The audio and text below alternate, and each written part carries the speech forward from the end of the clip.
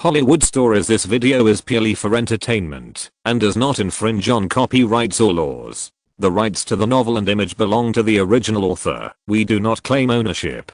Don't like waiting and want to listen to this fanfic in full now? Subscribe to our Patreon, where you'll find the best fanfics. Chapter 301. Concerns and opportunities coexist. Anger and box office soar. What? Do you still want me to participate in the operation of the company? Roland looked at them with a smile in his eyes and said in a teasing tone, I know what you are thinking. You think that my behavior of calling parents last time was a bit excessive, right? Special matters should be handled specially. I apologize. No. Hearing this, the two waved their hands and said, last time, it was because of the unequal information that a misunderstanding occurred. You are trying to find a way to eliminate the misunderstanding, which is of course fine. We just don't want the tragedy of InfoSeek to happen to us again. So I ask one more question. Yes, one more question. The cautious answer made Roland's facial features burst into laughter. How could he not understand what these two guys meant? Isn't it just worried that Watch Venture Capital will take over everything after investing in Google? Although Roland is a well-known hands-off boss in the circle, he does show a stronger desire for control than anyone else in the matter of giving money to Google. It is precisely because of their personal experience that the two are worried. The concerns they showed also made Roland curious. How did the three of them block you? When they heard Roland mention this, their faces suddenly darkened. After confirming that Roland was not asking knowingly, they began to complain to Roland about the bullying behavior of the three giants of Blizzard. At the beginning, we still lived in the school dormitory, but the entrepreneurial base was rented outside, so we had to go back and forth every day. During the process of going back and forth, we could see their figures at the school gate and outside the venue every day. Once or twice, it doesn't matter, but 3 or 4 times, it's a bit annoying.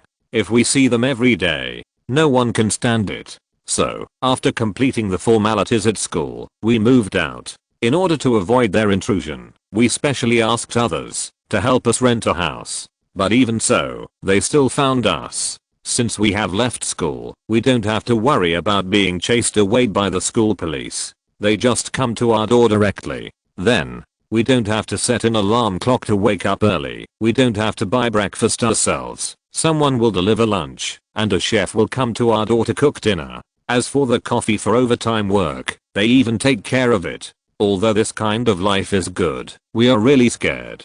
At this point, they imitated their original state and sighed with a sad face. Oh, Roland's tone changed, and he narrowed his eyes in a smile. It turned out that those three guys helped him win Google by endorsing Dabao. The meticulous care and punctual greetings, isn't it? True love never changes. Dabao sees you every day. To be honest, if someone treats him like this, Roland would be annoyed. It is precisely because he can understand that. After listening to their complaints, Roland solemnly assured them, don't worry, the last time was just an accident. In most cases, I will not interfere in the company's affairs like Disney. You don't have to worry that Google will become InfoSeek. Of course, if there is a situation that must be communicated, I will not give priority to the three of them. When hearing the first half of Roland's words, Sergey Brin and Larry Page were very happy. But after hearing the second half of the sentence, their faces were as embarrassed as Dao. Not giving priority to them?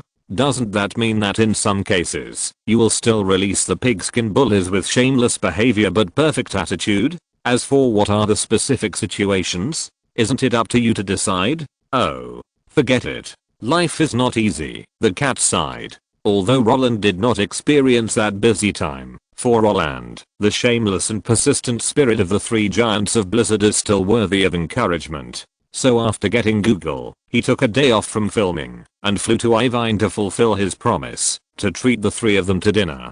Because everyone has known each other for almost 10 years, it is easier to communicate with them. After describing the depressed appearance of Sergey Brin and Larry Page, a happy atmosphere rose in the box. It's really hard to communicate with them. At the beginning, they treated us as thieves. Alan Adham complained. So Mike thought of using love to influence them. Frank Pierce nodded in agreement. After hearing his companion's gay and silly remarks, Mike Mohoyalumi, with a twitching mouth, immediately waved his hands and said, "Roland, don't listen to their nonsense. We simply couldn't contact them at the beginning, so we chose to wait. As for love," at this point, Mike Morhaime directly cast his eyes on the other two. "You know my sexual orientation. We once watched Bikini Beauties together. But that's hard to say." After saying this, Alan Adham was like a furious King Kong. "Mike, who are you talking about? You are discriminating.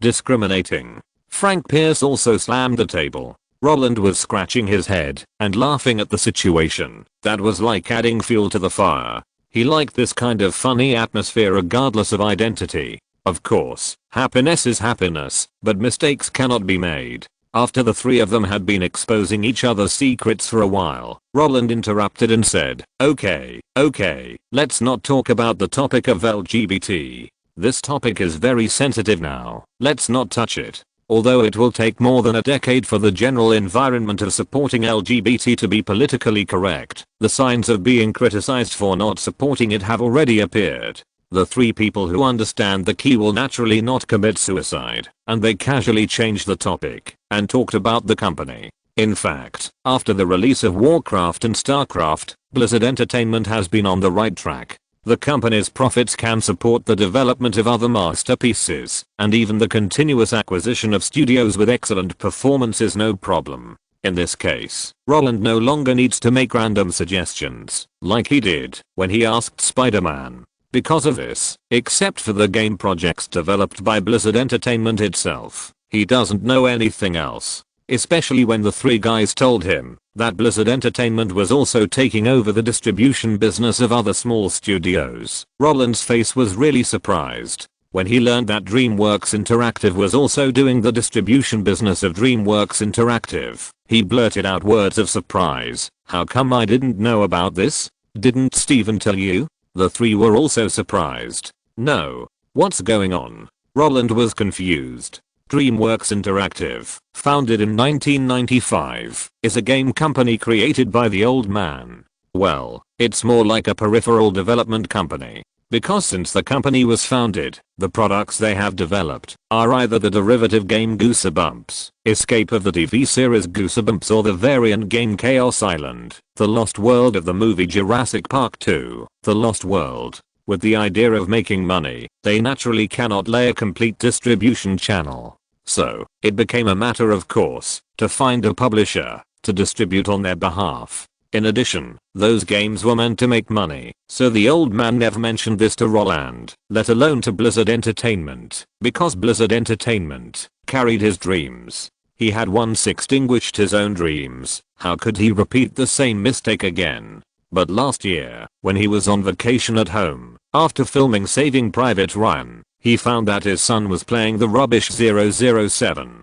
GoldenEye with a Nintendo game console. He thought he was more awesome, so he personally took charge and prepared a game. After writing the game script and designing the game levels, he thought it would definitely be popular, so he asked someone to find Blizzard Entertainment to discuss the distribution matters. This is actually easy to understand. The work of making money can be done by anyone, but to do practical things, you have to find people who can do things. Although even if he brought rubbish, the three giants of Blizzard would help distribute it for Roland's sake. But when the three of them really read the game script written by the old man himself, their admiration was beyond words. The guy who is so awesome, he is really awesome at everything he does. So, DreamWorks Interactive gave you Medal of Honor? Hearing this, Roland laughed. Didn't you say you didn't know? This time, it was the three people's turn to be confused.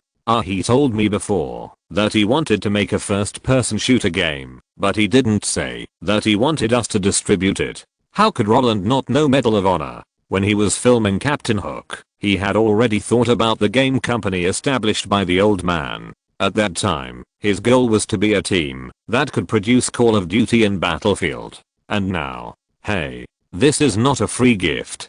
Although Roland never thought that DreamWorks Interactive would take the initiative to contact Blizzard Entertainment to discuss the distribution of Medal of Honor, he personally felt that the old man's choice was actually quite normal, because the probability of encountering opportunities has always increased with the improvement of status. When Roland was penniless, if he wanted to buy Blizzard, he had to rely on Pi. If he wanted to invest in Yahoo, he had to rely on coercion. If he wanted to get a project, he had to beg people. All opportunities had to be created with his own hands. But now, as long as he sits at home, opportunities will come to him. Because the status is different. When you are penniless, who knows you? Just like the people's rich man Jack Ma, whoever you go to will be regarded as a liar. But when his wealth expands to a certain extent and he will be recognized wherever he goes, he has the right to question the attributes of others. When I change from begging to giving, the opportunities I encounter will increase exponentially. Just like American entrepreneurs hope to get investment from Berkshire Hathaway. When all startups are eager to give shares to Warren Buffett. When all startups are proud to invite Warren Buffett, capital begins to snowball wildly. What if I missed Amazon and Google? It's a pity, but I don't regret it. Because I have enough opportunities. So many that I can just pick and choose. And my wealth still skyrocketed. After treating the 3 giants of Blizzard to a meal, and thanking them for their contribution to investing in Google, Roland, who was debt-free, returned to Los Angeles, and finished the remaining studio fighting scenes in the movie with peace of mind. In fact, as early as March 10th, all the scenes of Spider-Man 2 had been completed. In the afternoon of the same day, it entered the rough cut stage. On the 20th Industrial Light and Magic Digital Domain and Weta Digital in New Zealand had already started subcontracting and rushing to work. After that, all that was left for the crew were the confrontation scenes of Spider-Man 3. Since the villains of Spider-Man 3 are the Green Goblin and the Evil Spirit, Roland meets Leo and Belle every day. Although the 3 have different statuses, Roland doesn't care about these things and still gets along with them happily. This naturally includes appreciating Belle's figure. Even though the shooting is very hard and the amount of exercise is very large, this legendary rubber man will still ensure normal training every day. The orange tights that belonged to the identity of the evil ghost were worn on his body. Without deliberately shaping, he could give people a sense of muscle. After seeing this situation, Roland directly locked Kate at home and did not bring her out. Even if Kate was just for appreciation, that would not work. There was no way. Face was something that was born, but the body shape could be trained by oneself. Although Roland felt that his body shape was also good, it was still a little different from that of Belle. After all, he was just exercising, not bodybuilding. While catching up with the progress, on May 3rd, a super large tornado hit the Midwest of America again. Oklahoma, Kansas, Tennessee, and Texas all suffered varying degrees of losses. In total, at least 55 people were killed in this incident, more than 500 people were missing, thousands of houses were destroyed, and the direct economic losses were as high as $1 billion. But no matter how strong the tornado was, it could not sweep away the enthusiasm of Americans for Star Wars. Half a month later, on May 19th, when Star Wars: The Phantom Menace was released, crazy Star Wars fans contributed nearly $65 million in box office revenue in the first weekend. Since Roland was invited to attend the premiere, he could understand the high cheers from the fans at the scene. How could he not understand the tricks of selecting people? But a few days later, when countless fans rushed into the theater with peripherals, the visual impact was still very shocking. After all, a bunch of people holding red and blue diodes appeared in the theater, and that feeling was like a crazy cool emoji. If the background music was added, like a seaweed swaying with the waves, then these excited guys would be able to turn their heads away. Unfortunately, the greater the hope, the greater the disappointment. When the expectant fans walked into the theater excitedly, George Lucas gave them a soul-smashing blow. Unlike the classics on Dalbin and the future, in the eyes of Americans, The Phantom Menace is simply a pile of shit. The whole movie didn't tell any story at all. It just added an introductory chapter to the story that had already been told, and used 2 hours to slowly portray something that could be told in a few hundred words. In this case, fans who were already familiar with the trilogy had no expectations. Not only that, George Lucas also made a big bug.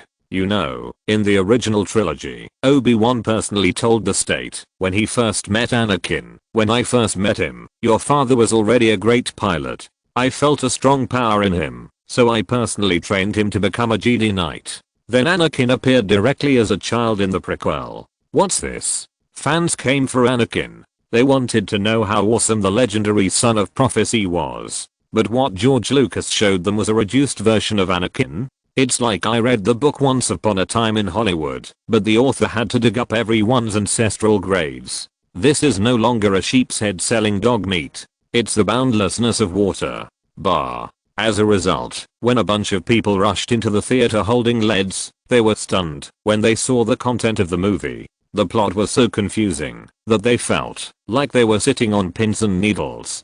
2 hours later, when they came out again, the tubes in their hands were broken into several pieces. When they found out that there were reporters interviewing them at the door, their anger made them evolve into detaxing. Art is explosion.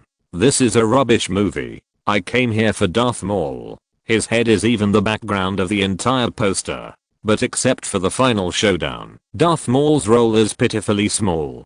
Too much preaching makes me tired. The original trilogy has pointed out the relationship between the Force and genes, but this movie still gives a scientific explanation of the origin of the Force. More than half of the dialogues make me bored. The Phantom Menace is the worst movie I have ever seen.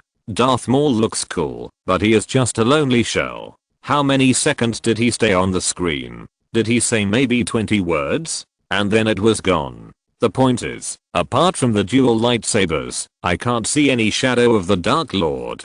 This is so disappointing. The overwhelming negative reviews have turned George Lucas from the father of Star Wars into the most rubbish director in Hollywood, who can't write scripts. But even so, the power of emotion is still strong. The rising box office trend directly tells people that this movie is aimed at 1 billion. Such results have made Star Wars fans extremely angry. No one expected that the more they cursed, the more people would watch the movie. Perhaps it was because the high box office aroused the rebellious psychology of the fans. In the first week of the movie's release, the IMDb fan score was 7.8, but when the box office broke 200 million, the score had dropped to 7.0. The negatively correlated public opinion feedback with the box office made Hollywood practitioners look confused, because according to common sense, the more they cursed, the fewer people would watch it, right? Why are there still people who are so cheap as to curse while watching? It's unscientific. Everyone sighed in confusion. Is the power of emotion so strong? Puzzled words enveloped the offices of the giants. But just when they wanted to see with their own eyes to what extent the fans would pull the score of the movie The Phantom Menace, hey, they who have been paying attention to audience feedback in the discussion areas of major websites, in the world's largest film database, they all saw the same name, a name that has nothing to do with The Phantom Menace, Roland Allen. Note, in reality, after the game copyright of Jurassic Park was sold, DreamWorks Interactive is still making the Jurassic Park game, but the name was changed to Chaos Island, Jurassic Park: The Lost World. Is this considered infringement? Anyway, they were sued, but at the same time they also won. So, when he picks up the baton, he is a director, and when he puts it down, he is a businessman. This evaluation is not for nothing. The old man is only good to his own people, and the other guys are all killed by the knife. Star Wars prequel has always been criticized by fans, and it is also the only series in film history where the more fans criticize it, the higher the box office will be. The power of sentiment is great, and fans' wallets are endless. Although the 2019 movie was not good, the game Fallen Order sold 10 million in half a year.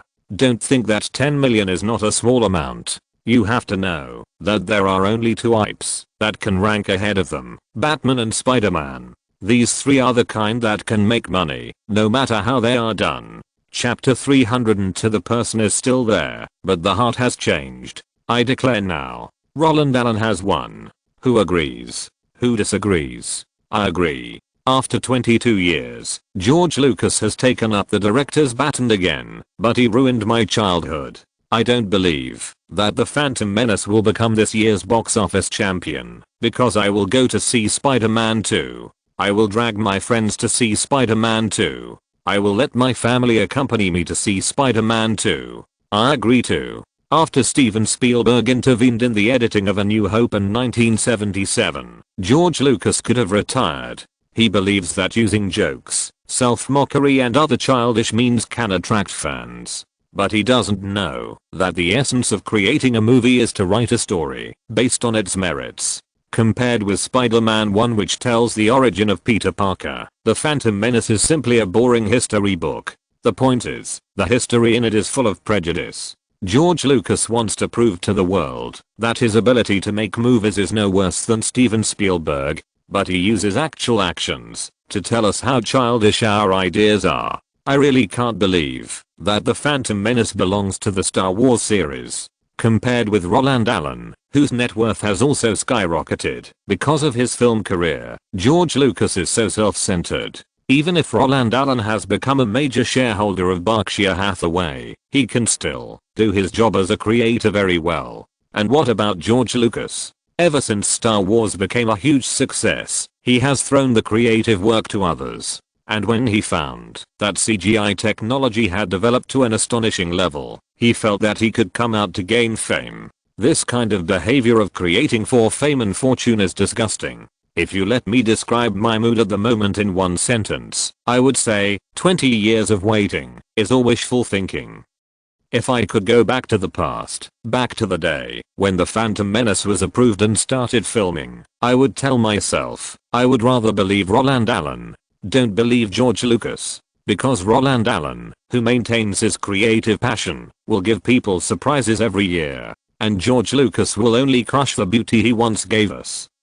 That's right. When the fanatical Star Wars fans were madly dissing George Lucas, Roland was also inexplicably caught in the crossfire. However, as a creator, he became a positive example in this curse incident. Although George Lucas and Roland Allen are two completely unrelated individuals, the former is a director and the latter is an actor, who can be said to have nothing to do with each other. But when The Phantom Menace and Spider-Man 2 were preparing to start filming, they used each other's popularity. The media's argument at the time was highly consistent. As long as Spider-Man can beat Star Wars, then Roland will truly dominate the entire 1990s. Although after that, a series of things made Roland directly promoted from it all to capital. The embassy bombing in Saving Private Ryan made it difficult for the media to brag about Roland's annual championship again. When The Phantom Menace was released, Fox, which was backed by a Jewish boss and did not want to cause trouble, also gave up the hype of Skywalker vs Spider-Man.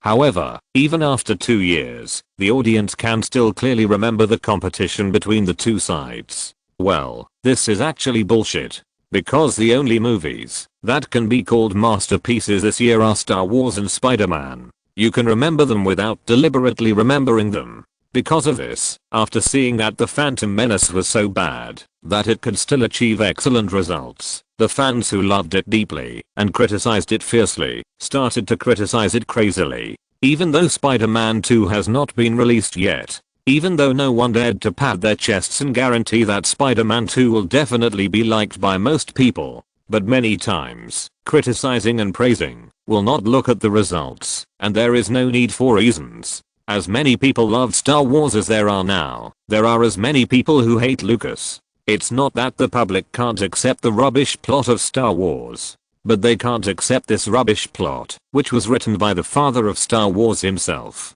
Of course, the public's taste can never be unified. Since some people hate The Phantom Menace, there must be some people who like it. While some Star Wars fans disparage the movie and praise Roland, others think their behavior is quite disgusting. Although The Phantom Menace has flaws and the script is clumsy, it is the beginning of the entire series. George is introducing this world to everyone, instead of satisfying the wishes of a small number of people. I think this is the embodiment of respect for the audience. I know that many people went to see the movie just for Anakin and gave it a bad review, but this behavior is unfair to George. Because he shot Star Wars, not the legend of Anakin Skywalker. He is constructing a world for us, not shooting a separate personal biography. Spider-Man is Peter Parker's story alone. But Star Wars is not the history of Anakin Skywalker alone. It is a mistake to compare the two, not to mention that Roland Allen and George Lucas are the same kind of people. They love hype. They like publicity. They are obsessed with special effects. They don't like to delve into themselves. That's right. You can't praise Roland Allen to a higher level than George Lucas, just because you don't like him. This is not only disrespectful to the guy you once loved, but also stupid. Because Roland Allen is not as good as you say. If he hadn't been working with Steven Spielberg and James Cameron, would he have achieved what he has now? Compared with George, who created Star Wars alone, the honors he has received are really too much. Motherfucker. Whether you criticize The Phantom Menace or George Lucas, what's the point of dragging Roland Allen into it? Did Roland Allen provoke you? 8 championships in 9 years is just too much in your mouth. I think your mouth is more watery. Jackass. Hey. In one sentence, a hornet's nest was stirred. When the fans of Star Wars praised Roland and Lucas to show their anger, Roland's fans were quite happy, because everyone hopes that their rival can be evaluated well by others. But when the words of defense and rebuttal appeared, and many of them chose to drag Roland into the water in order to clear the name of George Lucas, the people who were eating melons immediately became unhappy. You Star Wars fans are fighting among yourselves. Why do you have to drag Roland into the water? Is Roland eating your rice? Or is he wasting your fabric? Saying that Roland's performance is too watery and has relied on his face for the past 9 years. The Terminator series and the Jurassic Park series may still be possible, but can the Home Alone series, Spider-Man series, and Titanic movies be made simply by clinging to someone else? If you think Roland got to where he is today by clinging to someone else, then find another guy who can make the top 3 box office hits in history by clinging to someone else. Can you find one? He doesn't think before he speaks. He has to make trouble when there is nothing to do. Isn't this just being mean? As a result, the Roland fans who were watching from the sidelines at the beginning also followed suit and started a fight with those who said Roland is not worthy of his reputation.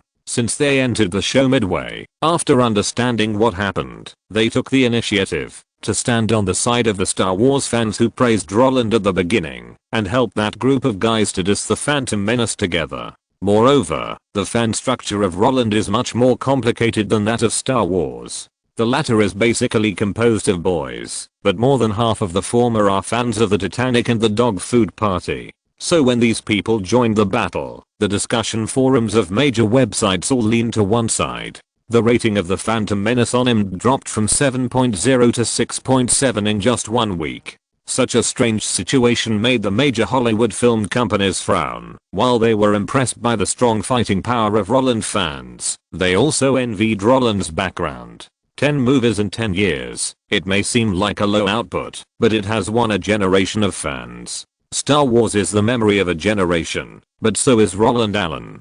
Compared with Star Wars and Indiana Jones, he has his own unique advantages. The former has too few fans, while the latter is really popular. It's a pity that he doesn't want to make movies with such a good foundation. If those who are defending him now knew that Spider-Man 2 and 3 were his last movies, they would go crazy, right? In fact, for the film company, whether fans curse the Phantom Menace or not has nothing to do with them. Because the copyright of this series is in the hands of George Lucas himself, they can't get any profit. In this case, the storm of public opinion that enveloped the outside world is at best an annual drama for them. They can just sit on a bench and eat some sunflower seeds, and it will be over. What really makes them feel regretful is Roland's promotion. Such a perfect money-making tool has become capital, which is really a big loss for the circle. How great it would be if we could firmly control it in our own hands and keep squeezing it. Unfortunately, this kind of thing is just a thought. For capital, it is somewhat sad that a perfect tool has become the same kind. But for Roland, he has not felt the pressure doubled because of the support of fans. If it were 10 years ago, when Home Alone was a big success, if there were fans defending him like this, Roland would indeed be very moved and would rack his brains to think about contributing better works to fans. But now, he feels emotional and happy, but not excited. He will not be self-motivated by this and burst out with a stronger desire to create. It's not that he doesn't care, nor that he wants to be separated from the masses, but that capital makes him become a Buddhist. It is of course a good thing that a group of people like him, because it allows him to retire after success. But even if Spider-Man 2 and 3 later disappoint fans, Roland will not be heartbroken. Time flies, things are different and people have changed. People are still there, but their hearts have changed. Of course, even if there is a lot of noise online, it can't stop the movie box office from continuing to rise. After the overseas release, the global box office immediately climbed to 400 million. There is no way. Many times, feelings are really valuable. Not only that, in this era, the impact of the internet on reality is far less terrible than in the future. It is normal to respond to a call online, but if you want to gather strength to boycott offline, this is a bit too much. Just like 260,000 people signed a petition to oppose the Japanese government's purchase of Majeshima to build a military base for the world champion who withdrew from the group, but no one paid attention. If I think something on the internet is useful, I will adopt it, and if I think it is useless, then it must not exist. And just when the Phantom Menace was kidnapping the audience's wallet, Spider-Man 3 was finally officially wrapped on June 17th. When Peter Parker knocked down the Green Goblin and the evil Ghost together, the old man holding the director's baton also shouted "Cut." Good. The salutes that had been prepared were fired by the staff one after another. The colorful confetti flying in the sky was like flying butterflies, covering the shooting scene. The celebratory champagne that was opened added a bit of festivity to the messy studio. Facing the excitedly raised glasses, Roland accepted all the drinks. When he finished drinking and sat there to rest with a red face, he couldn't help laughing at the familiarity of the sight. Although his ears were filled with the sounds of celebration from the staff and the laughing groups in groups of 3 or 5 made the scene even more chaotic, Roland, who was sitting in the middle of the field, was surprisingly calm. Because he knew that this was his last scene. Because he firmly believed that he would never start over again. What are you thinking about? When Leo saw Roland sitting in a daze in the middle of the field, he came over with his glass in hand. Looking at the familiar face that was quite different from his own, Roland came back to his senses and smiled. Nothing, I just feel a little empty. You are still empty. Little Leo rolled his eyes, spat fiercely, and said, if a guy like you who has money and power is still empty, then how can we who have nothing live? Roland was amused by the sour words. Just when he was about to imitate Mr. Dan Stone and pretend to be profound. This may be the trouble of rich people. Little Leo's next sentence almost choked him to death. So, I think you are not empty, but kidney deficiency? The suspicious little eyes swept over Roland's body again and again, and Roland, who was leaning against the table, was full of black lines.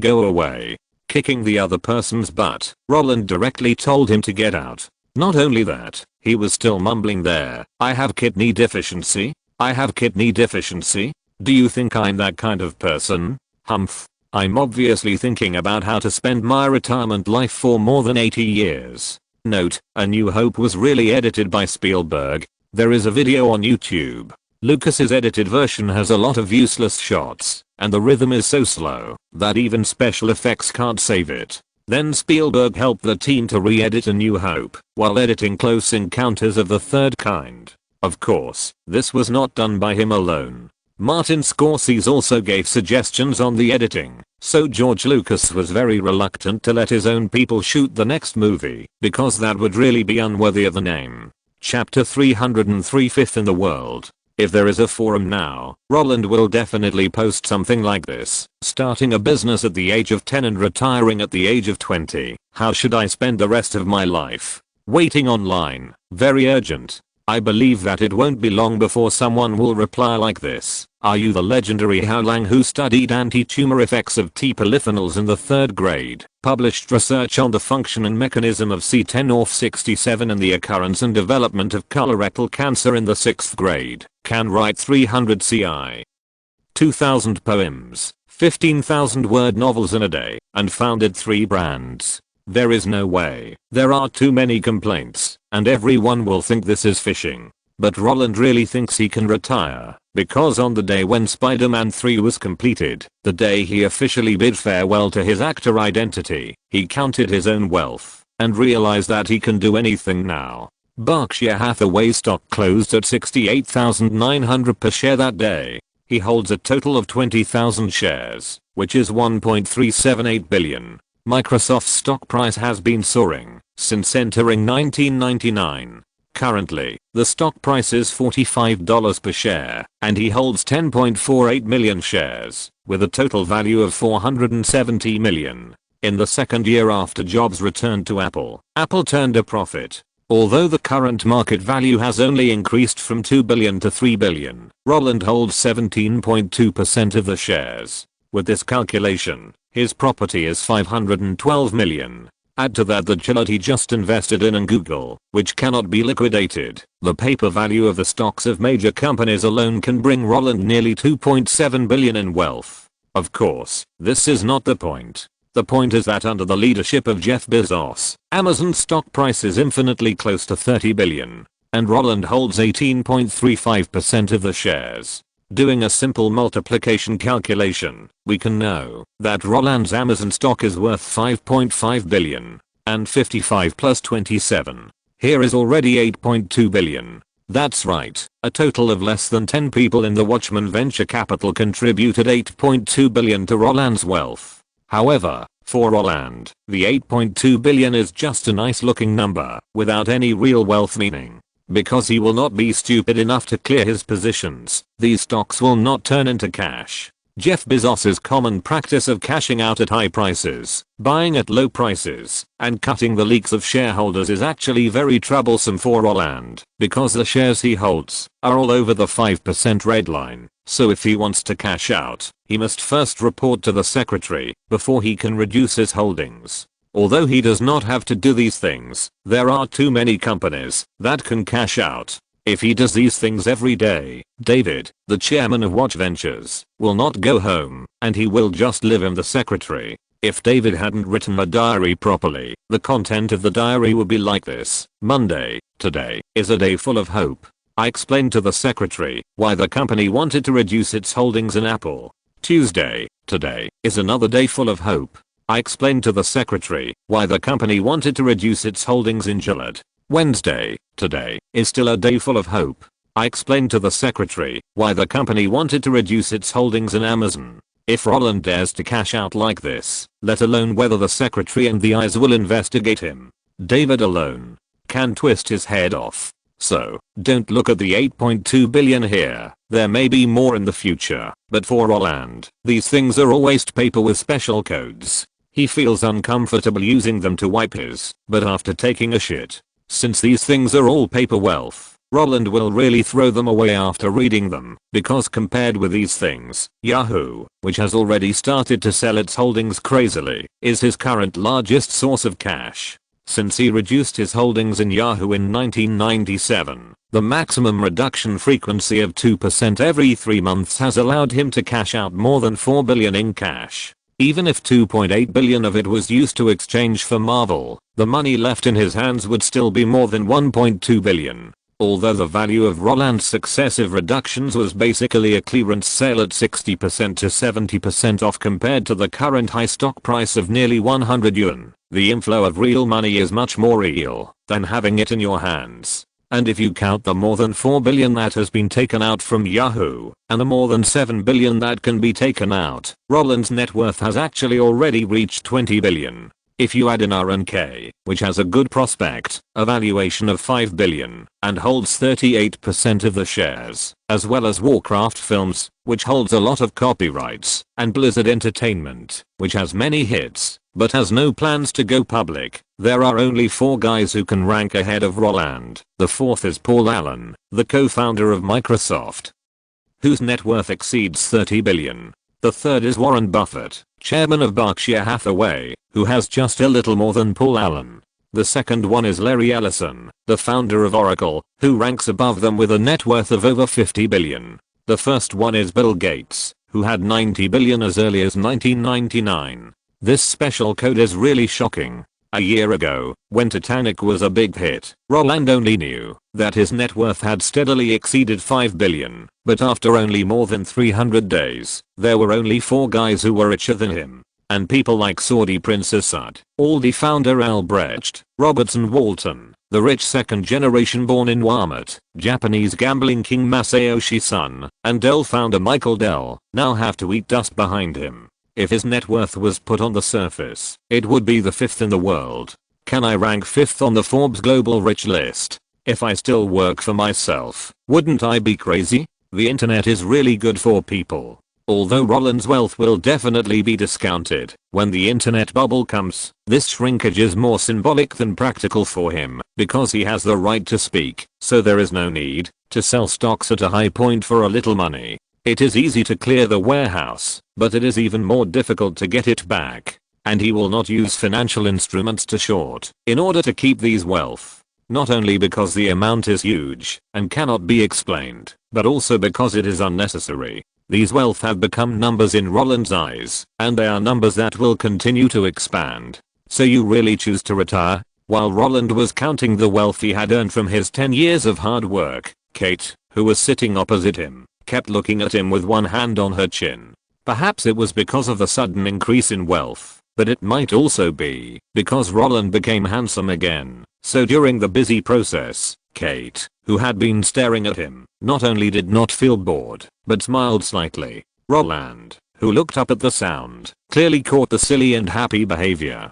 After finding that his woman was laughing like a naive person, Roland, who had let go of all his burdens, immediately leaned back, raised his head slightly, pointed his nose at people, and tapped the air with his right index finger. He said nonchalantly, "There are 30 billion here. If I don't retire, who will? I tell you, you have to be nice to me in the future. If you don't treat me well, I will announce my wealth.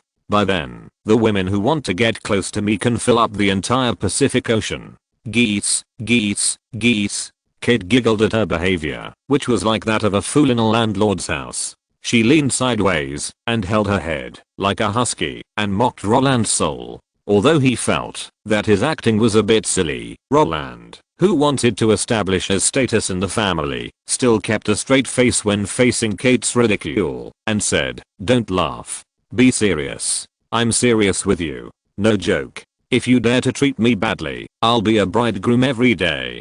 Do you know Wilt Chamberlain? He only achieved the achievement of killing 20,000 people. And I'm so young, I can at least double this number."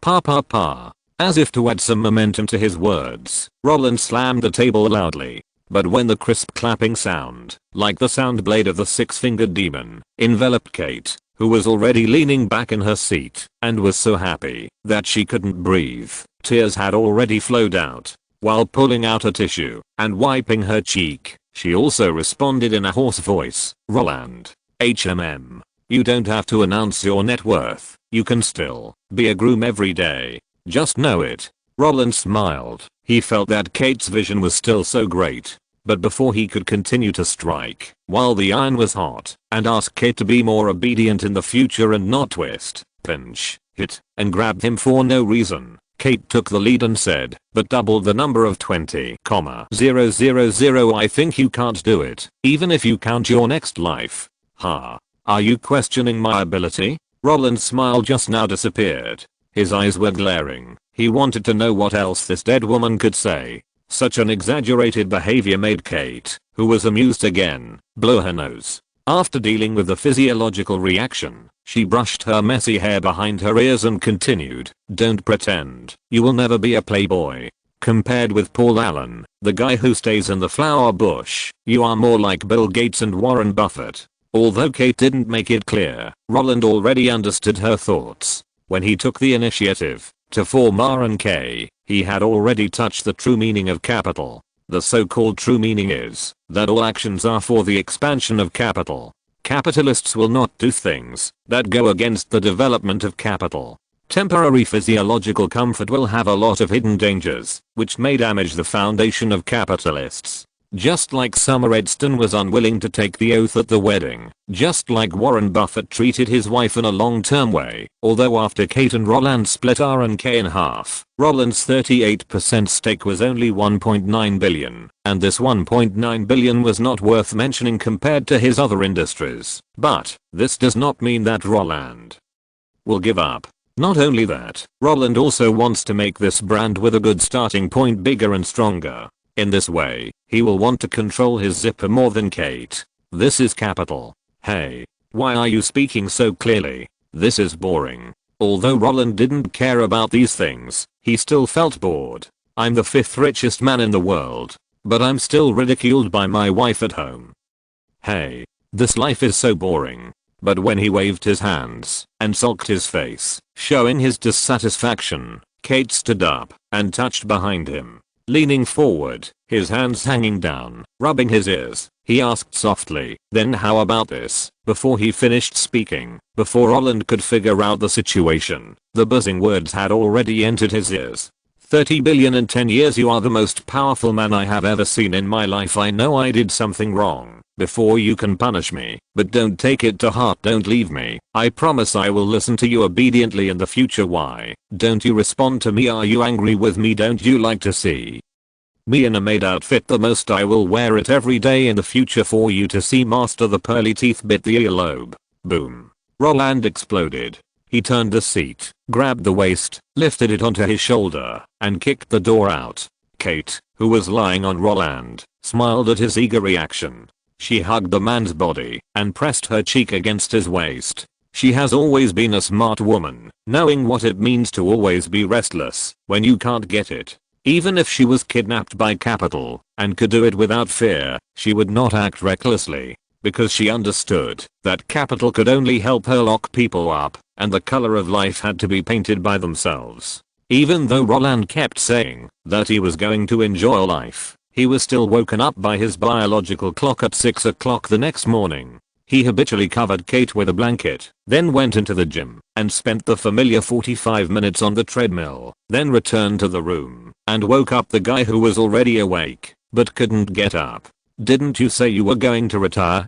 Kate gathered her messy hair back with one hand and pulled the white shirt Roland wore yesterday with the other hand and put it directly on her body. She had the habit of taking a shower in the morning, so before that, it was more comfortable for her to wear loose clothes. "Yes, I did say retirement, but I didn't say I wanted to retire." Roland didn't know why. Even though he had tasted it many times, he still felt it every time he faced it. After glancing at them twice, he turned his eyes away, not wanting to delay anything, and said, "Don't dawdle, get up quickly and go out with me today." "Why?" "It's summer vacation now. I promised to take Lizzie and the others out to play. The 3 houses in Malibu, San Francisco, and Irvine were completed at the beginning of this month, and they want to go and see them." Seeing that Roland was serious, Kate buttoned up her clothes first. But because Roland was 3 inches taller than her, when her thighs under the hem of her clothes swayed in front of Roland, "Oh,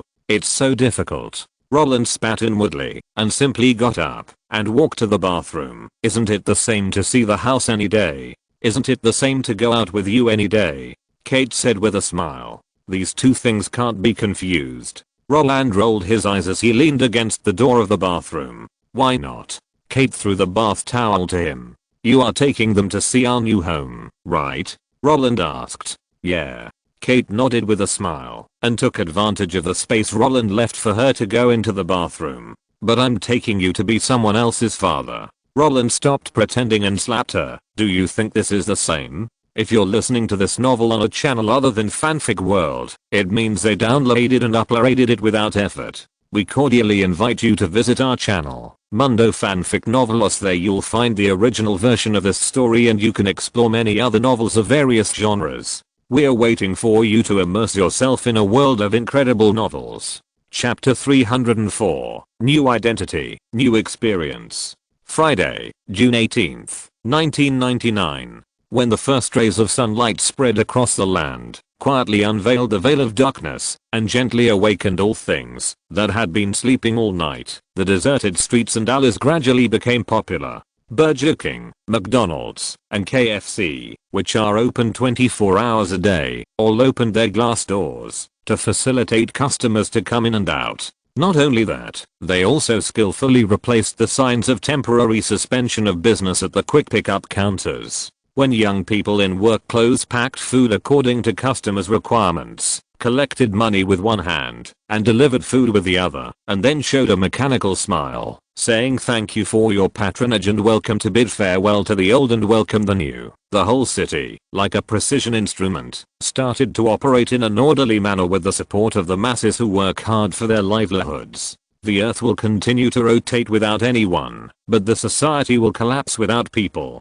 People who get up early and work late are the foundation of the system. When they set foot on their posts and shine for the new day, the various industries derived from them also glow with their own vitality. Cable radio stations convey the latest news from all over the world to the public. Shopping malls that are gradually opening provide people with necessities of life. Public facilities serve the public, and Hollywood, which contributes happiness to people. With the opening of the doors of major studios, the tools responsible for creation have also arrived at their posts. Under the guidance of the field staff who are in the same studio, but have different projects, the major groups such as lighting, scenery, costumes, props, etc. are all busy, and while they are busy, actors and directors have also appeared one after another.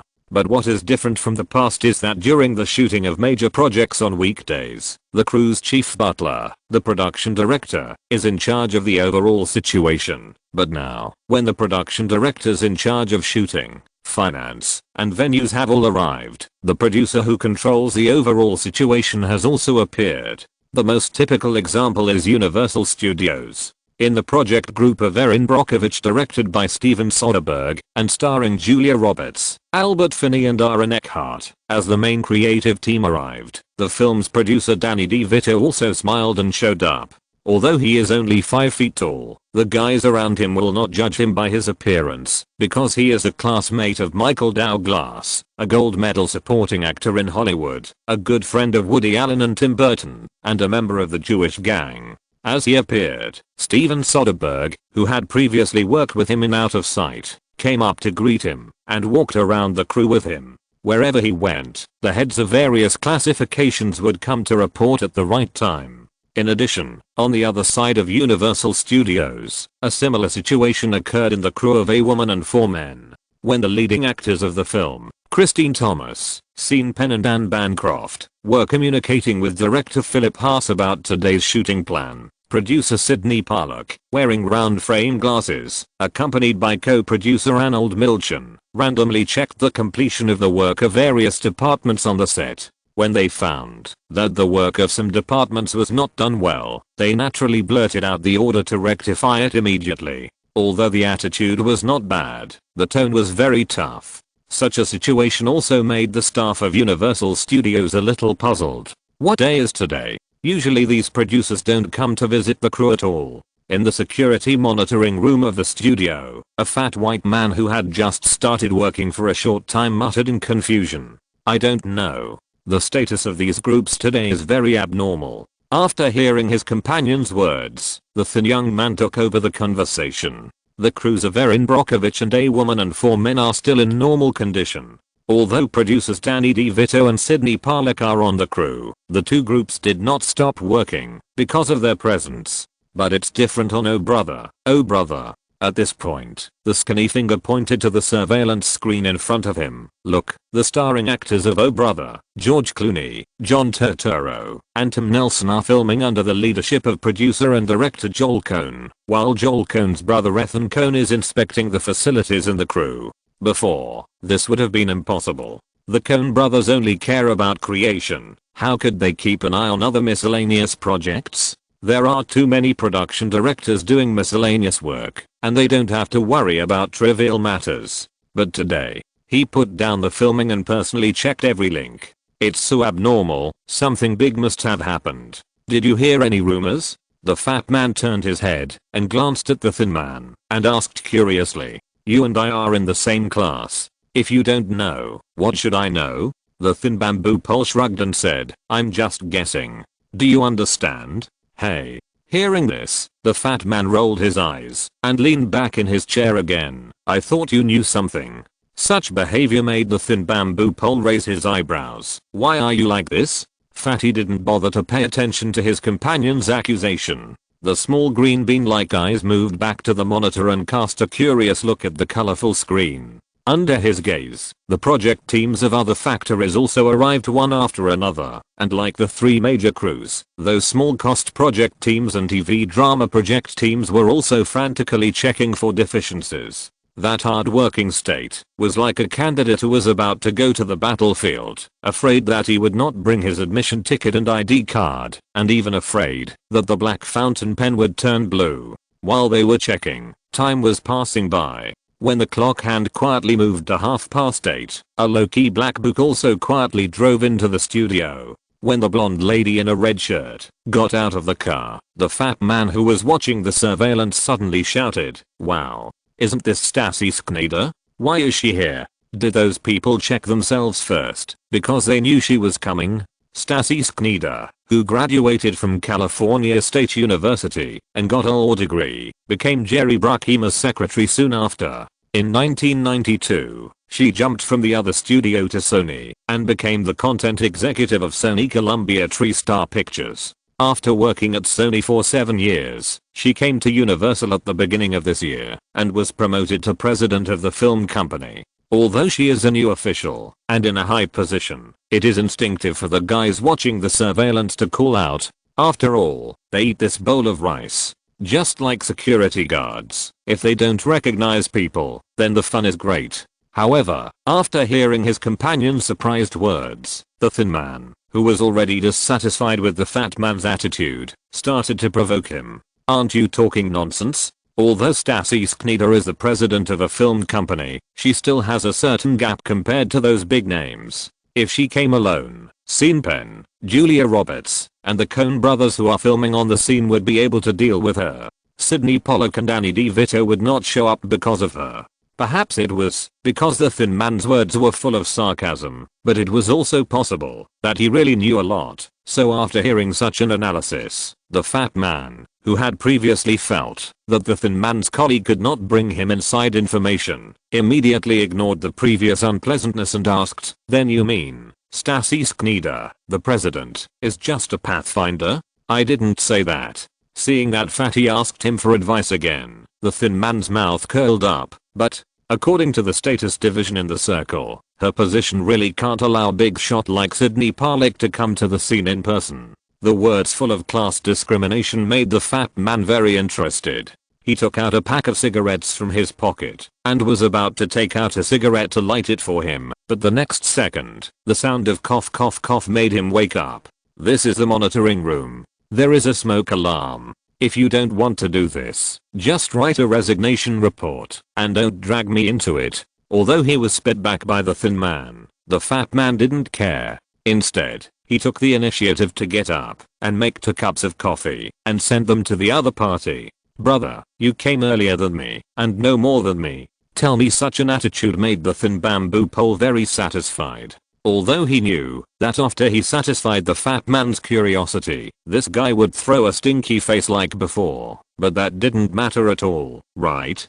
Because next time he wanted to know something, he would still call for help with a sweet mouth. So, he took a sip of coffee, looked at the screen, and began to talk. In our industry, the hierarchy is much more complicated than in other circles. In other industries, the president of a company is a very important position. All the workers, big and small, have to act according to their moods. But in our industry, the president is also very important. There are many workers under them who are managed by them, but at the same time, there are also many workers who don't have to act according to their moods. Not only that, many times, in front of these big names, the president is just a position that can be replaced at any time. Because whether these presidents can sit firmly in this position depends on the company's performance. And how does our entertainment company's performance come from? Doesn't it still rely on various film and television projects? If it is an ordinary director, screenwriter, lighting, set, actor, these presidents will naturally step on it if they want. But if it is a popular actress like Julia Roberts, do you think these guys care about her? While the thin man was talking, Stassi Schneider, president of Universal Pictures in the surveillance screen, had already planned to move around in various project groups. She first went to the crew of a woman and 4 men with the most big names, then turned to the studio of Erin Brockovich with Julia Roberts, then stayed for a while in Oh Brother, Forbidden Kingdom with the Coen brothers and George Clooney, and finally, wandered around in the miscellaneous photo studios. As the thin man said, in the first 3 crews, the executive producer was responsible for reception. The producer would chat with her for a few words at most, and then continue to monitor the filming. No one would stop the work at hand because of her arrival. But the following low-cost film and television projects were different. when they learned that the president of the film company was coming towards them. Those who were not filming took a break temporarily, and those who were filming only finished the section at hand and stopped the work at hand in the name of finding the feeling. When the other party arrived, these guys came forward to say hello like licking dogs. It's a pity that in the face of these enthusiastic guys, Stassi Sknida stayed much longer than the 3 crew leaders before. So, what you mean is, looking at the various aspects of life conveyed by the surveillance video, the fat man turned his brain and guessed curiously, who is the chairman of the film industry this time? Ron Meyer? Since August 1995, Ron Meyer has served as the chairman of the board and chief operating officer of Universal Pictures. Although he has not come up with any big hit projects, he is still the undisputed biggest boss of Universal Pictures. Since the surveillance footage has proved that those creative bigwigs don't care about Stassi Sknida at all, the fat man can only think of him. But in the thin man's opinion, this guess is actually a little off. Although Ron Meyer is the chairman of the board of directors of Universal Pictures, there are still many people who can make him look up to them, such as Steven Spielberg. DreamWorks-led Twister is a project that Ron Meyer wants to take over, but in front of Spielberg, he has no say on how much Universal can invest. And for the project Jurassic Park 2, Universal, which he leads, does not even have the right to participate. Although these guys on the scene do not have the power of Spielberg, those old guys can at least communicate with him on an equal footing. Let them rush over early to wait for someone. Too unrealistic. The thin man's words made the fat man raise his eyebrows. Looking at the monitor, he saw Stassi Sknida, who returned to the studio of Erin Brockovich to observe the filming. His eyes rolled straight. Could it be someone from Universal? On March 5, 1995, the Seagram Wine Group in Canada acquired the American music company from Panasonic, and then, on July 10th of that year, CAA executive Ron Meyer was poached by Seagram to Universal. In December 1998, the entire company carried out a large-scale acquisition and reorganization, and Universal Music Group was born. However, Universal Pictures, which originally belonged to the American Music Company, was not divested, so Universal Pictures is actually a subsidiary of Universal Music Group.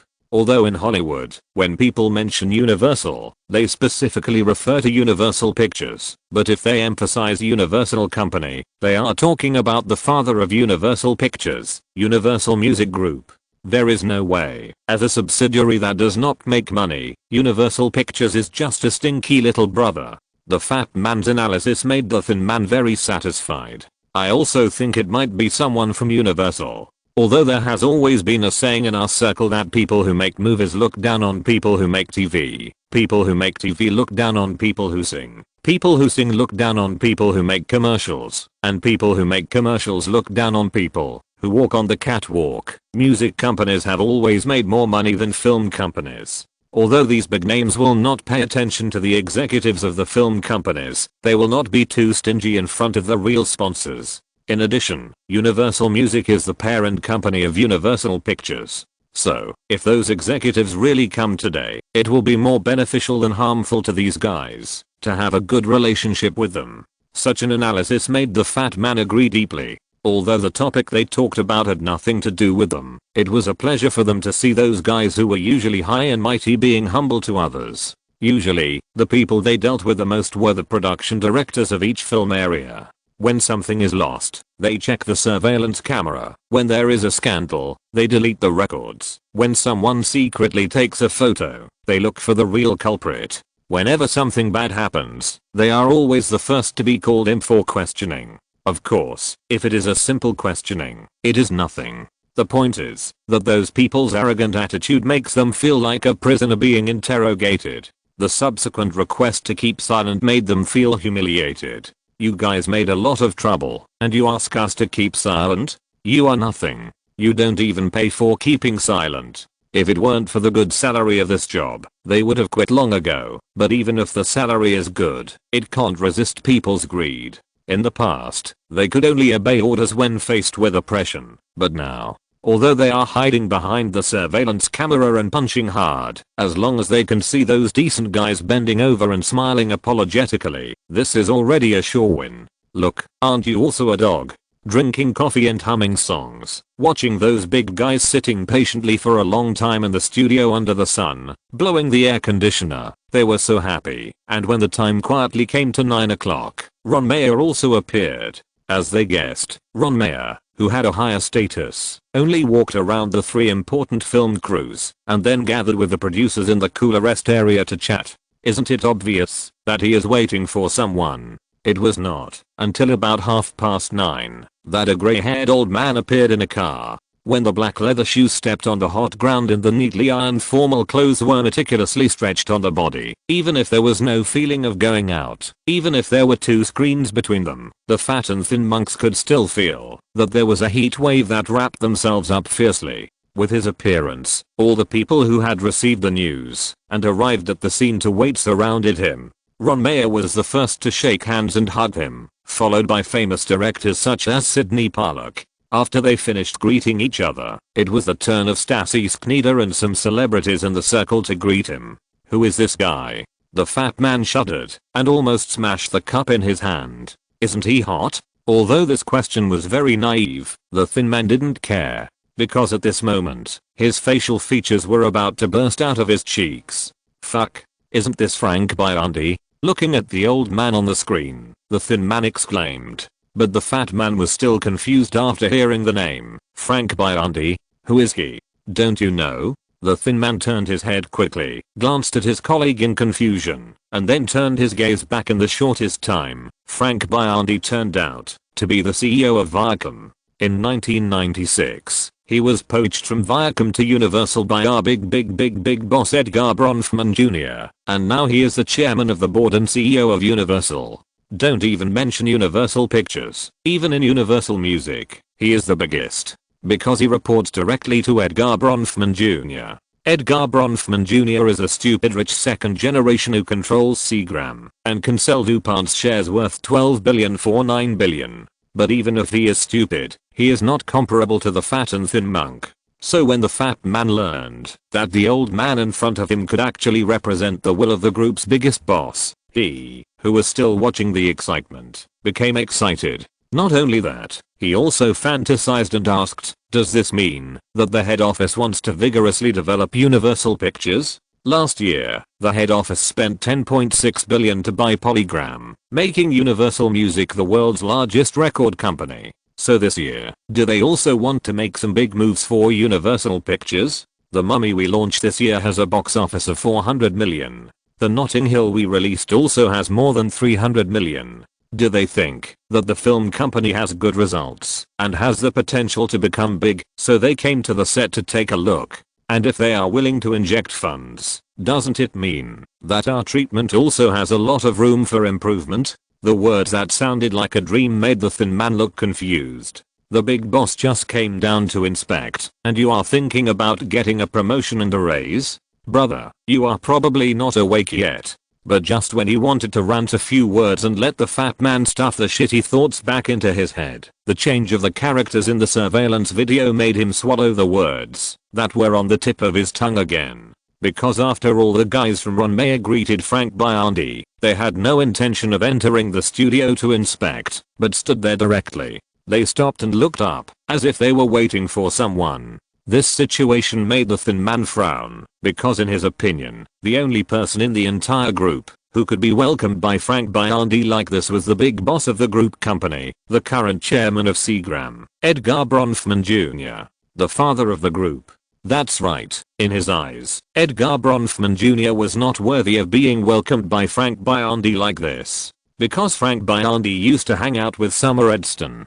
As one of Summer Edstone's two assistants, Frank Biondi was invited by Edgar Bronfman Jr. to manage the entertainment company. It was Edgar Bronfman Jr. who begged him to save the company, not him begging to come and shit. For this kind of guy who has a lot of things to do in the world, a playboy like Edgar Bronfman Jr. will never win his respect. Even if the other party wants to come for inspection, this old man will only wait for him inside. In this way, does that mean there are other big guys coming? When the thin man blurted out this guess, he was shocked by the idea. But just when he wanted to shake his head and put this unrealistic idea behind his mind, the fat man, who also noticed something wrong, suddenly pointed at the surveillance camera at the gate and shouted, "Oh my goodness. Another car is coming. No. There are 3. Hearing this, the thin man immediately turned his eyes and looked in the direction of the fat man's finger. An ordinary black Mercedes-Benz, without showing any identity card, just honked the car horn twice, and the guard at the door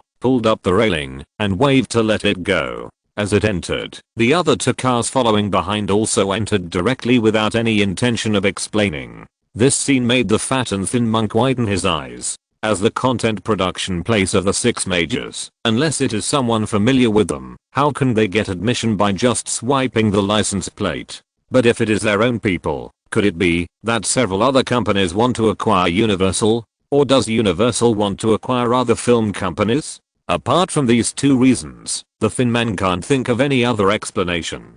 Because if it is other small businesses, Frank Biondi doesn't need to come forward at all. But if it is the first one, it is bad news for them. Because all acquisitions will bring the bad news of layoffs. If it is the second one, it is good news for them.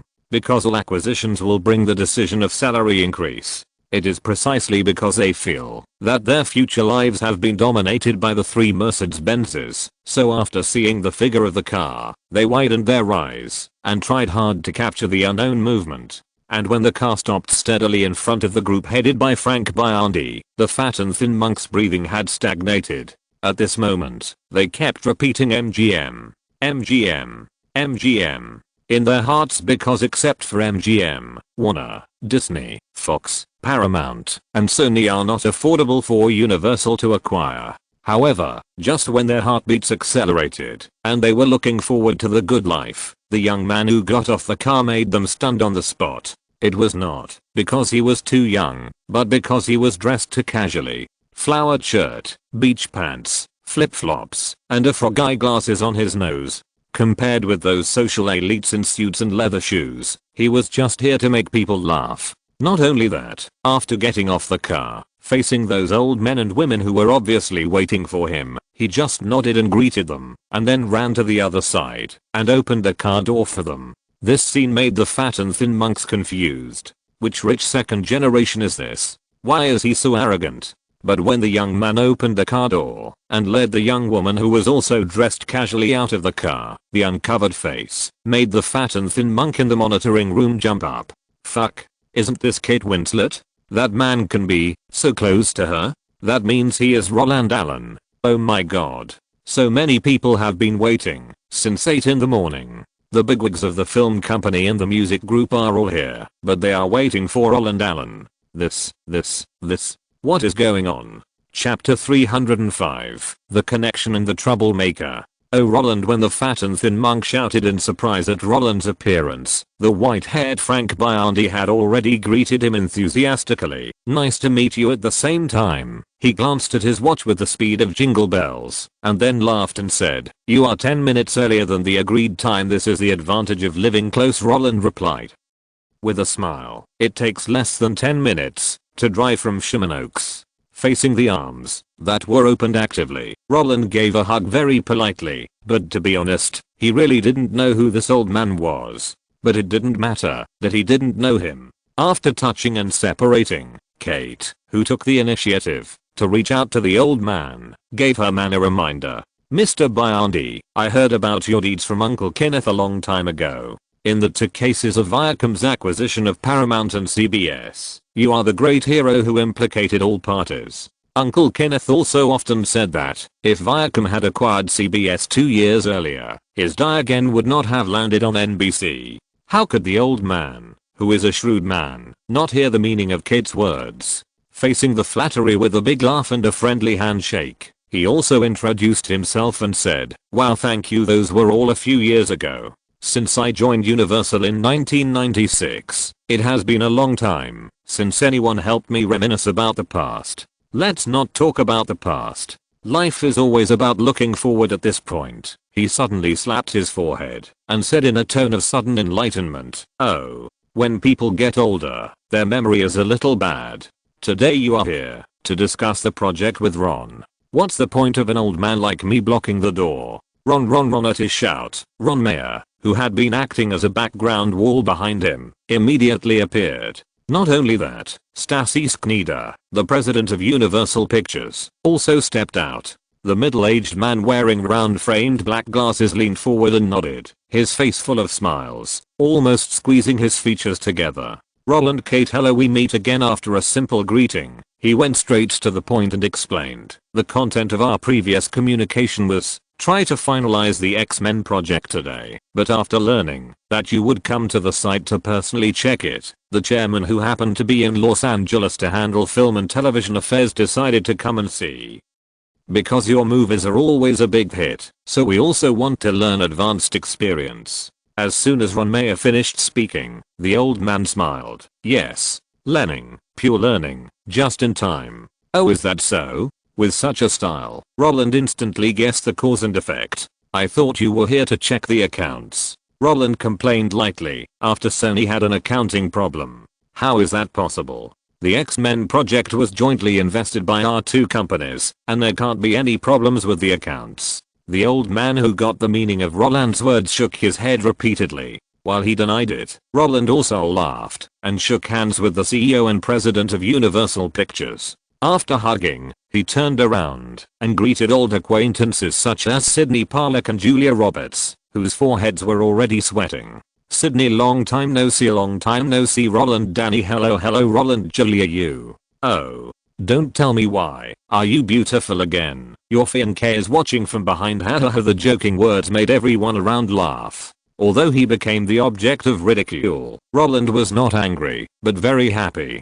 Because this was the first day after retirement, life was very good. Yes, in Roland's view, retirement not only means saying goodbye to the past, but also welcoming a new beginning.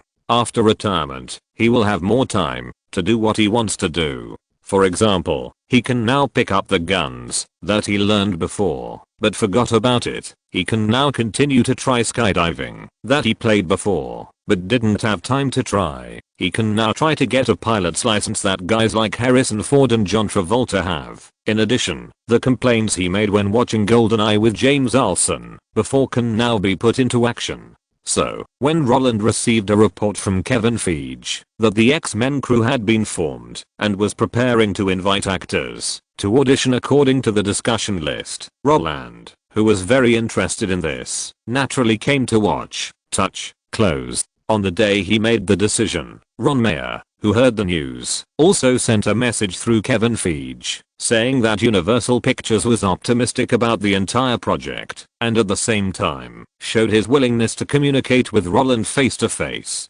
Although the wording was rigorous, how could Roland not understand what the other party meant? After Universal was acquired by Seagram, its performance was all due to the Jewish gang. After seeing the great success of Spider-Man, they felt that comic adapted movies had great potential, so they naturally wanted to keep the mutant IP in Universal for a long time. In this way, pleasing the copyright holder became the only option. At the beginning, in order to solve the problem of Roland's portrait authorization, Universal teamed up with Sony, Fox, and Disney to put him on the Forbes Hollywood Power list. At that time, even if Roland had Steven Spielberg's backing, he was still a piece of plasticine that could be kneaded at will in front of the 6 big names. But now, the snatching method is no longer useful, and it is normal to be soft at the knees. Therefore, Roland told Kate this morning that he wanted to be someone else's father. Because he had long guessed that Universal Pictures, which was eager for results, would become a bootlegger.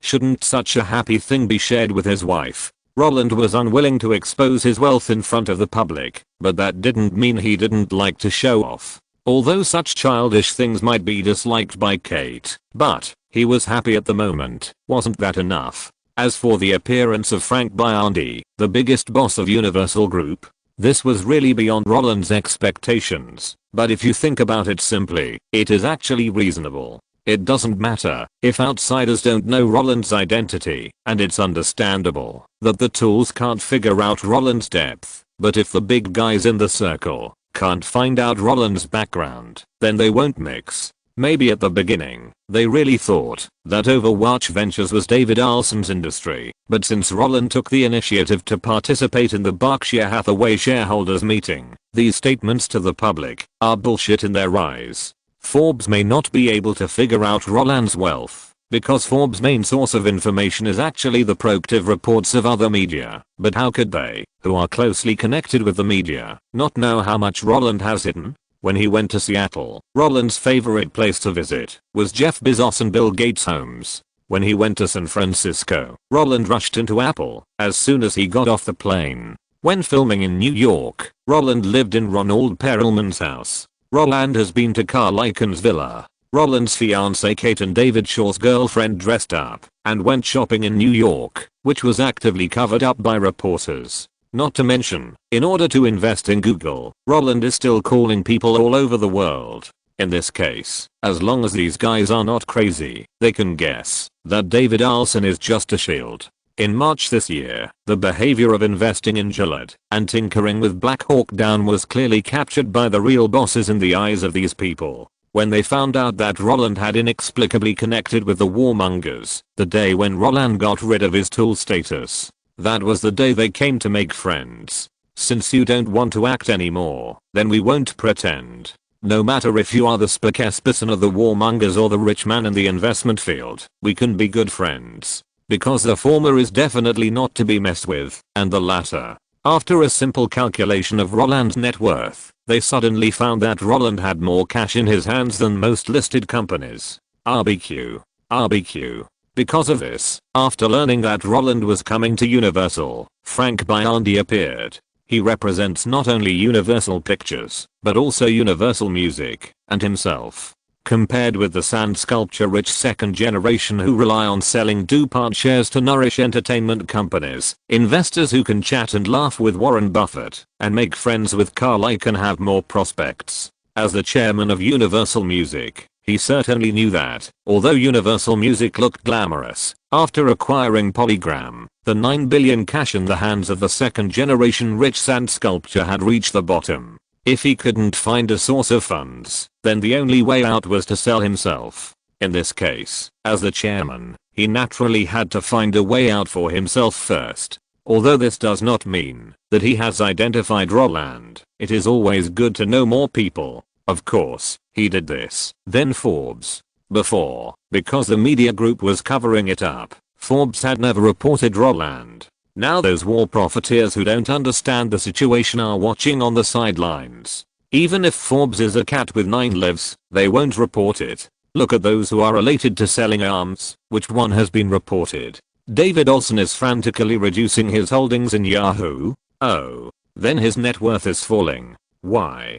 Because the stocks he holds are gone. As for the cash, before the real Hammer catalog appears, our Forbes will not falsify. So, when Roland greeted everyone and took the initiative to call Kevin Feige to take him to do business, Frank Biondi, chairman of Universal Music, who came specifically to make friends, really followed like a student, striding his old legs. Ron Mayer, chairman and CEO of Universal Pictures, turned around and greeted everyone who stayed in place, nodded, and explained where he was going, and then shouted and chased after him. As for Universal President Stassi Skneder, this easygoing female president asked her secretary to stay on the spot and let her meet everyone's needs. After telling her about the trivial matters, she stepped on her high heels and trotted in the direction where everyone disappeared. As the saying goes, society is like a big tree full of monkeys. Looking up, you can see buttocks. Looking down, you can see smiling faces. And looking left and right, you can see ears and eyes.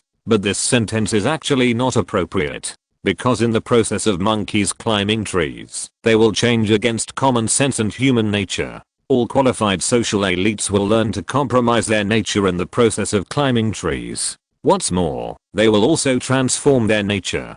The most typical manifestation is to show the corresponding emotions at the right time. Just like now, even if Roland has never met Frank Biondi, never dealt with Ron Mayer, and didn't know Stassi Skneder at all, they can still communicate unimpeded like old friends. When Kevin Feige led them into the audition hall and went out to greet the staff and asked them to invite the candidates to perform in order, Roland, Frank Biondi took a sip of the coffee made by Stassi Skneder. Roland, who was looking down at the audition list, replied casually, "I heard that you hated auditions the most before." Frank Biondi smiled and said, "The last time you auditioned for Spider-Man 2 and 3, you ran away halfway through. Why do you suddenly want to come and see it this time?"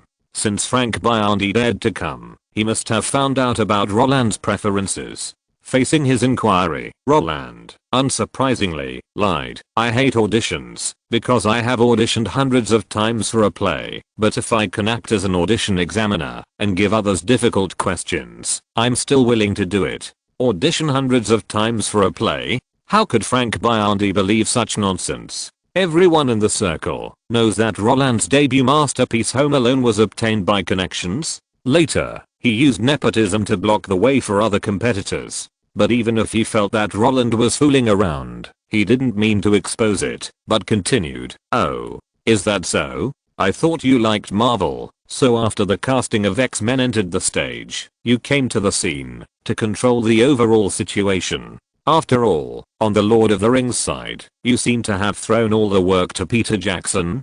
On the Harry Potter side, everything was taken over by Kathleen Kennedy." Frank Biondi was right. Among the three projects, Harry Potter, Lord of the Rings and X-Men, Roland is most worried about X-Men, because Harry Potter and Lord of the Rings both have experienced workers to pave the way, but the X-Men project is handled by Kevin Feige, a newcomer who has a big brain and works for love, but is not effective in Hollywood. Under Peter Jackson's arrangement, the casting of Lord of the Rings was completed last month. Frodo was played by Elijah Wood, Aragorn was played by Viggo Mortensen, Gandalf was still played by Magneto Ian McKellen, and Kate Blanchett and Liv Tyler could not escape the clutches of the Elf Queen and Elf Princess. As for Hugo Weaving, as the Elf King, how could he escape?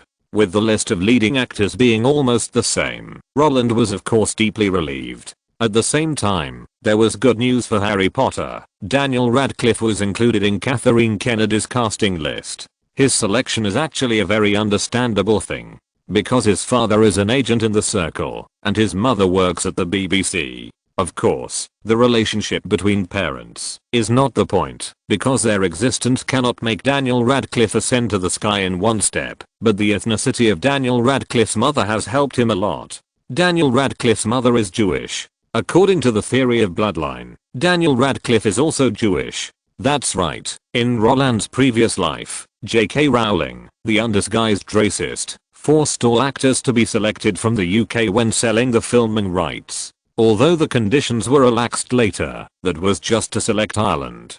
In this case, Steven Spielberg, who wanted to choose actors on his own, would naturally not indulge the other party, and when he left, Chris Columbus, the disciple who took over, how could he not avenge his teacher? "You don't let us choose Americans? No problem. Then we choose Jews with British nationality. You want to support the British? Sure. But Hollywood is still our Jews who have the final say." Although in this life, with Roland's intervention, the old man readily accepted the project. But under the manipulation of Kathleen Kennedy, Daniel Radcliffe still became the first choice for Harry Potter.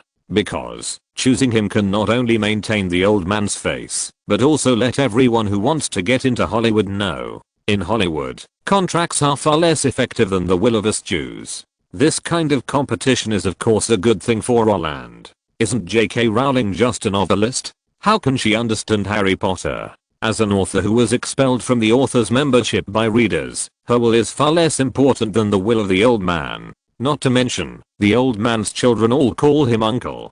Compared with the peace of mind shown in The Lord of the Rings and Harry Potter, the problem with X-Men is a bit bigger. Because the former cannot be inserted by relatives, and the latter, it is simply that anyone wants to interfere. As a commercial film that was made for money, Roland's bottom line was that he didn't want Sophie Turner to play the Phoenix Girl again. In other words, he was very satisfied with the casting of X-Men in his previous life, which also involved Kevin Feige. However, his satisfaction was useless. Because Kevin Feige was too weak these days, and he couldn't reject people like Peter Jackson and Kathleen Kennedy. In this way, the list of candidates given to Roland by the bald head was a mess. The first one was a little rascal, and the number one candidate for the little rascal was Natalie Portman. That's right, it was this picky chick again. The point is, this chick is also George Lucas's person. Note, although Universal acquired Polygram and became the world's largest music company, this business was rated as stupid. It's not because Universal shouldn't have swallowed Polygram, but because Universal had no ability to digest Polygram after swallowing it. So after the acquisition, Universal has been rumored to be sold, and those working emperors are also looking for a good place. Harry Potter is really Jewish. It took Chris Columbus more than half a year to choose him. Rowling's approach at that time really offended Hollywood. Chris Columbus didn't even read the novel at first, and didn't want to take it at all, but Spielberg's withdrawal made him read the novel in a hurry, and spent 2 weeks writing a script to deal with it. Not only that, Robin Williams also wanted to star in this movie, but was directly rejected by Rowling. So Chris Columbus would rather delay and not shoot, but also turn Harry Potter into a Jew, and this approach was agreed by Warner. Natalie Portman is really the choice of Little Naughty. I'm not making this up. There are too many black materials about the troublemaker sister who steps on the high and praises the low. Chapter 306, The White Lotus, The Unexpected Phoenix Girl. Okay, done. In the number 4 dressing room of Studio 11 of Universal Studios, a stylist wearing a mask pinched his index finger, raised his hand slightly, looked at the girl in the mirror with satisfaction, and said with a smile, "This style suits you very well." Hearing these words, the girl sitting in front of the dressing table with a dazed look came to life. As her eyes focused, the lovely girl in the mirror also appeared. The white hair on her forehead was divided into 2 strands, one on the left and the other on the right, naturally hanging down, and the bright red lips were full of luster, adding a bit of popularity to the fair cheeks. If it were just that, it would be fine, but as the line of sight moved down, the black leather jacket that wrapped around the body from the neck completely concealed the youthful atmosphere of 18 years old, and at the same time, through the tight curves, it outlined countless imagination spaces for the outside world. In other words, this era lacked words. If it were in the future, the guy in front of him would take a photo and post it on social media, and the replies below would definitely be all cool. "Oh, thank you, you've worked so hard." Before the girl could comment on her look, the middle-aged woman who was standing aside with her arms folded came forward and thanked her while putting her hands on her daughter's shoulders. The joy reflected in the mirror showed her satisfaction to the fullest. This situation made the stylist leave tactfully, and as the door closed, the woman smiled and said, "Nata, this should be the most beautiful look you have tried so far, right? It's much better than a middler's." The blatant praise caused the girl to roll her eyes, and she glanced up at her mother. "Mrs. Hirschler, this is the crew. Please be careful about your behavior. If this gets to Director Lucas, he will be unhappy. A middler is a character he designed himself. If you question my look, you are criticizing his aesthetics." The harsh words made Mrs. Hirschler smile, and she gently pinched her daughter's shoulders with both hands and said nonchalantly, okay, these comments will not reach George's ears." As if she felt that her words were a bit arrogant, she added, "Even if George knew, he wouldn't care, because the Phantom Menace really has a bad reputation, and the criticism includes your look. Okay, let's not talk about this. Your first goal today is to get the role of Rugrats." That's right, the mother and daughter who appeared in the dressing room at this moment were Natalie Portman and her mother Shirley Hirschler. Their goal, of course, was X-Men. It's just that their ideas and attitudes are somewhat mismatched. Or, the utilitarianism of this mother and daughter is so strong that their attitude cannot cover their utilitarianism. Of course, who doesn't have a utilitarianism in society? Utilitarianism is a good thing because it can motivate people to climb up. However, most of the time, people only use utilitarianism as a driving force to push themselves forward. Generally speaking, everyone knows how to hide their thoughts, but in the case of this mother and daughter, the words cover up and hide seem to have been taken out of the dictionary and do not exist in this world at all. In 1994, Natalie Portman became a star with her outstanding performance in Lion, the Professional. After that, the eyes of this mother and daughter could not accommodate a few people. The matter of Romeo and Juliet, the postmodern passion, has been mentioned, but it is not the first time that Leonardo DiCaprio has been rejected for a project because he thinks that his status is not as big as Al Pacino and Robert De Niro. After filming Heat, Natalie Portman received an invitation to Goodbye 17. From today's perspective, Goodbye 17 is indeed a very unpopular project. But at that time, this kind of adolescent comedy movie was indeed very suitable for Natalie Portman. Catherine Harrap, who plays the mother in the film, is the mother in Home Alone 1 and 2, and Gabriel Byrne, who plays the father in the film, also has works such as Can't Help It and Little Women. As supporting roles, they have their own popularity, and they have perfectly avoided the situation where venture capital overshadows the protagonist. The male lead who plays against the female lead is Jared Leto, who is well known. To put it bluntly, as long as the male is handsome and the female is beautiful, and the plot is up to standard, this is a show that flatters people. Knowing this, Natalie Portman took over the script, but just when she promised to star in it, her mother found her a project called Love Stunner. The director of Beauty of the Moon is not outstanding, and Natalie Portman is at most the third in the movie, but even so, she decisively kicked out Mr. Leto, and gave up the opportunity to play the leading female role, and instead played the supporting role of Mira Sorvino and Uma Thurman, playing the third female role. The reason is also very simple. Matt Dillon, the male lead of Beauty of the Moon, is Francis Coppola's man. It's human nature to cling to someone's thighs. Of course, if climbing up is human instinct, then the mother and daughter's approach is actually not wrong. But the reason they rejected Goodbye 17 is very interesting, because they think that Mr. Leto is older than Leo. If you think that the male and female protagonists in film and television dramas should be of similar age, then why did you accept Leon, The Professional? And after starring in Leon, The Professional, why did you use contradictory reasons to reject 2 projects in a row? Of course, if it was just these 2 times, then forget it. But this mother and daughter never know what is called 3 times the limit. After filming Love is Beautiful, Natalie Portman easily played a cameo in Everybody Says I Love You co-starring Woody Allen and Julia Roberts. After that, the mother and daughter went to Tim Burton's Crew and appeared in Mars Attacks starring Jack Nicholson. Her frequent appearances in the film attracted a lot of attention. At this time, Ang Lee, who had just finished filming Sense and Sensibility and was preparing for The Ice Storm, invited her to play a role in The Crew. The success of Sense and Sensibility made Ang Lee famous. Such a new director invited Natalie Portman, and she naturally agreed. After learning that the leading actor of The Ice Storm was Kevin Kline, she was even happier. Because this guy won the Oscar for Best Supporting Actor in 1989 with A Fish Called Wanda. Not only that, his starring roles in The President and Love in Paris were both very good at the box office. But when she went for the audition and felt good, she verbally agreed. The accident happened again. Because her mother got her an audition for Star Wars, The Phantom Menace. So, Natalie Portman decisively kicked out The Ice Storm and continued to embrace the Jewish gang.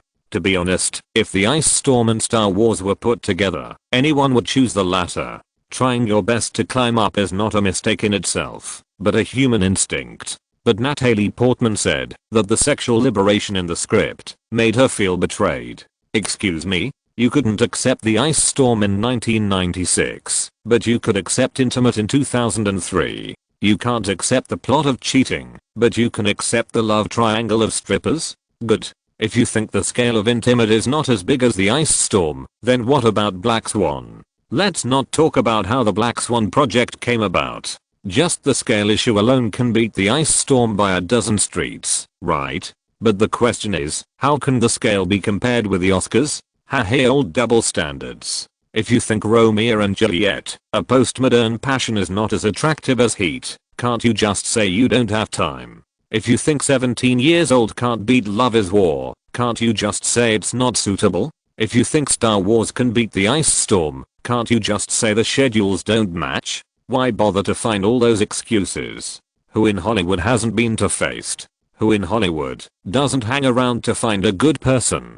Who in Hollywood would refuse the power that everyone desires? We are all normal people with ideas, so why pretend to be White Lotuses? Even if you pretend to be White Lotuses, that's fine. It's a persona. But don't slap yourself in the face while setting up a persona. It is precisely because this sister has been doing the bad things of stepping on one and praising another since her debut. So whenever a crew takes the initiative to find her, all the creators, including the producer, are actually worried that they will become the target of diss.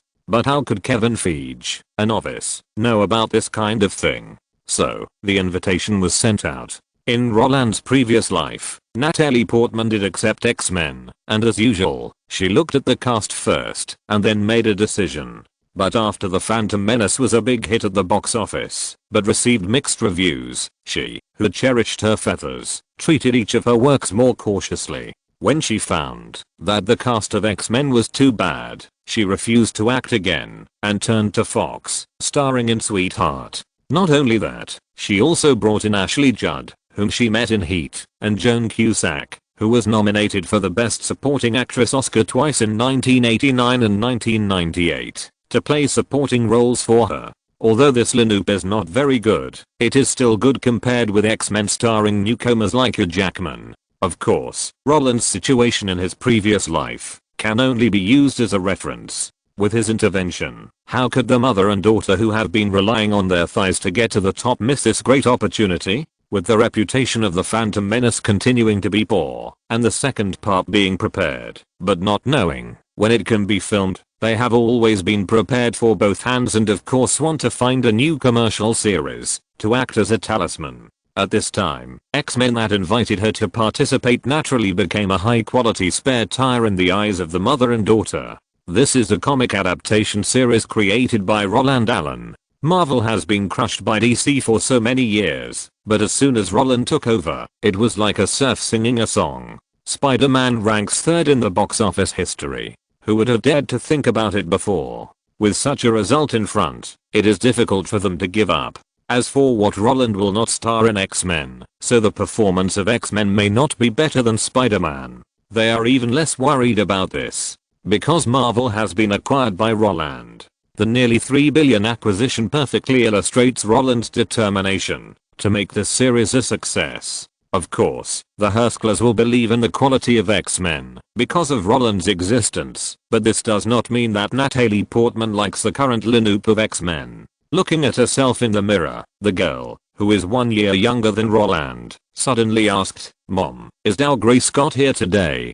Dow Gray Scott is a British actor who entered the industry in 1992 and made his screen debut in The Princess and I in 1994. Although his performance is not good compared to Natalie Portman's acting career, he at least showed up in last year's Collision Break. It was because of this that he was spotted by Tom Cruise and invited to Mission Impossible 2 to play the opponent of Ethan Hunt. Similarly, the X-Men crew also set their sights on him, hoping that he could play Wolverine. After hearing her daughter's question, Mrs. Hirschler, who thought her daughter's look was good, shook her head and said, "No, he didn't come today." According to the crew, the schedule of Mission Impossible 2 conflicts with X-Men, so he chose the former. Really? That's a pity. Natalie Portman sighed, looking at herself in the mirror. Even though the air conditioner in the dressing room was turned on, she could still feel a heat under the black leather jacket, which ignited her body, devoured her flesh, and burned her heart.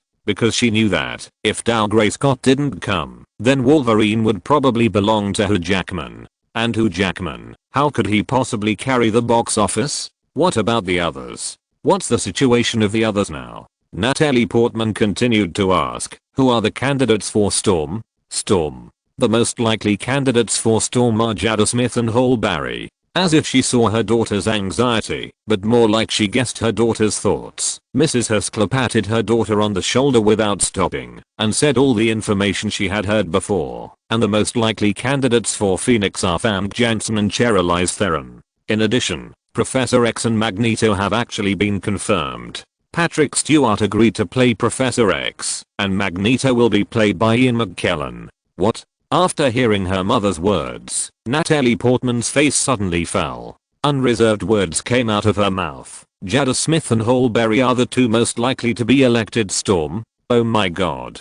Are you kidding me? Isn't Jada Smith's most famous deed her marriage to Will Smith? What box office hits does Halle Berry have? As for Charlize Theron, let alone her most famous movie The Devil's Advocate has nothing to do with her. And Famke Janssen has no box office hits after GoldenEye. That is to say, except for Patrick Stewart and Ian McKellen, everyone else. Although Natalie Portman didn't finish her words, her disgusted tone had already revealed her thoughts. In her opinion, the lineup of X-Men is too bad. Except for herself, there is no one who can fight. Of course, it's no wonder she thinks so. Because compared with Star Wars, the performance of others is really shit. As the #1 IP in North America, even if Star Wars is bad, it can look down on others. If she is put into this lineup, then she will be the only one who can carry the box office, right? Although this feeling of being trusted is very good, but this is very inconsistent with her habit of hugging people's thighs for many years. In her opinion, since Roland spent money to buy Marvel, he should be more meticulous about the X-Men series. Not to mention that like Spider-Man, Tom Hanks, Meryl Streep, Robert De Niro, and Anthony Hopkins were pulled in as supporting roles, but the protagonist must at least have a certain degree of popularity. For example, let Julia Roberts play the Phoenix Girl. Wouldn't this movie be stable? And if Roland knew what this guy was thinking, he would definitely roll his eyes. Let Julia Roberts play the Phoenix Girl. You are really thinking about it. It's okay to want both box office and fame, but at the same time, you don't want to take responsibility? Is there such a good thing in the world? Which Super A1 all the way to the top? That's not right. Home Alone, Terminator, Jurassic Park, Spider-Man, Titanic?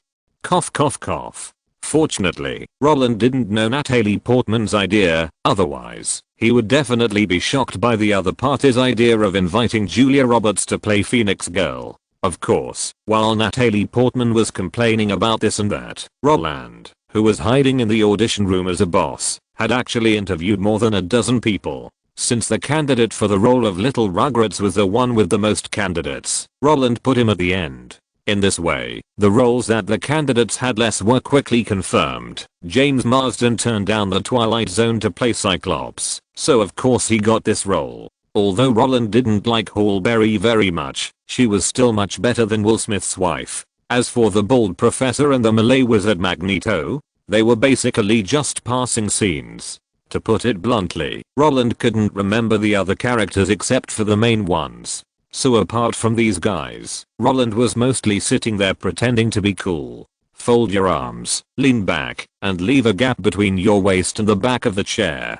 Hey. In this way, anyone who enters the venue will find that he is the coolest. There is no way. Who made Roland? Compared with the chairman of Universal Music, the CEO and the president of Universal Pictures, who were sitting upright, dressed casually and had a casual posture. He was shrouded in a personal charm that made people unable to take their eyes away. Well, actually, it was more comfortable to sit like this. Especially when the president of Universal Pictures thoughtfully gave him a waist support. Of course, this laziness didn't last long, because after quickly passing some non-controversial guys, a guy in a red suit, with burgundy hair and thin-framed glasses appeared. Looking at the guy from South Africa, Roland's heart wavered a little. To be honest, he really thought that Charlize Theron was prettier than Famke Janssen. Note, the quarrel in Black Swan would not be a big deal if it happened to Natalie Portman. The things in this chapter about Natalie Portman being picky and putting down others and praising others were not revealed by the media, but were revealed when Christina Ricci and Natalie Portman were quarreling. After Natalie Portman rejected Ang Lee's The Ice Storm, Christina Ricci took over the role. Not only that, when they were dissing each other, Christina Ricci also publicly stated, "Since I entered the industry with Casper, I have never picked scripts or looked for projects, because Natalie Portman always has two plans. When she makes a choice and refuses some projects with contradictory reasons, the projects she rejected will come to me." Will Smith's wife really wants to play Storm, and she has participated in the audition. Charlize Theron did receive an invitation from the crew, but she refused at the time because she didn't want to play Phoenix. Chapter 307, the King of Serbia with decent acting skills, locked in a super long contract. Famke Janssen was born in 1965. She worked as a model in Europe in her early years. She did not move to America until 1984. In 1992, she made her debut on the big screen, playing a minor supporting role in Father and Son.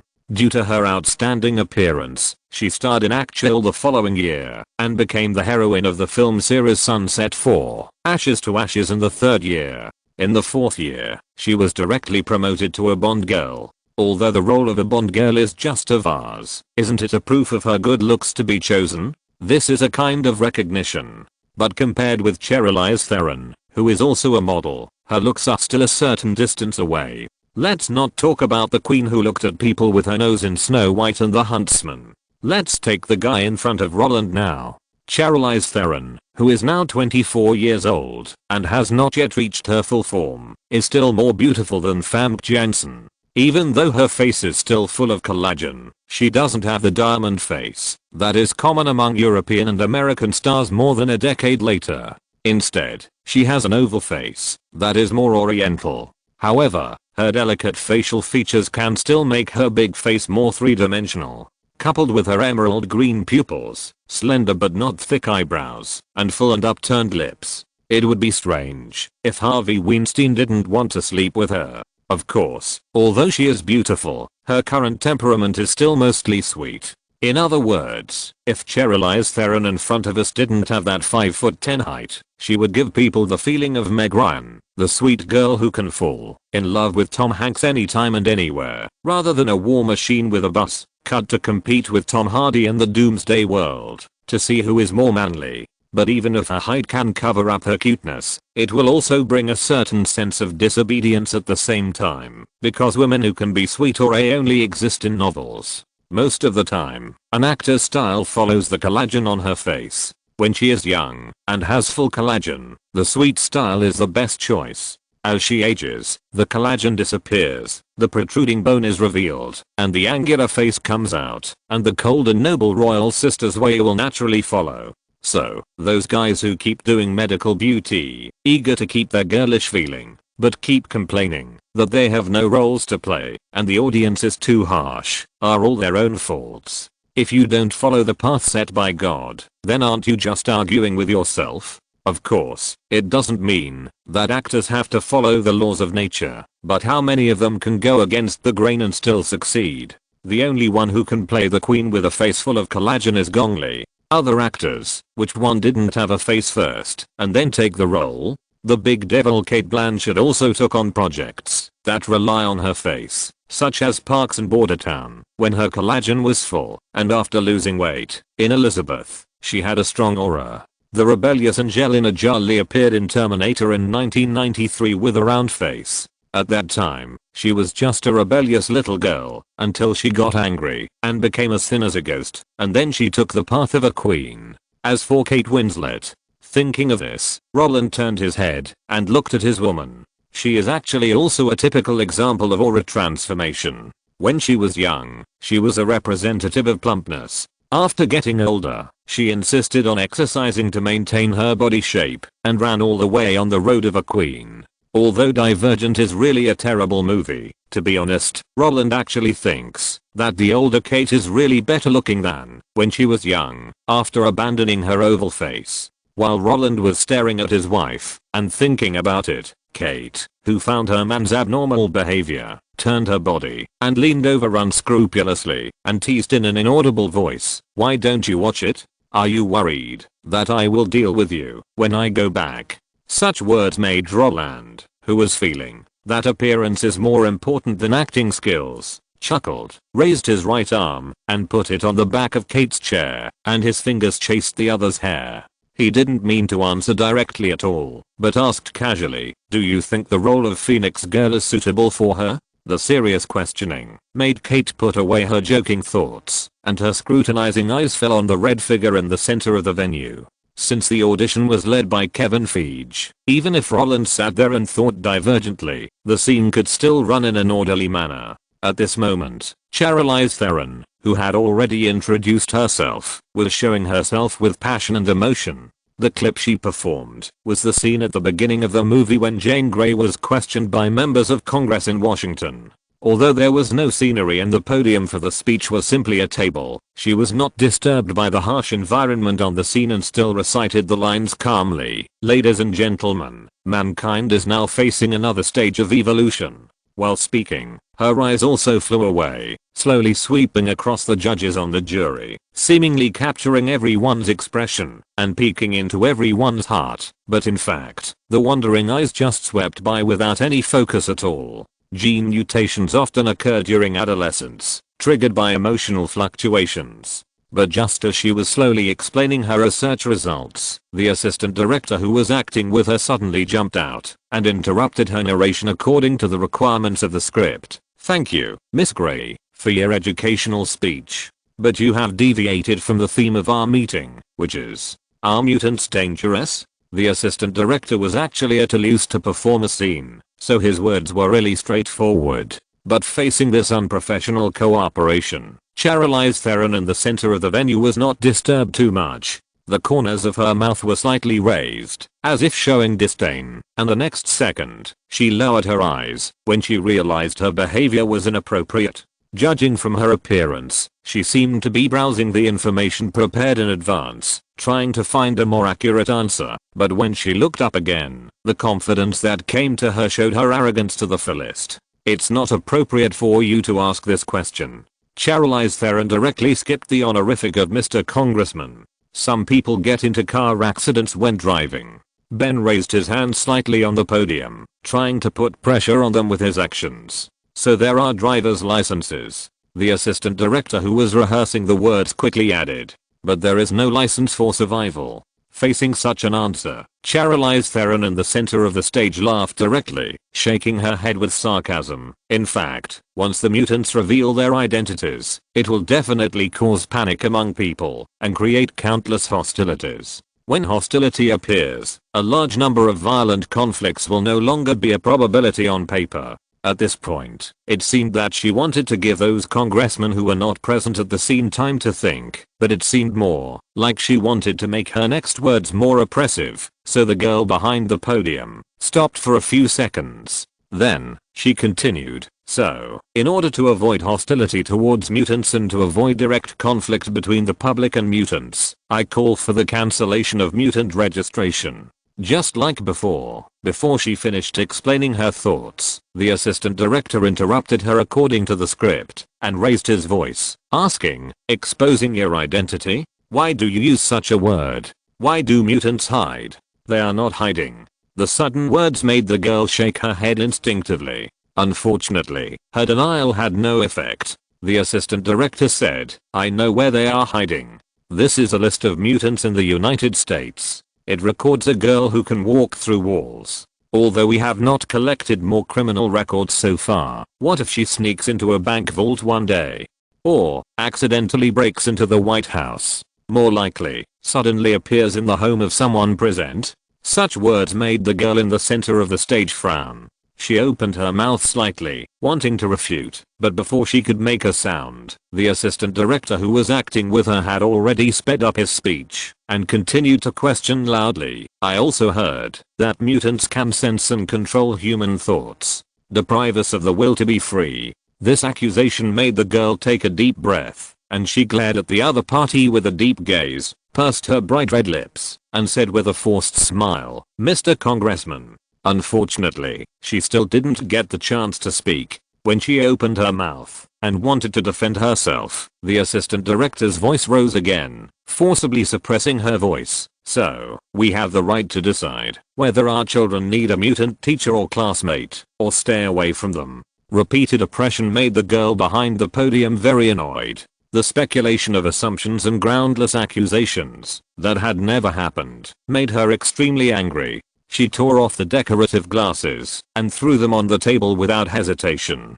The venting-like behavior showed all her resentment. But unfortunately, the next second, the girl behind the podium lowered her eyebrows and looked down. She seemed to be listening, but in fact she was resigned to her fate, which made her look so helpless in the bright red battle robe. She wanted to resist. She wanted to defend herself. She wanted a chance to speak. But, no one paid attention to her.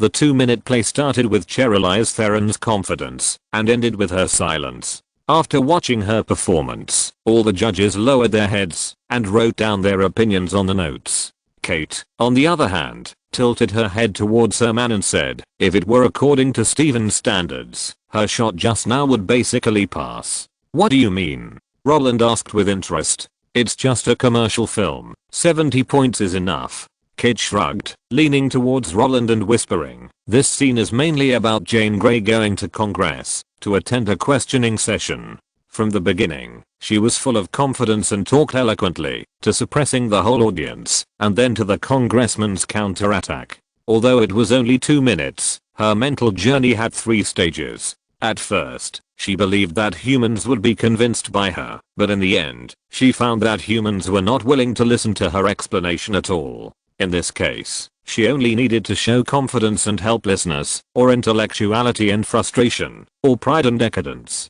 These opposing emotions are all fine, and under her performance, these contents are interpreted okay. It's just that her performance is a little too strong. In the part of calling for the cancellation of mutant registration, she deliberately paused, and this was not necessary at all. Because her previous paragraph, when explaining that, if the mutant registration bill is implemented, mutants will have violent conflicts with humans, there is no explanation at all. She didn't adjust her tone, but simply ridiculed the congressman. In this case, the pause would only make her performance appear fragmented. After all, most of the time, you yell first, overwhelm others with momentum, and then give them time to calm down and think about it, but she didn't, so it looked quite strange. Then there was the part where she threw her glasses. Under normal circumstances, when a person participates in a congressional inquiry, who would take the initiative to confront the congressman with voting rights? Throwing glasses may seem like a retreat, but it can also be understood by the congressman as a provocation. So, if it were me, I would choose to take off my glasses and put them in my hands. Whether it's pinching the bridge of my nose or showing an awkward but polite smile. In short, I will let the camera see my helplessness, but I won't let people see my anger, because I'm here to solve problems, not to kill people. There are so many problems with the performance. As for whether she is suitable for playing the Phoenix Girl, if she were a little thinner, it would be better. What do you think? HMM. At this point, Kate turned her head and blinked at Roland. Although Kate found many thorns in Theron's performance, Roland nodded her head with those gentle words. In Roland's previous life, Theron won an Oscar 5 years earlier than Kate, but that doesn't mean Theron's acting skills are natural. Or, Monster is a custom-made film that fits Theron's life experience. If this doesn't work, then she shouldn't be an actress and just stay in the modeling circle. When Theron entered the industry, she was always criticized for not being able to act. Monster helped her to regain 10%, but Dyer's perfume endorsement made her an advertising actress. In Roland's current life, she hasn't acted in Monster, so her acting skills are normal. Ordinary people can't see the drama, and people in the circle think it's okay. Of course, a 70-point acting score only proves that she can act, but her image is still a little sweet. The characteristics of the Phoenix Girl are cool, tall, slender, and cold. If this cannot be achieved, it will not be in line with the character setting. And Theron is indeed tall, and she looks cool when she is cold. But, if she can't lose weight, she really can't play Jane Grey. While Roland was looking at Theron, the girl who had finished her performance was also looking at everyone with a nervous look. As a person who lives very transparently, she certainly longs for this role. But when she found that Roland and Kate, the biggest stars at the scene, were whispering there, her heart suddenly began to beat wildly. Although she didn't know what was so good about comic adapted movies like X-Men, she still took the time to come here, because she knew that, as long as she could get this role, she could hold the thickest and strongest legs in Hollywood. That's right, 10 years ago, Roland was still there trying every means to hook up with the big guys. And 10 years later, he has become a big guy who can decide life and death. But just when she was eager to know the result, Kevin Feige spoke. "Okay, your audition is over. Go back and wait for our news." Such words made Theron's face look unusually ugly, because most of these responses are rejections. But just as she nodded in agreement, forced a smile, bowed, and left, the unsure bald man immediately threw the question to Roland. "Should we choose Famke or Cherylise? Who do you want to choose?" Roland, who was sure of the answer, asked with a smile. "I think neither of them is suitable." Kevin Feige said honestly, "Famke's image fits, but she is too old. If we shoot according to our plan, by the time we shoot Jane Grey, she will be in her 40s. And Cherylise's age is good, her looks are okay, and her acting is acceptable, but it would be better if her figure and face were 2 sizes smaller, because her current appearance can't support a role that needs to be cool. Ha ha ha. Roland laughed, because the two of them had exactly the same idea. Now that Marvel has it in his hands, he naturally has to treat these movies as an industry. Phoenix Girl's solo movie is essential. In this way, if Famke Janssen plays Phoenix Girl, her face won't be able to support a solo movie. If we choose now and then change people, then isn't this the behavior of DC's younger brother? So, just like choosing Iron Man Robert Downey Jr. and Thor Zhu Jinjiang, from the beginning, we have to think about what these actors will look like in 10 years. Not only that, but we have to use contracts for 10 movies to tie them to the company. If he were an actor, Roland would certainly hate this kind of thing, but he is capital now. If I can make $10, I will never choose $9.09. What? This behavior has not considered the future at all? Haha. Capital is always short-sighted. Moreover, they who hold a large amount of funds don't need to plan for the future at all. Because doing it yourself is far less fast than robbing. TikTok is the only app among the top 5 applications in the world that is not controlled by Facebook. It doesn't matter. It's yours now, but it will be mine in the next second.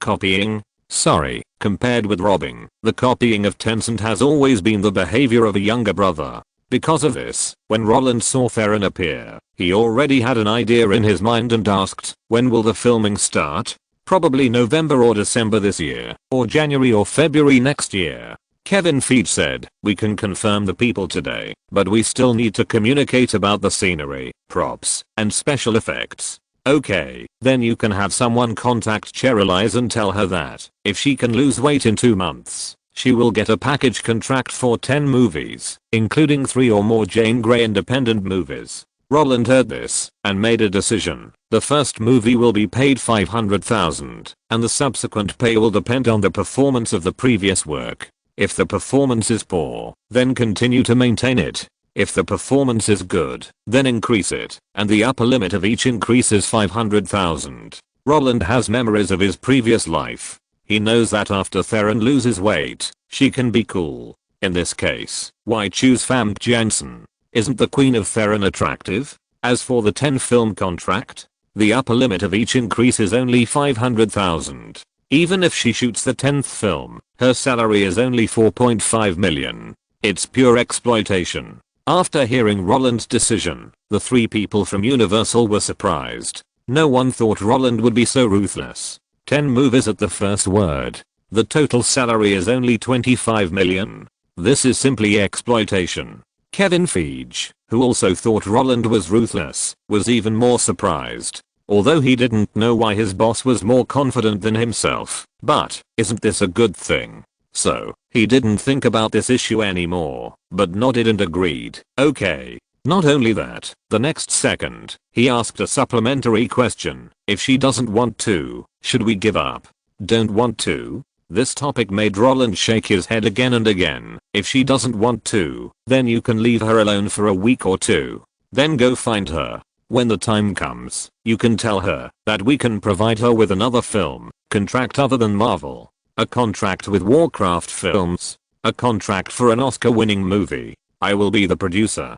Do you think she will refuse? At this point, Roland looked at Kevin Feige and smiled. Note, before 2005, Charlize Theron had a round face, and she only lost weight after 2005. As for the round face, that was her own self-deprecating words, especially in Sweet November filmed with Keanu Reeves, although it was also beautiful, but that was 2 different people. Famke Janssen is too old. This has become a kind of open discrimination in Hollywood. When 3 Idiots was chosen to play Phoenix, American netizens complained about the old version on Twitter. Then Famke came out to confront Fox, saying that they disliked her for being too old and replaced her. Then, Fox released the original film of the X-Men series. From the 3rd film, they used special effects to remove the wrinkles on Famke's face, and then they were accused of objectifying women. Appearance discrimination is more ruthless in Hollywood than in us. Theron's nickname is really the advertising actress. The Diverse Earls Palace advertisement was so beautiful. The article said that Theron is transparent because she never hides her behavior of making bad movies for money, including Snow White. She said she went for 10 million. PS. Although TikTok once again proved that there are no bugs in the plot I wrote, but how I wish my article was full of bugs. Alas. Chapter 308, Praising and Deceiving People. The People's Rich Man once said that there are only two reasons for employees to leave. 1. The money is not paid in place. 2. The heart is wronged. This truth is universal. There is no handsome man or beautiful woman who decides to come to Los Angeles and wants to enter Hollywood. There is no one who does not want to make a name for himself. Those who have a backer are fine. At least they can get some projects through relationships. Those who don't have a backer can only sell themselves. The selling here refers to selling in various senses. There is no need to elaborate on the red sofa. Marilyn Monroe has already written a book about it. The history of the contract of selling one's body is as old as Hollywood. In the era of big studios, film companies signed all people. Once the contract of 5, 10 or 20 years is signed, you have to play whatever you are asked to play. Don't accept it? Rockefeller of the Sierra led the Ludlow massacre. Capital without private soldiers has long been killed by opponents. And facing the capital with private soldiers, what are actors and directors? But it was under this high pressure that Hollywood won its own golden age. The Hong Kong entertainment industry after that was nothing more than a replica of their history. When your life is threatened, you will naturally find a way to create with your heart, because every penny you earn for capital is a basis of your survival. And who wants to die? People in this era have the strongest desire to create. Not only that, what they create is also the most easily accepted by the general public. Only when capital points a gun at their heads will they understand that the audience is God. This is really the biggest irony. When the golden age ended, the capital that had walked through the bloody road completed the primitive accumulation and landed one after another. They, wearing suits and ties, began to try their best to whitewash themselves. This whitewashing can be understood as self-protection, but more of it is to block the way for later generations. They who have transformed themselves into upper-class people no longer need to do those illegal things because the law has become their weapon against the enemy. When I can use legal violent institutions to attack my opponents, why should I do those sneaky things? And those who want to replicate our road to success. Isn't it just jumping around on the edge of the law? I was arrested, sentenced, and killed, and people still applauded my righteous actions. So, Hollywood contracts have also changed. The initial indenture has become a long-term contract with a good name list. We only sign a term and agree on the number of works, but do not limit the content of creation.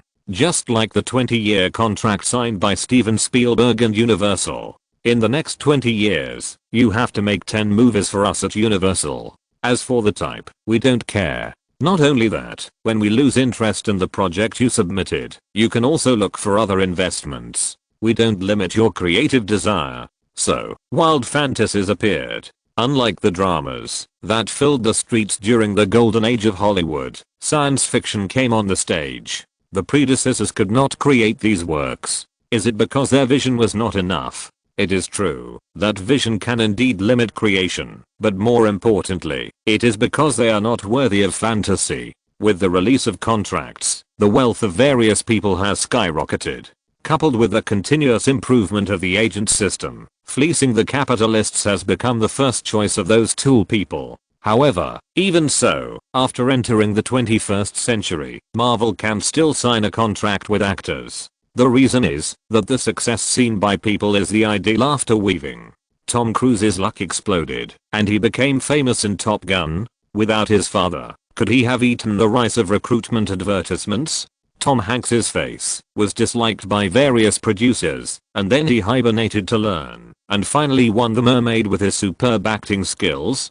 Without Ron Howard, who thought he was handsome, Disney went crazy and invited him to star in the movie. One after another successful cases make handsome men and girls feel that they are the next one favored by God, but after they enter the circle, they find that, let alone lift the skirt of the goddess of luck, and take a look at the color of the panties, they can't even see the edge of the skirt. In this case, they who enter the circle, because of the information explosion have only two choices. Either leave sadly or accept everything. At this time, if they received a long-term contract, then wouldn't signing it be the best choice? These guys are not stupid. Long-term contracts can provide them with a stable job. If the movie is a big hit and their fame soars, the projects and endorsements that follow can directly make up for the loss of the long-term contract-based salary. Actors are different from directors. They can shoot many movies a year. It is normal to take some time out to make some quick money. Fans are not worth it. This is a typical example of moving yourself. I can satisfy you to not go if you can just shoot 10 million in 2 months, but you have to pay me. As for losing fans, to put it bluntly, as long as the project that makes them a living does not fail, they are not afraid of losing fans. This is why actors will try their best to find a hot series to rely on. A hot series can keep them going for at least 10 years. And the guy who can still stand on the Super A without relying on the series. In the more than 100 years since the birth of Hollywood, there has only been one Titanic. Because of this, Roland is not actually worried that Charlize Theron will refuse a film contract that spans more than 10 years. As the thickest thigh in Hollywood, his attraction to these guys is fatal, and the agreement for the Oscar film. In addition to preventing accidents and making preparations in advance, it is more of a whole industry chain tie-in. Even if Charlize Theron will decisively sign the contract after the filming of X-Men is finished, Roland will still ask her to film Monster. This is indeed a naked support for her, but at the same time, Roland also needs her commercial value.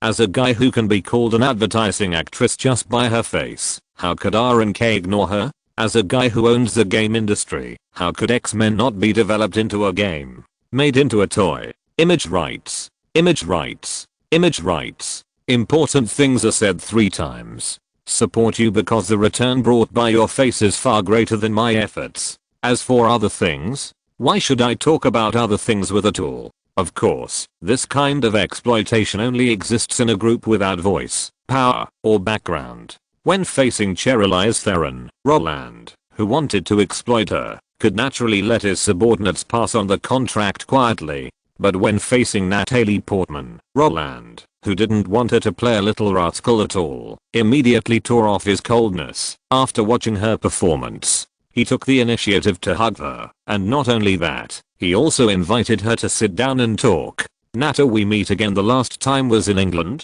Although it was strange why Roland suddenly became so friendly, because this was only their second meeting. Not only that, when they met before, there was no communication between the two sides, but since Roland took the initiative to greet her, how could she refuse? So, she sat down and said with a smile, "Yeah, we were still filming you, and director Steven went to visit the crew. Kate was there too." Haha, yes, we went there for the Phantom Menace. Roland smiled and nodded, and said, "Time flies. It seems like it was just yesterday that George and Steven were discussing the filming at that time. Director Steven was still asking Director George if he wanted to come over to help with the fight scenes. Natalie naturally took over. After briefly recalling the non-existent past, Roland said bluntly, "We are all family, so I will make the situation clear to you. If you want to play the little rascal in X-Men, of course I welcome it very much. However, our project is not like George's Star Wars, which will only be completed in 3 films.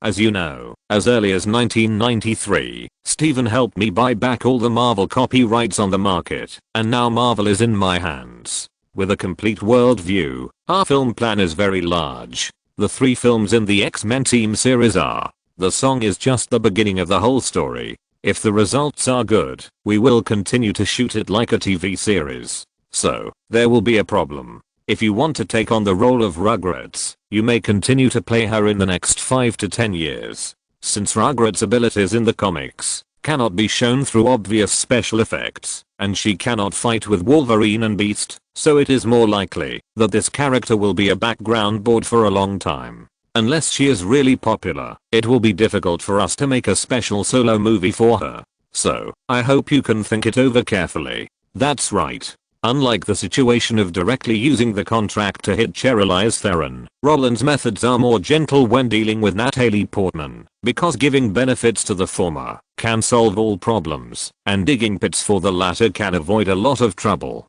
as a sophisticated egoist who filmed Thor, but directly dumped Marvel because of limited space. How could Natalie Portman accept that a series would take more than 10 years to shoot? If she was the protagonist, she might grit her teeth and hold on to Roland's thigh, but the problem is that the little rascal is a supporting role who can never become the protagonist. In this case, she couldn't laugh when she heard the truth. In front of everyone, she asked in a joking tone, "Really? The chairman and president of Universal Music and Universal Pictures are here." Roland did not answer directly. Such words made Natalie Portman laugh stiffly on the spot, and after Roland asked her to go back and discuss with her mother before making a decision, as she left, everyone at the scene who had seen the result immediately shook their heads. Who can't see that Natalie Portman has lost interest in the role of the little rascal? Then we can only choose from Kirsten Dunst, Sarah Prince, Christina Ricci, and Anna Paquin. Kevin Feige looked at Roland awkwardly because he thought Natalie Portman was quite suitable. But Roland didn't think so. Although he didn't like Natalie Portman very much, he had to admit that this guy was quite suitable for the female Thor. In this case, making the best use of everything is the true meaning of capital. She is playing the little rascal now, so where should the female Thor dig people from in the future?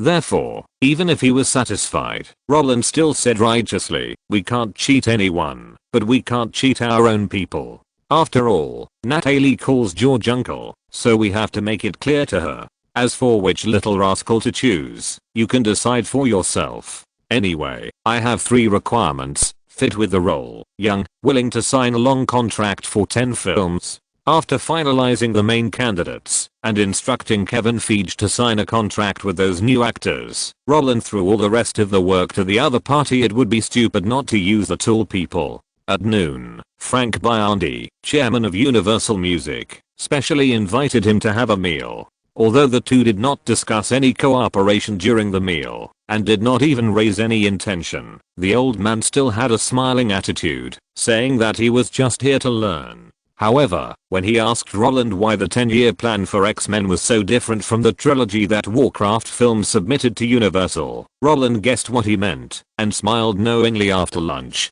Kate was curious and asked, "What are you laughing at?" "I'm laughing at the fact that Universal can no longer do this." Roland shrugged. "What?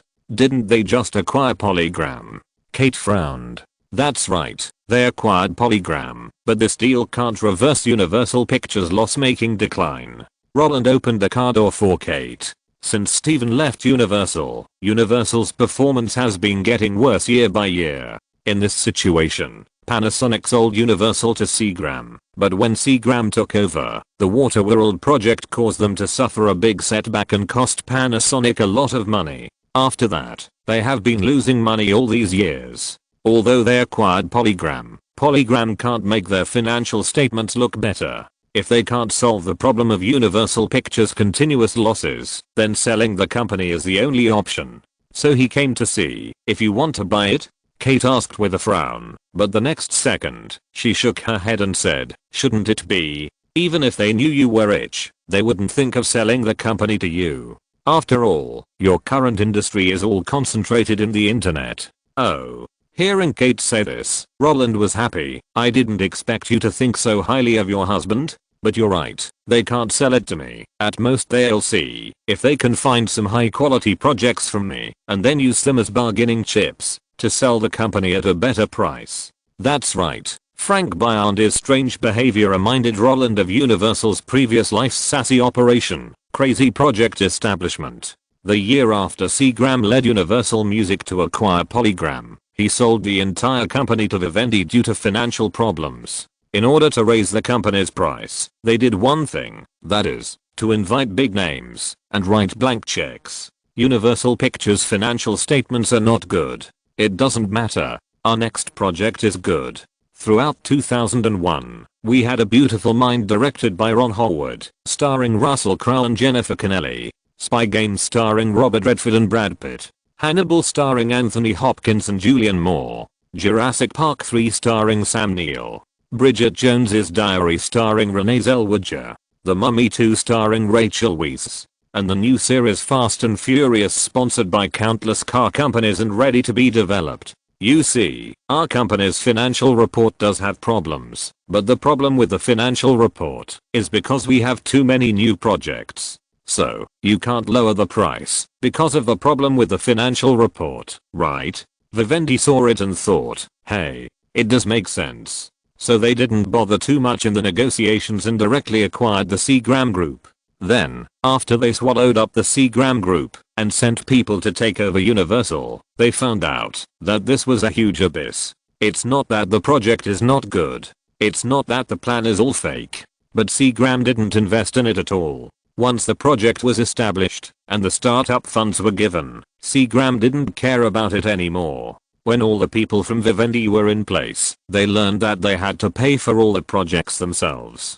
To put it simply, the tuition fees that Seagram paid when he bought Universal from Panasonic were all recovered from Vivendi. They were cheated of more than 1 billion yuan that year, but they got cheated back 5 years later. Although compared with the transaction amount of tens of billions, 1 billion yuan is simply a drizzle. Being fooled around is what Vivendi can't stand the most. So, within 2 years, they kicked those rich second generations off the board of directors. These things should have nothing to do with Roland, but who made the X-Men projects at Universal? Meeting Roland, getting to know him, and getting some information can also add a lot of bargaining chips to their negotiations. Of course, even if Universal may borrow a name, Roland doesn't care about these things. In the business world, it is normal to cheat and cheat. Sometimes, a misleading can bring hundreds of millions of profits. If you have to care about these things, then don't live like this. What's more, isn't it better to use the time to kidnap Anne Hathaway? Note, Ludlow massacred his own Beidou. In addition to Rockefeller, the Federal Army also came out to suppress it. Although the bosses in Hollywood can't compare with Rockefeller, in that era, actors and directors had no choice and would not fight for any choice. Before selling the company, Seagram did use the project establishment method to cheat more than 10 billion from Vivendi. This kind of thing is too common. Just like Paramount's acquisition of DreamWorks in 2005, Paramount and Universal were both tricked by DreamWorks. Universal first discussed the acquisition with DreamWorks, and then the old man also used the method of the past to raise the selling price from 1.4 billion to 2 billion. After Universal reported the acquisition to its parent company Universal, Universal CEO pointed out that DreamWorks used the same trick that Seagram used to cheat Vivendi, so Universal decisively lowered the price, pressed it back to 1.4 billion. At this time, DreamWorks was extremely angry, so Paramount, which also wanted to swallow DreamWorks, took advantage of the situation and completed the deal with Universal and DreamWorks at a slightly lower price of 1.6 billion. However, this is the result DreamWorks wanted because Universal CEO Stassi Snider is Spielberg's man.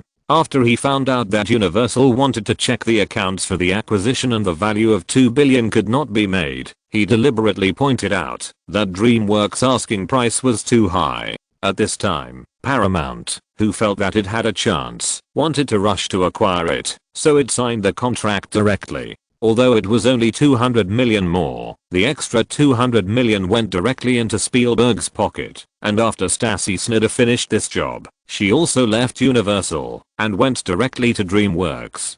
Chapter 309, DHOZ, who doesn't play by the rules. After pushing the potentially deviated X-Men back to the path he wanted, Roland went to Disney and began to deal with the second task at hand, tying the Warcraft film to Disney. Unlike Universal, which was in financial turmoil and looking for a way out, when Roland came to Disney Pictures, it was not Disney chairman Michael Eisner who was responsible for receiving him, but Dick Cook, the president of the film department. Although compared with Universal's dog-licking behavior, Disney's side can only be said to be enthusiastic, but this enthusiasm is enough for Roland, because he came to do business, not to talk nonsense. After a few simple conversations, Roland went straight to the point and proposed cooperation. Just when he thought that Dick Cook would agree directly, based on the good cooperation in the past, the old man who had worked at Disney for 29 years smiled and apologized. "Roland, I'm sorry, I can't give you an answer for these cooperations for the time being." "Why?" Roland was puzzled and asked back, "Are you going to be transferred?" Looking at the face showing surprise, Dick Cook knew that Roland had misunderstood, so he hurriedly shook his head and denied it. "No, I have been working in the film company for almost 20 years. How could I be transferred? Then your production projects are full. Which film company will have a situation where production projects are full? Then why can't you give me an answer?" "Because I don't have the power." Dick Cook smiled and said, "Roland, if other people come to Disney Pictures to discuss cooperation, then I naturally have the right to make the decision, but only your project needs the approval of our chairman." Oh, Roland felt that he understood. What does Disney mean? Isn't it just cowardly? Or, after Roland forced Sony to take over Black Hawk Down, the other 5 companies all backed off. If they were eager for results before and welcomed Roland's project, now, facing Roland's invitation, each of them would be cautious. After all, no one wants to see a deadly bomb suddenly forced into their company when the company is running healthily. If they just get a bomb, that's fine. Wouldn't it be over if they just throw it away? But what scares them is the autonomy and adhesion of the bomb. When it appears in front of you, you will find that you have to take it.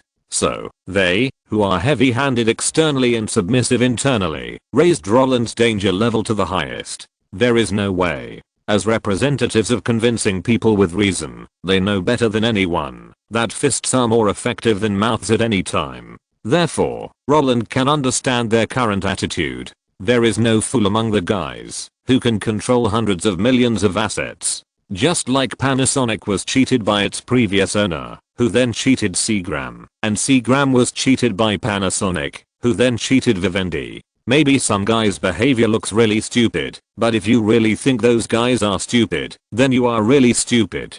To put it simply, even if those guys are the second generation of rich people, how come they didn't squander all their wealth in the shortest possible time when you think they are stupid? Although a rotten ship has 3 nails, which rotten ship can jump around in front of the public? In the past, it was not targeted because Roland had a backer. Now, it is to be careful because Roland has shown his fangs.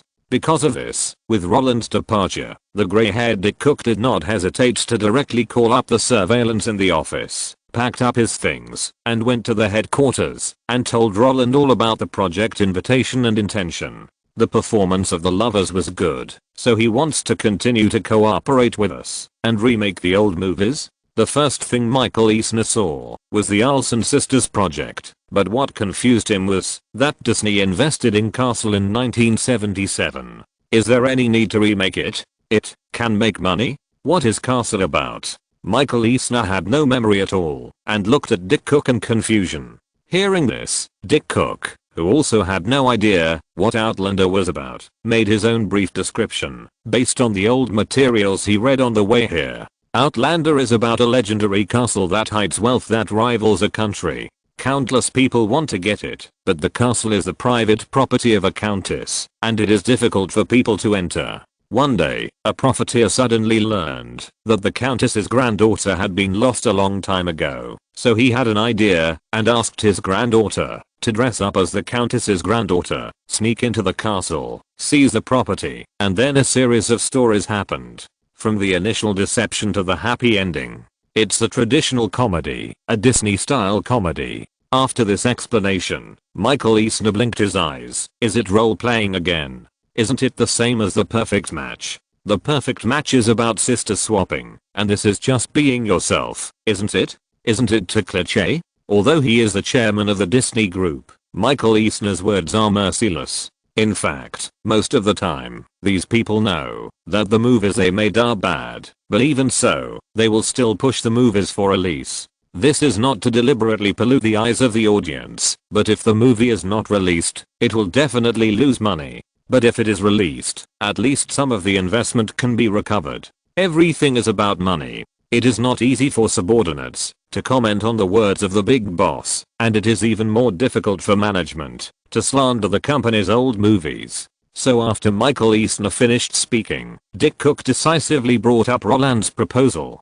Yes. This time it's still identity playing. It's just that unlike the sister exchange in The Perfect Match, Roland's idea this time is the identity exchange between mother and daughter. The script tells the story of a mother and daughter with a deep generation gap.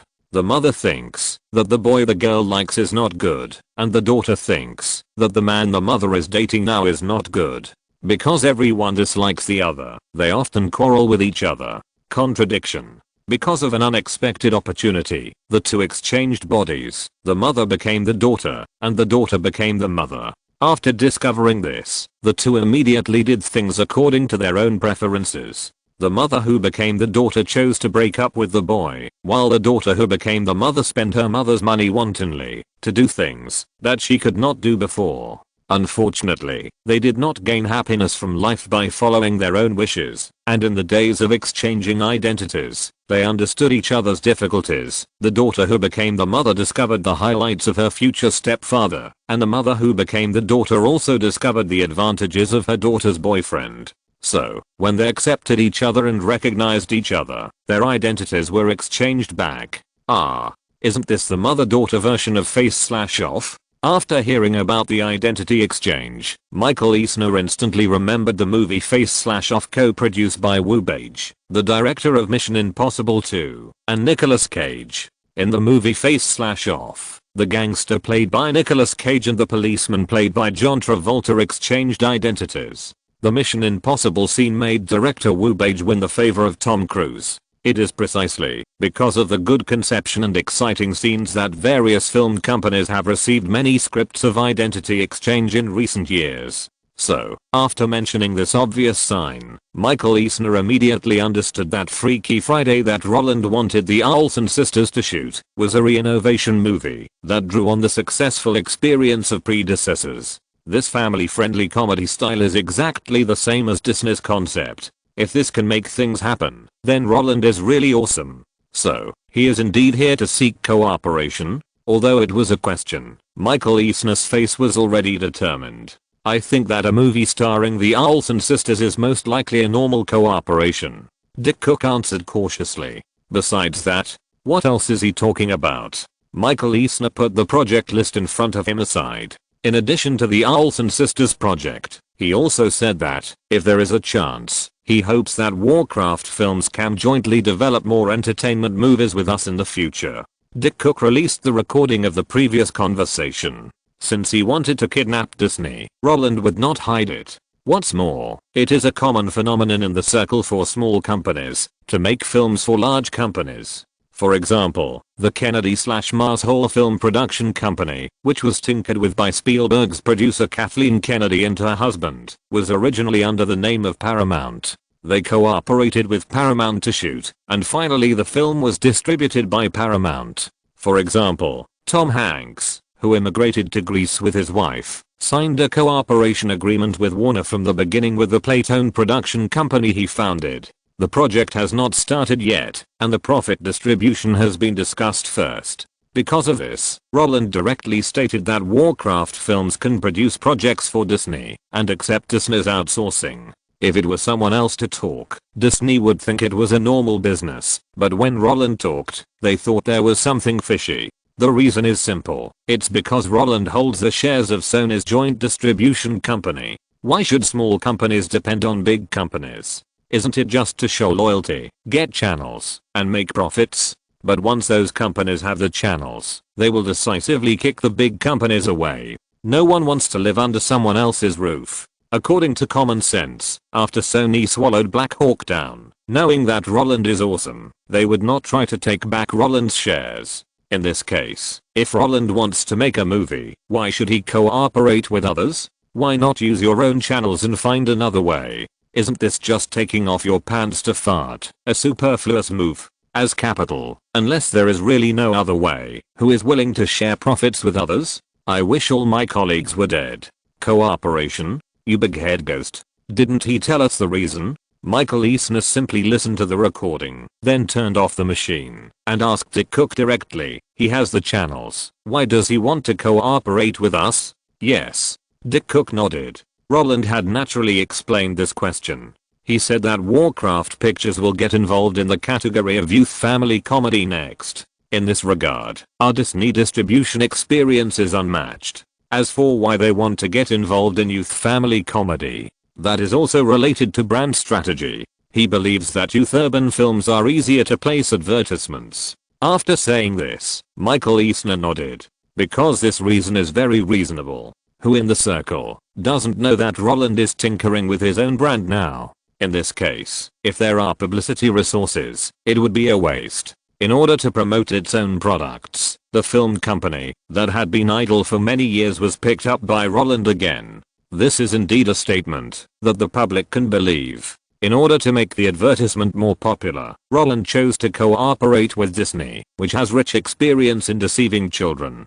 It is indeed a reasonable idea. After all, advertisements must be widely publicized. Selling love to young people is indeed the most common practice of capital. Young people are not married and have an obsessive vision of love, so they are the easiest to deceive. But even with sufficient reasons, Michael Eisner still doesn't want to cooperate with Roland. Because youth urban films are not only suitable for product placement, but also suitable for making trouble. As a guy who has begun to show danger, Disney doesn't want to take risks. Before finding out Roland's bottom line, after thinking it over again and again, Michael Eisner said to Dick Cook, "We can jointly develop the Olsen sisters project, but the copyright must belong to us, Disney, and Roland's youth urban film. Tell him that we Disney have lost a lot of money on the letter search project recently, and we don't want to expand the production scale of the film and television department for the time being, but if he does the project himself, we can distribute it on his behalf. 10% commission. Publicity expenses are calculated separately, and he can send someone to supervise the whole process." At this point, it seems that it is not enough, so Michael Eisner added fuel to the fire. "Why don't you go to his house tonight and let him feel the sincerity of our Disney? It's not that we don't want to co-produce, but we are forced by the situation. There is no other way." I believe that, when you say the letter search, he can understand. In later generations, many people like to give Michael Eisner the title of tyrant. Although this evaluation is correct, as the chairman of Disney, he is a dictator. But the problem is that, even if he was kicked out of Disney and went to court with shareholders, he still felt that he did nothing wrong. Because under his leadership, Disney's market value has expanded from more than $3 billion to more than $60 billion. Even if he is extremely evil and betrays his own people, his contribution to Disney is also indelible. In the case of not knowing who Roland is working for, what should he do when facing the olive branch of cooperation thrown by Roland? Michael Eisner, who wants to continue to be a local emperor, chose to half accept, half reject. Half accept means that he only accepts cooperation on projects with Roland's relatives, because the past 10 years have proved that Roland will never cheat his own people. In this case, cooperating with Roland on the project starring the Olsen sisters is the safest decision. And if Roland really set a trap on this, with the Olsen sisters around, they can also drag Roland into the water.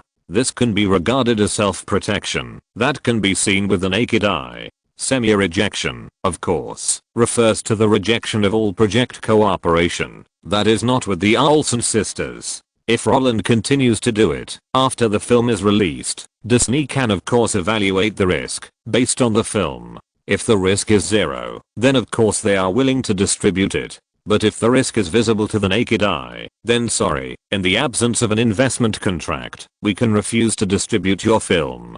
Please find another channel. When such a result was placed in front of Roland, Roland was indeed surprised. After confirming with Dick Cook again and again, Roland, with emotion in his heart, finally agreed. Standing on the third-floor balcony, looking at the taillights of the car that were gradually moving away, Roland couldn't help but say to himself, sure enough, there are no fools in capital. Peaceful development. Capital treats you as a sheep, show your fangs, and capital instantly turns into a wolf. I just asked Sony to take over the project of Black Hawk Down. I didn't expect it to have such a big impact on these guys. And if I dismantle Sony, the other 5 companies, I'm afraid they won't even look at my project. It's difficult. It's difficult. It's difficult. With his hands on the railing, Roland really had nothing to say. Dehaozi is worthy of being Dehaozi. He looks like Thanos, but he is actually a coward. With such a large scale, he doesn't even dare to take on a cooperation project worth tens of millions.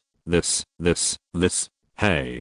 But this is normal. Staring at the night, Roland thought for a while and said comfortably, if Disney saw the danger and faced it, they would have died long ago.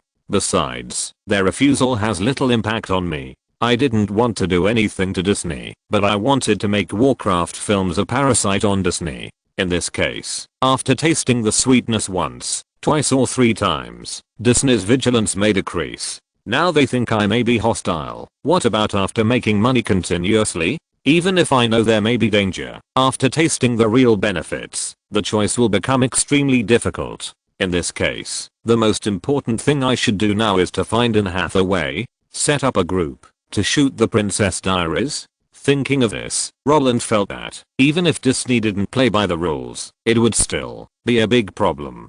Because the Princess Diaries was adapted from a novel, he would get the copyright now, and he could shoot it without Disney. But when he racked his brains to figure out where Anne Hathaway is now, his blank brain froze him on the spot. Fuck. How do I know where she is now? That's right. In Roland's memory, isn't Anne Hathaway a typical example of someone who became popular as soon as she debuted? And wasn't her debut work The Princess Diaries? So where was she before that? Roland was stunned. In his memory, Taylor Swift had a father who was a broker at Merrill Lynch. And Anne Hathaway, Roland really didn't know what her parents did. When Roland found himself in the dark and groping in the dark, an emotion called envy surged in his heart. I also want Yeo Zafir's ability to select actors in a metaphysical way. Grass, a kind of plant. Note, Dick Cook joined Disney in 1970. He was a part-time worker at the amusement park and a train driver. Later, he went to the film production department and started with distribution.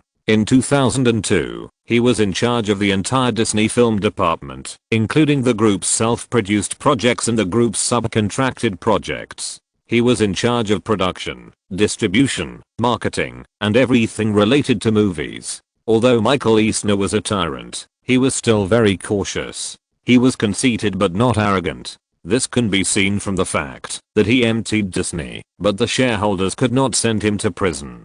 The Princess Diaries is an adaptation of a novel, a night bought by Disney. Meg Cabot is the author of the novel, not a serious screenwriter. The information on Dalban is wrong. Meg Cabot started writing in the 1990s. The current British Prime Minister Boris Johnson read her novels. When the first round of voting for the Prime Minister's election came out last year, his private car was also exposed. In the car was Victoria and the Rogue, written by Meg Cabot. Chapter 310, March in a Flash. When the morning breeze blew across the lake, creating ripples, the original azure reflected the bright starlight under the red sun. The swans wandering on it seemed to enjoy the warmth of the world. The intermittent calls of cree expressed their inner joy. The occasional plop and splash indicated that they were busy preparing their breakfast. However, except for a few in the center of the lake, more guys were leisurely huddled together at the dock beside the lake, staring at the idiots in the lake like old dogs. If you look at them, you will find that they are saying, look, those idiots are actually catching food by themselves. Yes, isn't it better to wait for others to serve you? They are so stupid. If you change your perspective and observe the lake, you will find that every time these diving for food guys rush into the sky, they will unconsciously raise their heads and cast disdainful eyes at their counterparts on the shore, a bunch of idiots, thinking that they will be favored if they are obedient. Don't you understand that what you can't get is always causing a commotion? Just as the group of white geese were dissing each other, the sound of footsteps came from far and near. Hearing this sound, the swans living by the lake looked up. When they found that the guy coming was their neighbor, their slender necks suddenly drooped. A moment later, the black and white American spotted horse, which looked like a cow, came to the lake. Its shiny fur was obviously well groomed, but even so, when faced with the fertile and never-ending reeds, they still lowered their heads and ate wantonly. While chewing, the sound of snorting was like firecrackers when children were playing, and it was scattered. It seemed that the territory had been divided, but it was more like a tacit understanding after knowing each other for many days. When the swans gathered at the dock to be lazy and the horses were grazing along the edge, they were clearly divided and did not interfere with each other. In the northeast direction, several figures were slowly approaching. Blue sky, red sun, green fields and lakes can form a poetic picture, but if you add animals living in the water, the illusory fairyland can also be more humane. When those guys gradually approached the lake, the swans who heard the clacking sound suddenly shuddered and stood up one after another. When they saw that the people who came were all dragging boxes, the fluttering sound filled the world, and the white bodies were like meteors, quickly passing over the lake. The next second, it was like a young swallow flying into the forest and landed beside the people. Woo, woo. The cheerful sound seemed to welcome. The slender neck leaned forward. When the light orange beak actively rubbed against the newcomers, a clear giggle suddenly sounded, and two Baglali and a little lali in overalls stretched out their hands and touched the heads of those little guys one by one. As they moved, the swans that were touched made joyful cries, flapped their wings, and jumped on the spot. Oh my god, are they so well behaved? Such a situation surprised the young man who was traveling with him, because in the man's memory, the swans were very aggressive. But when he stretched out his hands to imitate them, wanting to leave his mark on those heads, the friendly little guys instantly exploded, spread their wings, flapped quickly, opened their sharp beaks, and pretended to bite. Oh my god.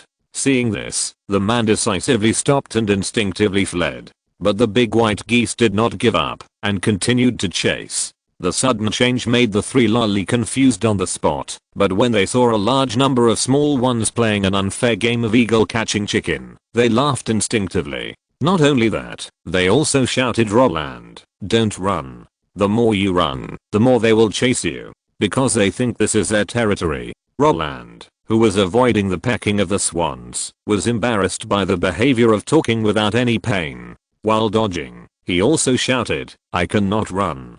But can you stop them from pecking me? I make a living by my face. What if they destroy my face? Hearing this, the three Olsen sisters who greeted the swans earlier rolled their eyes. Roland, with your thick skin, I don't think these swans can hurt you at all. Ashley complained. Yes, yes. Mary added, compared to disfigurement, I'm more worried about whether the swans' beaks will be broken. Elizabeth, who was already 10 years old, was also merciless. Although she did not continue to speak along with her sister's words, her truth made Roland even more scared. Roland, don't worry, I was bitten by them the first time I came here. But it will only hurt for a week, and it will be fine in a week. 1 week? The pig-killing scream went straight into the sky. Under the joint siege of the group of flying guys, Roland was already dancing with his legs raised high. Fuck. They pecked my legs. Shit. They are pulling my clothes. Damn. Why are they so aggressive? The screams of ghosts and wolves, coupled with the crazy killing of swans, made the three little guys laugh. After realizing that those guys didn't seem to have the intention to let Roland go, Kate, who was standing aside without moving, took off her sunglasses, put on her collar, and pulled the trailer to the dock, unlocking and closing the gate. As she did so, the small fish in the car poured into the lake like a waterfall. Hearing the sound, the swans that were besieging Roland immediately stopped and looked in the direction of the sound. After confirming that the food had entered the lake, these brave fighters turned around and rushed towards the lake. With a fierce dive, they instantly entered the water. There was a splashing sound, and countless ripples were splashed. When Roland realized that he was safe, he went to the lake and looked at the group of ferocious guys foraging in the lake with a face full of fear. At the same time, a joking word also entered his ears. I didn't expect you to be afraid of swans. And they are the swans you raised yourself? With so many swans, aren't you afraid? Just by hearing the voice, Roland knew that Kate was mocking him. But when he pointed at the lake and tried to explain, Kate shook her head and said, of course I'm not afraid. On the contrary, I like it. I grew up next to Swan Lake when I was a child. Really? That's no wonder. Roland suddenly realized. Kate was confused by this attitude. But before she could ask, Roland said, I know why you like me. Why? Kate, who had fallen into the pit, was puzzled. Because my head is the same as the swan's head, hard, big and thick. Roland replied seriously. Kate was stunned on the spot. After a few seconds, she reacted and raised her foot to step on it, but Roland, who had been prepared, would not let her do so. He dodged, stuck out his tongue slightly, mocked it slightly, and then ran to play with the three sisters. Kate, who stayed where she was, did not chase him, but watched her man run away with a smile. But what she was thinking in her heart, only she knew. You Roland want to have a moment of pleasure? No problem. Tonight I'll let you know that it's useless to be stubborn. Even if you take your job to escape, it's useless. Because we've already agreed, before we came out, that we don't talk about work when we are on vacation. Since he couldn't figure out where Anne Hathaway was for a while, Roland didn't think about it. After handing over the purchase of the filming rights for The Princess Diaries to his subordinates, he became a hands-off boss after handling all the things and started his vacation. Since the two older ones at home didn't have to film, and it was summer vacation, when the three little ones learned that Roland and Kate were going out to play, they clamored to follow them. This situation just happened to suit the Olsen couple who wanted to live a life of two people, so when the two of them went out, there were three more burdens behind them. Of course, this kind of thing didn't matter to Roland. The three little ones stuck to him, which showed that he was very charming. In Kate's eyes, it doesn't matter whether she brings the Olsen sisters or not, because if Roland didn't want to set the wedding date for next year, she believes that she would have become a mother now. Because of this idea, she actually likes children more than anyone else. In this way, the vacation that can be taken at any time is actually based on everyone's preferences. For example, the three little ones said they wanted to visit their new home as soon as they left home. The two did not hide it and took them directly to the seaside villa on Malibu Beach. The Moorish arches, unique to the Mediterranean style, make people feel magnificent at first glance. The earth color and texture made of stone and wood make the decoration return to simplicity, while also making the house full of texture. The house in San Francisco was built directly according to Kate's requirements, in the style of Balfour Castle in Scotland. Except that the real Balfour Castle could not be dismantled and moved here to build. The other decorations were either swept from major auction companies, or bought directly from collectibles companies, including Victorian copper beds, faded antique furniture, and silk wallpaper obtained through trade when the British Empire existed. All of these are available. It is no exaggeration to say that the cost of decorating this house is enough for Roland to buy all the houses around him at twice the price. From the perspective of Roland, who has no artistic talent, this kind of spending is simply a brain disease. Don't you feel creepy to fill your own home with old things? But who makes Kate like it? Anyway, these things are not worth much, so just buy them. At worst, I will stay less in the future. Zheng Yuanji bought a house to store razor blades, and then I, Roland, bought a house to store antiques. Hey, how great. As for the third house in Irvine, compared with the previous two, it actually has a more modern atmosphere. It doesn't have much characteristics, it is just a place to stay when passing by. After looking at the three houses, the three little ones suggested going to the zoo under construction. Unlike the simple interior decoration, the process of building a zoo is quite cumbersome. So when the 5 people arrived, there was only a processed herbivore area for them to play. In addition to swans and horses, there are also cows and sheep. It's just that those toys are all captive and smell strong. So after being brought by their father for the first time, the three little ones fell in love with the white swans, and their familiarity naturally corresponds to Roland's unfamiliarity. Look, Roland insisted on going up without knowing it, and was bitten by the swans. Looking at the three little ones squatting by the lake to tease the swans, Roland only dared to watch from a distance, and dared not play with them. However, although he lost face today, Roland didn't care, because this zoo was built, and it was also his. When he has children, he will crush those little bastards here. When those little guys see that the big white geese are so close to the aunts, hey, do they also want to go up and play? And by then, a bunch of little brats can sit on the ground and cry. Hehehe. Roland has automatically imagined the scene of a fat boy as tall as a goose being chased by a goose. Of course, it is impossible to just run around when you go on vacation. After looking at the house and the zoo, the group flew to the UK again. Well, it was actually Kate who was homesick who tricked the three little ones, telling them that there were more fun things on her farm, so the three little ones with bright eyes could not wait to agree. After arriving in the UK, although they did not see any earth-shattering toys, they still had a lot of fun playing in Kate's winery. Whether it was picking grapes in the vineyard to make their own wine, or stepping on grapes to extract juice, the ordinary labor process made them who had never been involved in this industry enjoy it. Although Kate did not allow them to drink, under Roland's cover, each of them took a sip of the hard work they had waited for 30 days, which was no problem, and the consequence of covering up, of course, was to rock in bed all night, not allowed to rest or sleep. While they were on vacation, society was still running in an orderly manner. Roland's industry was temporarily dormant, but his peers would not give up the market because of his disappearance. The Phantom Menace opened the curtain of the summer season, and after that, Austin Powers 2, Tarzan, and The Fake Father were also released one after another. Of course, even though these movies have achieved good results, compared with the Blair Witch Project, which cheated over 100 million box office with publicity alone, these guys are all younger brothers.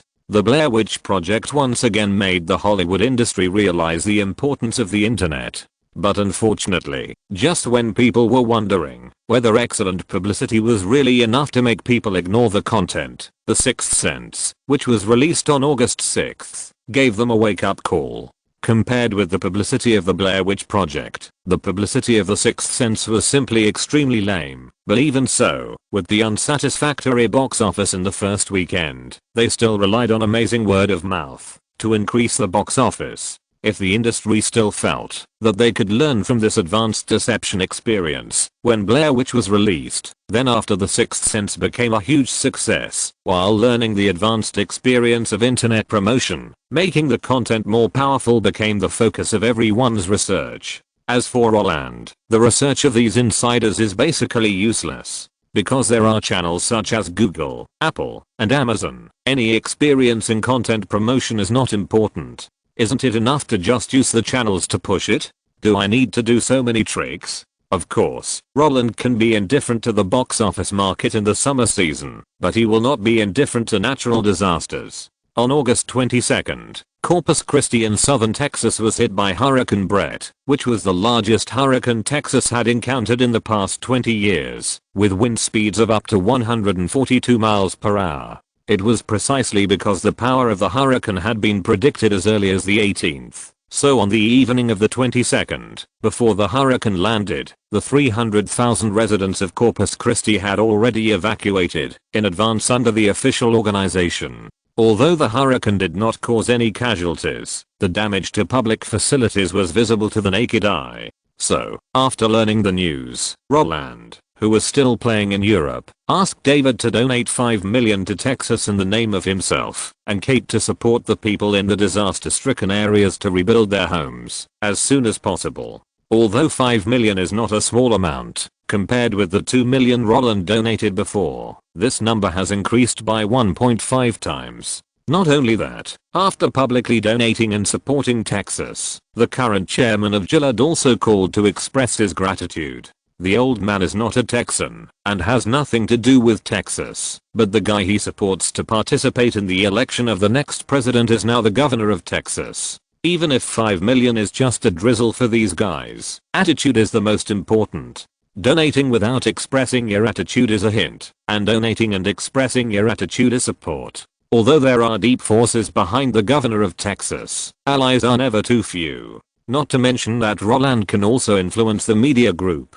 In this case, Roland took the initiative to show his goodwill, and they would be crazy to refuse. The donation had more than just a thank you. The next day, Roland received another call from Arnold Schwarzenegger. The other party said that Dodd took the initiative to inquire about the progress of the project and recommended Paul Howe, the captain of the Delta Force who participated in the operation that year, as a technical instructor. As a guy who can follow the team throughout the whole process, his appearance means that Dodd has decided to take over the project. When Sony learned that this guy was invited by Roland, they were even more paralyzed. Letting a guy with a license to kill come to make a movie. Are you making a movie? Or is it making a movie? If you're listening to this novel on a channel other than Fanfic World, it means they downloaded and uploaded it without effort. We cordially invite you to visit our channel. Mundo Fanfic Novelos. There you'll find the original version of this story and you can explore many other novels of various genres.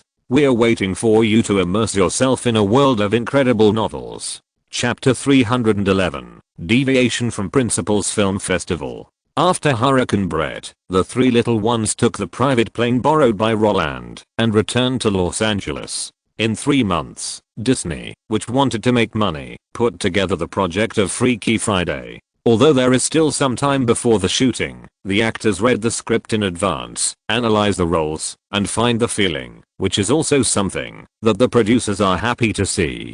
So, the next day after the vacation, the Olsen sisters entered the working state. As for the youngest Elizabeth, of course, she went back to school and continued to take classes. Perhaps it was because of Roland's intervention that the Olsens did not divorce, or it may be because of Roland's appearance that Elizabeth saw too much of the world. So in this life, her life trajectory deviated from Roland's memory. The little guy who has been studying hard and has excellent grades has not developed much interest in acting. Not only that, when playing in the UK, whenever someone asked her what she wanted to do when she grew up, this little Labrador would always raise her chubby baby fat little round face and tell the other person seriously that she wanted to play finance when she grew up. Although the naive and romantic decision was a bit childish, David was still very happy when he heard about it. With James Olsen, the big one who had been raised crooked, Elizabeth was really a sweet little cotton padded jacket.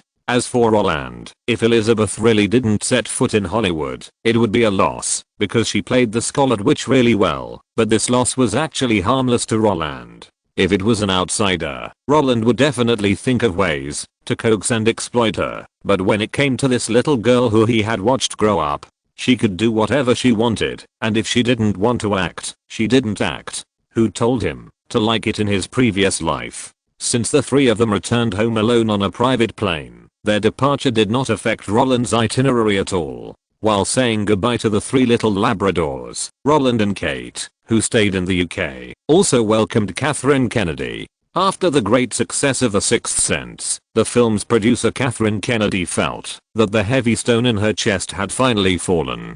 Because this is her fifth independent film and the only one that has been a big success since she followed Steven Spielberg in 1979, Kathleen Kennedy has left her peers with the impression that she is lucky and has gotten on well with the big boss. In the eyes of most people, the title of second producer in Hollywood that she and her husband got by with the old man is so exaggerated that it can drown people. It is precisely because she has encountered endless doubts in the past 10 years. So in 1992, when the old man left Universal, she took this opportunity to co-found Kennedy/Mars Hall Film Production Company with her husband to prove her ability. Unfortunately, after the company was established, the first project produced, the film The Day After, directed by her husband, suffered a huge loss. The second film Pretty Woman was a complete failure in both word of mouth and box office. The third film Little Raiders of the Cabinet continued to be a sluggish film, and the fourth film Congo Horror barely made back the investment. In this case, the ridicule in the circle was rampant. Everyone felt that this was Kathleen Kennedy's true level, and the film companies also questioned her ability because of repeated losses. In this case, making The Sixth Sense was equivalent to a do-or-die battle. If it succeeded, it would be a revenge, and if it lost, it would never be able to turn over. That's why Kathleen Kennedy spent a lot of money to invite Bruce Willis. Although actors cannot be the core criterion for judging the quality of a movie, this decision is obviously correct. The high box office has put an end to the doubts that have existed for many years, and it has also made Kathleen Kennedy, who has been frustrated for many years, feel proud. So when Roland saw her, her radiant face looked like it was waxed. Long time no see. Roland. Kathleen Kennedy took the initiative to reach out. Yes, Catherine. Oh Kate, I will be filming at your house for a long time in the future. The human spirit gave a hug. That's too exaggerated. Kate denied with a smile. You haven't booked a hotel yet. Then come to my house tonight. Okay, Catherine Kennedy accepted the invitation directly. It's much more comfortable to stay at home than in a hotel. That's great. I can also take a look at what Steven said. You might live in a house in the UK for a long time in the future. The teasing words made Kate laugh. While leading the way, She also said with regret, "Oh, that's a pity, because we haven't found a house yet." What? You have been in the UK for quite a while, right? How come you haven't even finalized something like this? Catherine Kennedy was shocked. However, just when she thought that the newlyweds had their own difficulty in making decisions, Kate said jokingly in a serious tone, "It's mainly because we have different ideas, so it took a lot of time. I want to live in the suburbs where it's quiet, and Roland wants to live in the city, saying it's convenient for travel. That's it." Catherine Kennedy frowned. "You are dragging it on because of this? And it hasn't been resolved until now?" "Yeah." Kate nodded and acknowledged the conflict between the two parties, but when faced with the second question, she denied it. "But we have solved this problem now. Buy a house in both the city and the suburbs, so that we can live wherever we want." The rich man's behavior made Catherine Kennedy speechless. But even so, after a few seconds she was still curious and asked, "Where are all your properties located?" Roland could give an accurate answer to this question. She has chosen a 200-acre plot of land in Buckinghamshire, right by the Thames, and I chose Kensington Palace Gardens in London. With 200 acres of land, you can build a manor yourself and go there for vacation. If she wants her children to go to school in the UK, we will live in Kensington Palace Gardens during the school period, because it is more convenient. Okay. Catherine Kennedy was silent. She didn't understand the world of the super rich. She could buy properties worth 9 figures without blinking an eye. This behavior, which was easier than eating candy, made her feel that the sixth sense she had created was not so good. Of course, the reason why Roland and Kate did not leave the UK, but stayed here to wait for Catherine Kennedy was not to show off in front of her. Besides, the two did not think that buying 2 properties was showing off. The purpose of staying for a few more days was actually for the Harry Potter project, or in other words, for the actor's contract. The decision to kidnap Charlize Theron reminded Roland of the fact that the Harry Potter trio raised the price when renewing the contract in the previous life. Although these things can be avoided by eliminating profits, wouldn't it be better if the problem can be solved at the source? So when Roland learned that Catherine Kennedy would fly directly to the UK to fully promote the preparations for the filming of Harry Potter, after solving the work of the Sixth Sense, Roland, who wanted to send the child away and leave, chose to wait patiently. After meeting Catherine Kennedy and having a simple reception, he did not want to hide the truth, so he directly expressed his thoughts and was eager to get an accurate answer. "Do you want to sign a long-term contract with them?" Kathleen Kennedy held a water cup, looking serious. "Yes. Is there any problem?" Roland, leaning on the sofa, said frankly, "This will be a series spanning several years. I don't want to see a situation where the actors are replaced due to salary reasons during the filming process." Although Roland spoke the truth, the cold-blooded words without human touch still made Kathleen Kennedy sigh. Because Roland's style at this moment is very similar to Spielberg, who left Universal and started his own business. In the eyes of this secretary who has followed the old man for 20 years, the old man's most amazing ability is not to create one hit movie after another, but to pick up the director's baton and talk about creation, and put down the director's baton and become a stranger. When a person can continuously grasp the audience's preferences, he can only be regarded as a master. When a person can control costs and streamline expenses, he can only be regarded as a businessman. And when a person can both create art and streamline expenses and pay close attention to costs, he is a capitalist. The principle of capital is that there is only interest but no principle. Isn't it perfectly in line with the principle of capital to grasp the preferences and pay close attention to the expenses? Because both methods are for the pursuit of profit. No wonder he said you are the student who is most like him. Kathleen Kennedy was full of emotion. But I definitely can't catch up with him in artistic creation. Roland smiled and responded with a clear mind. Without dwelling on this topic for too long, Kathleen Kennedy directly gave Roland the answer he wanted. Of course we can sign a long-term contract, but we have to control the degree of it. Because we can only sign with minors, those already famous actors will not accept such a contract. However, signing a long-term contract with a minor actually has certain risks, because they themselves cannot make decisions for themselves. All contracts are signed on behalf of them. In this case, even if we sign a long-term contract with them, they can still sue us for the issue of remuneration. As long as we sue their guardians together and say that their guardians have colluded with us to defraud the benefits that should belong to them, the court will focus on the investigation. And once this happens, the possibility of us losing the case will become very high, because their guardians may have certain transactions with them. Oh, Roland understood. That is, the parents take the initiative to take the blame and seek greater benefits for their children?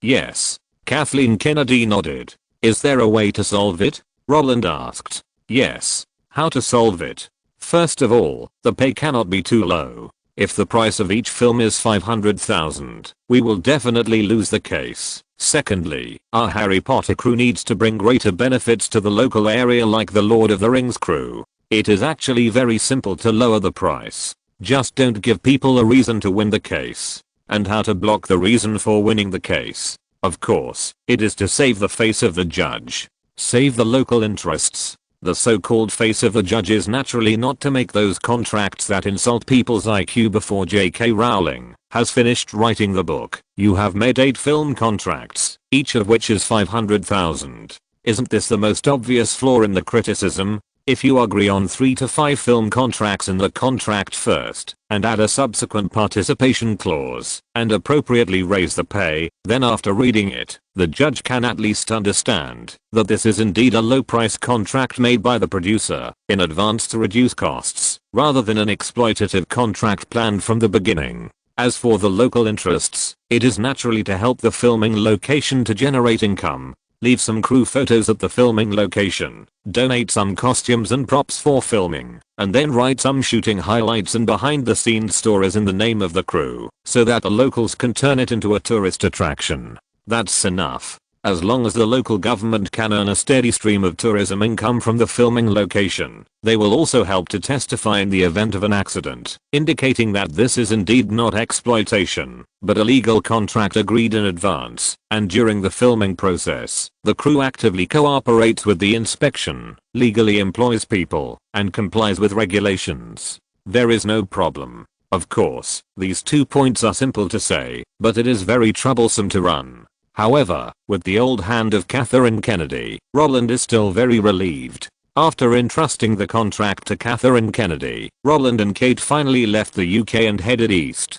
For Roland, it doesn't really matter where to go, and he leaves it all up to his wife to decide. But for Kate, this is actually the best way to delegate power, because after the filming of Titanic was finished, Roland's decision was her choice. Whether it's vacation or travel, she will follow Roland wherever he says to go. Whether it's work or socializing, she will live wherever Roland says to live. Although Kate has always been accommodating to Roland and didn't care too much about such trivial matters, she was still very happy when she really made a new choice, not to mention that Roland sat aside without saying a word, allowing her to choose slowly. At first, Kate was quite happy to look for it slowly on the map, but when she found that her man was leaning on the sofa and tilting his head to look at her, not caring about the time at all, she reacted and immediately abandoned this kind of work that required brains. When Roland patted her butt and told her that he had retired, she would make the decision for the rest of her life. Since the choice was in her hands, she didn't care whether she chose or not. She just marked the numbers in various areas on the map and used dice to decide where to go. After they received God's will, what they should do next was to rush over, right? Decide where to go? Is it necessary? As long as they are together, they can have fun wherever they go. In this way, then, the accompanying bodyguards and assistants all felt that they were screwed. On the 23rd, they also received Catherine Kennedy in London. On the 24th, the task of punching in the Berlin Wall was completed. On the 25th, they took a day off and walked on the street while eating crispy pork knuckle. On the 26th, the two silly people shivered in Greenland with Danish beer in their hands. On the 28th, they went to Barcelona to watch bullfighting. On the 30th, they stayed next to the Church of Our Lady in Luxembourg. Kate acted as a model, and Roland held a drawing board and painted all day. In early September, they went to Italy again and participated in the Venice Film Festival as tourists. If it were in the past, Roland would certainly be very interested in the film festival, because it is a good platform for direct communication with various creative people. But now, it doesn't matter to him whether to participate or not, as long as Kate is interested. Before going, he had this idea, but after going, Roland found that, wow, they were all old acquaintances. There were many participating films, and the one that Roland was most familiar with was a film about education, no one less. The second most familiar one is Eyes Wide Shut starring Tom Cruise and his wife. The third most familiar one is The Idea House Rules starring Tobey Maguire and Charlize Theron. Although Roland has seen all these movies, can the high definition resources and live viewing be the same? Take Eyes Wide Shut for example. The deleted version and the undeleted version are two different concepts, especially when the masked girls in the church took off their black robes. Hey. At that moment, Roland's eyes widened. And when Nicole Kidman was wearing glasses and high heels, running freely in the hotel. Hiss. While Roland was making a contribution to global warming, he also envied Zukainen, who could go to the brothel every day to listen. Is it good? Hearing the noise, Kate immediately poked her man. Not good. Roland, who had learned his lesson, shook his head quickly. Then why are your eyes so big? Kate sneered. Criticism. Criticism. Roland spoke righteously. HMPH. Kate rolled her eyes. The advantage of watching a movie at a film festival is that you can truly understand the director's intentions. If you are lucky enough to find some friends with similar views, then maybe after a few days of development, you may be able to communicate and become like-minded people. Of course, these open benefits have nothing to do with Roland. While he was happily busy on vacation, a curly-haired guy in New York was a little anxious because his new work was going to be cut by Fox. Chapter 312. You damn guy. Tap, tap, tap, tap, tap, tap.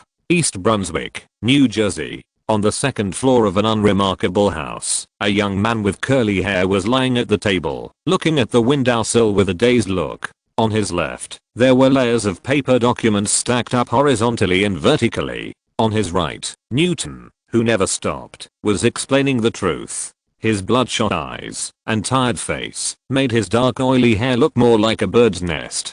Just when he was confused and looked like a stone statue, lifeless, the ringing of the pager startled him. He picked up the phone on the table with expectation and scanned the screen nervously. His movements were neat and tidy, like a hungry person seeing delicious food.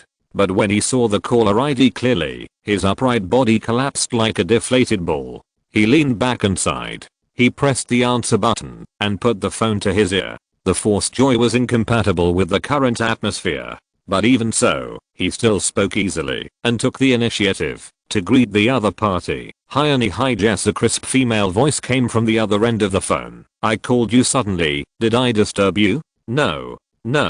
It's only 8 o'clock now. I just finished my morning exercise. The young man lied without changing his face or heart. But just as he looked around, trying to find something to play with in his hands, to cover up his guilty conscience, the pile of documents that seemed like a mountain made him laugh at himself and shook his head. Yes, I just finished my morning exercise. While sighing, he also asked, you called me so early, is there something going on? Yes, the woman on the other end of the phone seemed to be organizing her words, but it seemed that she had something difficult to say. After pondering for a few seconds, she made up her mind and said slowly, half an hour ago, Kevin Murphy called me.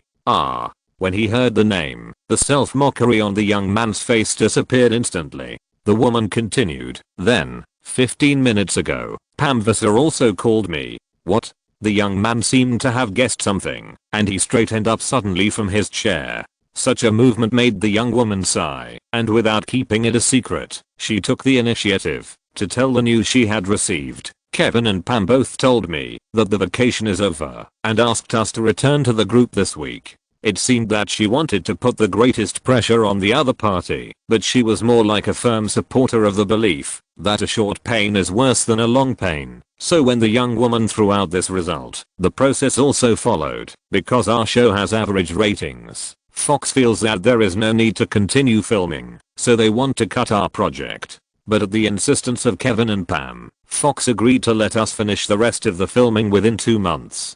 That is to say, in addition to the 12 episodes we have already filmed, the remaining 10 episodes will only have 8 weeks of creation time. So, don't delay anymore. Sister is waiting for you in Los Angeles. Let me put it this way, I'm going to pack my luggage. See you in Los Angeles, later beep, beep, beep. The continuous words were like waves, washing over the young man's heart. Even though the tone was gentle, the pressure that came over him could still make the edges of the reefs living on the coast disappear, and the helpless young man closed his eyes in pain, and leaned back helplessly. Really cut it? The young man murmured to himself. Really cut it? The young man held his head in pain. Really cut it? The young man stood up angrily, swept his hands across, and overturned all the documents on the desk, that were as high as a mountain.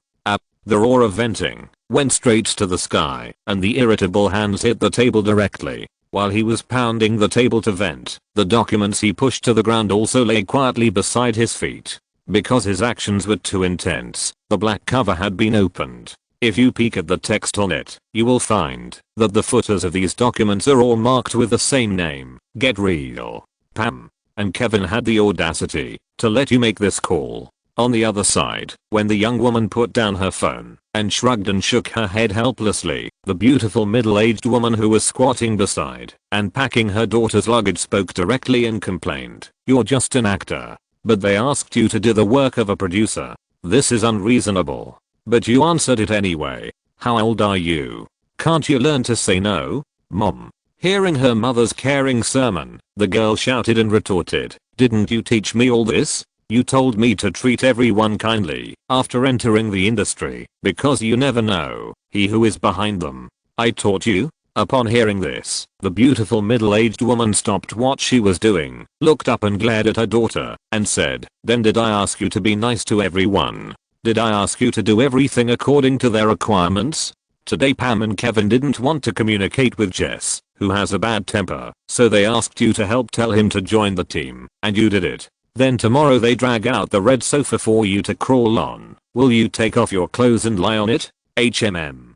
Such words made the girl smile, and seeing her mother's irritable look, that seemed to want to eat her alive, she took the initiative to get up, threw herself on her back, and rubbed her cheek against her mother's neck affectionately. Mom, Kevin and Pam are not that kind of people. They just thought that Jess and I have a good relationship, so they asked me to help pass on the message. And didn't you say it before? Pam knows Jim Carrey. We can get closer. Kevin is from Disney, and being friends with him can help us avoid detours. I remember every word you said. Don't worry, today's just a small matter. The sweet words combined with the cat-like coquettishness gradually dissipated the anger of the middle-aged beauty.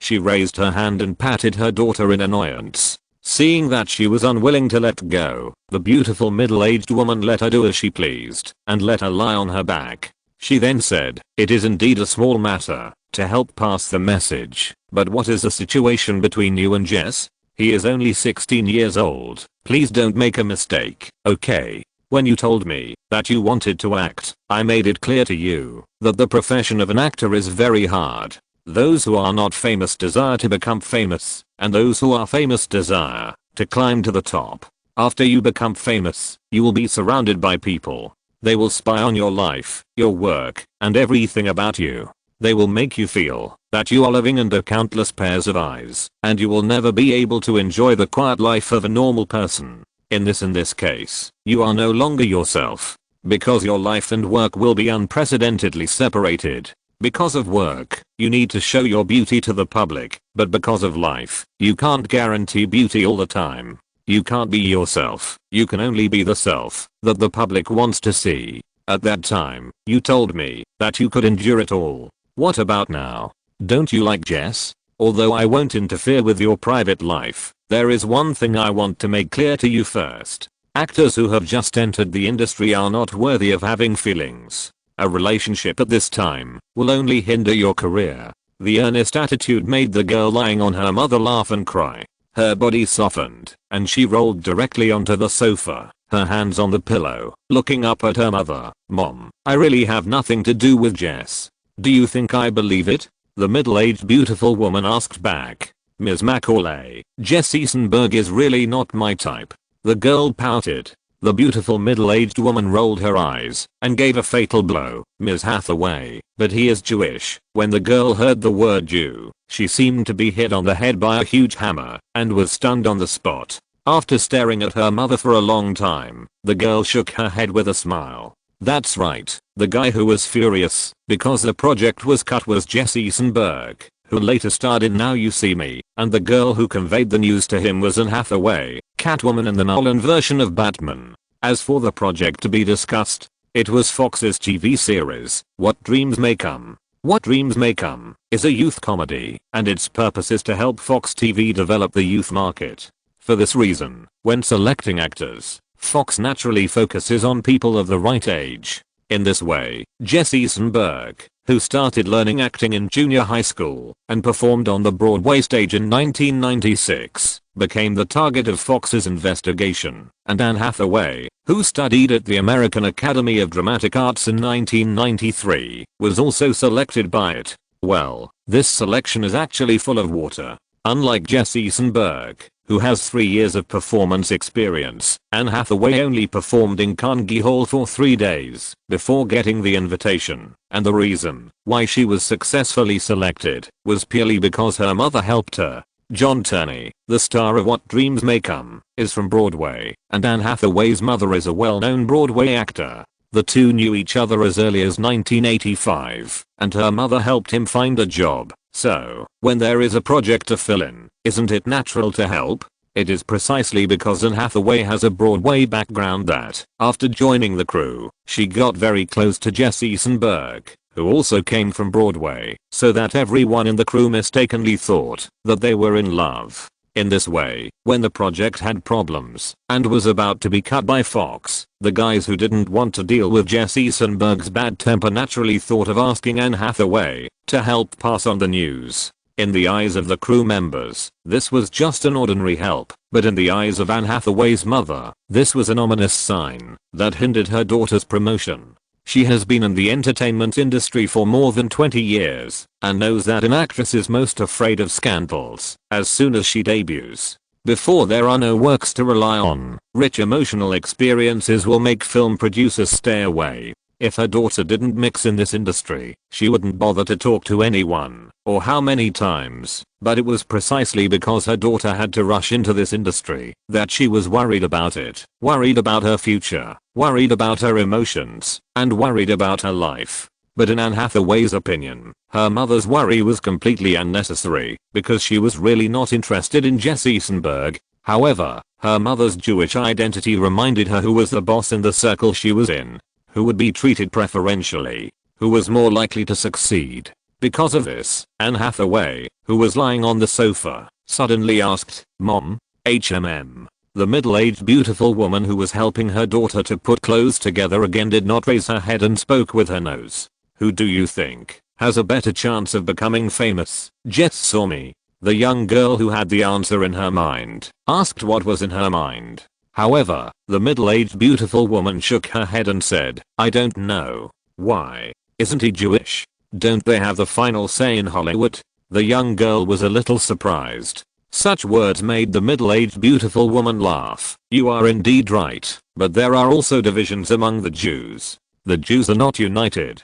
When facing external pressure, they will stick together, and when internal conflicts arise, they will also fight against their own people. The most typical example is Harvey Weinstein. He does not have a good relationship with his own people, and Steven Spielberg is the guy who likes to unite his people the most. The two of them have conflicts, and do not often interact with each other." After her mother said this, the little girl immediately understood. "Then what do you mean?" "I think, who will Jess follow in the future? If he follows someone powerful, his chances of becoming famous will be greatly increased. And if he follows someone weak, unless he is extremely lucky, he will be suppressed." "Yes, that's about the same," the beautiful middle-aged woman answered casually, but before she could finish her words, she became alert after smelling something unusual. "Wait, what do you mean? Are you going to decide whether to date him after looking at his background? Wow, you just entered the industry and you want to take shortcuts?"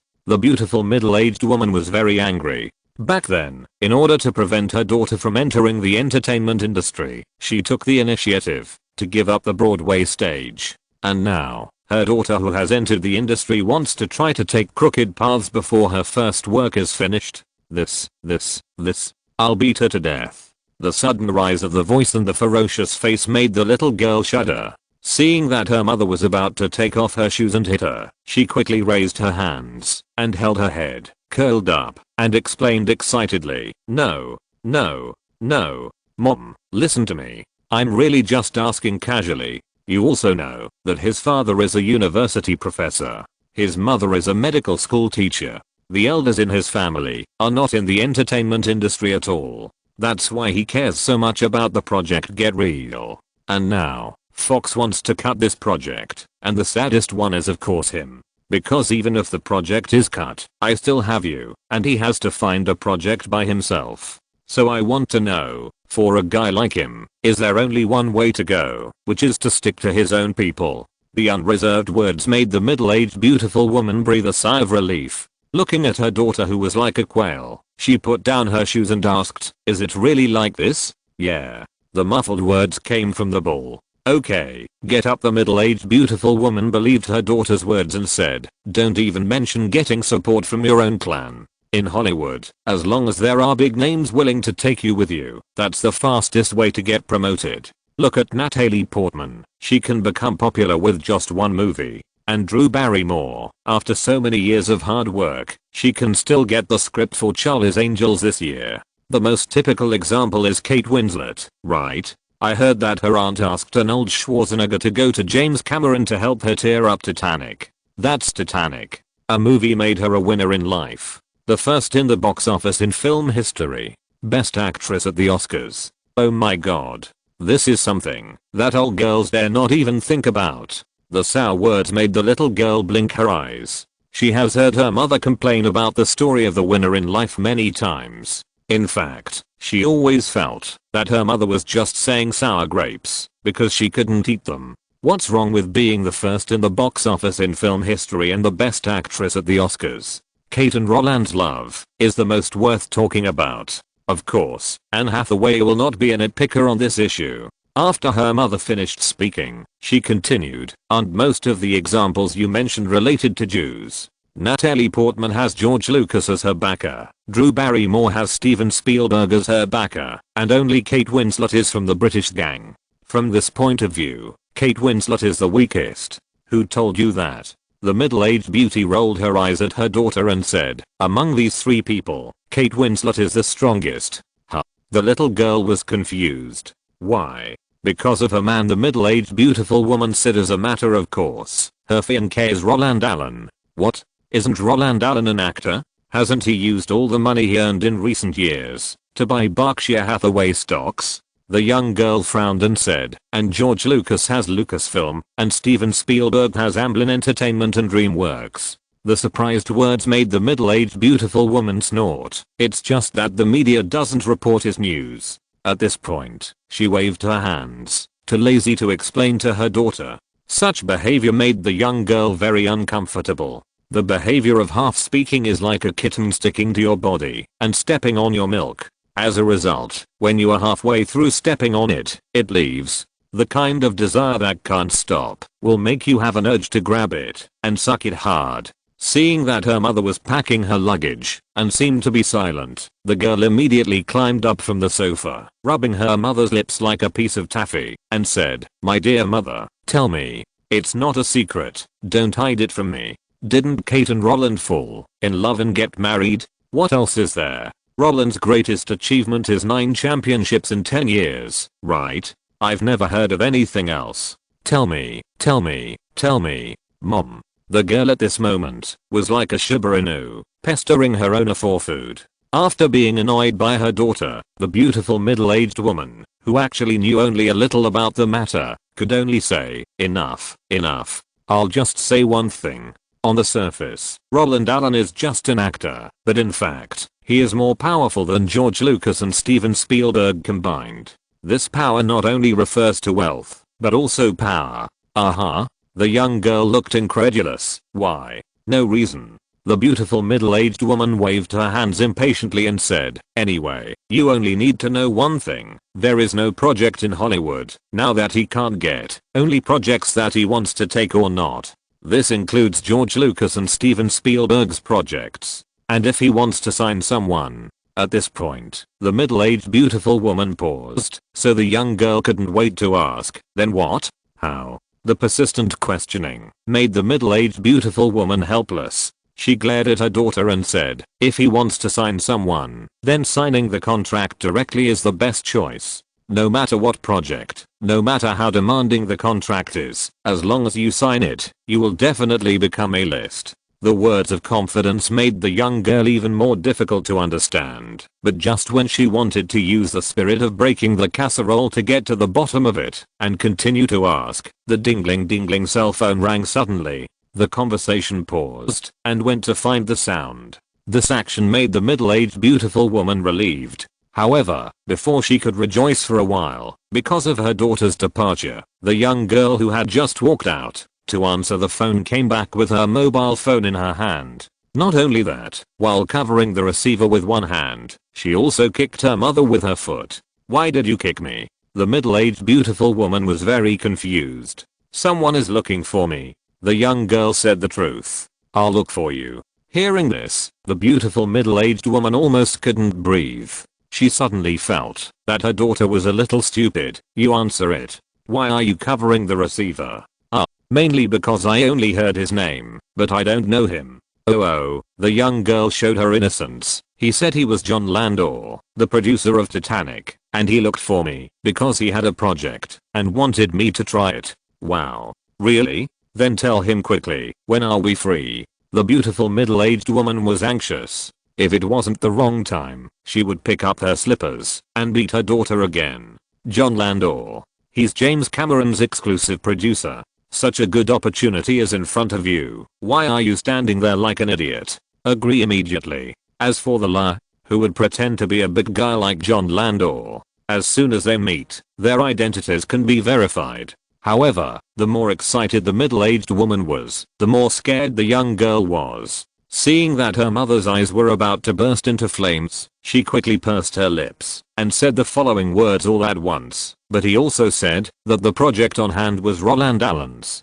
He was just acting as an agent." Acting as an agent? What? The middle-aged woman, who wanted to slap her daughter, was stunned. After being stunned for 3 seconds, she spoke anxiously. "What did you say? Roland Allen?" "Well." The young girl swallowed her saliva and nodded carefully. This action also made the middle-aged woman furious. "You damn guy. What did I just tell you? No matter what project, no matter how harsh the contract is, as long as you sign it, you will definitely be on the A-list. Quick, give me the phone. If you miss the opportunity, you'll see how I'll deal with you." Reaching out and grabbing the phone. When the middle-aged woman put the phone to her ear, she, who was still angry, suddenly changed her face. "Hi, John. Are you still there?" Yes.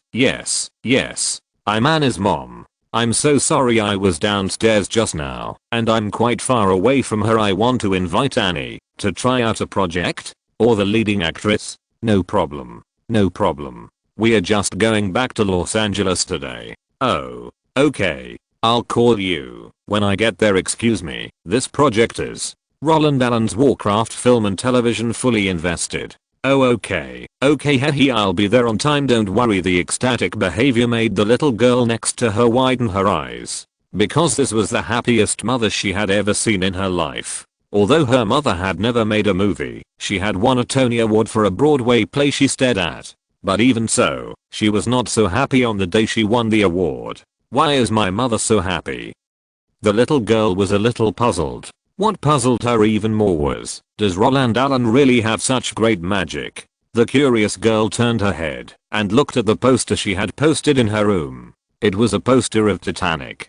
Jack and Rose were at the bow. Note, Jesse Eisenberg is Jewish, and his backer was Lucky. After the project of What Dreams May Come was cancelled, he became a script writer and worked in some script studios in New York. While he was working, he met Woody Allen's lawyer, who gave his script to Woody Allen, and then Jesse's Jewish identity made him quickly promoted. Anne Hathaway's mother is a Broadway actress who won the Tony Award in 1987. The original version of Les Miserables was played by her mother as Fantine. Then Hathaway played the role again in the movie version in 2013 and won the Oscar for Best Supporting Actress. Not only that, the bishop in the movie version, Carl Wilkinson, is also the protagonist of the musical version. It is no exaggeration to say that Les Miserables is a movie that was made to win an Oscar. A group of people who play musicals brought the musical to the screen. As for the saying that she was lucky enough to be chosen by the director, just listen to it. You should know that in the project of The Princess Diaries, she squeezed out Liv Tyler. And the projects she has been working on since her debut, such as Nicholas Nickleby, were all directed by her mother who moved from Broadway. Anne Hathaway's mother is also called Kate. This name is too common and too embarrassing to write. Juancy and Hathaway have a good relationship.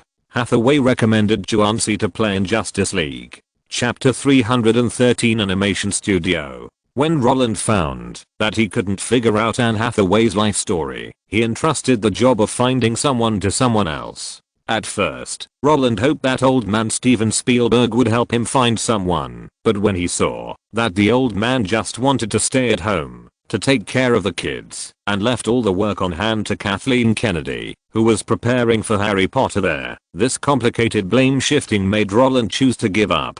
Since the head of the Jewish gang couldn't be relied on, Roland borrowed his most commonly used tool, John Landau, from the truck driver. As a guy who is recognized in Hollywood history as the most clingy guy besides Kathleen Kennedy, when faced with Roland's making friends out of nothing, this Jew from New York didn't even think about it and agreed directly. But agreeing doesn't mean that you can find someone immediately, because Roland gave him very limited information. In addition to the name, there is only one standard left: very beautiful but not Jewish. Wanting to find someone in such a vague boundary, isn't that like looking for a needle in a haystack? So, when he took the job, John Landau could only cast a wide net, starting with the surname Hathaway, and asked his peers to help him sort out the social circles related to Hollywood.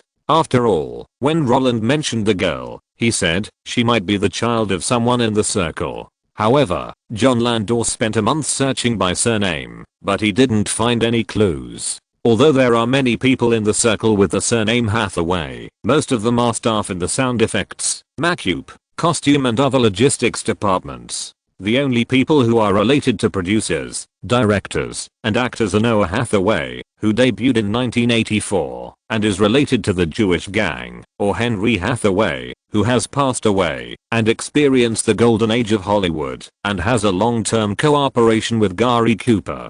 This result gave John Landau a headache, but just when he wanted to expand the search scope and select the entertainment industry outside of Hollywood, hey, Fox TV's Get Real was broadcast. When John Landau saw the young girl with brown hair on TV, he immediately determined that this was the girl Roland was looking for. After he sent the information he had obtained to Roland, the matter, which had arisen suddenly, was also inexplicably settled. Los Angeles, Malibu Beach. The autumn weather was clear and the clouds were light. Roland, who was sitting on a recliner in the yard, glanced at the photo, then closed the information and threw it aside. As he moved, the sunlight through the branches and leaves shone on the document in patches, like stars, eye-catching but not dazzling. Yes, that's who I'm looking for. Thank you, Roland, you're too polite. It's not difficult to find someone. John Landau, who was sitting on the chair, shook his head repeatedly. Compared with Harvey Weinstein, this fat man, who was not much inferior in figure, smiled like Maitreya Buddha at this moment. Besides, I didn't do much. It was Fox's TV series that brought her to us. Anyone who can hold a thigh is a smart person, and John Landau is no exception. As a guy who officially became a producer in 1987, he has only participated in the production of 4 movies in the past 10 years. Among them, Titanic is one of them. The 25% success rate is not only an interpretation of luck, but also a manifestation of human relations. As a guy who can meet all the demanding requirements of James Cameron, he knows better than anyone that this gentleman in front of him is a real thigh. It is his honor to be asked to do things for him. As for whether it is hard or not, how can it be said to be hard to do things for a big boss? There are countless people outside who want to hold this thigh, but don't know how to do it. And now, the golden thigh took the initiative to ask him to do something, which means he agreed to let himself become a pendant and hang steadily on his legs. In this way, even if you entrust the whole project to me, it won't be hard. How could Roland not see the little tricks in the fat man's mind? And now, he really needs a producer. At first, he wanted to co-produce The Princess Diaries with Disney. In this way, he only needs to pay for the rights and Disney provides people and venues, and he can perfectly pull the whole project together. Now, Disney is unwilling to co-produce with him, so after intercepting The Princess Diaries, he needs to let a real producer pull The Princess Diaries like Peter Jackson managed The Lord of the Rings, Kathleen Kennedy managed Harry Potter, and Kevin Feige managed X-Men. After all, his Warcraft films is still an empty shell. So, after smelling the fat man's desire to get things done, Roland took the initiative to complain, smiling, "John, you say I'm polite, but what about you? Why are you so restrained? I originally wanted to ask you to take charge of the entire project after I find the right person, but now you tell me that you have been looking for someone for a month and this kind of thing is not hard at all. How dare I ask you to do something? You are the producer, you set up the project, and you find people, but in the end, you tell me you don't get paid? If this gets out, I'll become a capitalist who eats human flesh and drinks human blood. Aren't you ruining my reputation?" Hahaha. John Landor laughed out loud at the sarcastic words, and his facial features with a beard were almost twisted into a ball. He knew that Roland was joking with him, and he knew even more clearly that Roland wanted him to be in charge of the entire project. So, he took the opportunity to explain and blurted out, "Roland, I'm not lying. It's really not hard to find someone. Pam Vesey, the producer of Get Real, is the screenwriter of In Living Color and is responsible for the roles of Jim Carrey and Jamie Foxx. It's just a matter of a word for me to ask him for Anne Hathaway's information." And Kevin Murphy, another producer of Get Real, is from Disney. When he was writing the script for the 1997 TV series Honey, I Shrunk the Kids, he specifically came to me because I was the producer of the 1989 movie Honey, I Shrunk the Kids. I have all the information on file. We all know each other, so it's quite easy to find someone. It's just that we took some detours at the beginning when we didn't have an accurate target. To be honest, finding Anne Hathaway is just a matter of a few phone calls. It's not hard at all. The fat and big-eared guy shook his head like a rattle. The act of speaking the truth and making sense made Roland grin. Although the topic they talked about was not very meaningful, it was this meaningless exchange that brought the two sides closer. Roland understood that John wanted to work for him, and John also knew that Roland was thinking about giving up power. In this way, things would be easier to handle. Is that so? Then I can safely hand over the project of The Princess Diaries to you. No problem. I will write a plan when I go back and try to find someone to write the script within a month. Oh, by the way, do you have any ideas about the script? Do you have any specific candidates for the director? For the script, you should find someone to write it first and show it to me after it is written. As for the director, you can choose someone according to your opinion. The target group is girls aged 8 to 16, so which director do you think can handle this style? You can choose whoever. Maybe it was because the time interval was too long, but it was also possible that he didn't remember much at the time, so asking Roland to think about who filmed The Princess Diaries in the previous life now, isn't this making things difficult for Fat Tiger? However, it doesn't matter if you can't remember it, because Dad once said that you have to use magic to defeat magic. In this way, let professionals solve professional problems, isn't it? And with his current status, professionals can just shake it casually. After entrusting the project of Princess Diaries to John Landor and asking him to take care of everything with confidence, Roland, who had nothing to do, invited the other party to walk around his house again. As a guy who wanted to have a good relationship with Roland, when facing everything Roland introduced, the fat man always used all kinds of words to praise the beauty of the items and praise the correctness of the choice. At first, Roland was quite happy to hear it. After all, who doesn't like to be licked? But as time went on, the things he praised gradually increased, and Roland felt something was wrong. You think my fireplace is good, my floor tiles are great, and my statues are cool. Well, that's all fine. But you praise my bathroom for being easy to use when you go to the bathroom, praise my windows for being perfectly proportioned when you look into the distance, and say my greenery is beautiful when you walk around the house. Isn't that a bit too much? Perhaps John Landor didn't realize this problem, but it could also be that he has learned the thick skin saying, as long as I don't feel embarrassed, I won't feel embarrassed. So, after finding that this guy was about to talk endlessly, Roland took the initiative to interrupt the tour of the house and wanted to say a few words to him, so he told him to get out. By the way, John, I have a question I haven't figured out. Roland, who was leaning on the railing and looking at the sea, suddenly spoke. What's the question? Just tell me. John Landor, who was in the same posture, was very generous. Fox felt that the ratings of Get Real were not good, so they decided to cancel it, right? Roland said without hesitation. But since Fox has decided to cancel Get Real, why should they finish the first season? This logic is very strange. Yes, Roland was actually very happy when he learned that the American TV series Anne Hathaway took on was about to be cancelled by Fox. Because this means that, as long as Anne Hathaway takes on the project of The Princess Diaries, the helpless little girl will become her own shape. Ahem. Long-term contract. Long-term contract. But while he was happy, he actually didn't understand Fox's brain circuit. It was clear that the ratings of a drama were not good, and not many people would watch it if it continued to be filmed. So in order to save resources, the company decided to cancel the project. But at the same time as making this decision, they allowed the main creative team to finish the script that had already been written. This decision and practice are completely contradictory. If you want to save money, then don't shoot it. If you think the project can be saved, shouldn't you wait until one season is finished before deciding whether to cancel it? In Roland's memory, any project that was decided to be cut midway has never been completed. For example, 1 hour after the broadcast of James Bond's Swamp Thing, Warner announced that after the 10 episodes that have been invested, the entire project will not be renewed, and after the 10 episodes are broadcast, it is only to leave production time for the next project.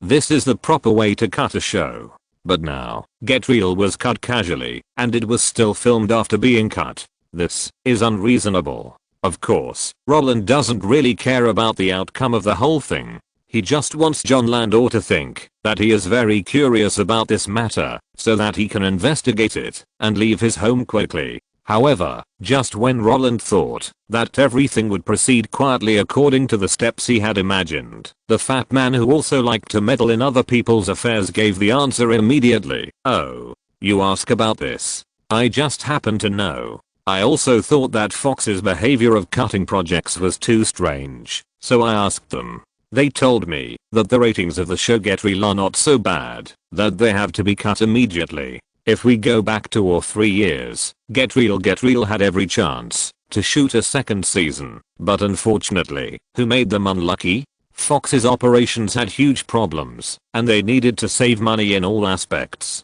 Last year, Fox invested in and released 24 movies, with a total investment of more than 600 million yuan, but the total box office was only 1.5 billion yuan. This item alone caused them to suffer huge losses. Although the box office of a movie only accounts for about 20% of the total revenue, the problem is that selling discs or peripherals requires a lot of time to support. Therefore, after discovering that the production company had suffered huge losses, their parent company News Corporation asked them to conduct an internal thorough investigation and control costs. So, even if Get Real did not reach the point where it had to be cut, Fox still cut them off. Special times, special treatment. Roland understood. In other words, this is a matter of luck? This is a pun.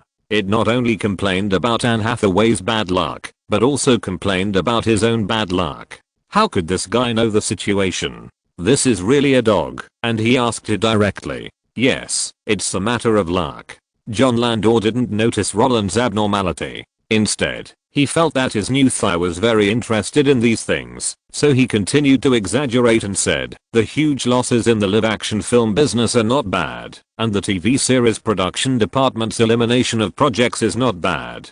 The real unlucky one is their animation department. The 1997 release of The Princess and the Bitch suffered huge losses. The 1994 release of The Magic King suffered huge losses. The 1993 release of Once Upon a Time in a Forest suffered huge losses. And the 1996 release of the TV series The Adventures in the Book of Virtues also had poor ratings. So, the entire animation department is actually on the verge of closing. From this point of view, Get Real can still be filmed, even though it was cut. Isn't this a good result? That's right. Roland nodded and agreed with John Landor's point of view. Compared with the entire department being eliminated, the treatment of Get Real is already very good.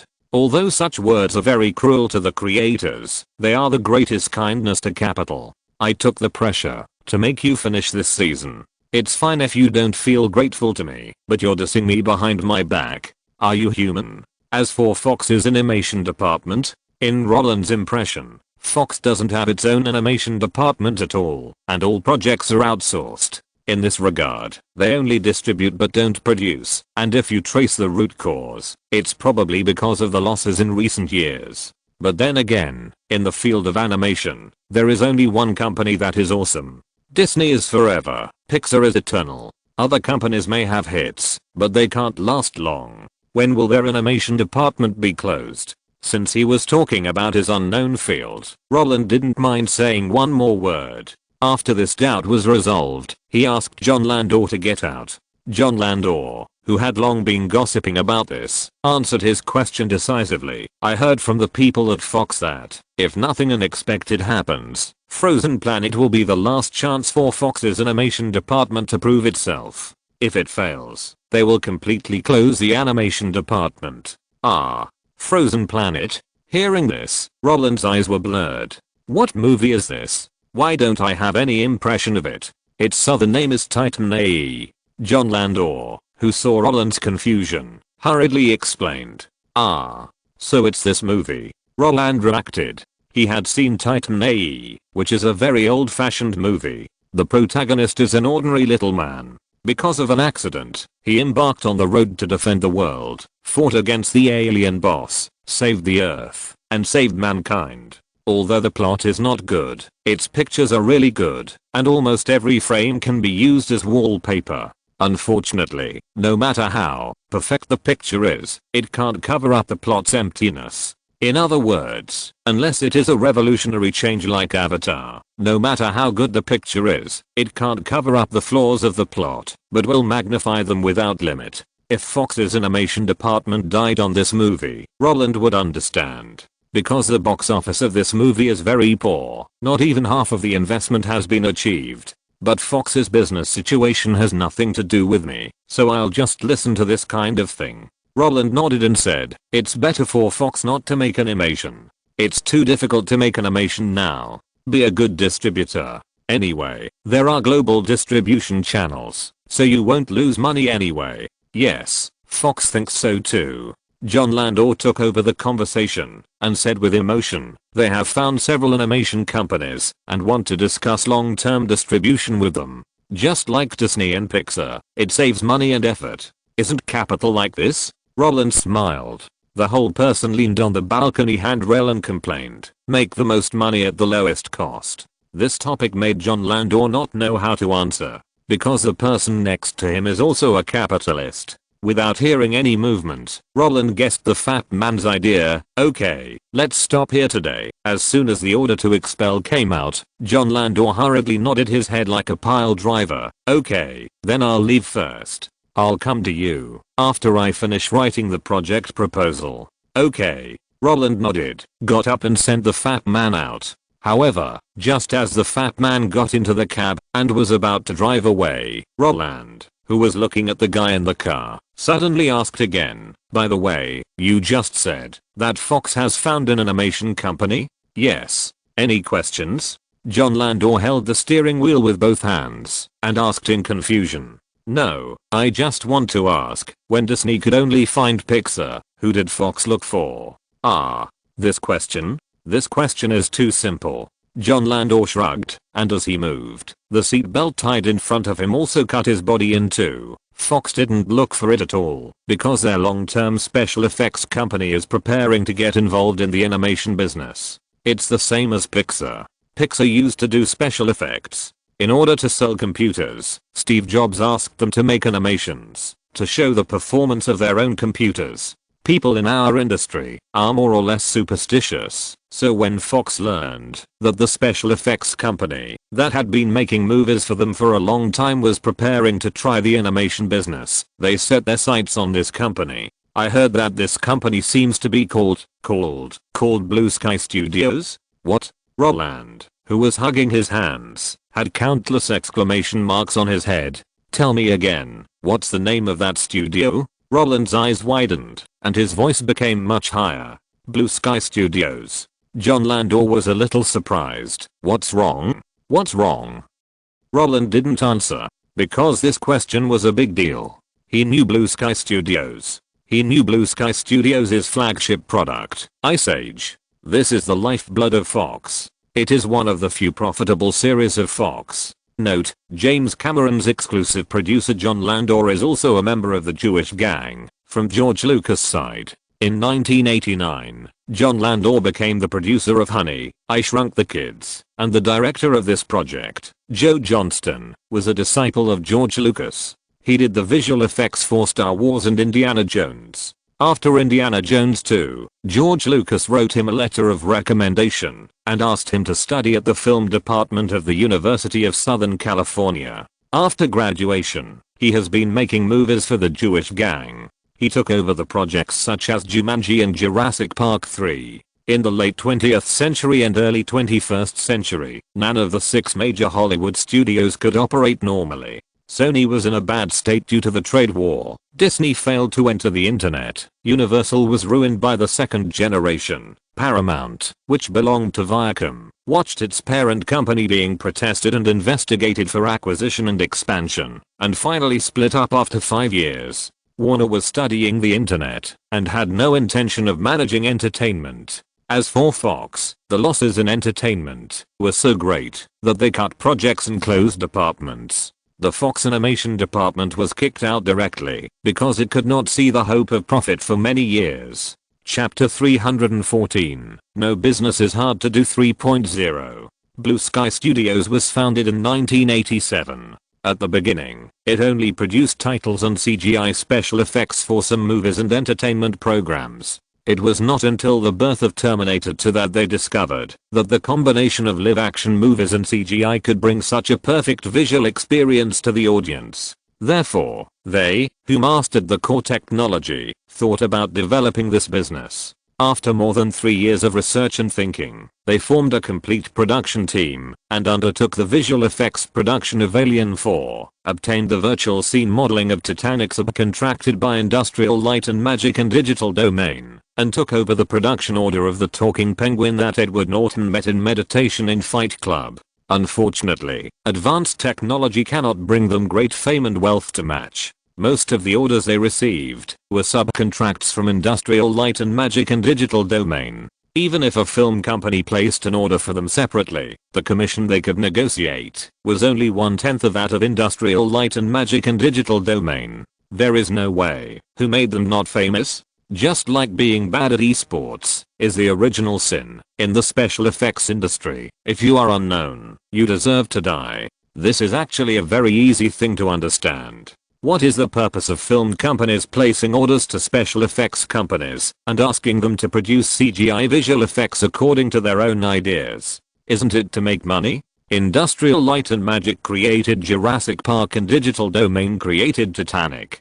The two successful box office records made film companies flock to them and willing to pay for their lion's mouth, while the remaining companies they can only watch. Who made them have no works? Who made them unable to create box office records? Who made them not be the first to eat crabs? So they deserve to die. Of course, this is actually a logical paradox, just like when you play Yamagachi Mountain, you go to play Karazhan, but the team leader only accepts Karazhan graduates. I can only graduate after playing this dungeon, but you only accept graduated players to play the dungeon. Isn't this a dead cycle? As a result, countless special effects companies died suddenly. It's not that their technology is not good, but George Lucas, Steven Spielberg, James Cameron and others only use their own visual effects companies. In this case, even if the producers know that Industrial Light and Magic and Digital Domain are just middlemen who mostly make a profit from the price difference, they will still choose to place orders with the two companies. Not only because of the relationship, but also because of influence. Needless to say, the relationship is that the Jewish gang will not look for outsiders to do things and influence. I ask Industrial Light and Magic to do the visual effects, and I ask Digital Domain to do the visual effects. Once this kind of publicity is released, the audience will have expectations for the movie at the first time, and the concept of visual effects blockbusters will pop up in their minds. What about those small companies? It's okay if you don't advertise. Once you advertise, the audience will subconsciously think that you are a bad movie. Don't ask Industrial Light and Magic and Digital Domain to do visual effects. Isn't that just to make money? So, for the sake of that invisible influence and box office appeal, the film companies choose to turn a blind eye. In this case, if you want to be a big visual effects company, there is actually only one way to go. Either you make a Lord of the Rings in the field of live action movies like Weta Digital, or you make a Toy Story in the field of animation like Pixar. Since I don't have any connections and can't take orders for blockbusters, I'll make a blockbuster myself. Because of this, Blue Sky Studios, which had come to its senses, officially entered the animation industry after completing the order for Titanic. As for why they chose animation, it's because animation is cheaper than live action movies. The investment in special effects blockbusters for live action movies is hundreds of millions, while for animation, tens of millions is enough. Not only that, compared with the fiercely competitive field of live action movies, the computer animation industry is still a blue ocean market. As long as you dare to think and do, you may become the pig on the vent. So, Ice Age was born. The unfortunate little guy chasing the acorn made Blue Sky Studios famous and ranked among the top 5 animation production companies in Hollywood. The other 4 are nothing more than the old giant Disney, Pixar and DreamWorks, which were derived from Disney, and Illumination Entertainment, which created the cute Minions. Unfortunately, compared with Disney, which has been constantly innovating and honing its skills for 10 years, the foundation of Blue Sky Studios is still to be considered. Compared with Pixar, which has been constantly producing sequels and coexisting with innovation, Blue Sky Studios lacks inspiration. Compared with DreamWorks, which is a troublemaker and has risen wildly, Blue Sky Studios will not toss around. And compared with the younger generation, Illumination Entertainment, the IP derivatives of Blue Sky Studios are very lame. The animals in Ice Age can only appear in the form of a collection, and after separating them, they can't achieve the separation effect of Despicable Me and Minions. The sense of existence is quite weak. If John Landor hadn't mentioned it specifically, Roland would have even forgotten that he had watched the movie of the funny squirrel more than 10 years ago. Of course, it doesn't matter if you forget it, as long as you can remember it now, there is no problem. Because animation is also a part of the entertainment industry. If this industry is developed, and then it is sold to Disney for distribution. Disney, Roland, look at our cooperation. Roland, don't call me Roland, call me father.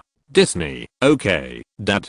At the beginning, Roland coveted Pixar and DreamWorks animation. However, the IP copyright of the former is in the hands of Disney, so even if Roland has money, he will not talk about acquisition. Because only by selling Pixar to Disney can Steve Jobs gain the greatest value, and Disney, which owns Pixar, can make the most of the copyright in its hands. As for the latter, Jeffrey Katzenberg's ability to make money is stronger than his creative ability. With such a money-grubbing guy around, it is undoubtedly a foolish dream to want to acquire it completely. Not to mention, behind DreamWorks Animation, there is also the old man's money-making monster, In Roland's previous life, after 3 rounds of cooperation with Microsoft, Paramount, and India Industrial, the old man was still able to control the voting rights. This ability to calculate behind the scenes was undoubtedly amazing. In this case, even if the old man was willing to sell, Roland didn't want to buy it.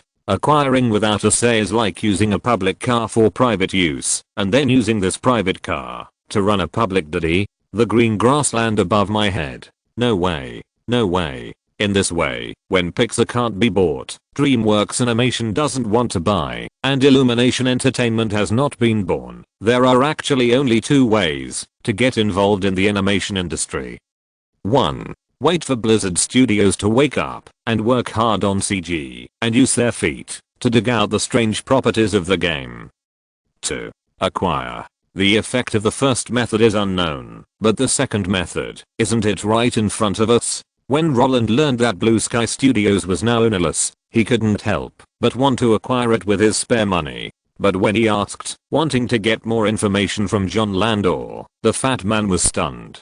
He felt that his body was hollowed out, and he really couldn't squeeze out a drop of information. Roland, if you want to know about the information related to Blue Sky Studios, then I will help you ask. The fat man looked at Roland cautiously, because Roland's question touched his knowledge blind spot. It turns out that you are not omnipotent. I thought you carried Google with you. Roland breathed a sigh of relief, while secretly complaining in his heart. He also asked knowingly, you don't know the situation in this regard? I don't know. The fat man shook his head awkwardly. Forget it if you don't know. I just asked casually. Roland waved his hand, indicating that the fat man should not care. Our first task is still Princess Diaries. You go and get it first, and come back to me when the preparations are almost done. Okay. The casual words made the fat man breathe a sigh of relief, nodded heavily, and drove away decisively. Although this was not the first time he had dealt with Roland, the previous exchanges had been facilitated by the truck driver.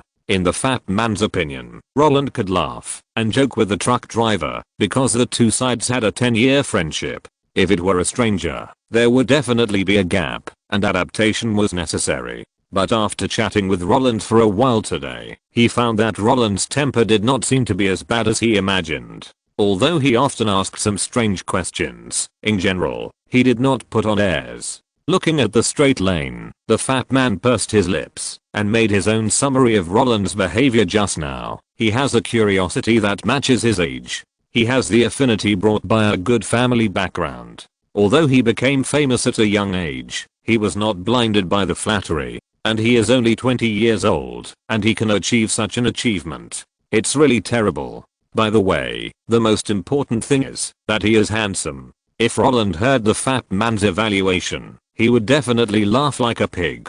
Curiosity? Isn't it because he wants to snatch Blue Sky Studios before Fox? Affinity? Isn't it because he holds the attitude that success is the best and failure doesn't matter to him? He is not blinded by praise. How can a guy who climbs up by relying on others be blinded by fame and fortune? He is just handsome, which is a bit mediocre.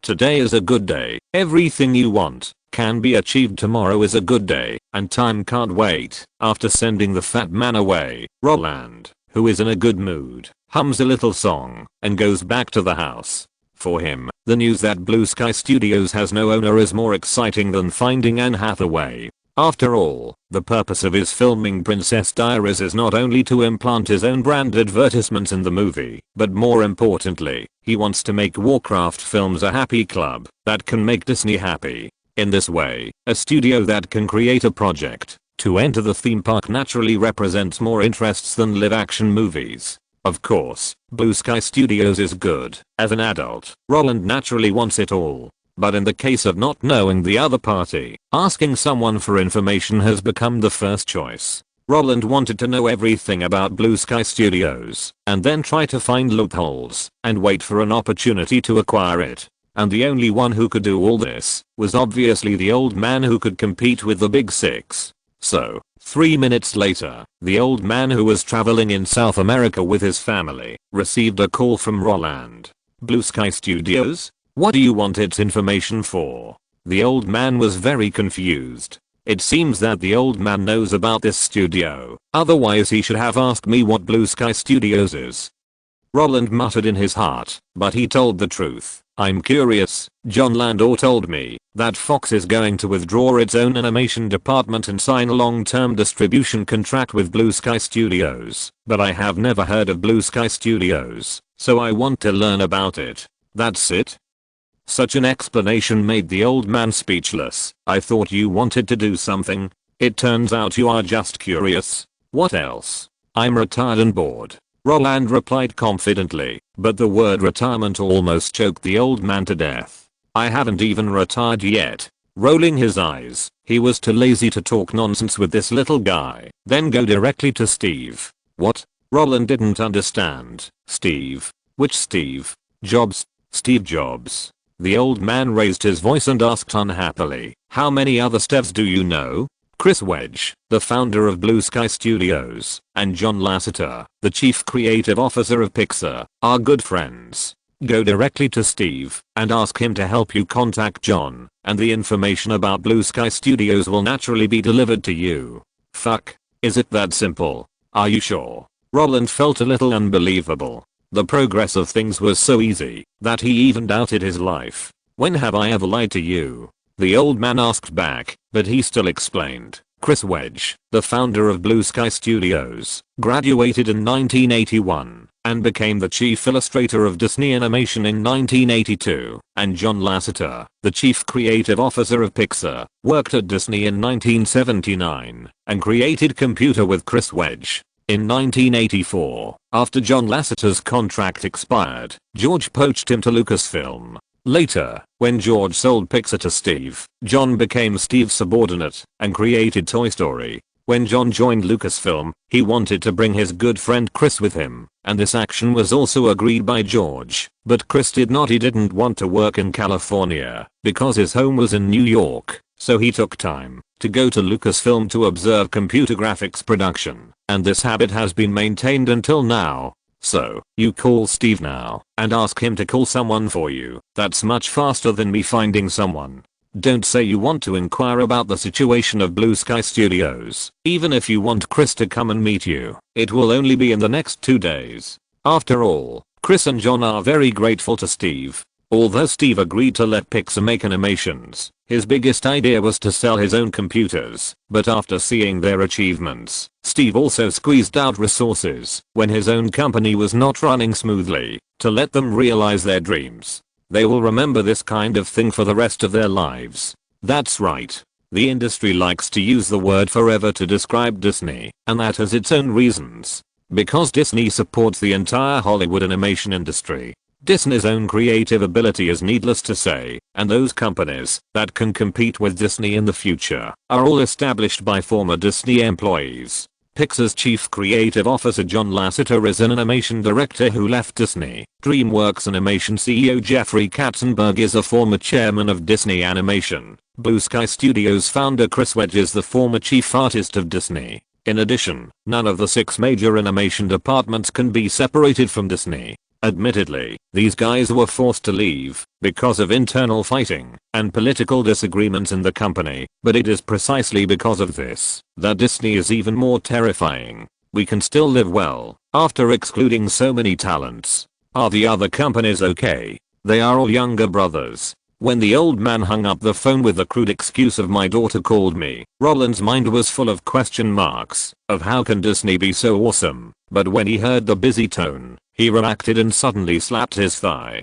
Whether Disney is awesome or not, what does it have to do with me? I've already got the guy anyway. Since I can get in touch with Blue Sky Studios through Steve Jobs, then, Fox, you can go eat your ass. Let Disney be awesome. Anyway, my goal is to make you call me daddy. In this way, isn't it the easiest choice to be stabbed? As for participating in the bidding for Blue Sky Studios, will it compete with Fox? Hey, ownerless things are available to everyone. It's not your subsidiary, why can't I ask the price? It's normal business competition. Whoever wins or loses depends on their own means. After figuring this out, Roland stopped tangling on this issue. Seeing that it was almost time for dinner and there was a party to attend in the evening, Roland went into the bathroom to take a shower. When he came out again, Kate, who had gone out for yoga class in the afternoon, had also returned. When Roland was wiping his hair and greeting his woman, the guy sitting behind the coffee table suddenly raised his head and showed Roland a half smile. "Did you take a shower?" "Yeah.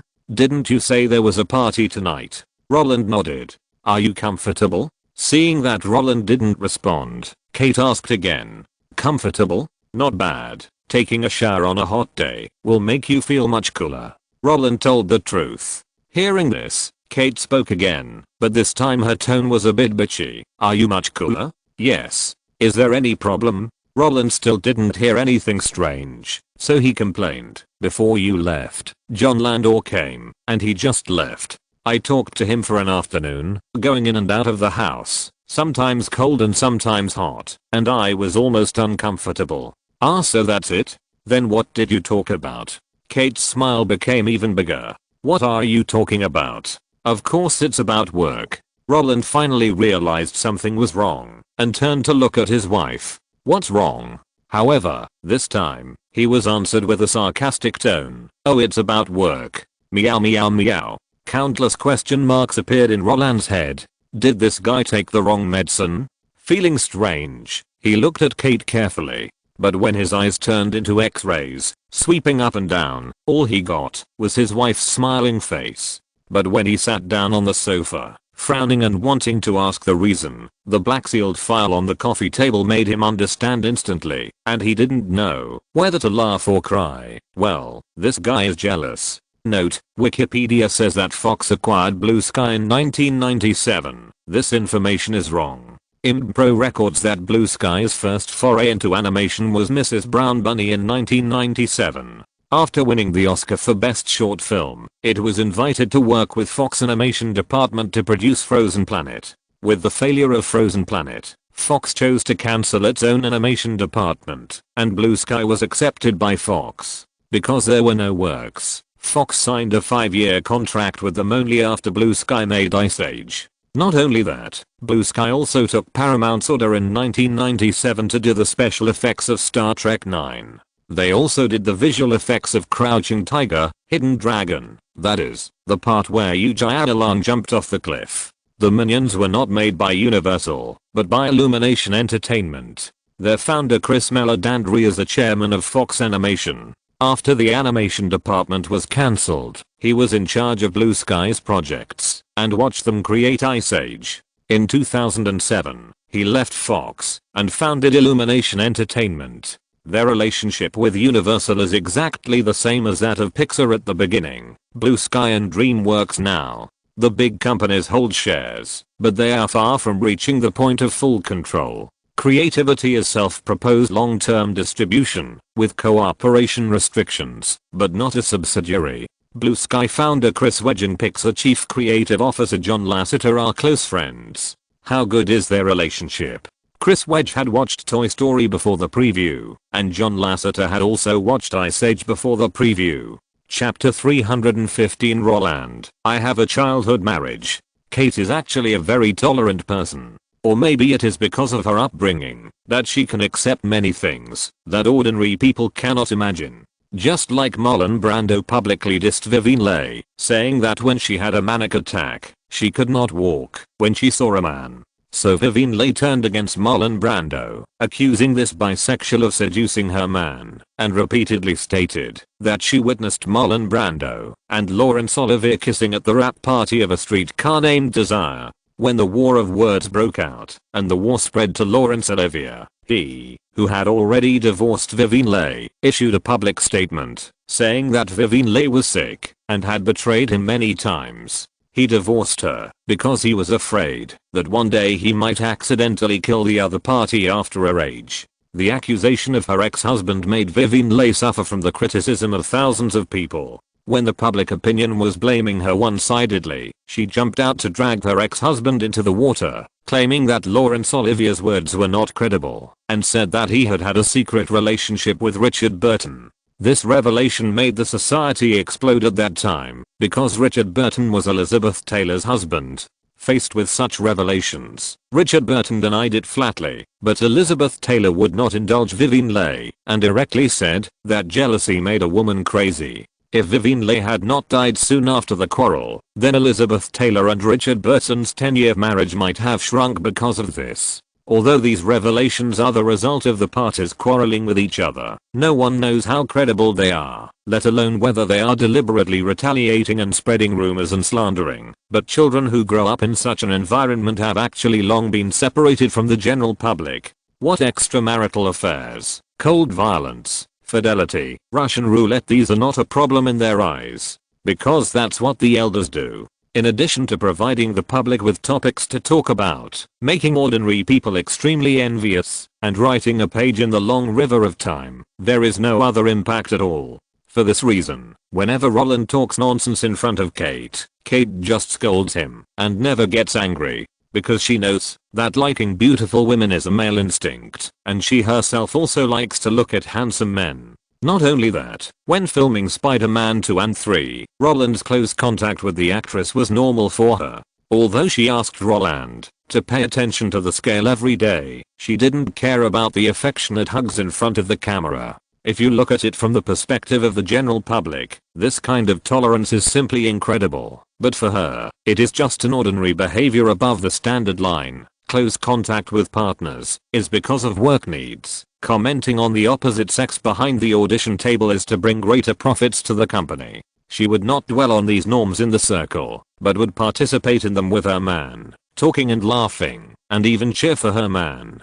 to sign a long-term contract with Charlize Theron, and to customize the bundling of the Oscar-winning film. Because she knew in her heart that all of this was the exploitation of capital. When capital strips away the humanity that a beauty should have, and only uses it as a tool to make profits, the threat of this beauty will fall like a cliff, because capital will not get entangled with tools, unless it is absolutely necessary. Those who think it doesn't matter, and think they should use their power to make tools submit to themselves are not capital. They are just taking advantage of the power of capital to enjoy their own pleasure. After all, the only thing in the world that will not hurt is freeloading.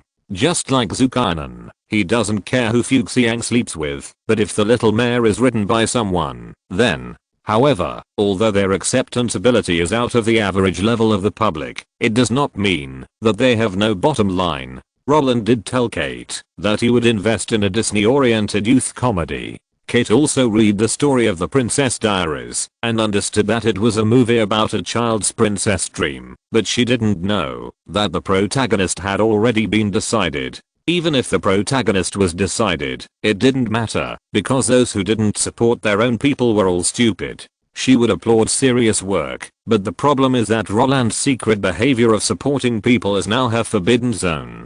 Who is Anne Hathaway? She is no one. She is not Jewish, not British, not Australian. In this way, she has no relationship with the Jewish gang, the British gang, and the Australian gang. More importantly, she has just entered the circle. The work she entered the circle was also cut by Fox. In this case, she can be regarded as a person with no power, no name, and no influence. As a person with no power, why was she chosen? Roland, why did you choose her? Exclamation mark. This is the instinctive thought that came to Kate's mind when she saw the files on the table after returning home. When Roland asked, she also gave a clear attitude. You fucking hurry up and explain it to me. When Roland saw the file casually placed on the table, he felt nervous, as if he was caught by his wife for going out to have fun under the pretext of working overtime. But when he looked up at Kate, the panic in his heart instantly dissipated. I'm a coward. I didn't do anything. I didn't even take off my pants. Not only that, after catching the seriousness in his wife's eyes, Roland also felt like teasing her. Who said before that they didn't care about me being a groom every night? Now it's exposed, right? Hehe. So, Roland's thoughts suddenly turned, and he thought of an excuse. I forgot to tell you about this. Seeing that Roland finally got to the point, Kate, who was tense, relaxed, leaned back, and said insincerely, didn't you just not tell me about the audition? It doesn't matter, I don't have a good candidate anyway. However, just when Kate thought that Roland would follow her words and explain how Anne Hathaway was selected, Roland shook his head and said seriously, no, it's not this. Kate was a little confused. Before she could continue, Roland threw out another shocking news. I forgot to tell you before, the project of Princess Diaries was prepared for Anne Hathaway. What? Kate frowned. She didn't know what Roland was up to. But Roland said to himself, you know, a disaster happened in San Francisco 10 years ago and took away my parents. Since then, the people who raised me have become David and Ganetti. The reason is very simple. David and my father are good friends, and Ganetti is my mother's best friend. I have talked about these things in interviews, but I have kept more private things from me. Before marrying David, Ganetti was an actor on Broadway, and so was my mother. They co-starred in The Phantom of the Opera. During the years they were on Broadway, they had their own circle of contacts, including Anne Hathaway's mother. If you have read this file, you will know that Anne Hathaway's mother is a musical, the heroine of Les Miserables, and at that time, the stage of Les Miserables and the stage of The Phantom of the Opera were on the same street. Because I have been reluctant to mention the painful past over the years, David and Ganetti have not said many things, but after I established a relationship with you, Ganetti quietly told me that I must carefully consider this relationship. Remember the difficulties Stephen encountered before the filming of Saving Private Ryan? In order to be able to film in the UK, you flew back home and asked for help. And it was during those days that Ganetti pulled me and told me something. When my mother left Broadway, she had an appointment with a good friend. At this point, Roland suddenly sighed and closed his mouth. A sense of helplessness came to him. Such a situation shocked Kate even more. Roland's mother was once a Broadway actor. Anne Hathaway's mother was also a Broadway actor. They have a good relationship and there is an appointment. Isn't this a baby marriage? Kate would think so, because baby marriage is quite common in Europe. King Umberto II of Italy and Princess Maria of Belgium got together because of a baby marriage. When Prince Philip, the husband of the current Queen of England, was a child, his mother wanted to help him, and the wife of the current old King of Spain arrange a baby marriage, but unfortunately it didn't work. Not only that, the blood relationship between the European royal families, who are relatives, also appeared because of the arranged marriage of the Strong Alliance. So, when Kate heard Roland say that his mother and his good friend had an agreement, the concept of baby marriage suddenly popped up in Kate's mind, and the next second, she listed Anne Hathaway as an enemy. Anne Hathaway was actually the baby marriage arranged for Roland by his mother when he was alive. In the past 10 years, they have had countless opportunities to show up, but they have to show up when Roland is preparing to get married. What does this mean? They are here to snatch people. Son of a bitch. Kate, who was leaning on the sofa, no longer had the previous indifference, her chest heaving, her breathing rapid. The hands on her abdomen have been quietly clenched, and the blue veins on the back of her hands interpret her anger. After being with Roland for so many years, how could Kate not know what kind of person Roland is? Roland is a guy who always wants to climb up. The most annoying thing to do is to confuse feelings with career. Kate knows that Roland, like countless men, likes beautiful girls. Similarly, Kate understands that, in order to make his career better, and not to leave a handle for potential enemies, Roland will only like those beautiful girls with his eyes, and will not put his love into action. In this case, any girl's behavior of climbing into bed will be actively rejected by him, unless he can't refuse. Although in most cases, Roland's rationality is greater than his sensibility. But in front of his own people, his sensibility is greater than his rationality. If the Olsens asked him for help, he would answer directly. If the Winslets wanted him to help, he would agree. In addition, he would help the old men who had helped him for many years when they were in trouble. So, what if the marriage his mother arranged for him appeared? What would he do? Thinking of this, Kate immediately focused her eyes on Roland. The burning eyes seemed to dig a big hole in Roland's body. She wanted to know what was going on. Although Roland didn't look Kate in the eye, the clear touch still made him choke. Fuck, you believe it so quickly? This is really too easy to fool, right? The strong sense of oppression made Roland a little complacent, and at the same time, he felt extremely satisfied. The more intense Kate's reaction, the more it means she cares. And who would refuse the care of their other half? So, he sighed again in a good mood, and said in a sad tone, if it wasn't for Ganetti telling me, I wouldn't know that my mother had arranged a marriage for me. After learning about this, I felt very uneasy, so I asked Kennedy to help me find out about the situation. You know, the establishment of R&K. At first I wanted to do it myself. In the days when she was preparing to go it alone, did Kennedy keep running to New York? At that time, she went to find acquaintances and inquire about the news. After she came back, she told me that she found the person who had arranged a marriage with my mother. Their family did have a girl of the same age as me. Not only that, the girl was also studying acting.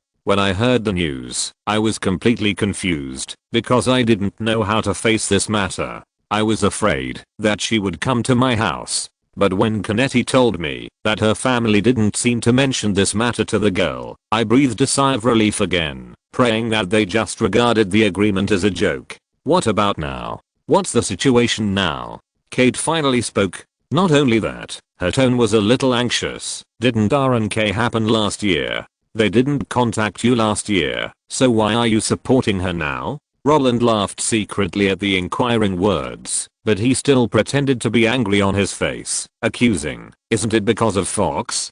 Fox suddenly cut her project due to business problems. According to her mother's plan, acting in a TV series for 2 years can not only hone her acting skills, but also find opportunities. Because everyone can watch TV series, if you want to recommend your daughter to the producer, you just need to tell them the show.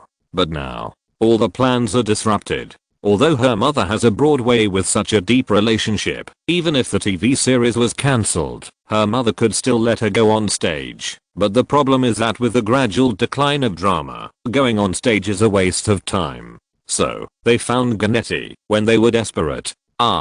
Roland sighed and shook his head, seemingly helpless, but more irritable. You know, I'm a soft-hearted person. Before, I could only hand over Scarlett's matter after Sophia asked me to. Now, my mother's old friend has come to the door. How can I refuse you? So, that's it. Roland was very depressed, and Kate was even more depressed than her. After listening to the bloody story that Roland had made up in 3 minutes, she suddenly felt that her teeth were aching. What kind of shit is this? Why do you have such a secret? Oh, that's not right. How could your mother give you such a shitty thing?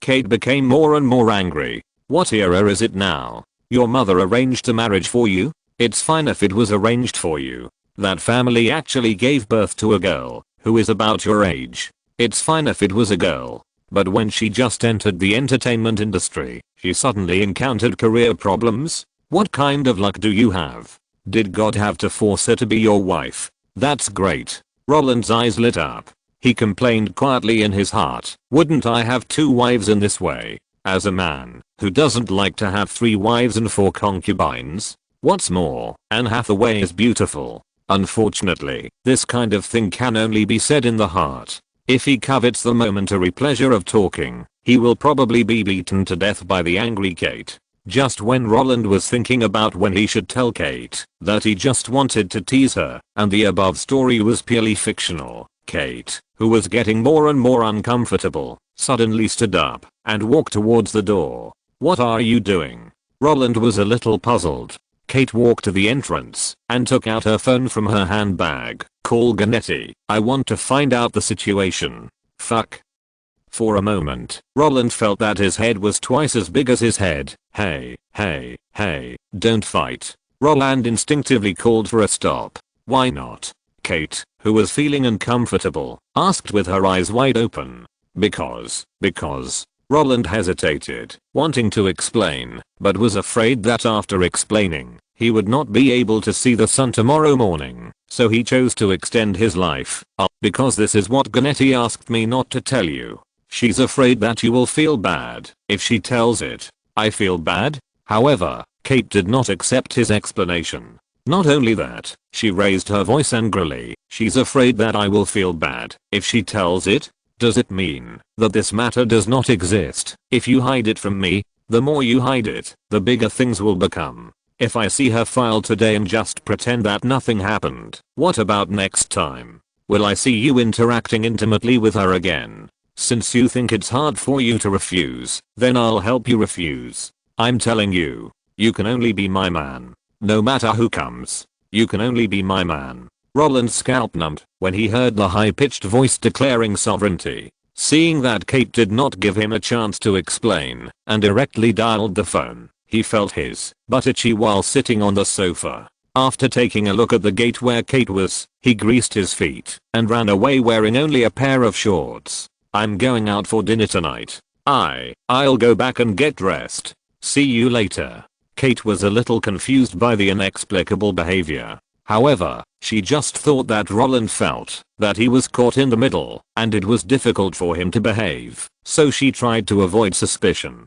But when she called Ganetti and wanted to ask her about the current situation in a nice voice, the guy on the other end of the phone was stunned by Kate's rapid-fire questions. "Does Roland have a child marriage? How come I don't know about this? What? The person who arranged the marriage with his mother is a Broadway actress named Kate Hathaway? Isn't that the heroine of Les Miserables? We know each other, but we are not close." Roland invested in a new play and asked her daughter to be the lead actress.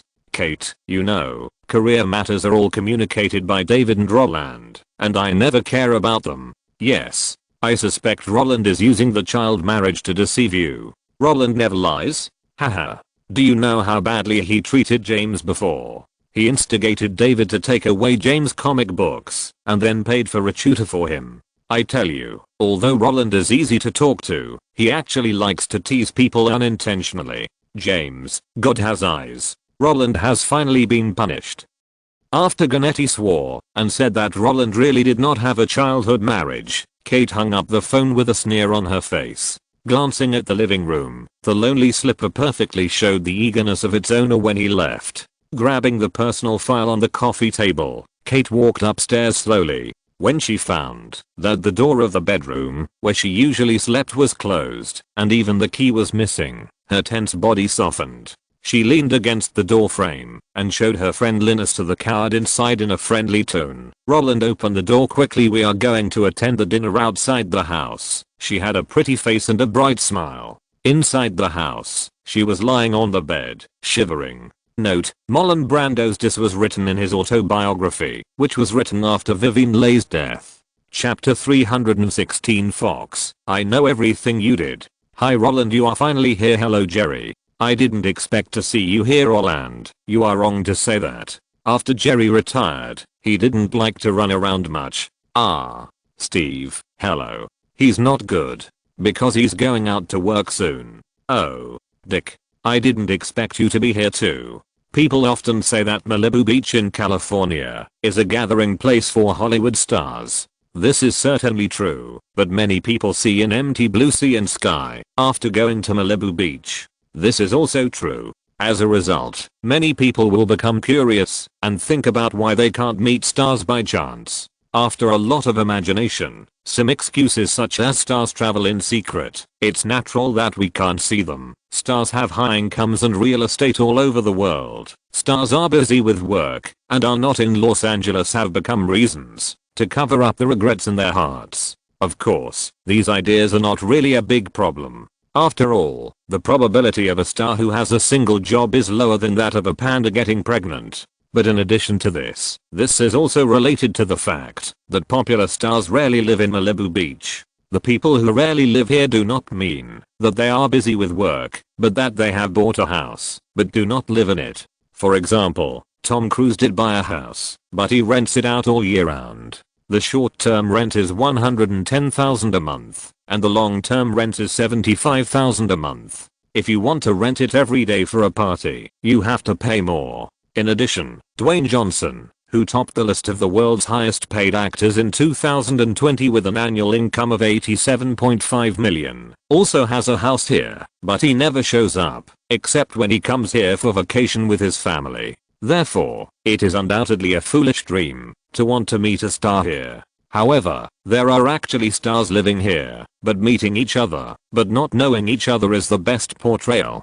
Because the guys who live here all year round are either the retired male lead of To Kill a Mockingbird Gregory Peck, or Jack Lemmon who won the Oscar for Best Actor for The Tiger Who Knew Too Much, or Dick Martin, a famous Hollywood comedian in the 1960s, or Angie Dickinson, a pink lady who was spanked by John Wayne in Brat and the Dragon.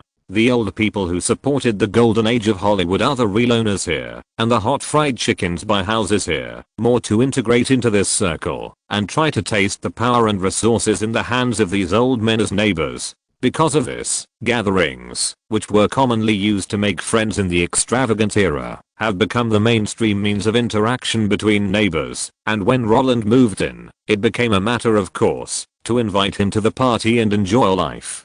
After all, we are all family. Not only that, Roland, the new neighbor, is also the richest and most powerful one on this land. At first, when he received the invitation, Roland didn't want to come. He thought that the bragging party between old men and old ladies was so boring. But when Kate told him that he could not go, but he couldn't play games at home, Roland came reluctantly. After coming, he found that it was better to stay at home and hug his wife. Watching some boring soap operas with Kate was more interesting than chatting and talking with these people. Because these guys were either gamblers or drug addicts. They were either bragging or rushing on the road to bragging. Roland, when your Uncle David came to see the house, we made a bet on which house you would buy. Yes, yes, yes. At that time we all guessed that you would buy Sinatra's house. The 5,800 square foot Dream Beach house was designed by Edward Grunsbach. It was very beautiful, but your uncle didn't choose it. Yes. Why did you choose a small apartment by the sea? Isn't it comfortable to live in the mountains? Faced with such inquiries, I thought to myself, don't you have any sense? I don't want to live in a house where someone has died. Roland smiled and said, because that house is next to Stephen's house. Doesn't Stephen like children? If I have children in the future, I will just send them to Stephen's house and save the money for the nanny. Hahaha, you are really a joke. Everyone didn't believe it, but they didn't get entangled and turned to talk about other things. Besides us, there are many people living here, such as PNC Financial Services Group CEO Portman and Oracle founder Larry, who have bought a lot of properties here and come here for vacation every year. They also like our parties. When they come next time and hold a party, we will introduce you to them. Ah, okay. Roland smiled and agreed, but he didn't take these things to heart. In addition to Hollywood celebrities, Malibu Beach also attracted a large number of wealthy people to buy properties here, but these guys are all elusive. They may attend the extravagant parties held by their neighbors, but their socializing with celebrities is basically limited. They can be friends with wine and meat, but they don't need to talk about it if they know each other well. In this case, the so-called introduction of big guys to Roland is just a lip service, and Roland now doesn't need them to introduce anyone he wants to meet. PNC Financial Services Group, the 6th largest bank in the United States. Can they provide attentive service like Wells Fargo? The founder of Oracle, our net worth is only a little bit different by 100 million. Crossed out. Maybe it's because these guys are used to it on weekdays, or it may be that they really treat Roland as a junior, so their tone of voice sounds friendly, but in fact there is a distance. Although it is human instinct to communicate with people with a mask, the vague gap makes Roland feel quite boring. A grass ball like him can go deep into the masses and get close to people with 100 million, so what's the point of these guys always hiding it? So, after a brief exchange and getting to know each other, Roland, who was unable to fit in, took the initiative to leave. Holding his wife's waist and walking on the straight road, Roland expressed his helplessness with emotion. It's impossible to live with these people as neighbors. We can only live here for fun. Humph, it seems that Sherman Oaks is more comfortable. Humph, that the house in Sherman Oaks is too small. We still have to move to a bigger place. Humph, what do you think about us buying the top piece of land in Beverly Hills that is as big as Disneyland and building a manor? Standing there, you can overlook the whole Los Angeles and even the scenery of Orange County, Catalina Island, and Santa Monica can be enjoyed. Humph, I heard from David that the land is in the hands of Marcus, the founder of Herbalife. He originally wanted to build a 45,000 square foot classical manor, but because of his health, he is afraid that he can no longer realize this wish. And if he is willing to sell it, how about we build a castle there? Build it according to the Windsor model, and you will be the queen in the future HMPH. Hearing this, Kate finally stopped repeating herself and said sarcastically, yes, then you are the king. And then a childhood sweetheart pops up today, an old classmate pops up tomorrow, and an ex-girlfriend pops up the day after tomorrow. You watch me fight with them every day. If I win, I will still be the mistress there. If I lose, will I be pushed into the deep well again? Such words made Roland smile awkwardly. There was no way, because he used some extreme methods to coax Kate before. After discovering that his teasing was exposed and Kate was afraid of killing him with a knife, Roland hid in the room and locked the door. But this move could only be used temporarily. When Kate found the key to the room, the god of death came to collect her. Looking at the angry guy, Roland, who didn't want to die or get skinned, took the initiative to attack Kate and used a combination of stealing magic, giant tongue whipping, rapid gun drawing, wild growth, and deadly rhythm to successfully subdue Kate. And he blocked her way out by saying she was late for the party and dragged her out of the house. During this period, Kate did have the opportunity to refuse, but she had a balance in her heart, so she chose to half-heartedly cooperate with Roland. But being obedient was to give Roland face in front of outsiders. After finishing the external affairs, the family account still had to be settled. No matter how Roland pestered her, she was indifferent, and after hearing Roland's dreamlike words, she hit him hard without mercy. This look was like a hedgehog with its hair blown up, not edible, and would not eat anything. Unless Roland admitted his mistake, he would never give up. This attitude was simply too much for others, but for Roland, Kate who lost her temper was much more interesting than a woman who looked down on everything. As for how to coax her, as the saying goes, fight at the head of the bed and make peace at the foot of the bed. After spending a whole night to serve Kate, Roland, who got up the next afternoon, unexpectedly tasted the loving breakfast Kate prepared for him. Although the guy only made salad, Roland still ate it happily. After breakfast, he returned to the study and called David directly, telling him that he wanted to buy the top of Beverly Hills, the highest land in Los Angeles, and build a castle that Kate liked according to the specifications of Windsor Castle. Roland's inexplicable idea really made David speechless. When he learned that Roland almost died yesterday, David, who had heard wonderful gossip from his wife before, understood it instantly. So you were really looking for death yesterday? David said with emotion. I really admire you. You dare to tell Kate that you have a childhood marriage. Nonsense. How can this be called looking for death? This is obviously interest. Interest between husband and wife. Roland was stubborn. Yeah. Interest. The kind of interest that would kill you if you broke your leg. David was too lazy to pay attention to him. Okay, I'll ask for the price for you. That 156 acres of land seems to be only about 20 or 30 million, right? Not expensive. After entrusting the purchase of the land to David, Roland continued with his idea from yesterday and called Steve Jobs. Jobs, who was leading the team, to think about the iPod, thought Roland was here to ask about the progress of product development. So he opened his mouth and said, "It's almost done. We are already working on it." Such words made Roland frown. He took away his phone and took a look, and then he confirmed that he did not call Hideo Kojima. I'm not here to ask about the development progress of the music player. What else do you want to ask me? I want to learn about Blue Sky Studios in the special effects circle, and Steven told me that he has an acquaintance in Pixar. Oh, this matter? Then I'll let Pixar contact you.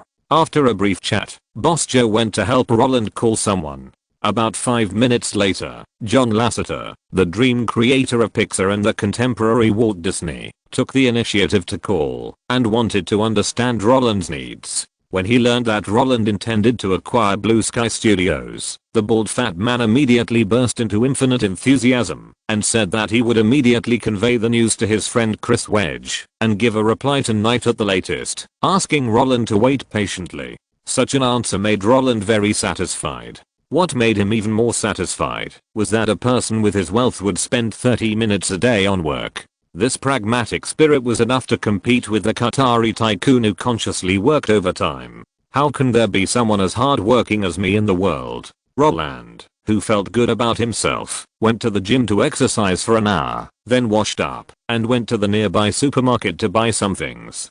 Perhaps because of the sensitivity of a time traveler, or because there were too many things hidden at home, Roland didn't like to ask servants to stay at home for a long time. In addition to having someone clean up regularly and asking a nettie to supervise, the most common people at home were bodyguards. In this way, if he wanted to fill his stomach, he had 3 choices: cook it himself, go out to eat, or have someone deliver it. When he was working before, Roland tended to go out to eat and have someone deliver it, but now, if he wanted to do it, he would do it himself. If he didn't want to do it, he would be afraid of starving to death. After spending 2 hours buying some things that seemed to be necessary, but actually didn't need them at all, Roland turned to Kate's yoga school. Although Kate also thought that the wives' circle was boring, she would not fall behind in exercise and maintenance.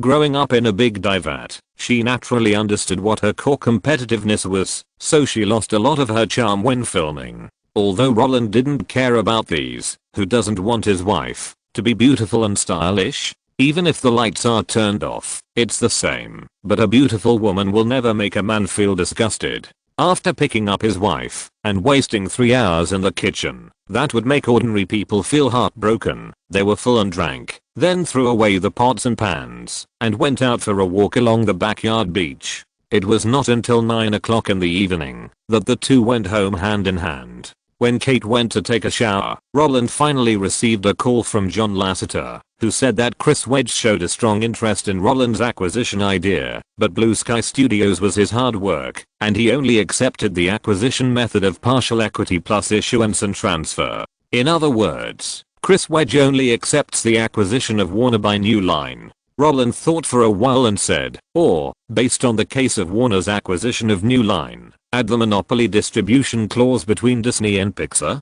Warner's acquisition of New Line was a partial equity acquisition. Because of the shares, New Line is indeed a subsidiary of Warner from a legal perspective, but because of the company's voting rights, New Line is not subject to Warner's jurisdiction from a legal perspective. Warner has no control over what movies New Line makes, and similarly, Warner cannot ask who New Line finds to distribute. On this basis, if New Line makes money, it has to give Warner a commission, and if it loses money, Warner has to bear the loss. This is why Warner later forcibly took New Line back.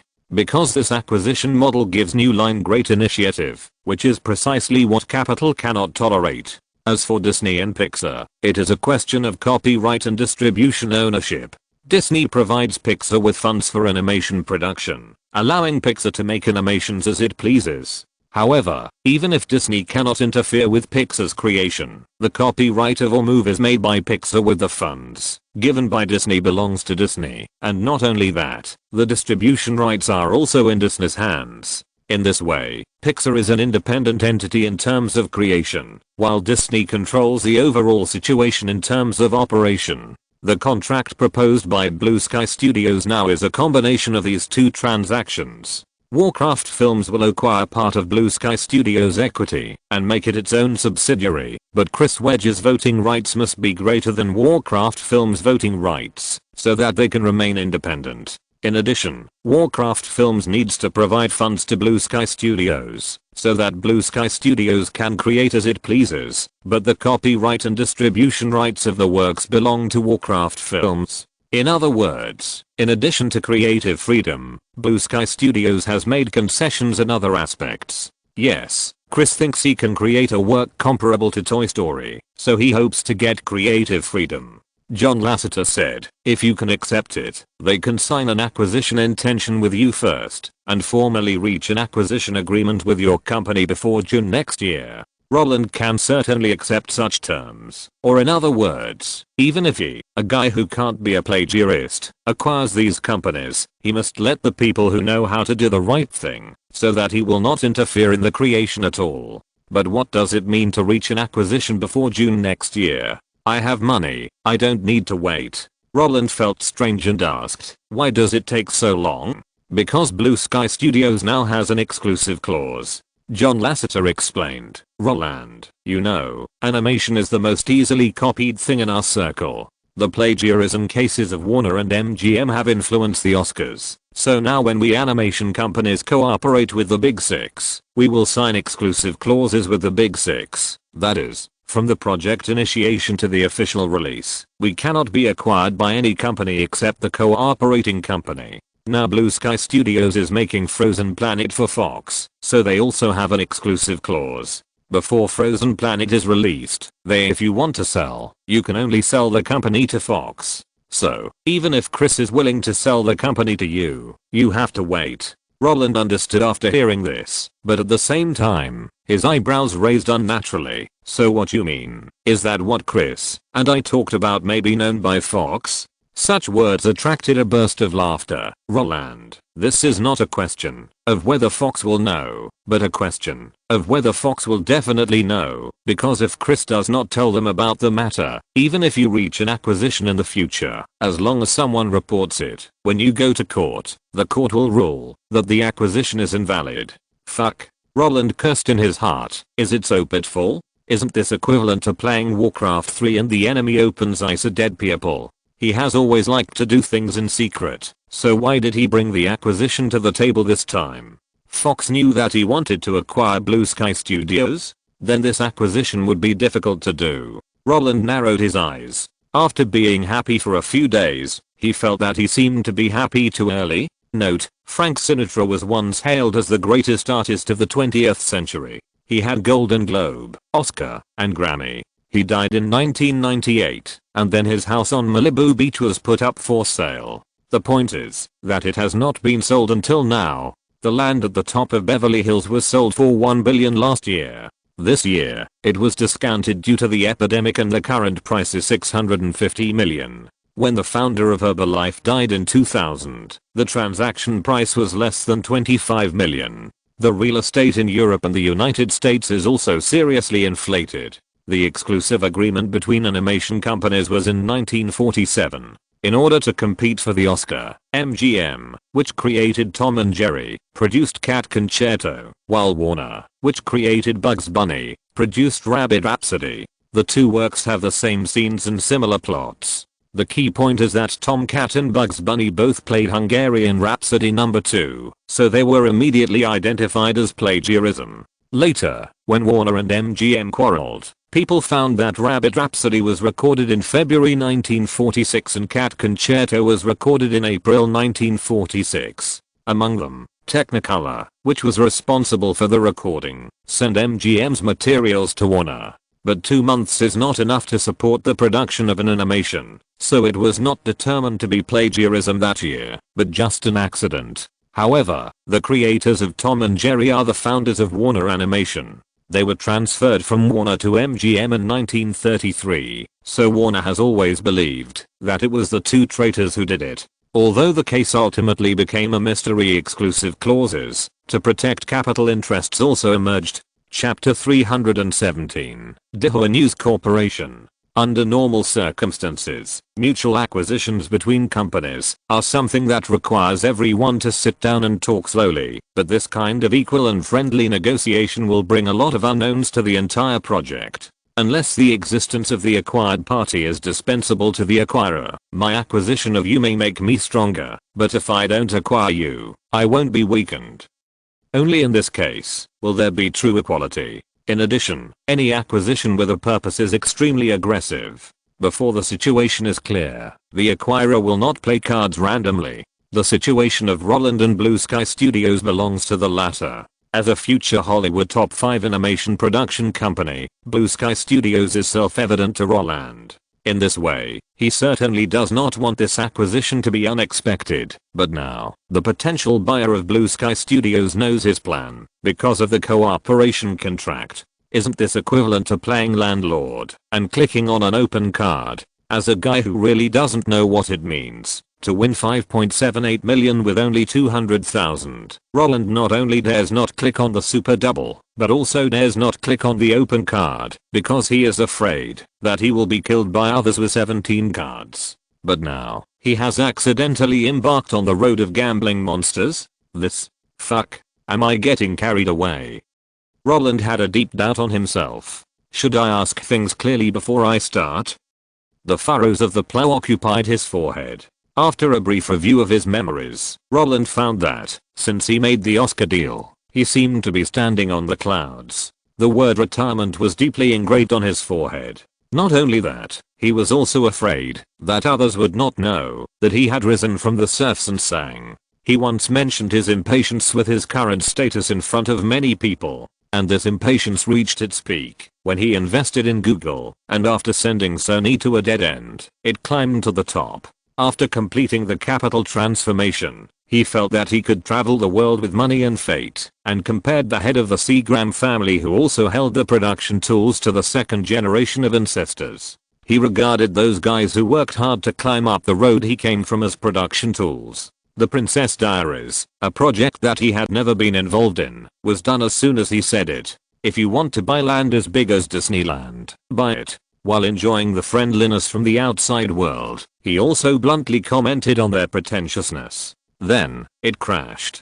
Animation companies that cooperate with the Big Six will have exclusive clauses, and this kind of thing can be learned through communication. But when I learned from Steven that the founders of Blue Sky Studios and Pixar are good friends, I simply ignored the supplement of other information and went straight to the source, thinking that I could easily win this project. The success of Amazon, Apple, Gillette, and Google makes me feel that relationships are omnipotent. But I overlooked one thing. From Blizzard at the beginning, to Marvel later, from Yahoo at the beginning, to Google now, these companies are things that capital despises, so when I use the power of capital to drive people away, it will be a crushing defeat for everyone. But once I set my sights on something that other capitals also want, the previous crushing situation will no longer exist. Just like Microsoft wants Yahoo, although I have the idea of selling it, but isn't it that, if he wants it, I will sell it? Unless it is like dealing with Sony, directly pointing a gun to its head. Otherwise, it is basically a head-on confrontation. And this kind of head-on confrontation happens to be not what I'm good at, because those old guys have fought all the way up from opponents of the same level with real swords and guns. Only I have been holding the thighs and using dimensionality reduction attacks to crush the opponent all the way up. This kind of dimensionality reduction attack has advantages. It can allow me to accumulate wealth that ordinary people can't imagine in a short period of time, but it also has disadvantages. It makes me feel that except for the forces I borrowed, other opponents are useless. Fuck. I was careless. After a simple review, Roland, who was sitting in the study, patted his forehead with emotion. The behavior of taking advantage of the situation to suppress others is like leading the charge and fighting bloody battles. After a sure hit, the opponent's pain can make you feel extremely comfortable, and you will also like this kind of pleasure of conquest. Even if you are evenly matched and tit for tat, you can use all kinds of tricks to twist your opponent, but the victory achieved by changing various postures after racking your brains is far less than the sense of accomplishment of a crushing victory. Therefore, it is actually a male instinct to like to take advantage of others and to be used to taking advantage of others. But this instinct will make people relax their vigilance. After all, Little White Rabbit and green tea are two different levels. However, despite his feelings, Roland did not think that the current situation was so bad, while recognizing his own problems. Because Blue Sky Studios is the spare tire that Fox wants to find.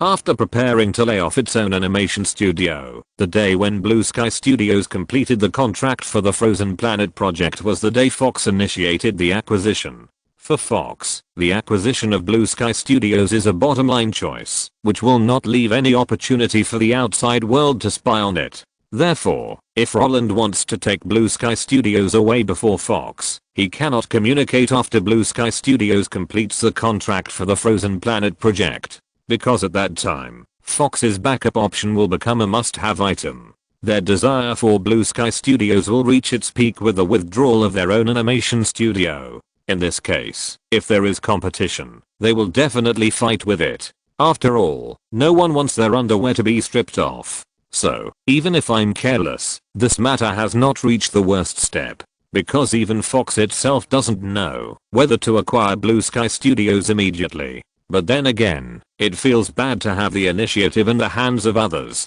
How many years has it been? This seems to be the second time I have encountered such a thing after Home Alone. Hey. Roland smiled and shook his head self-deprecatingly. Why does Roland want to become capital? It's because he hates the feeling of being controlled by capital. Although Fox, who is also a capital, did not take the initiative to control him in the acquisition of Blue Sky Studios, the failure of I Want It, I Get It still makes Roland a little uncomfortable. This kind of discomfort is the discomfort of not becoming famous overnight, and it is also the discomfort of unequal information. Because of his carelessness, he only knew about Fox's situation, but not the status of their parent company. Such a mistake is unacceptable. Now, we can only hope that Fox will not tell News Corporation about it. Otherwise, hey, is this the trouble that poor people don't understand? This is really too difficult. Unfortunately, Roland misjudged his influence. Or, in other words, while capital brings him power, it also deprives him of the right to dream. When Fox's staff at Blue Sky Studios learned that the founder of the studio's friend at Disney actually came to inquire on behalf of Roland, the news had already spread to the headquarters.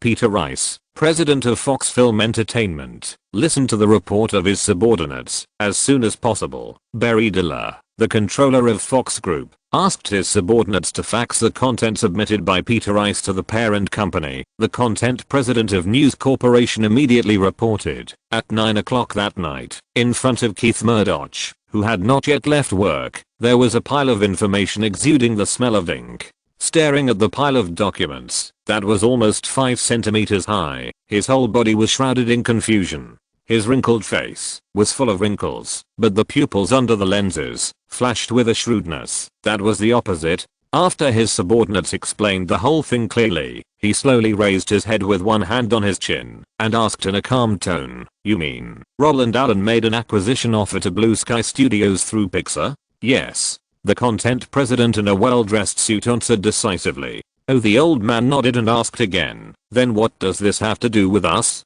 Although he is the chairman of Fox Group, he doesn't care much about Fox's content production business. As a media tycoon, he has always regarded Ted Turner of Time Warner as a competitor, because in his opinion, mastering the channel is more useful than mastering the content. Mastering the content means you are just an excellent creator, and mastering the channel means you can exploit those creators at will. Since he understands the relationship of the food chain, he naturally knows how to make choices with limited energy. Therefore, in his eyes, Roland Allen and him are not opponents in the same field. And he doesn't want to be an opponent of Roland Allen, because the forced sale of Black Hawk Down is so scary. In this case, are you guys rushing over here in a hurry to make a fuss? But even if he had something in mind, the old man did not express it immediately. After listening to his inquiry, the president in charge of the content production of the subsidiary did not immediately reveal the key, but asked back, "Boss, you should be very clear about the company, controlled by Roland Allen. Yes, his wealth has long been more than mine, but we have a good cooperative relationship, and it has not been exposed. You also heard about last year's Oscar deal, right?" "Yes, such a big deal, only the public doesn't know about it. Since you know about this deal, you should understand that, in order to buy awards, Roland Allen pulled Time Warner into Harry Potter, Universal into X-Men, and Disney into The Lord of the Rings, right? Are you talking about this? The first phase investment of the 3 projects exceeded $200 million. It's a big deal. A big deal." At this point, the old man couldn't help but sigh. The identity of a shareholder of Berkshire Hathaway is really useful. Wells Fargo had no communication with him, but once the identity of a major shareholder came out, his projects were really approved with his eyes closed. The old man's sigh made the content president of News Corporation smile quickly. After his emotions gradually calmed down, the president, who had already laid the groundwork, hurriedly said, "Boss, you think those 3 projects are big deals. That's because you don't know the series of operations that Roland Allen will take next."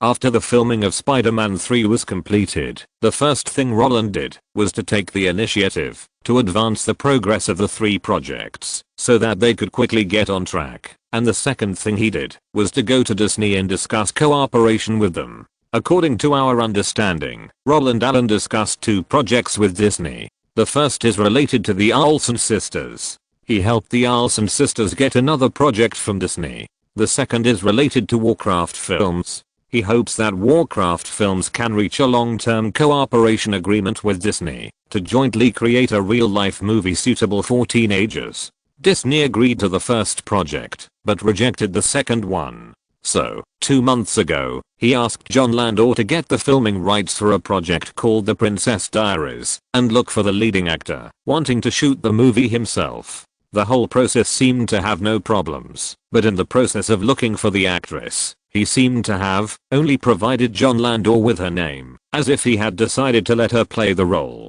The actress happened to have starred in our Fox TV series, and when he found the actress, he suddenly made an offer to Blue Sky Studios for acquisition. This coincidence made us very confused. So, we guessed that Roland Allen, acting with Disney, their initial target was Blue Sky Studios. And our speculation is also based on facts. Because of monopoly, Disney has monopolized the entire animation film market since the 1990s. Except for Warner's The Flintstones, film companies including ours have been unable to make a breakthrough. In this case, even if they rescreen their old works, they can still reap a lot of box office revenue.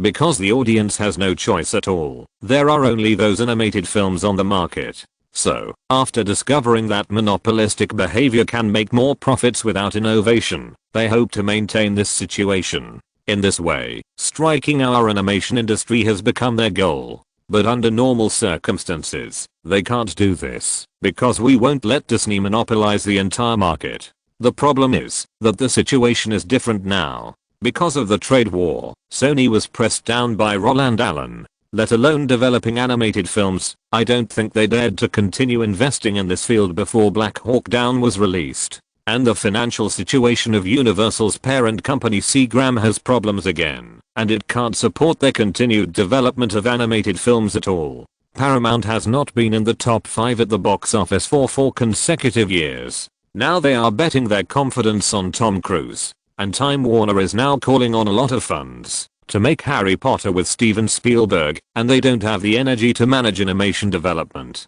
In this way, 4 of the 5 competitors have gone, and only we are left. And us. The whole world knows that we are going to lay off the animation department. In this case, if our alternative plan is taken away first, then we can't make animations, right? If it is true, why did Disney choose Roland Allen to cooperate? After listening to his subordinates' stories, although Old Coin still looked confused, his hunched body had straightened up, like a sharp sword drawn from its sheath. A kind of dead silence emanated from his whole body. Because now, only Roland Allen can do this. Seeing that his boss was getting serious, the content president of News Corporation became even more excited, because Roland Allen is a major shareholder of Apple. He can directly contact Pixar. Although Disney and Pixar have also cooperated, the relationship between Disney and Pixar is not as close as that between Roland Allen and Steve Jobs. If Pixar came forward, Blue Sky Studios would definitely choose Roland Allen. But if Disney took action, Blue Sky Studios would definitely hesitate. Because back then, they came out of Disney. In addition, letting Roland Allen take action can also deter competitors. Because we all know that no one will tear their faces with him until the end, right? When the president of his own company turned from excitement to helplessness, the old coin sitting there suddenly laughed. Yes, you are right. Until the end, no one in the circle is willing to regard him as an enemy. Microsoft and Berkshire Hathaway are now enjoying the benefits he shared. Gillard is his link to Dodd, and Ronald Perelman and Carl Icahn have made $3 billion from him, and there will be more in the future. No one wants to break up with such a person. No one wants to stand on the opposite side of him. So when he comes to us and asks for a business we don't want, what should we do? You can analyze that Disney and Roland Allen are acting, so you should be able to analyze a solution, right? We can't do anything except open our eyes and listen carefully, because we don't know how important this company is to him. That's right. Old Coin felt that the analysis of these subordinates was indeed reasonable, but what's the use of it? Knowing that Roland Allen was optimistic about Blue Sky Studios, they acquired the studio before him? What's the point? If Roland Allen was just a simple person, then of course they could do this. But the problem is that his group is a bit too big, so big that News Corporation doesn't know how to start. Admittedly, Microsoft in the technology field, Berkshire Hathaway in the investment field, and the military-industrial complex behind DoD have nothing to do with News Corporation, and they can't cross over to fight News Corporation because of the small conflict between Roland Allen and News Corporation's acquisition. But the problem is that News Corporation can't stand Ronald Perelman and Carl Icahn alone.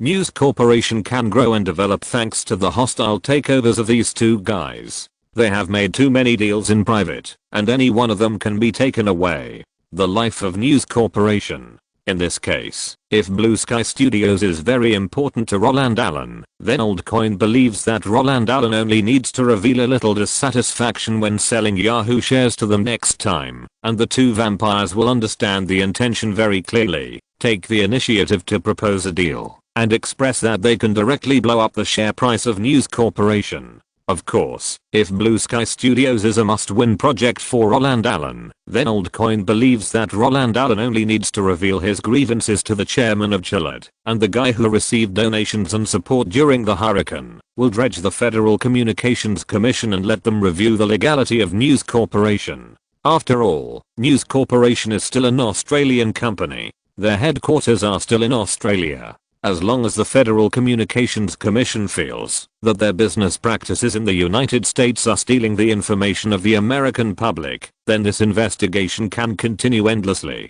Although these two possibilities are the worst plans, as capital, isn't the worst plan the priority? I know what your nuclear weapons are. Then I will formulate my response methods based on your nuclear weapons. When facing the cards that Roland Allen might play, Oldcoin knows that it is the best practice to give up the business that the group company wants to give up. Although it may be a bit embarrassing, it is better than being hated by the guy who can throw out nuclear weapons. As an Australian company that controls the media, the American authorities have countless ways to get it out, and what is missing is just an opportunity and a reason. Roland Allen revealed some information, and the happiest one is Time Warner. Oldcoin believes that, if the worst happens, Time Warner will be eager to jump out and prove to the world that he is Roland Allen's half-brother. If you, News Corporation, bully Roland Allen, you are bullying me. Because of this, when he finished talking about the situation with a smile, the content president of News Corporation did not speak.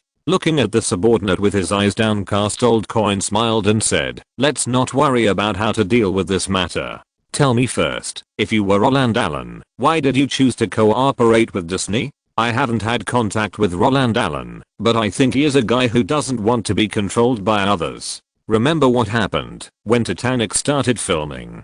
Kate Winslet attended the Berlin Film Festival, and Roland Allen gave her clothes in front of the media. At that time, you wrote in the evaluation report you gave me that he was a person who knew how to use power to seek a better life for himself, and he was also a person who knew how to use power to instruct others. As if he was a person who knew how to control the means of production by nature. Since you think he is a natural capitalist, then in your previous analysis, he seems to be unprofitable, and this does not conform to the way capital works. Although the subordinates analyzed it well, Oldcoin still did not see what benefits Roland Allen could get from it. Even if he was willing to believe the reasoning of his subordinates, the problem was that the arguments supporting the reasoning were not enough. Disney and Roland Allen are acting. This is understandable. But if Disney can monopolize the animation film market in this way, then what can Roland Allen get? Nothing. Earn nothing. Does this conform to the style of capitalists? You know, capitalists would rather pour out milk than give it away for free. In this case, if Roland Allen can't get equal profits, then these arguments are wrong. But just when Oldcoin thought that his subordinates were a little too worried, the president of News Corporation, who was still looking down, suddenly said, "Boss, what if? What if Roland Allen wants our attitude?" What? Oldcoin didn't understand what his subordinates meant. Such a situation made the toolman president bury his head deeper. "Boss, do you remember that, after you learned that Time Warner was also going to enter the internet industry, were you also prepared to follow in? They are targeting America Online, and we are targeting 2 websites. And those 2 websites seem to be likely to conflict with Roland Allen's company." Damn. The unclear words made the Oldcoin's face change instantly. If 10 seconds ago, he still thought that his subordinate's speculation was a little ridiculous, then now, he has become a solid supporter of the entire speculation. Roland Allen can't get any benefits from this incident. He doesn't need to get any benefits. Because hitting Fox is the biggest benefit he can get. Why? Because their news corporation has already started with Roland Allen's industry. You have already raised your hand to hit me. Can't I fight back? Note, the relationship between Murdoch, Ronald Perelman and Carl Icahn is inappropriate. That is, the younger brother hugs the thigh. As mentioned before, the expansion of News Corporation and Fox relied on the hostile takeover by Carl Icahn and his gang. In fact, Ronald Perelman also gave Murdoch a blood transfusion. For example, 4-Star TV was sold to Murdoch by Baldwin, and part of the funds Murdoch needed to enter Europe were loaned to him by Baldwin's bank. The most interesting thing is that when these people took a group photo, Murdoch, the former media tycoon who had appeared as a saint, never stood in the center position. Not only that, he also took a group photo with Carl Icahn's friend, Comrade Django, who had not yet become the president, and he did not stand in the center position. News Corporation only moved to the United States in 2004, and in 1995, they were attacked by Time Warner because of the territorial issue. Time Warner accused non-national companies of controlling domestic media, just like Toshio today, and the investigation ended in vain because the Federal Communications Commission, FCC, gave the reason that Murdoch was an American at the time and the news corporation he controlled was in the public interest. As for who helped him to defeat Time Warner, I don't know. These companies have used too many dirty tricks to develop. As I said before, using legal means to rob is the only way for capital to develop.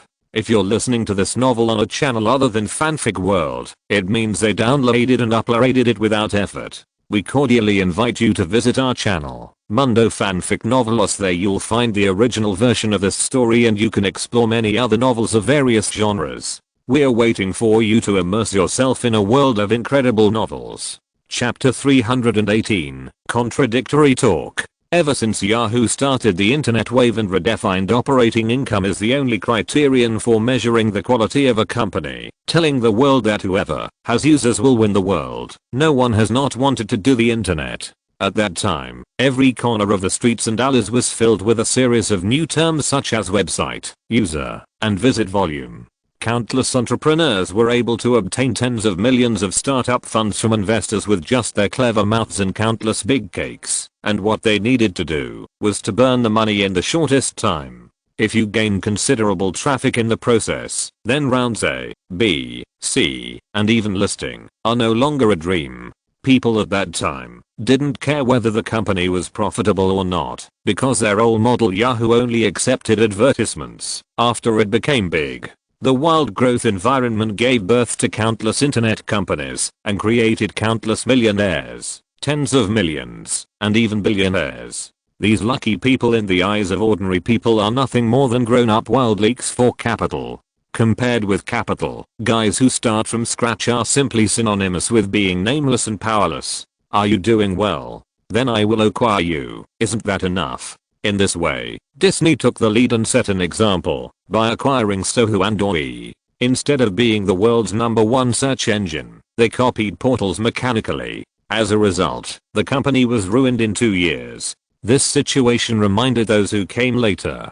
Time Warner, who thought that copying was stupid, directly acquired the internet service provider America Online. Vivendi, which owned Universal, swallowed up the North American internet satellite operator. Viacom, which owned Paramount, even swallowed up the communication optical cable supplier used to transmit signals. The internet is a channel, but isn't signal transmission and provision also a channel?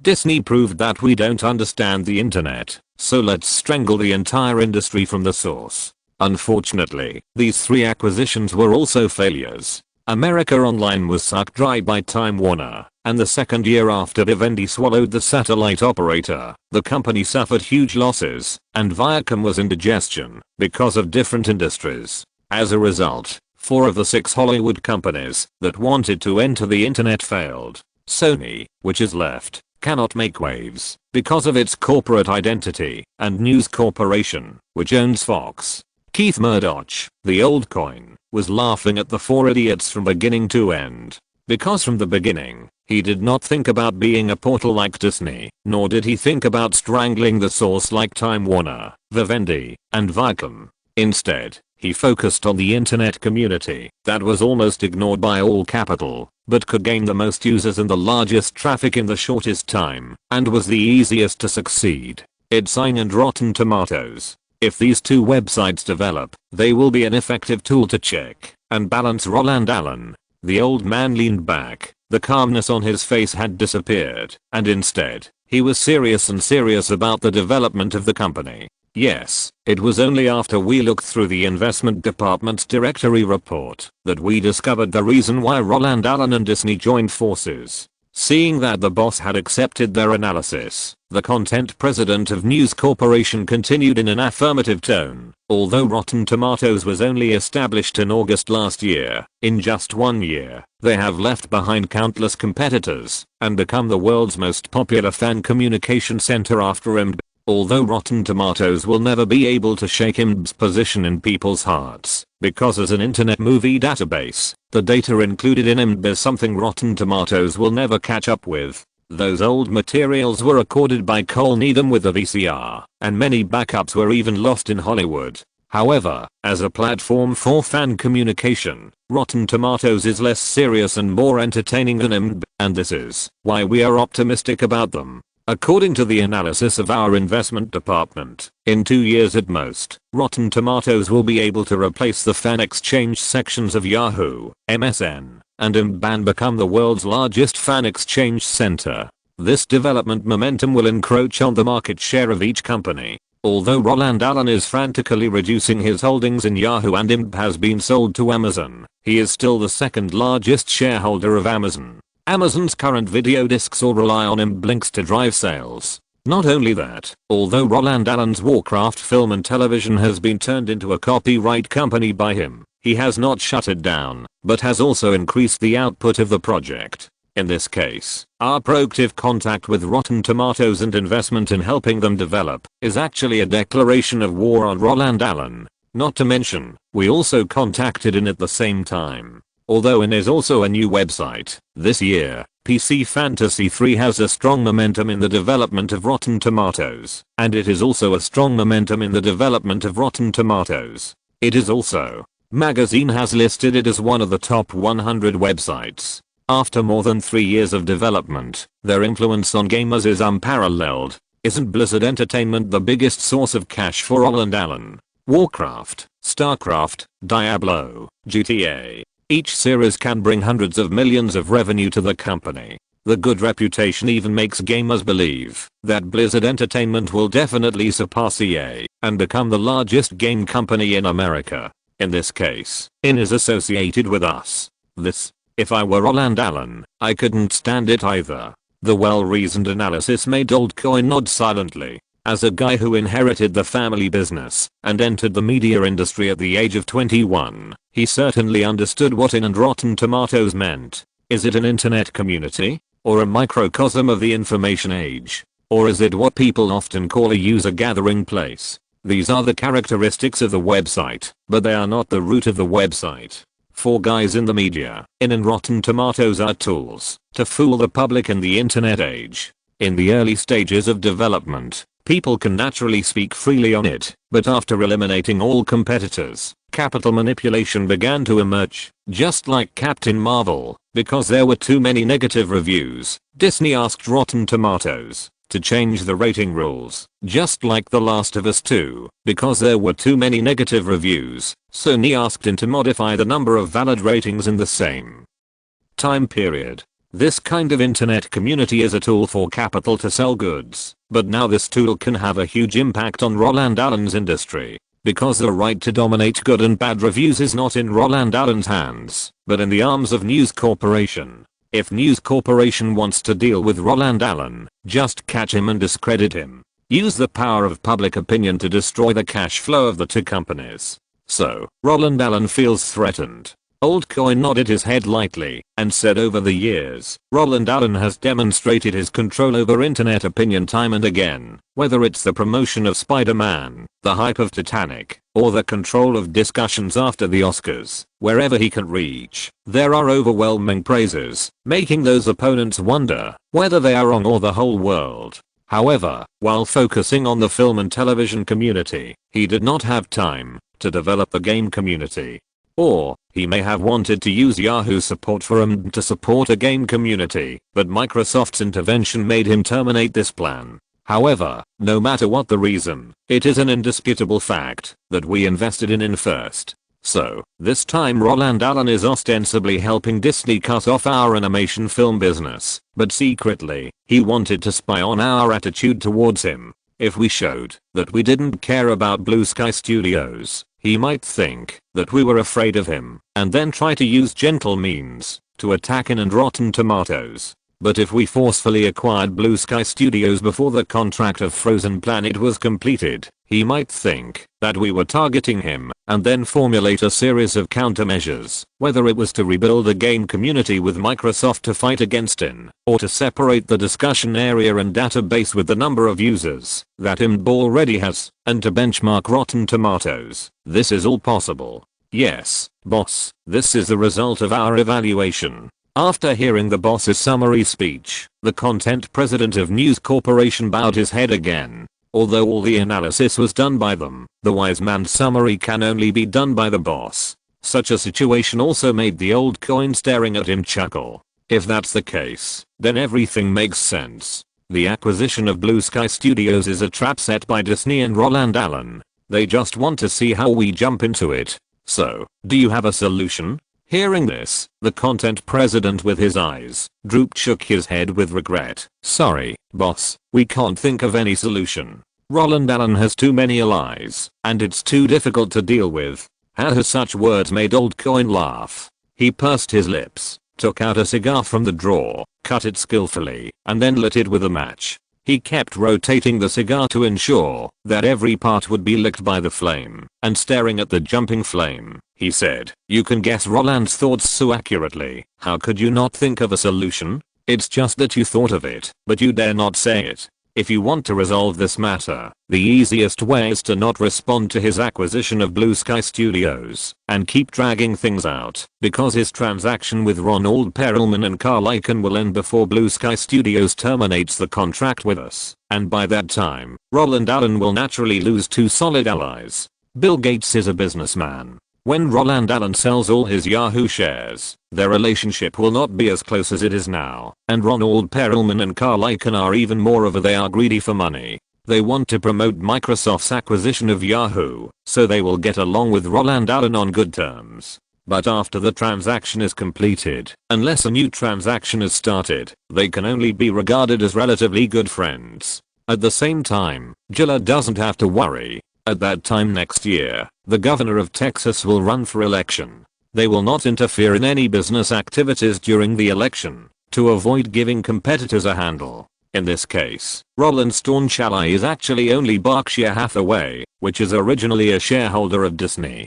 Delaying time is very beneficial to us, and if we delay it, we may not have to respond in this regard. What do you think? When Old Coin was holding a cigar and looking at his subordinates with a smile, he praised them in an instant. Chairman, this method is really great. Why didn't we think that, if we just dragged on, Roland Allen's allies would decrease by themselves? Without Bill Gates and his people, Roland Allen's threat will be greatly reduced. At that time, we don't have to prove anything to him, because with his light asset strength, he is not worthy. The flattering evaluation made the Old Coin smile even more. After his subordinates finished speaking excitedly with their right hands waving, he slowly said, but the problem is, if the delay continues, the governor of Texas will ascend to the position of the commander-in-chief. No matter what Roland's reason for filming Black Hawk Down, it will be a disaster for us. So this method is still flawed. What do you think? The smile of the president of News Corporation's content froze instantly, and he struggled to put down his right hand, and the whole person was embarrassed. On the surface, He looked like a useless person, but in fact, while he was at a loss, his eyes were full of helplessness because they had thought about this method of delaying time a long time ago, but it didn't work. From the moment Fox found out that Roland Allen was going to acquire Blue Sky Studios, everyone from top to bottom analyzed his motives and thought about how to deal with it. But after thinking about it, they all felt that they could only compromise. Because News Corporation, like Sony, is not the right kind of enterprise and is a foreign-funded enterprise. And the best way to deal with foreign-funded enterprises is to use the long-arm jurisdiction and put a dent in their heads. However, in most cases, they are not afraid of such things.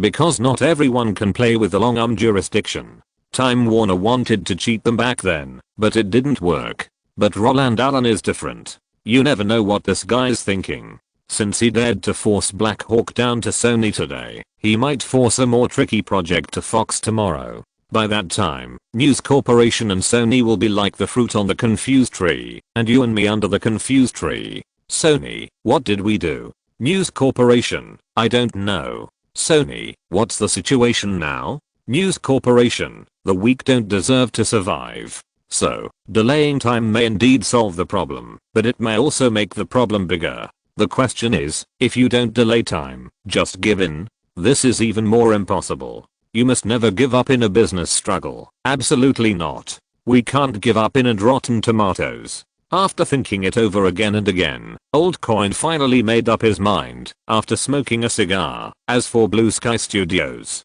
reevaluate the impact of animated films on Fox. If animated films are not important to Fox, we can give up Blue Sky Studios. But we can't give up directly, but continue to drag it out, and let them acquire Blue Sky after Frozen Planet. We need to send him an unexpected signal, and tell him that we just want to develop in the internet field. As for in Rotten Tomatoes, that was an accident. And after receiving the message, as long as he uses gentle means to compete with us, we have already won. Because the longer the time is delayed, the better it is for us. I need time to convince the board of directors to move the company from Australia. When News Corporation becomes an American company, we don't have to worry about these guys trying to rob our company. The firm words made the content president feel relieved. Boss rationally doesn't fight with his opponent to the death, which means that the company has a chance to survive. As for Blue Sky Studios, they have evaluated this company many times and have not found much potential. In this case, if it is lost, it is lost. If Roland Allen knew about News Corporation's speculation and plan, he would definitely be confused and say, I'm really not on the 5th floor. I'm just a stinky little brother who is doing things on the 1st floor. What in Rotten Tomatoes? Roland was so proud after winning the Oscar. Now his mind is full of Apple on the left, Google on the right, Amazon in front, and Gillette in the back. If he asks God for another 10 years, he can beat whoever he wants. Why would he care about these websites? News Corporation is just scaring itself. However, while Keith Murdoch was wondering, Roland Allen actually collected their information. For example, it became the largest newspaper group in the UK in 1981, immigrated to America in 1985, and reached out to the television industry. Because of his own mistakes, he read all the familiar information this time.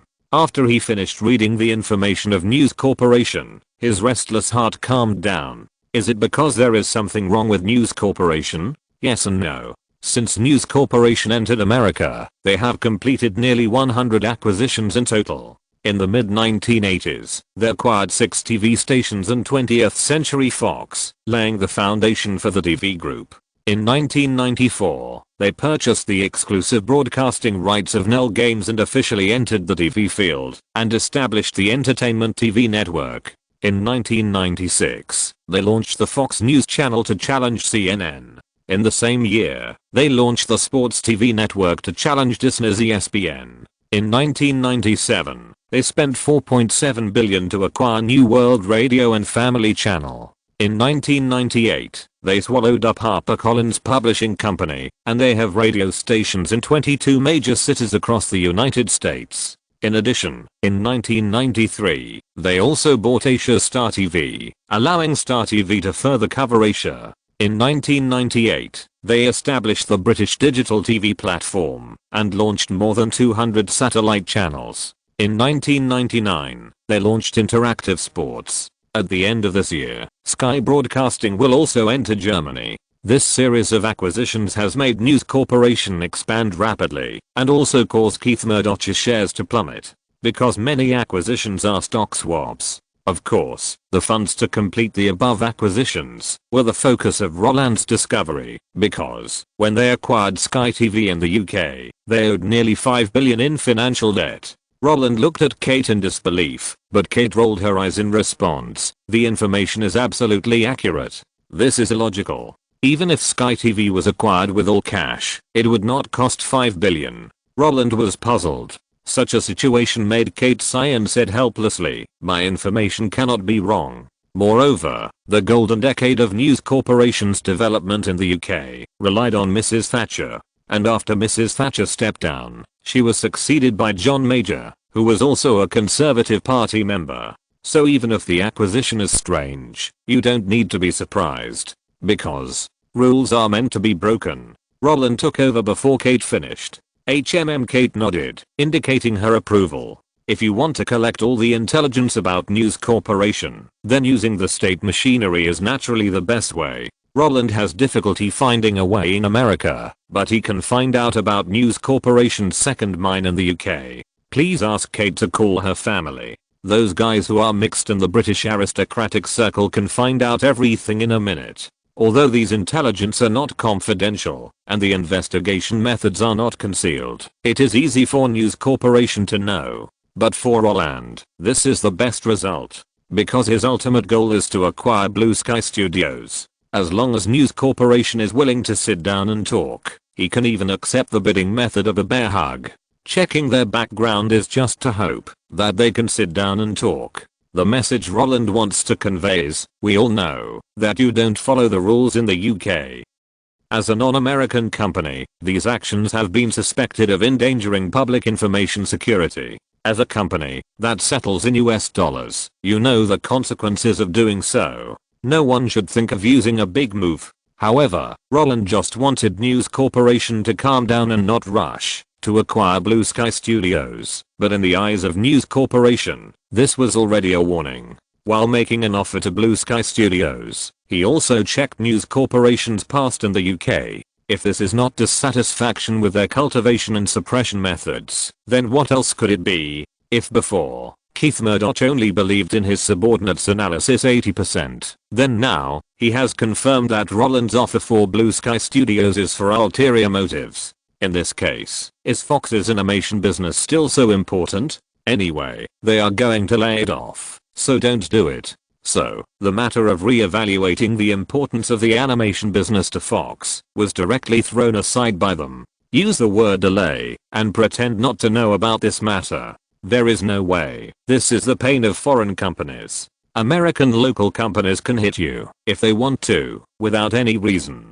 Although America does not want monopoly to appear, it only does not want monopoly companies to appear in its own country. For them, if their own company can monopolize the global market, it would be the best thing. After all, robbing competitors to support themselves is the most correct way of development. That is, it strangles the enemy and strengthens itself. As for the gangsters, when capital comes to the world, from head to toe, every pore is dripping with blood and dirty things. Note, and Rotten Tomatoes were the targets of News Corporation from the beginning. Although these two companies were not acquired by News Corporation until 2004, before that, the angel round investment of Rotten Tomatoes was invested by News Corporation. In addition, News Corporation's internet information was still done together with Nokia, which was Nokia in the 2G and 3G era. It is no secret that News Corporation's development in the UK relied on the power of Mrs. Thatcher. In 2004, when the Sun was founded for 40 years, the British Broadcasting Corporation, BBC, published a record post to dismiss Murdoch's development process, and among them, it openly wrote about News Corporation's return to Mrs. Thatcher and Mrs. Thatcher's return to News Corporation. The issue of September 14, 2004, can still be found on the BBC official website. The close connection with the British Conservative Party is also the reason why Time Warner attacked them. Chapter 319 Busy October. Although News Corporation and Roland Allen both misunderstood each other's intentions and were fighting wits and courage with the air, it didn't matter because the choices of both parties were the same. That is, to drag it out. If the enemy doesn't move, I won't move. If the enemy moves, forget it. Let's play wooden man together. In the following month, Fox did not make any statement on Roland Allen's invitation to acquire, and Roland Allen did not continue to investigate the development history of News Corporation in the UK. As a result, both parties tacitly believed that the other party understood their intentions and gave a way that was in line with their own interests. Hey, this is great. Roland Allen was relieved by the understanding of the accident, because if there was a bid, he still had a hope of winning Blue Sky Studios. At the same time, News Corporation also felt that Roland Allen was still inclined to cooperate. After all, the market was so big that no one could take it all by himself. The reason why he was depressed might be because Rotten Tomatoes was something he had long been eyeing. When News Corporation discovered that Roland Allen was copying their second mine, they re-evaluated the whole thing and then found that Rotten Tomatoes might have been targeted by Roland Allen. Because Rotten Tomatoes was originally a forum for Jackie Chan's fans. As the number of Kung Fu fans gathered here continued to increase, the content of everyone's chat became more and more diverse, so the fan exchange community came into being. As a guy who poached Jackie Chan from Hong Kong through Ang Lee in 1995 to draw action scenes, Roland Allen might have used this website a long time ago, and even thought about acquiring it. Otherwise, why would he sell him? But for some reason, this website was taken by their News Corporation first. So, the anger of the robbery made Roland Allen cooperate with Disney? Although this judgment is a bit far-fetched, News Corporation still included it in the data archive. There is no way who made Roland Allen never play by the rules in these years. Apart from Yahoo, no one could understand Roland's other investment behaviors. From gaming entertainment to film and television entertainment to the internet. From technology companies to personal brands to biomedicine, these unrelated cross-border investments made them confused, but it was precisely this kind of blind investment that made him earn a lot of money. The point is that the blind investment in the eyes of the people at the beginning all produced qualitative changes other than money in the end. It is the most unbelievable thing to form gangs and factions through investment. Therefore, News Corporation would rather analyze his practices than take it lightly, because no one knows whether Roland's current actions will become a knife in the future. Of course, the earth will still rotate without anyone. While the two sides stared at each other in the air, everything in the outside world continued in an orderly manner. In early October, a religious ceremony was held in Matamata, North Island, New Zealand. The elders from the Maori tribe prayed for the crew and wished that the filming work could be completed smoothly. This behavior is actually the same as praying to God at the start of filming, hoping that God will bless the filming work to go smoothly. For theists, such a link is indispensable, but for atheists, it is really embarrassing to do so. But even if they feel embarrassed at this time, they have to endure it like the milk tea wheel who did not pray to God at the start of filming. After all, mutual respect is the basis of cooperation. After the opening ceremony, everyone followed Peter Jackson to the real Shire. The green grasslands make people feel proud, and the pocket houses under the hills add a lot of popularity to the broad and beautiful scenery. Green waters and green mountains, small bridges and people, medieval stone bricks and tile houses rolled up a sense of nostalgia for the yellowed years, and when the actors in exquisite costumes gathered in groups of 2 or 3 and distributed around, the illusion of experiencing history in person made people trance. If you remove the staff on the set and those inappropriate modern props, it really makes people rise up a kind of pursuit of walking in Middle-earth. History becomes legend, legend becomes myth. Looking at the beautiful scenery in front of him, Fatty Peter, who had been preparing for this for 10 years, almost cried.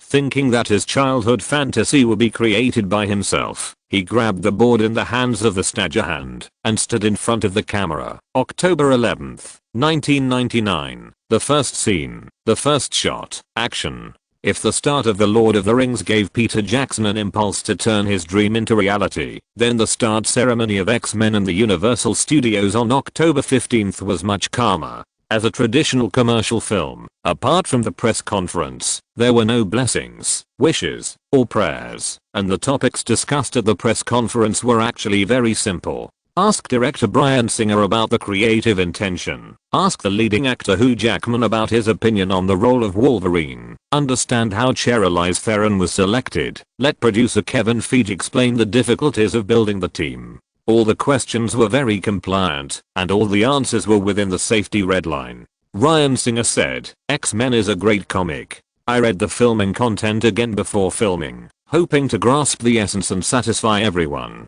Hugh Jackman showed his joy. "I have been reading Marvel comics since I was a child, and my favorite is Wolverine." Charlize Theron was even more excited. "The crew actually didn't choose me at the beginning. On the day of the audition, I just acted according to the director's requirements. Unfortunately, I didn't get any feedback on the scene. I thought that this role would leave me, but after I went home, I received a call from my agent. The other party told me that the crew thought I acted well, but my image was slightly inconsistent with Phoenix Girl. If I can meet their requirements within 3 months, then I can try again." When I heard the news, I was so excited that I couldn't help myself. "I think this is the will of the goddess of luck. Thank the crew for giving me this opportunity." Kevin Feige was even more explicit. "When I submitted the creative ideas I wrote, the boss agreed to my plan. His trust in me was the driving force that pushed me forward. I never felt that producing and building a team was hard, because no matter how busy I was, the pressure would not be as great as that of a boss who trusted me unconditionally.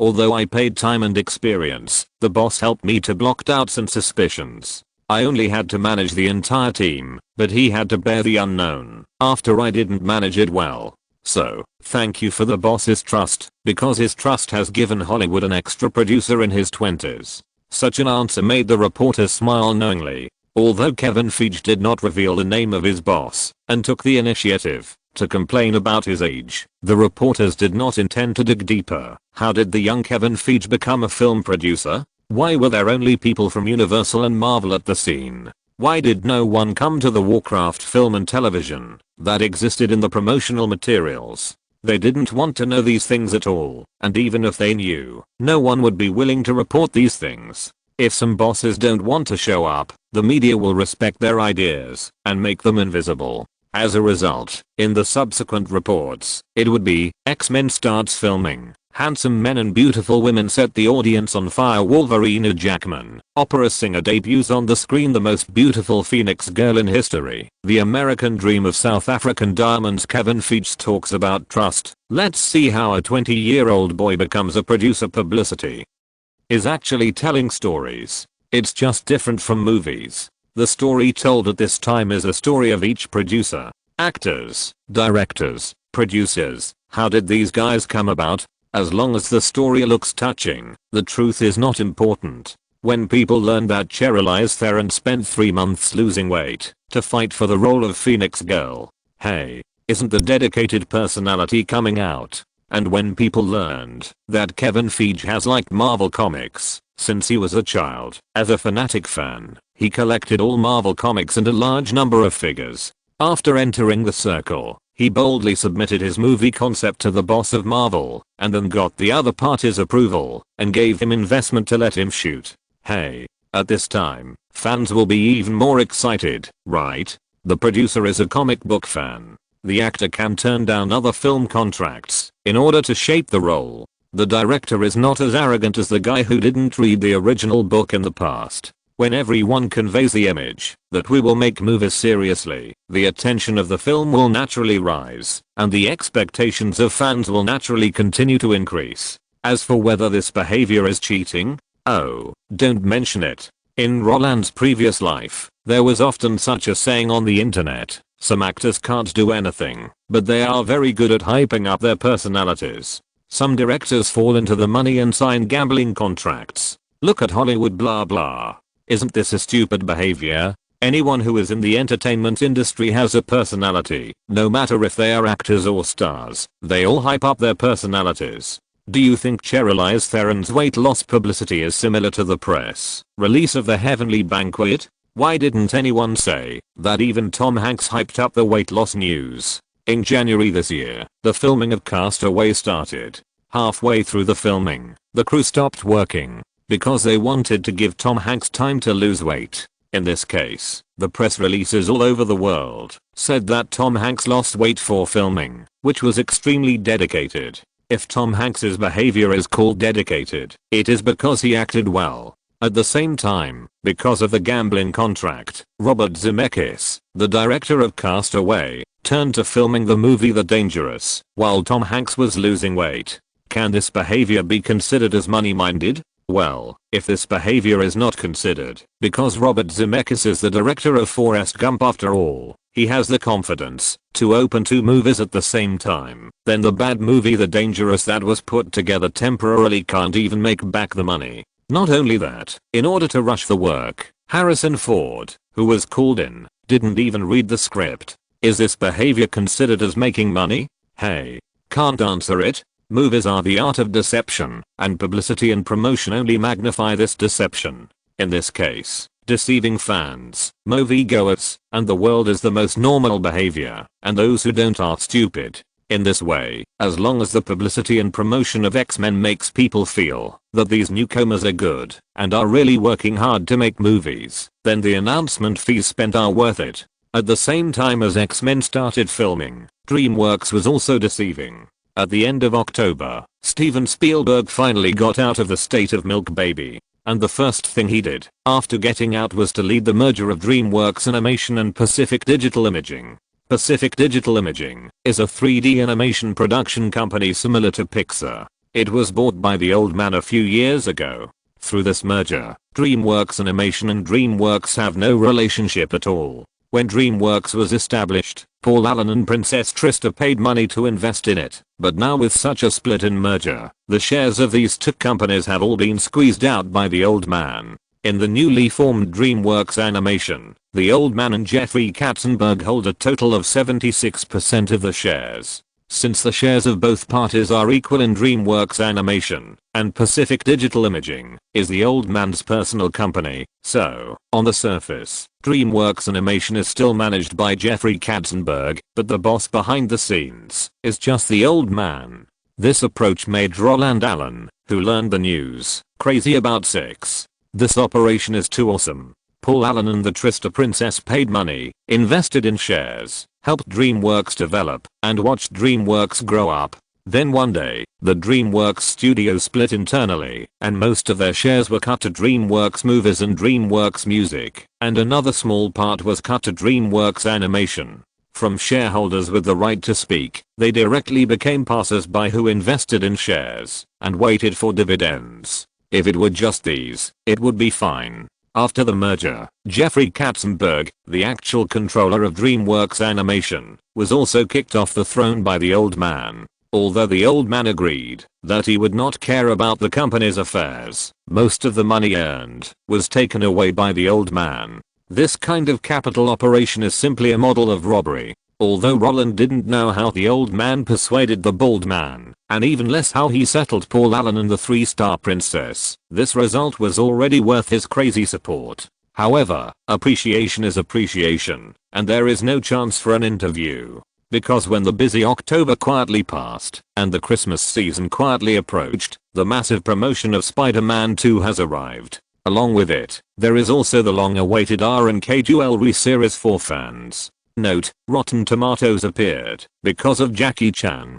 The founder is a Jackie Chan fan. Before the release of Rush Hour, he set up a website to collect information about Jackie Chan. After the release of Rush Hour, more and more people flocked in, and Rotten Tomatoes became a fan exchange platform, and then it expanded wildly. In terms of hyping up characters and making money, no one can compare with Hollywood. There were continuous news about Tom Hanks losing weight like crazy in the middle of filming. At the same time, Robert Zemeckis and Harrison Ford's The Dangerous also made money by taking advantage of every opportunity. In order to rush the time, they also closed the bridge on Chamberlain Lake when filming The Dangerous, which seriously affected the local people's livelihood, and then they were sued. DreamWorks Animation was not dismantled in 2004 as written in Baidu Encyclopedia. They had already been divided in the early 2000s. Paul Allen and Princess Trista's shares were resolved with the DreamWorks brand. In other words, when DreamWorks Animation was dismantled, they only enjoyed a small part of the intellectual property rights of the DreamWorks brand logo. It was no longer DreamWorks. If they wanted to continue to use this brand, they had to pay DreamWorks a licensing fee. Because they had never done computer 3D before, the two investors agreed. The high licensing fee could make them recover their losses, but unfortunately, the copyrights of Shrek the Monsters were all in the hands of the old man and his personal hands.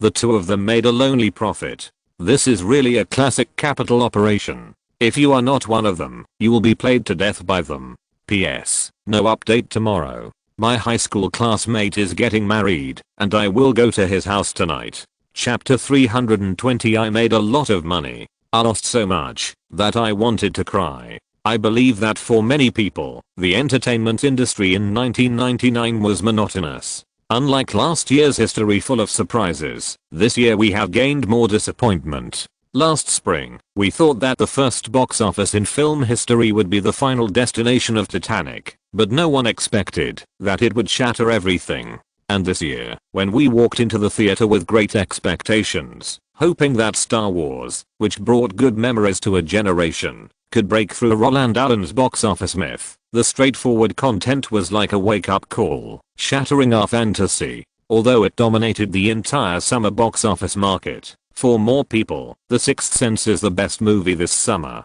In the ABC Live broadcast room, the fat female host was talking there, and when she finished speaking, the male host wearing transparent glasses beside her immediately took over the conversation, and laughed and teased. That's why many people are looking forward to Christmas more. The humorous words drew a knowing laugh from the audience. As the audience, performers, expressed their agreement, the male guest continued. However, compared with the lineup of the summer season, this year's Christmas season is indeed richer in content. MGM's classic series 007 is on stage again. This time, James Bond is trying to eliminate the dangers brought about by the struggle between international forces caused by the imbalance in the world's oil supply. Buzz Lightyear and Cowboy Woody, who were widely popular with children, as soon as they were released, will also start new adventures. Toy Story 2 will soon be released. In addition, starring Tom Hanks, the consecutive Best Actor, the film The Green Mile directed by Frank Darabont, the director of The Shawshank Redemption, adapted from Stephen King's novel of the same name, will also be released on Christmas. And Stuart Little, another masterpiece of Rob Minkoff, the director of The Lion King after leaving Disney, will also be released at the same time. Wow. The female host exclaimed. It seems that the competition in this year's Christmas season will be more intense than that in the summer season. After all, even a movie like The Blair Witch Project can earn $100 million at the box office in the summer season. Of course. The male host nodded. Compared with the relaxed environment enjoyed by Austin Powers 2, Tarzan and the Bad Kids, the competition in the Christmas season will be even more cruel. But in addition to these movies that seem to have extremely high box office appeal, we also have to consider the finale of this year's Christmas season, which will make the scene even more chaotic. Spider-Man.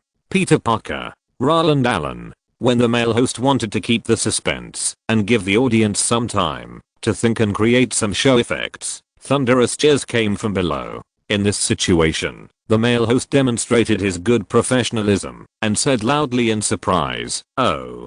So you all knew it? It seems that I'm not the only one looking forward to this movie. I also wrote in the script that this paragraph will definitely give you a surprise, but you gave me a surprise? It's over. There's no show effect today. It looks like I'm going to be deducted money." Hahaha. The affected look aroused a burst of laughter at the scene and also gave the female host an opportunity to take over the conversation. Since there is no show effect, let's just talk about this movie. As we all know, Star Wars prequel, The Phantom Menace and Spider-Man 2 are the two most anticipated movies this year, but with the poor reputation of The Phantom Menace, people have some concerns about the quality of Spider-Man 2. It's not really a concern.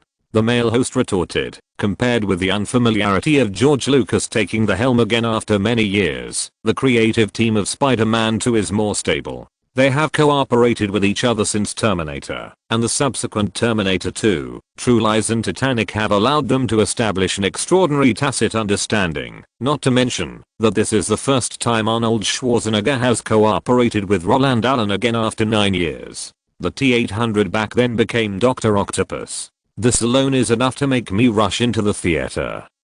But doesn't this make people feel out of place? The female host said. The T-800 back then was like John Connor's father, and now Dr. Octopus and Peter Parker are rivals. With the preconceived notion of the deep father-son love, it's hard for me to imagine them facing off in the same frame. I simply can't accept this fact. Difficult to accept. The male host showed surprise. 10-year-old Roland Allen and 19-year-old Roland Allen actually made you feel out of place. Are you praising Roland Allen for taking so good care of himself?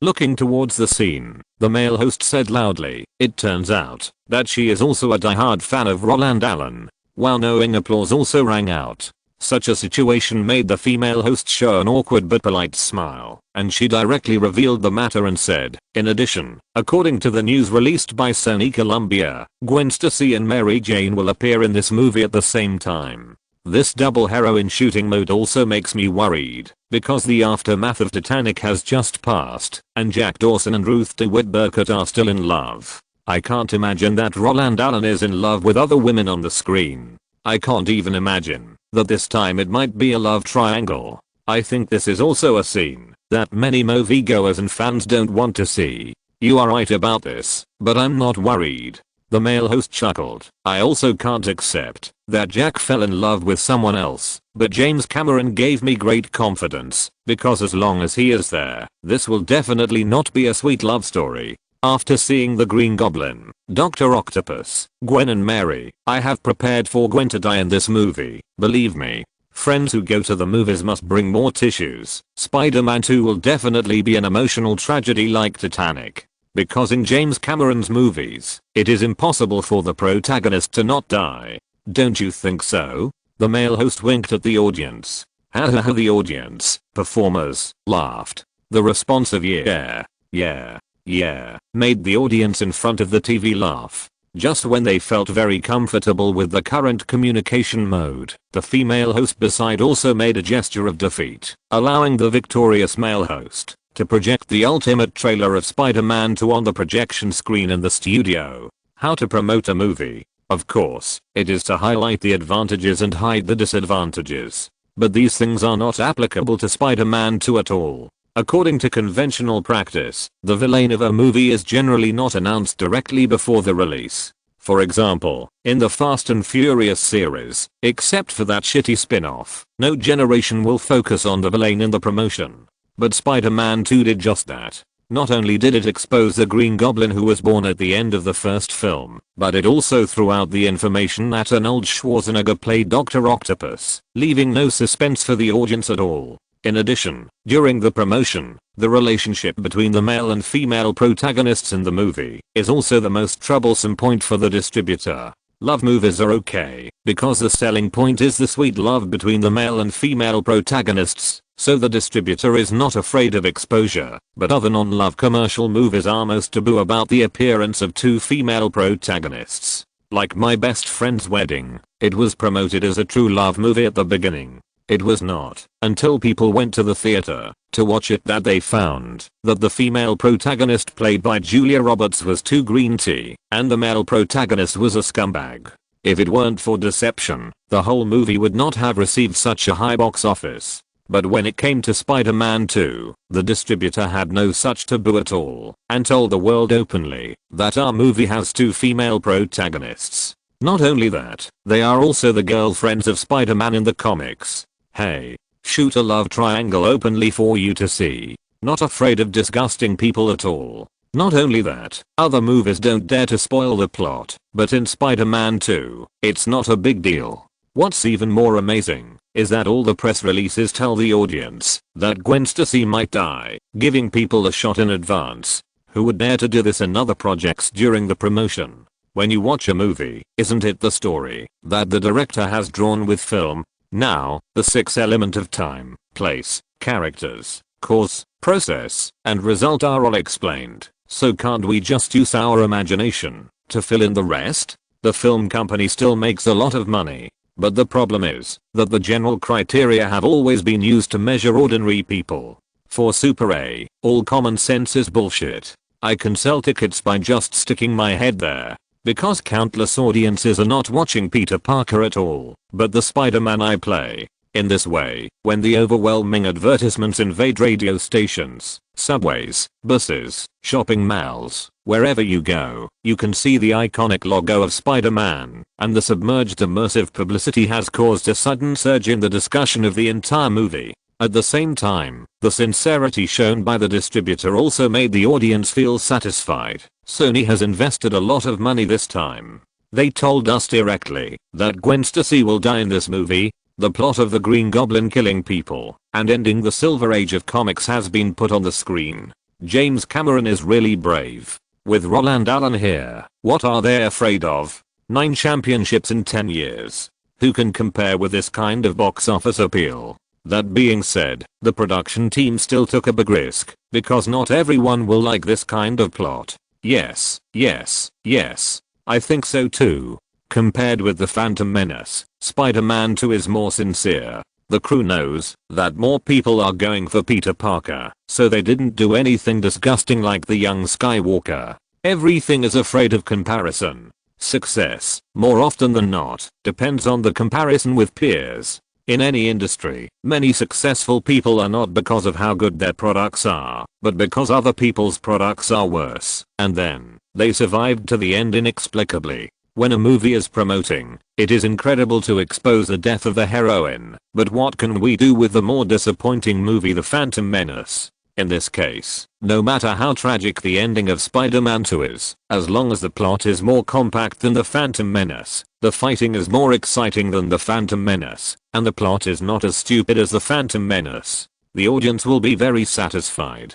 And before the release of the film, the audience will be debunked in advance, which is even more angelic. Of course, some people like it, and some people hate it. Some people think that the publicity of Spider-Man 2 is more sincere than that of The Phantom Menace, and there will also be people who think that Spider-Man 2 is relying on its advantage to deliberately discredit The Phantom Menace. This kind of porcelain promotion is too disgusting. In the past, for such a response, the audience who stood on the side of Spider-Man 2 might have directly cursed at the sarcastic trolls, but now, they can be choked to death with just 3 sentences. If you have the nerve to dislike the disgusting publicity of Spider-Man 2, then you have the nerve to not go to see it. If you really can be stubborn and not go to see it, then we will definitely celebrate your singleness. You don't know, having a girlfriend is so troublesome. It's okay to watch a midnight movie, but she doesn't want to buy a ticket. It's okay not to buy a ticket, but she doesn't allow me to buy a ticket.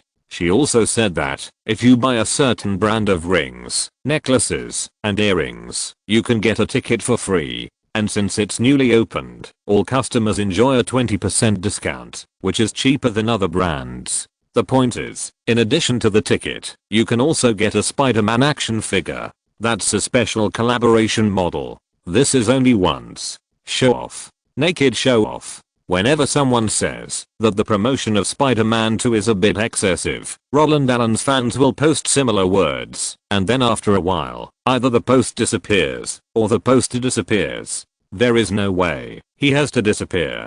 Who made Roland Allen's female fans so powerful? Although Sony has repeatedly stated that it can implant the R&K brand in Spider-Man 2, for Roland Allen, the implant of Peter Parker taking the engagement ring out of his arms after Gwen Stacy's death is too bloody. Holding his own product with regret and annoyance? With this, is there anyone willing to buy his products? Implying that the lovers who buy the products are separated by life and death. This kind of understanding of getting up at night will make his products a joke. So Roland refused.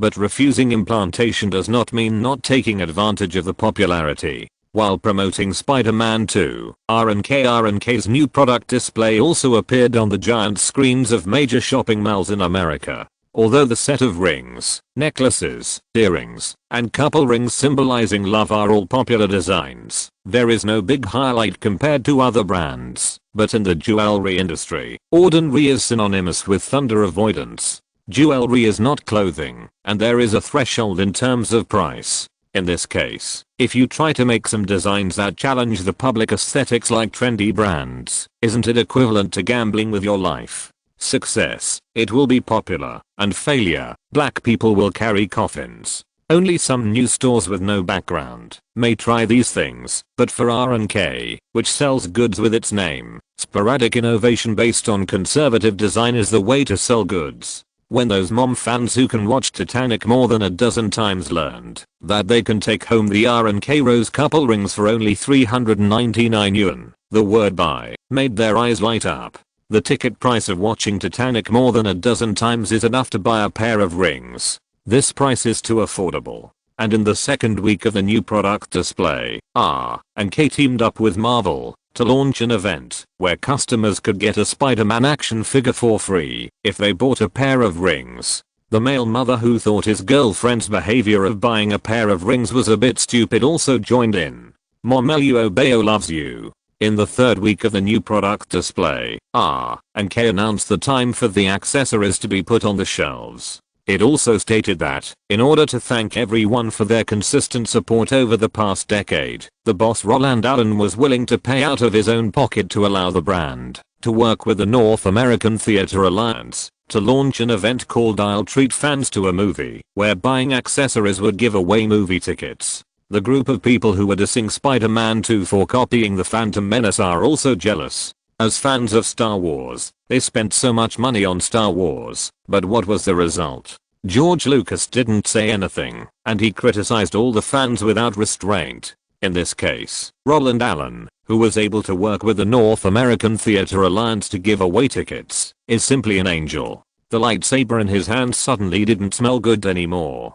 What the hell is a Gina Skywalker? I'm Peter Parker. Okay. This free offensive made the audience dizzy. In the past, when paying money could only enjoy one service, Roland's bundled sales not only won over fans, but also made countless neutral parties turn against their side at the last minute. A serious movie promotion? Talking about content, shooting, and production? How can this kind of promotion be more exciting than giving away for free? Free tickets, free figurines, free peripherals. Yes, you made money. A lot of money. I lost so much that I wanted to cry. With the US dollar leading the way, the promotion momentum of 007, Toy Story 2, The Green Mile, and Stuart Little was all forcibly suppressed. Even though they were released first and had high box office, more people still focused on Spider-Man 2, and when December 17th, the day of the premiere of Spider-Man 2, the entrances of theaters in various cities in America were even more blasted with gongs and drums, firecrackers, red flags waving, and huge crowds of people.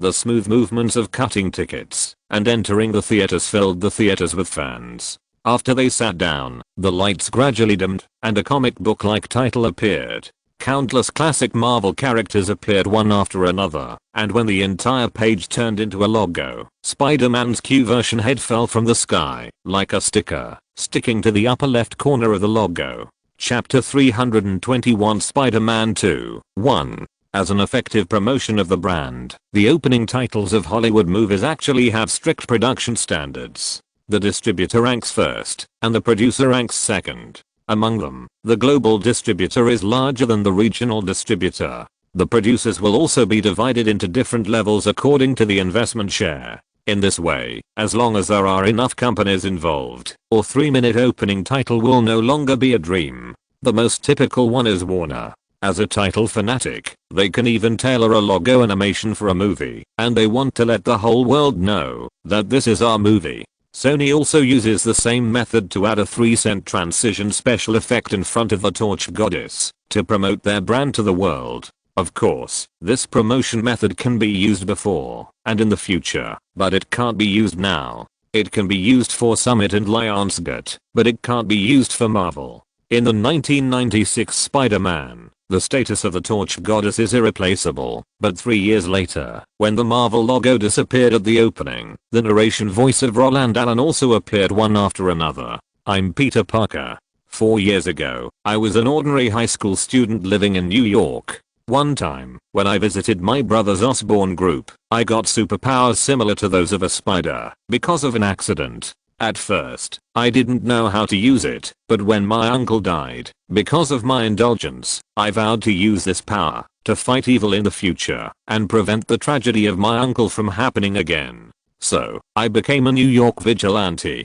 Oh, this is the name everyone calls me, but I'd prefer the name they call me, Spider-Man. The self-deprecating but arrogant words made the pictures on the screen flip constantly. The recollection explanation, similar to the comic storyboard, briefly introduces the content of the first part. From gaining power to defeating Dr. Lizard, from the death of his uncle to the death of his father-in-law. The 90-minute content is included in the 45-second illustration, and the narration outside the screen also changes from restrained to open, from honest to funny as the things develop.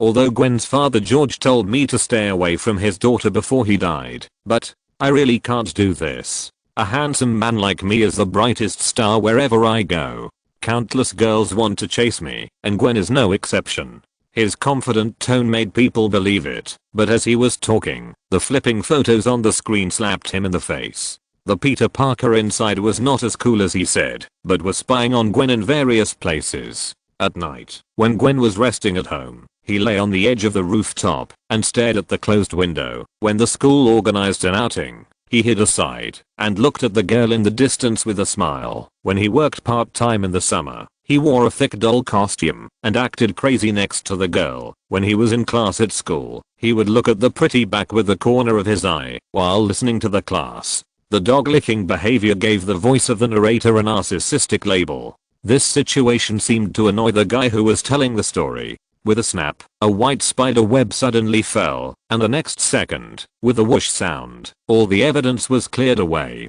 Not only that, he continued seriously, no matter what the process is, Gwen is my girlfriend now. Ha ha ha, wow, geese. The pretentious words made the audience laugh, and the act of clearing the evidence gave people a sense of meanness. Although the joke that the protagonist of the movie was caught lying and fell into social death has long been used by Hollywood, it is precisely because of its use that it can prove its excellence. At the same time, this method can also root the concept of popcorn in the hearts of the audience. Is James Cameron finally not going with his hardcore opening for science fiction films? My youth is over. This kind of comedy opening reminds me of Home Alone. Kevin was also very angry and frustrated at the time. After 10 years, Roland Allen has shown his comedy skills again. My youth is back. In the past 4 years, has Peter Parker come out of his introversion? Does his confidence come from his own strength or love? Who cares what it comes from? Anyway, I think this cheerful personality is more in line with comics. I like it. Wow. Aren't you too early to comment? The heroine is going to die in this one. So what if the heroine dies? Since we already know the result, we won't be so sad then. The cheerful discussion made the atmosphere on the scene more relaxed. When everyone felt that they had been baptized by spoilers first, and then came to watch the movie, their ability to accept the content would be greatly improved. Next, similar reversals were used repeatedly. In the last second, Peter Parker, who acted as a narrator, said that he was the protector of New York. In the next second, a photo of him destroying public facilities while fighting crime was instantly dropped. In the previous sentence, Peter Parker said that he was invincible. In the next moment, he fought wits and courage with criminals and finally won a thrilling victory, which made him angry. After being slapped in the face by photos again and again, Peter Parker, who had already finished telling the story of the past 4 years, forcibly overturned the table. When the red fist came towards him and got bigger and bigger, the crispness of the broken glass brought out countless cracks and also took away the previous situation. When the camera jumped to Empire State University, the plot of the second part officially began. James Cameron's movie style is fast, accurate, and ruthless. The rhythm is fast, the narrative is accurate, and the editing is sharp. For example, his famous work Terminator took a minute to explain Los Angeles in 2029 at the beginning, and then the scene jumped directly to 1984, and then the T-800 began to madly roar. The sequel Terminator 2 also took a minute to explain Los Angeles in 2029, and then jumped directly to 1991, and then repeated the same routine. roaring madly on the way to find someone. This style is the favorite of Capital because commercial films do not require you to tell stories in a procrastinating manner, and Spider-Man 2 is the same. Perhaps it is because the tragic tone has been determined, or the relationship between the characters has been deeply rooted in the hearts of the people, so the sunshine symbolizing youth has bloomed wildly from the beginning. Peter Parker, Gwen Stacy and Harry Osborn successively enrolled in school. During the registration process, they met Mary Watson with red hair. Because Mary Watson grew up in a single-parent family, she lived with her mother in a relative's house since she was a child. She was fed up with the diss and ridicule of her blood relatives, so she was very strong in her heart. When Gwen Stacy encountered some minor difficulties in the registration process, the enthusiastic and bold Mary Watson took the initiative to help. During the conversation, the two sides got to know each other and soon became friends. When Gwen Stacy introduced her new partner to Peter Parker and Harry Osborn, who was a nobleman, immediately recognized this strong wildflower. Hey, hey, hey. On campus, Peter Parker, with a book under his armpit, waved his left hand in front of Harry Osborn, trying to attract his attention. Hey boy, what are you doing now? Don't block my sight. Harry Osborn slapped his wiper-like arm away, raised his eyebrows, shook his head slightly, and said with emotion, "What a beautiful girl. What the fuck? You are not interested in her, are you?" The pig-like expression made Peter Parker frown. Turning his head to look into the distance, watching the figure gradually approaching with his girlfriend, Spider-Man agreed with his friend's point of view, but did not want the other party to pursue her. Gwen said she was a good girl. You. Before he could finish his words, Harry Osborn interrupted. Am I not a good boy? While speaking, he turned his head and winked at his friend. Don't worry, I will only communicate with her in conventional ways. If she is willing to date me, that would be the best. But if she doesn't want to, I won't force it. He raised his hand and patted his brother's chest twice, then straightened his clothes and strode towards the two approaching girls. When Harry Osborn, with a bright smile that was not Nickelodeon, was greeting the two girls in a friendly manner, Peter Parker, who was walking behind him, shook his head silently. Harry Osborn raised his right hand, as if familiar with the move, wanting to shake hands with Mary Watson, but halfway through the move, he suddenly realized that his behavior was too rude and quickly withdrew his hand. The embarrassment was noticed by the considerate Mary Watson, and thus, the young lady's hand was easily controlled by the second rich boy. Such a situation made Peter Parker, who caught up with him, roll his eyes. Although he naturally put his arm around his girlfriend's waist, the depression engraved on his face could not be shaken off in a few seconds, especially the little grievance that flashed in his eyes, which made the young ladies in the theater add endpoints to the global warming. Wow. Roland's emotions are so rich.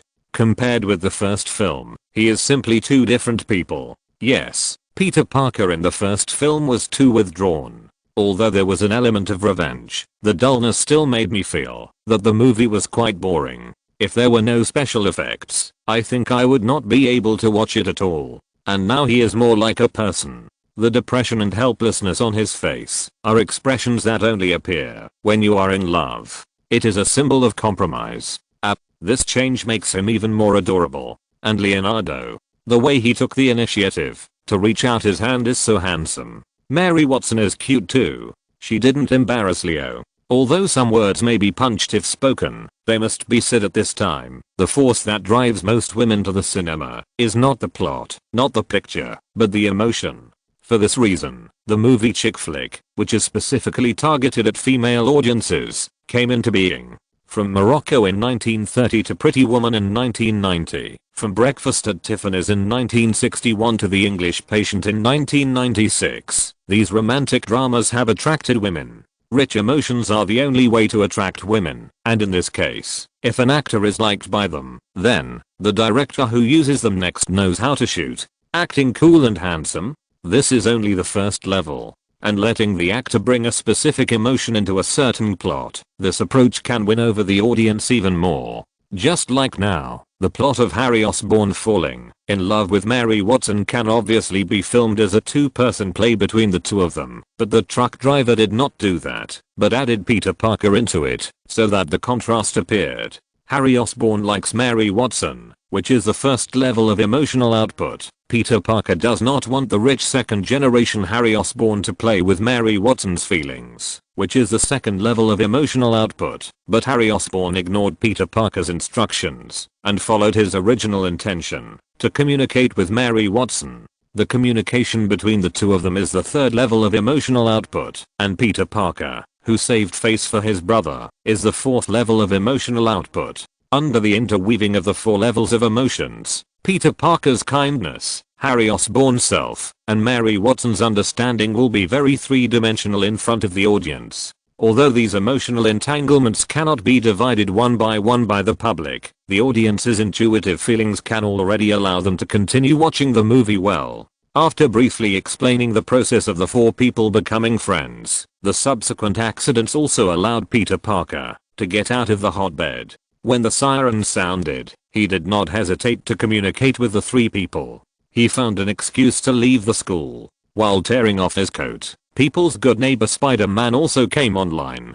Although he has a girlfriend, he is still the superhero who obeys his uncle's teachings and accepts the instructions of Gwen's father. The action scenes of fighting criminals are not really that bright, because the tricks have been exhausted. If Spider-Man 3 years ago made the audience's eyes light up, and the hardcore action scenes made these old hats enjoy it, but after being baptized by Face/Off, Rush Hour and The Matrix, the audience will no longer cheer for some popular fighting scenes. Although Peter Parker's action scenes of fighting criminals also make them extremely excited, it is impossible to make them scream like 3 years ago. Of course, for other superhero movies, even if the main creative team knows it well, they will work harder on fighting against marginal effects, because this is their core means of selling movies. But for truck drivers, doing so is redundant, because the real selling point of commercial film sequels is not a single type of classification, but the whole story. As long as the fighting scenes are at the average level of the market, that's enough.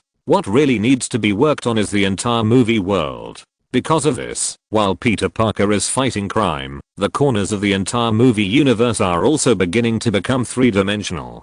The Daily Bugle, which frequently appears in comics, was born with the appearance of Spider-Man. As Spider-Man's #1 anti-fan, they report on Spider-Man's black material every day, devaluing his vigilante behavior as the root of undermining the city's security, and his existence as the root of attracting more criminals to New York to commit crimes. Such reports make Peter Parker, who has worked hard, dissatisfied. But for Gwen Stacy, this is the Gospel of Matthew. Jonah Jameson wrote it so well. Gwen Stacy read it while walking on the way home. Such words made Peter Parker, who was sending her home, frown instinctively. He turned his head and glanced.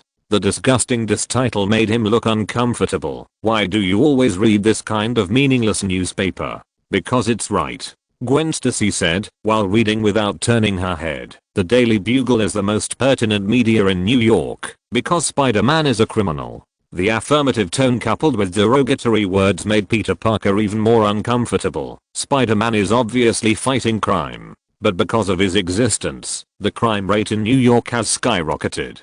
Gwen Stacy raised her head, looked at her boyfriend seriously, and said, before he appeared, New York had at most some ordinary criminals, but with his frequent appearances, those superpowered people have continued to gather in New York. They want to prove their strength by defeating Spider-Man. And it is because of this mentality that countless ordinary people in New York have been involved.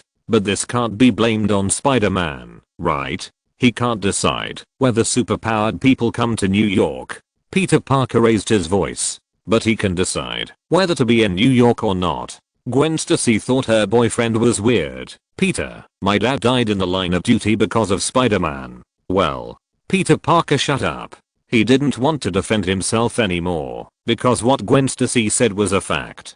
With his silence, the brief dispute also disappeared, but their quarrel conveyed a message to the audience. Gwen didn't know that Peter was Spider-Man. Peter felt deeply guilty about the death of Gwen's father. Wow, this plot is interesting. If Gwen didn't know the truth from beginning to end, and Peter expressed guilt for the death of Gwen's father from beginning to end, what would Gwen think when she knew Peter's identity? And if Peter saw Gwen die in front of him, what kind of blow would he suffer? Oh. Fuck. Shut up. I already have a picture in front of my eyes.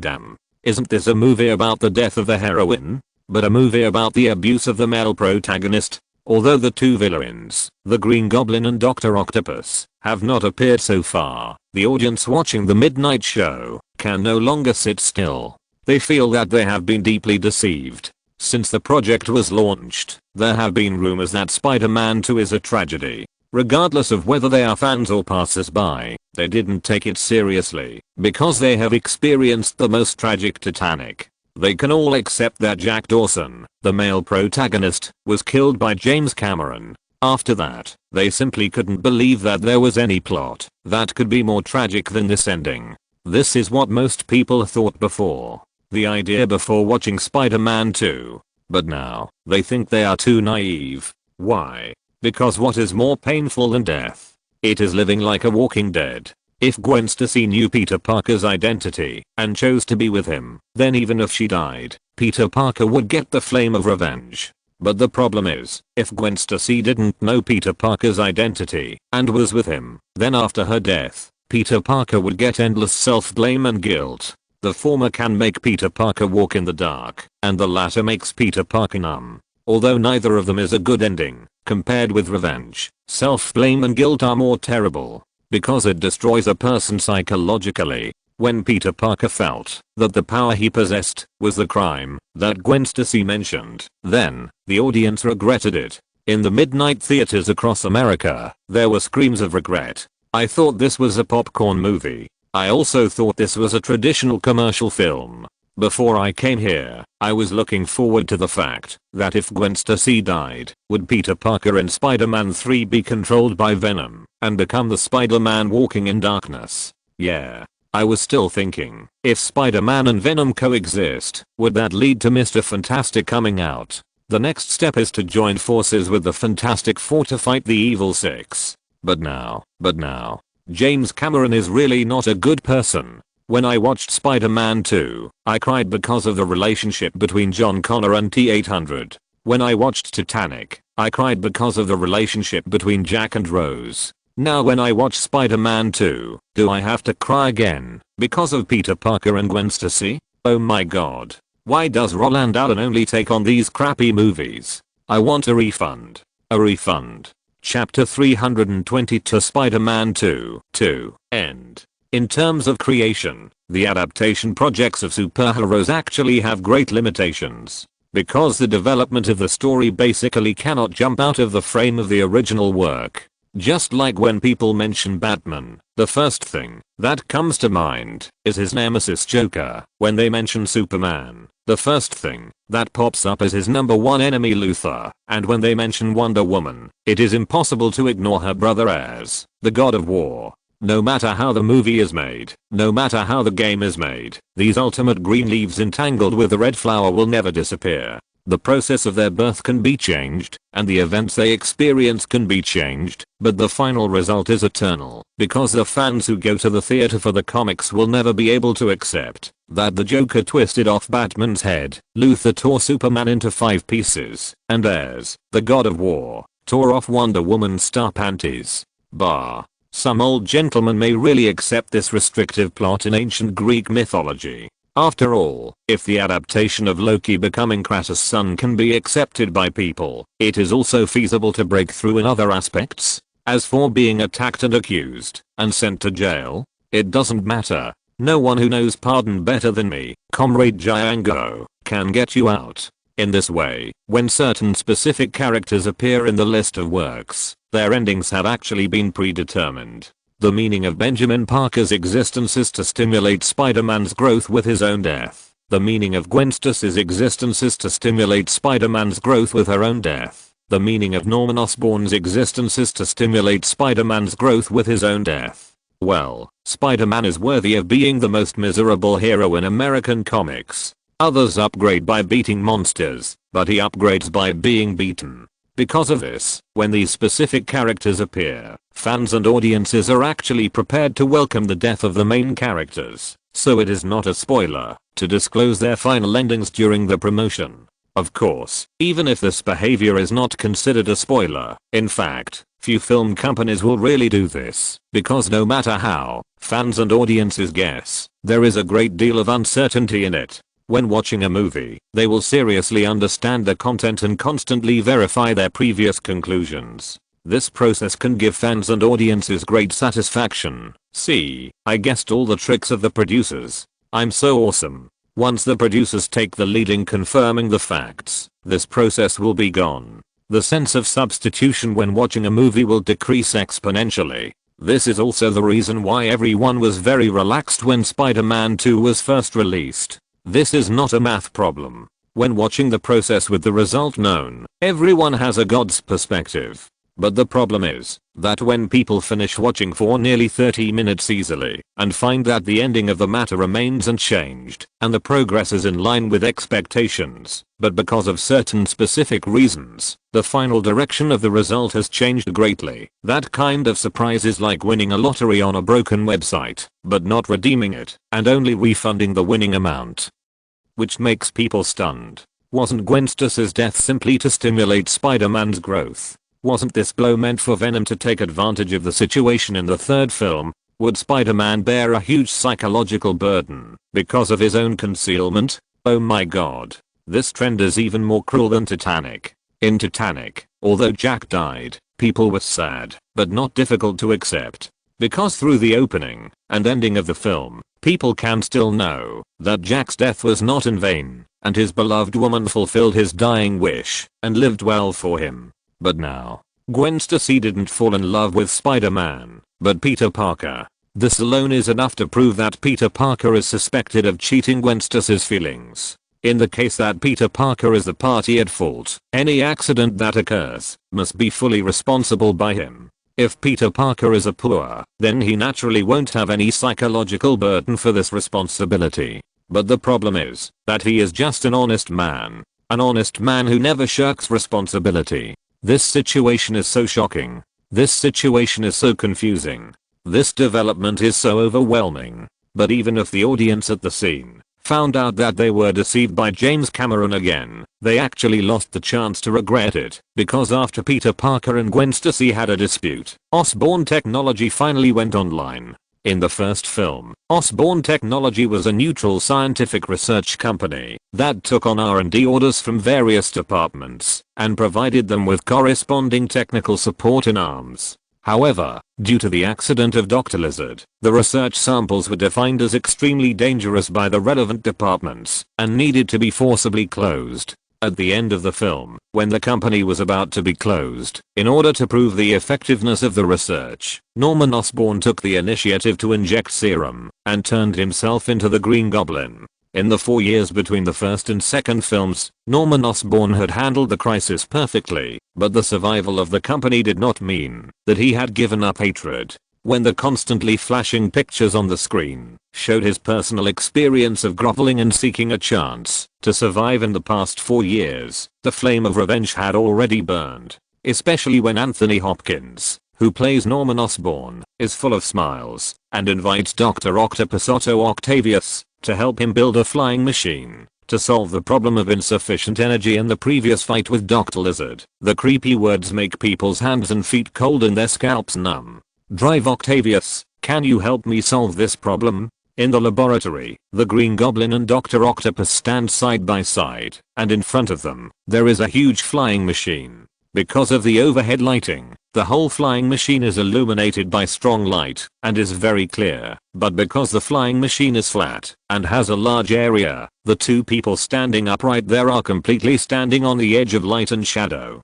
Dr. Octopus is fine, wearing a white coat and bathing in the light. The Green Goblin, who is not ashamed to ask for help, has an attitude of asking for help and is slightly behind Dr. Octopus half a step. And it is precisely because of this half step that his body is perfectly cut by the hanging light. With Shineling as the center, the front half of the body is under the light, and the back spine is hidden in the darkness. In addition, the facial features are three-dimensional, so when you look directly at him, you can even see the shadow of the nose reflected in the middle of his face. Of course I can solve the energy problem facing the aircraft, but I need to get the mechanical arm to assist me.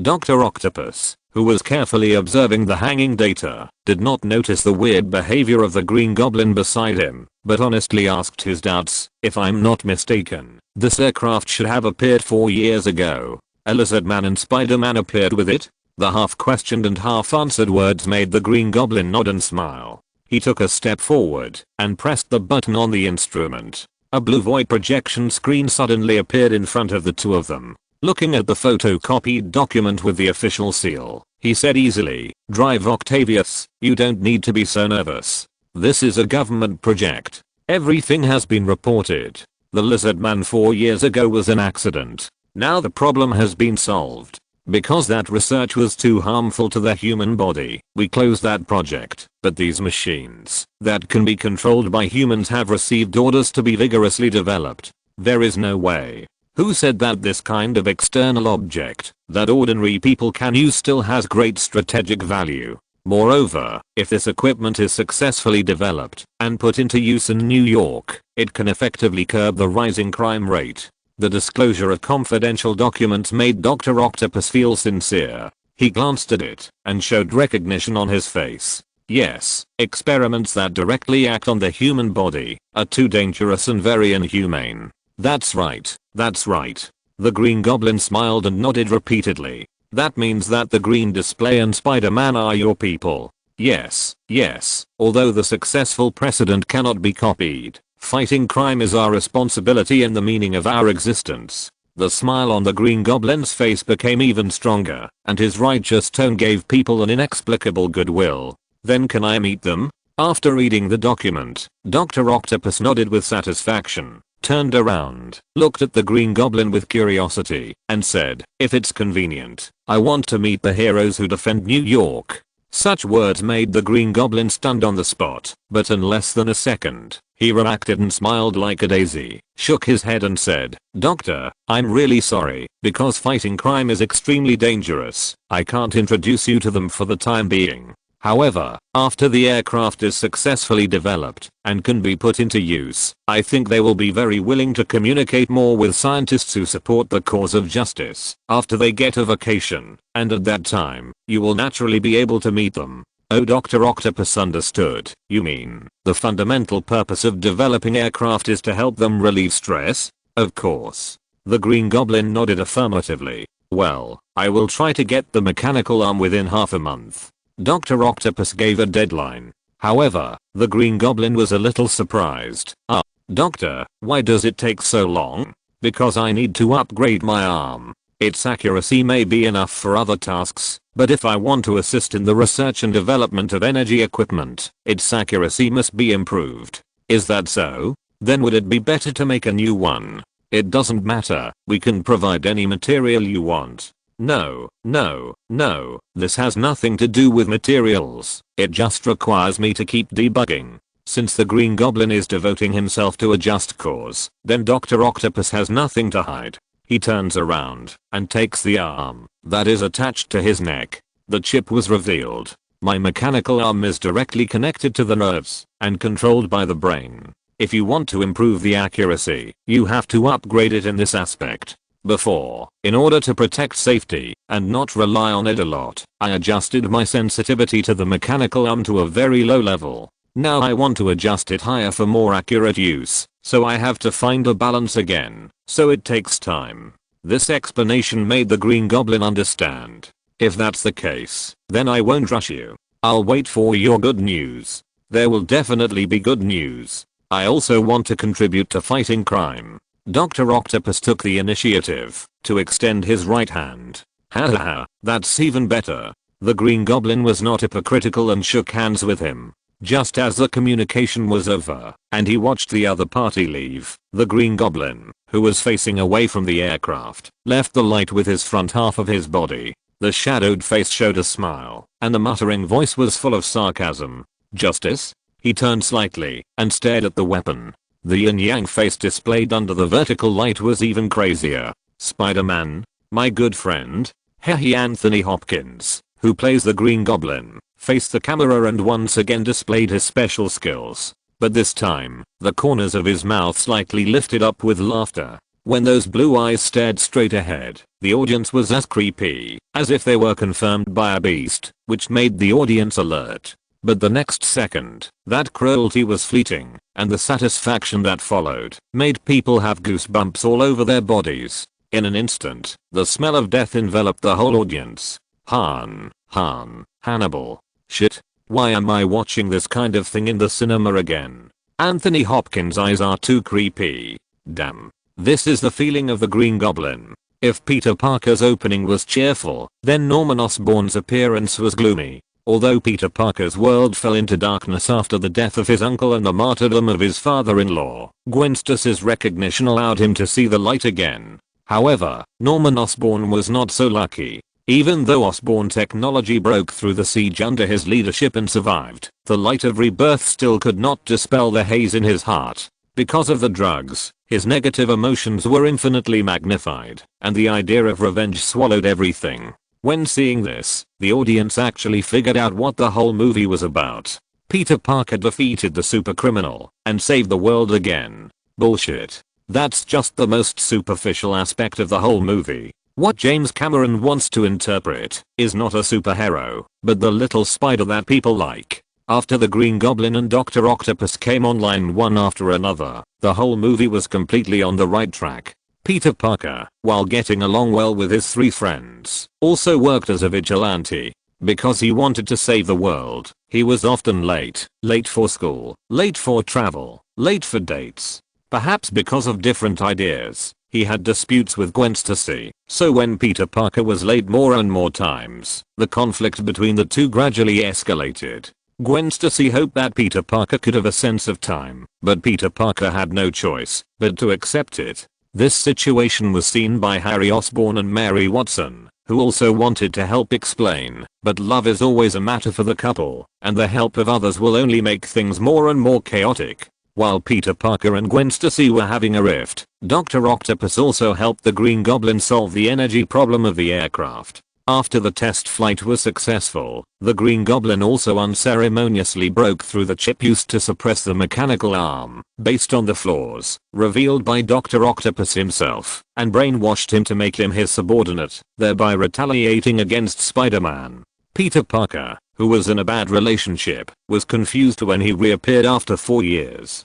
Peter Parker, who knew the identity of the Green Goblin, didn't know what happened to Norman Osborn, and he didn't know where the Dr. Octopus who followed him to do evil came from. He wanted to find an opportunity to go to Osborn Technology to talk to Uncle Osborn, but unfortunately, the other party didn't give him a chance to speak at all, but kept creating chaos and publicly calling for him to show up. Such a situation made Peter Parker extremely confused and made him dare not act rashly, but he had to keep doing the work of protecting the people, and when facing 2 powerful enemies at the same time, the identity of the latecomer, then he could never wash it off. Spider-Man couldn't face 2 strong opponents at the same time. All the rescues turned into one-sided beatings in the end. Even if Spider-Man escaped by chance, he would have to face his girlfriend's accusations while recuperating. "Why are you late again?" Gwen Stacy asked with a frown. "Car." Peter Parker waved his hands instinctively. "It's broken." "Car is broken? How many times a month does your car break down?" Gwen Stacy's forehead was like a ridge. Such a look made Peter Parker even more weak. "It broke down once this month." "Once?" Gwen Stacy raised her voice. "How dare you tell me once? My watch broke down last week before last. I was stuck in traffic last week. I forgot the time when I was doing an experiment at school last week. You have never been on time. If you hate me, just tell me directly, okay? I promise to stay away from you and never pester you." The excitement and the decision to break up made Peter Parker raise his hand in panic, trying to hold the other party. However, facing her boyfriend's repeated rogue behavior, Gwen Stacy kicked him. When the tip of the high heels rose rapidly, Peter Parker, who was in pain, showed a hideous face and bent like a shrimp. The helplessness revealed at the same time made the female fans in the theater indignant. How could Gwen treat Peter like this? Is there anything that can't be said nicely? Peter is late again and again, which means he has his reasons.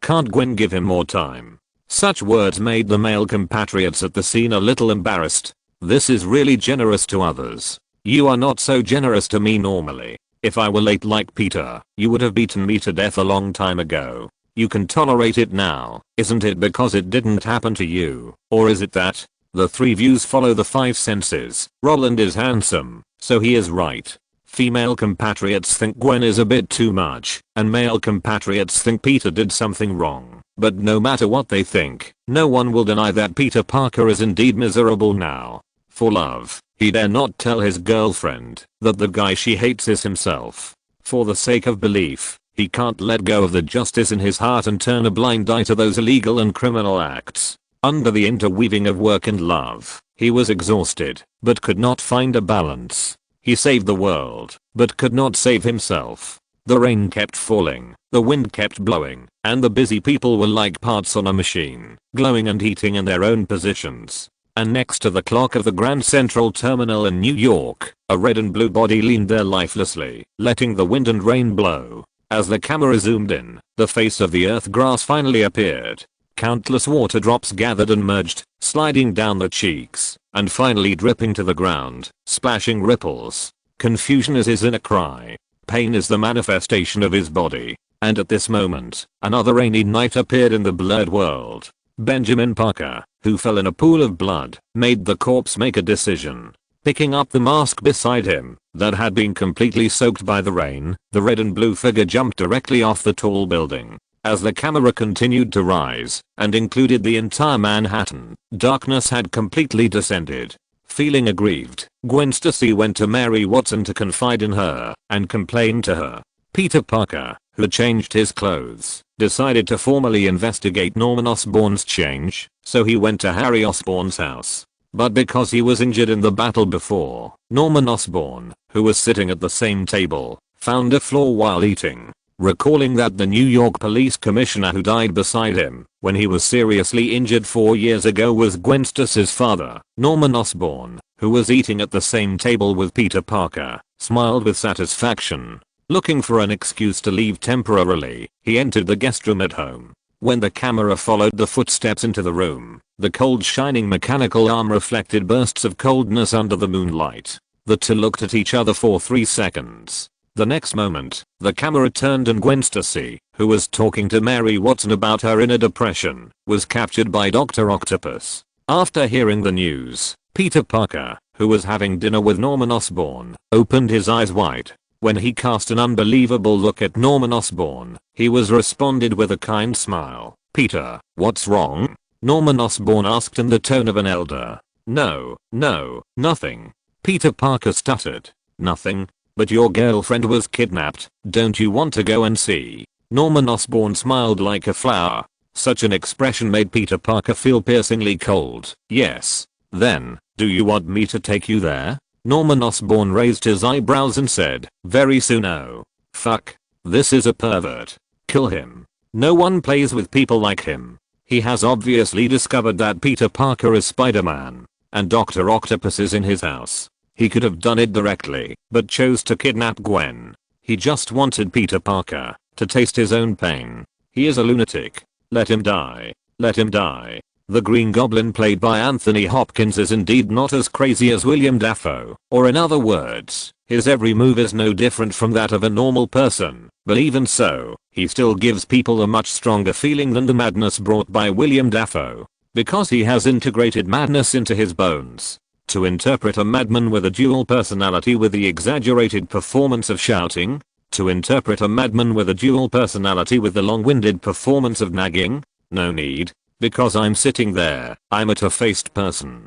Just like many people don't know how good Harrison Ford's acting is. Let him make his signature smile, and then use a piece of paper to divide his face in half. You will find that he can cry on the left and laugh on the right. When Anthony Hopkins sits there, you can feel his creepiness. He is obviously smiling at you. He is obviously a kind and amiable elder, and he obviously does not show any cruelty, but you just feel cold all over. The performance driven directly by emotions makes his soul and body completely separated. The creepiness that directly acts on the soul makes people feel more desperate. In this case, no audience thinks that Peter Parker can save Gwen Stacy. When the Green Goblin and Dr. Octopus teamed up to beat Spider-Man, Spider-Man, whose limbs were clamped by Dr. Octopus, was forcibly removed from his mask. When Gwen Stacy found out that her boyfriend was actually Spider-Man, that kind of surprise made Peter Parker feel extremely guilty. But when the Green Goblin took off his mask and explained everything clearly, Gwen Stacy, who still thought Spider-Man was the troublemaker, burst into tears. "Why didn't you tell me these things?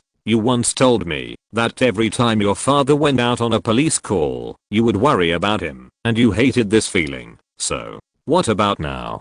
Gwen Stacy interrupted her boyfriend and yelled, "I'm sorry." Peter Parker lowered his head silently. The affectionate dialogue made most of the audience's eyes full of tears, but for the Green Goblin, this was far from enough. "Peter Parker, because of your mutation, Osborn Technologies faced huge delivery pressure. We couldn't contact you, so we had to ask them to speed up the research and development process, which led to the creation of Dr. Lizard. The existence of Dr. Lizard has ruined the reputation of Osborn Technologies and made us questioned. Although the problem was finally solved, I'm no longer the same person I was back then, and Osborn Technologies has sold countless patents to survive. Your mutation has brought me endless pain, and now I want to give it all back to you." While speaking, the Green Goblin had already grabbed Gwen Stacy's collar and flew to the edge of the tall building. Such behavior made Gwen Stacy scream, and Peter Parker struggle in panic. "No, no, no.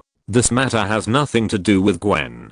Please let her go. Please?" The Green Goblin seemed to hear words that made him happy physically and mentally. "You beg me?" This rhetorical question made Peter Parker see hope. "Yes, I beg you. Oh, you are Spider-Man who fights crime and protects New York. How can you beg a criminal?" Although the Green Goblin did not agree, he had already put Gwen Stacy, who was hanging in the air, on the aircraft. This action made Peter Parker feel at ease, and at the same time, made him bend his spine. "Norman, everything is caused by me, and it has nothing to do with Gwen. Come to me, okay? Please. Come to you? Sure." The Green Goblin laughed, and just when Peter Parker thought that he could save Gwen Stacy, the Green Goblin suddenly raised his foot and kicked Gwen Stacy off the aircraft. "No." The heart-wrenching cry went straight into the sky. Peter Parker, whose limbs were clamped, twisted wildly. Countless spider silks sprayed out, covering Dr. Octopus's face tightly. The next second, Dr. Octopus instinctively raised his arms to avoid being covered by the spider web, and it was because of this action that his skin was instantly torn by the spider web. In the case of pain, the iron clamp also loosened, allowing Peter Parker to escape unexpectedly. "Dive. Jump down. Raise your hands. Shoot." The sudden situation caught everyone off guard, but the Green Goblin was already in the air. Even if Peter Parker tried to save people, he could still accelerate and knock him away. The horizontal movement of his body made Peter Parker miss Gwen Stacy, and when he found the right point of force again, the fact that it only takes 5 seconds to fall 100 meters left Peter Parker with a dead body. When he fell from the sky trembling, despair had already descended. "Gwen. Gwen. Gwen." The trembling voice came out quietly. "Gwen. Gwen. Gwen." The big tears spread all over the world. "Gwen. Gwen. Gwen." The trembling hand stroked the cheeks. The rain kept falling, and the wind kept blowing. On the George Washington Bridge, a red and blue figure knelt there lifelessly, letting the wind and rain blow. Since Gwen Stacy was dead, everything that followed was revenge. But unfortunately, even if Peter Parker exploded, woke up Dr. Octopus, and beat the Green Goblin, the audience in the theater still didn't feel a bit of pleasure, but silently shed tears as he took action. Peter Parker listened to his uncle Benjamin Parker, and kept in mind that with great power comes great responsibility. Peter Parker listened to his father-in-law George Stacy, and worked tirelessly to protect the city. But what happened in the end? He became a superhero, but also a lonely man. He saved the world, but could not save himself. He helped others, but could not help his woman. Benjamin Parker taught him how to be a hero. George Stacy taught him the persistence a hero should have, and Gwen Stacy taught him that being a hero requires a price. This price may be relatives and friends, lovers, and siblings, or even his own children. Peter Parker could not accept such a price, and he was tired of endless efforts. So, after Gwen Stacy's funeral, the picture on the screen suddenly flashed. Peter Parker walked through the alley, where he first put on the battlesuit. As the lonely figure gradually moved away, the tattered battlesuit was piled in the trash can. Such a situation finally caused crying to be heard in the theater, which had been depressing for 20 minutes. Chapter 323, Women's Friend. Wow, wow, wow. The tearful young girl wiped her eyes with a tissue, poked her boyfriend, and complained in a choked voice, how could Peter Parker be so miserable? Why did he have to shoot Gwen Stacy to death? When the young guy heard these words, he already felt bad, and now he felt like a huge stone was pressing on his chest, making him feel suffocated. But even so, he still explained, this is the plot in the original book. But adaptation is not plagiarism. The crew doesn't have to copy the original book. The tearful young girl pouted, letting her tears scratch her macup. Is James Cameron deliberately disgusting people? When Gwen Stacy fell from the sky, Norman Osborn was portrayed as thinking that things were stable, so he was careless and didn't react, right?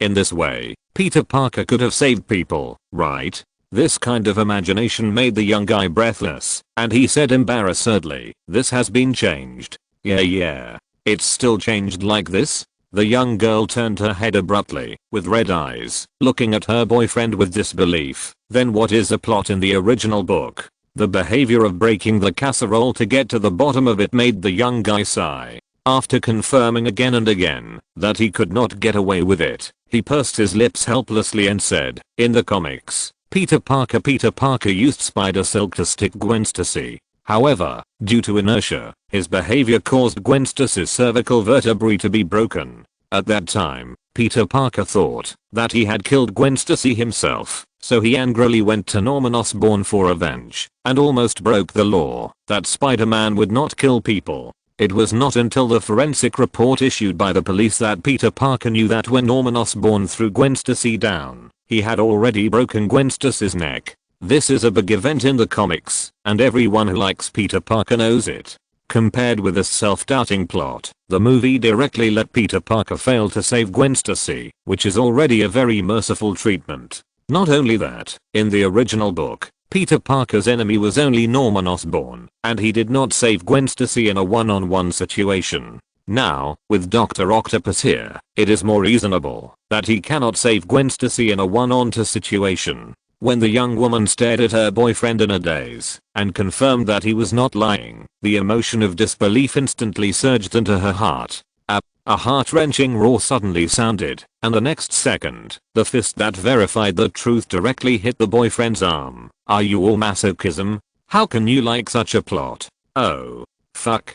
Don't do it. I'm also very depressed now. The young man in pain felt even more uncomfortable. But the girlfriend's next words made him shut up his mouth that wanted to explain. You are depressed now. Then I'm more depressed, okay? I watched the whole movie without knowing how Gwen Stacy died in the original novel, and I felt that Peter Parker's experience was really miserable. And now you tell me that his experience in the original novel was even more miserable? The point is, this is something that everyone who likes Spider-Man knows? Are you trying to tell me that everyone who likes Spider-Man likes this kind of plot? If that's the case, then can I understand that if it weren't for your love, this movie wouldn't have been made like this? My Roland wouldn't have been hit so hard. Huh? What? You have nothing to say? Woo-hoo-hoo. It's all because of you bunch of crappy fans that made my Roland suffer so much.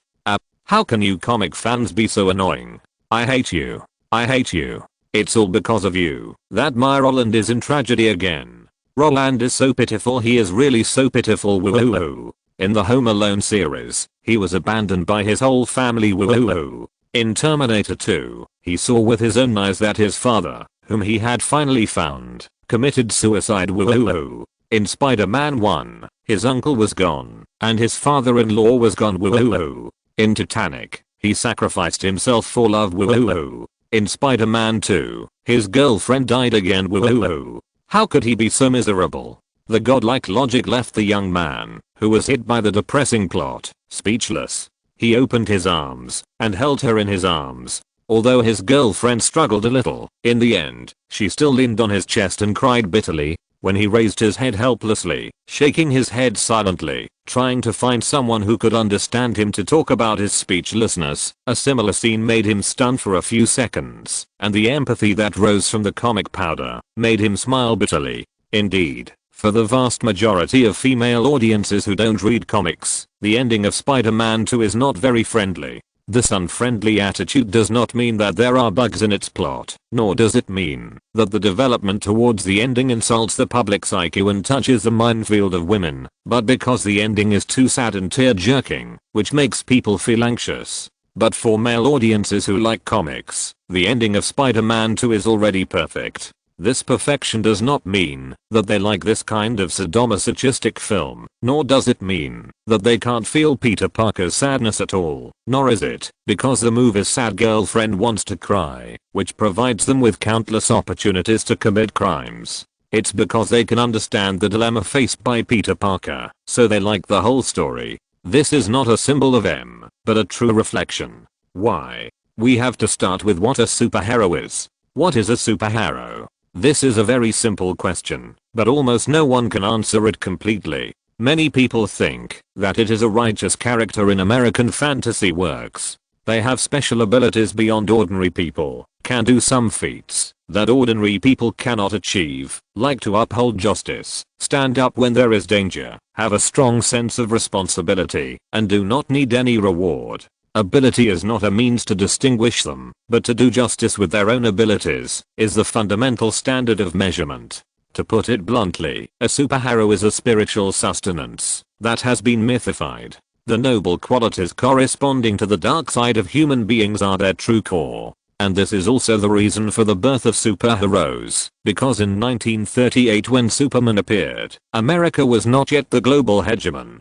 People living at that time faced various pressures. The oppression of capital made them need a spiritual sustenance that could release the depression in their hearts. They needed an incarnation that could uphold justice, so superhero comics sold out. Not only that, the ensuing World War II further magnified this desire to be protected by absolute strength. This magnification not only made superhero comics popular throughout America, but also gave birth to Captain America, the only superhero in the history of American comics who could be published in a single volume without a trial issue.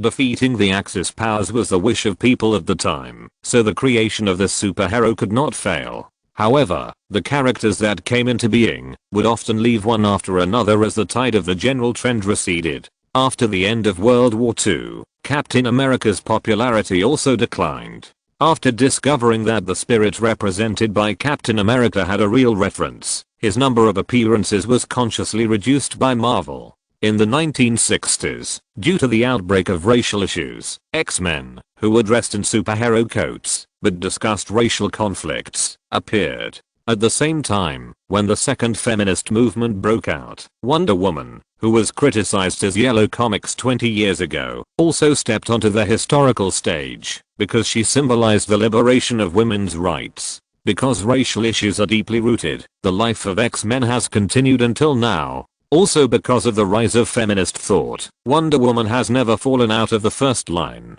Racial issues and feminist thought are also the embodiment of the awakening of people's self-consciousness. Not only that, after the emergence of the anti-elitism brought about by class solidification, Marvel and DC, who smelled the trend of the times, both took action. Stan Lee wrote a biography of a character, and the first underage superhero Peter Parker in American comics was born, and DC even cut off the detective image of Bruce Wayne in Detective Comics, cut off the funny version of Batman created in the 1960s, and launched The Dark Knight Returns, so the master returned from the fire. Since then, Peter Parker and Bruce Wayne have become the two most popular superheroes in the history of American comics, because they are all pigs on the wind. Compared with Superman, Captain America, X-Men, and Wonder Woman, the wind of the times that belongs to them is particularly long. Do you really think readers like the kind of plot where the protagonist is abused? Don't be kidding. No sand sculpture is willing to spend money to read depressing books. Bruce Wayne's miserable childhood, mental illness, and morbid thoughts all exist because of the needs of readers. Peter Parker's tragic experience, growing pains, and self-persistence also appear because readers love to read. Under the wave of anti-elitism, Superman, Captain America, Batman, and Spider-Man are actually the opposition between Bill Gates and Steve Jobs, Jeff Bezos, and Elon Musk. Steve Jobs is a scumbag who abandoned his wife and daughter, but he is also a good elite with personality. Jeff Bezos is an old scumbag who abandoned his wife and had sex with a female anchor, but he is also a good elite who has realized countless middle-aged dreams. Elon Musk is a scumbag who cheated on Depp, but he is also a good elite who is down to earth. And Bill Gates?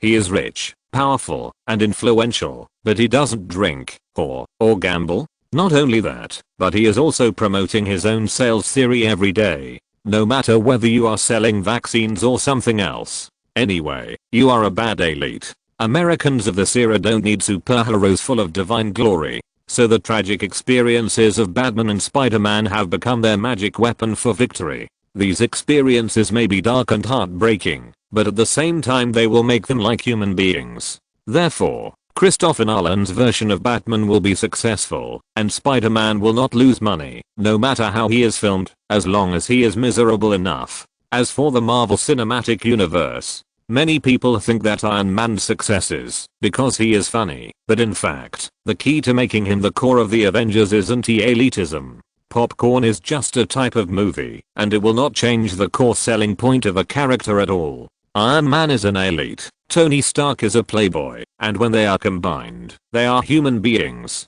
The audience of this era can accept human beings. In addition, Captain America's transformation, discarding the shield for the Winter Soldier, Thor's changes, and his gay relationship with his brother, are all real modifications made by Kevin Feige to cater to the market. Because of this, when Spider-Man 2 was announced, it was openly stated that the plot of the comics might be restored. Most of the audience didn't really have any idea about Gwen Stacy's death. But after they watched the movie and saw the changes James Cameron made to the plot, they said, "Oh, shit, I think the plot of this movie is better than the original comics." Yes, yes, yes. With the addition of Dr. Octopus, Gwen Stacy's death won't be so far-fetched. Oh my god, I'm so happy. Got dash, dash, dash. Too when I saw the film, she was still crying. They thought such a powerful special effects movie was a love movie. It really made me explode. Hey, you are wrong. This movie is actually a love movie, right? Although Roland Allen and Reese Witherspoon don't feel much when standing together, their emotions are still in place, especially when Gwen Stacy died. The sadness shown by Peter Parker was much more natural than the pain when he saw his uncle die in the first film. Yes, it seems to be true when you put it that way. Yes, I also feel that Roland Allen's acting skills have improved by leaps and bounds after falling in love. He seems to have grown up all of a sudden, and all kinds of emotions are used very well, instead of being superficial. Compared with those female audiences who stay on the miserable appearance, male audiences can actually better capture the core of the whole movie. Spider-Man is not a romance film, so they understand that the pain on Peter Parker's growth path is the driving force that prompts him to become better. His giving up now means a better return in the future. Throw away the battle suit. Just throw it away. Anyway, the third movie has been filmed, and he will definitely put it back on. At that time, the Peter Parker who has been sublimated in his heart will be the real Spider-Man. Only when he understands the label of giving and receiving, and the greater the ability, the greater the responsibility, can it be truly branded on him. To put it bluntly, as long as the audience does not get emotional, they actually haven't seen enough. When Peter Parker threw away his battlesuit, many people felt that, "I just took off my special pants and you're done." If it were the internet age, they might have already run to the crew page on Facebook and left a message there to urge for more. "Dear production team, I like the Spider-Man series very much. Can you show all the movies at once? I hope you don't know how to be polite. If you really don't know how to be polite, then I will kneel down and beg you." And there are also a group of film critics who have similar ideas to these audiences. Although they may have received fees for Home Alone, Terminator 2, Home Alone 2, Jurassic Park, Spider-Man, and Titanic, and written a few unconscionable flattering reviews before, now they are willing to see the depth of the movie, and they really like this movie. Spider-Man 2 is the best superhero movie I have ever seen. James Cameron and Roland Allen showed us a real superhero. The Green Goblin played by Anthony Hopkins is even more flesh and blood. Unlike other superhero movies, there are no simple good guys and bad guys here. Everyone is slowly growing up and choosing a camp based on their own experiences, and this process is something I have never seen before. Roger Ebert, a well-made commercial film is an art film. James Cameron once again proved that movies should not be divided into different types, and Roland Allen. Hey, my niece cried again, and after watching the movie, she called me again, wanting to know when Spider-Man 3 will be released, and whether Peter Parker will come back. Kenneth Turan: if Spider-Man made me discover that Roland Allen equals Peter Parker, then Spider-Man 2 made me believe that after Roland Allen, there will be no Peter Parker. I firmly believe that, as long as Spider-Man 3 can maintain the level of Spider-Man 2, the role of Peter Parker will always be branded by Roland Allen, just like Kevin McAllister and Jack Dawson. No matter who comes, they can't take them away from Roland. Alan Morrison: one-sided media reviews have guided the direction of public opinion and the polarized audience reputation. Well, the audience's reputation is not actually polarized, because the male audiences who walked into the theater really like this movie, and the female audiences who ran out of the theater crying. Although they will not watch it, like they did with Titanic, they will still do their duty to help Roland promote the movie when faced with inquiries from their friends. How is Spider-Man 2? It's great. I cried. What? Too cruel. This is the real thing. Okay. You're not interested in superhero movies? No. This is really not a superhero movie. I watched it as a romance. After watching Jack and Rose, you can't watch any romance? No, you're wrong. This movie is not about Peter and Gwen's love, but about how to choose between family and career. Yes. Workplace family. Although it is a bit outrageous to compare superhero movies to workplace family movies, there is actually nothing wrong with these people's metaphors. Superhero is Peter Parker's profession, and love with Gwen Stacy is the prelude to building a family. And under this kind of unremitting deception, the box office of Spider-Man 2 is so shocking that people are numbing their scalps. Is it breaking a record again? No. The word record breaking is not a hot topic when used on Roland Allen, who occupies the top 3 box office in film history. When the companies received the data submitted by the North American Theatre Alliance, they directly skipped the box office of over 100 million yuan in one day. After reading the entire table, the distribution of the number of moviegoers of 43 to 57 made their eyelids jump. Among the entire audience of Spider-Man 2, 43% were women and 57% were men. This number may not be intuitive, but if you compare it with the previous Batman, then the problem will arise. In the Batman series restarted by Warner in 1989, the proportion of female viewers was only 17.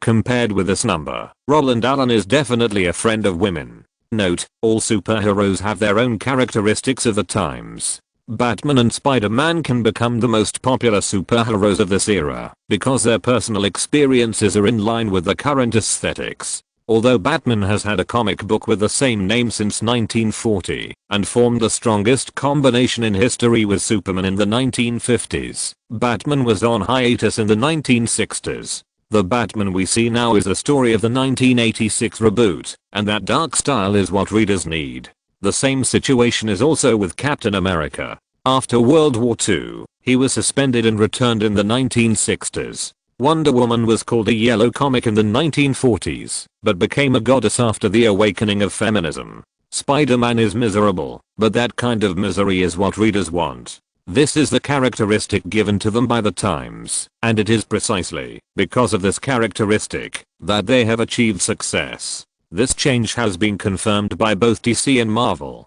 Frank Miller, the cartoonist who created The Dark Knight Returns, said that people nowadays do not need perfect superheroes. Hollywood movies are actually the same. The most typical comparison is 007 and Mission Impossible. 007, which still follows the perfect route, has a worse and worse box office, while Mission Impossible 6 pulls Tom Cruise down from the altar, cuts off the technology, and makes him look old. Although it is a return to the essence, the core is still the audience of this era. They don't like perfect protagonists. In fact, it's all routine. Chapter 324 Warner, are you playing with snakes? Warner headquarters, conference room. A middle-aged man in a suit and tie was standing in front of the curtain, introducing everything about the projection to his colleagues present. DC was founded in 1934. In June 1938, DC launched the world's first superhero Superman through Action Comics. Since then, the entire American comics industry has officially entered the era of superheroes. Superman, Batman, Wonder Woman, Captain America, they jointly supported the golden decade of superhero comics. But with the advent of the 1950s, the harmful theory of comics became popular. Wonder Woman was labeled a homosexual and Batman was labeled a domestic violence man, which led to a sharp drop in their individual single-issue sales. Marvel almost went bankrupt because of the creation of Captain America and was suspected of influencing American public opinion. So from then on, in order to survive, they had to make the attributes of superheroes more bright. For example, the Flash is a forensic science expert in the police department's identification team, and Green Lantern is a test pilot of a spaceship. They are all good young people who meet social standards, and the alliance they formed is called the Justice League. Is it because they don't want to think of cooler names? No. It's because they gave anti-social names. CCA, Comic Standards Authority, will not put a compliant label on the cover, and without a qualified label, it cannot be put on the market for sale. These righteous good guys helped DC and Marvel survive the dark era of comics are harmful. When racial issues broke out in the 1960s and people's self-awareness gradually awakened, they threw the comics are harmful theory into the trash, which also liberated DC and Marvel.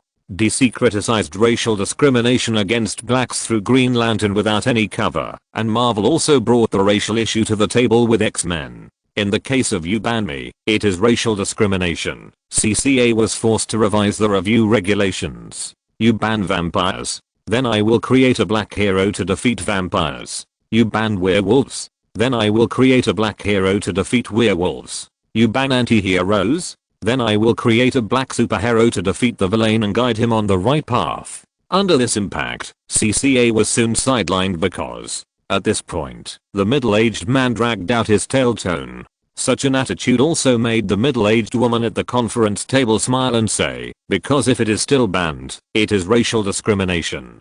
Bingo. The middle-aged man snapped his fingers and continued, so, under this circumstance, Marvel created the anti-hero Hulk and Wolverine. DC also rewrote the backgrounds of various characters, and the Silver Age of comics arrived. In the late 1970s and early 1980s, as the minds of the earliest batch of readers matured, the entire comics industry gradually moved from fiction to realism, and those rebellious teenagers became accustomed to childish comics, so dark plots that incorporated social issues came into being.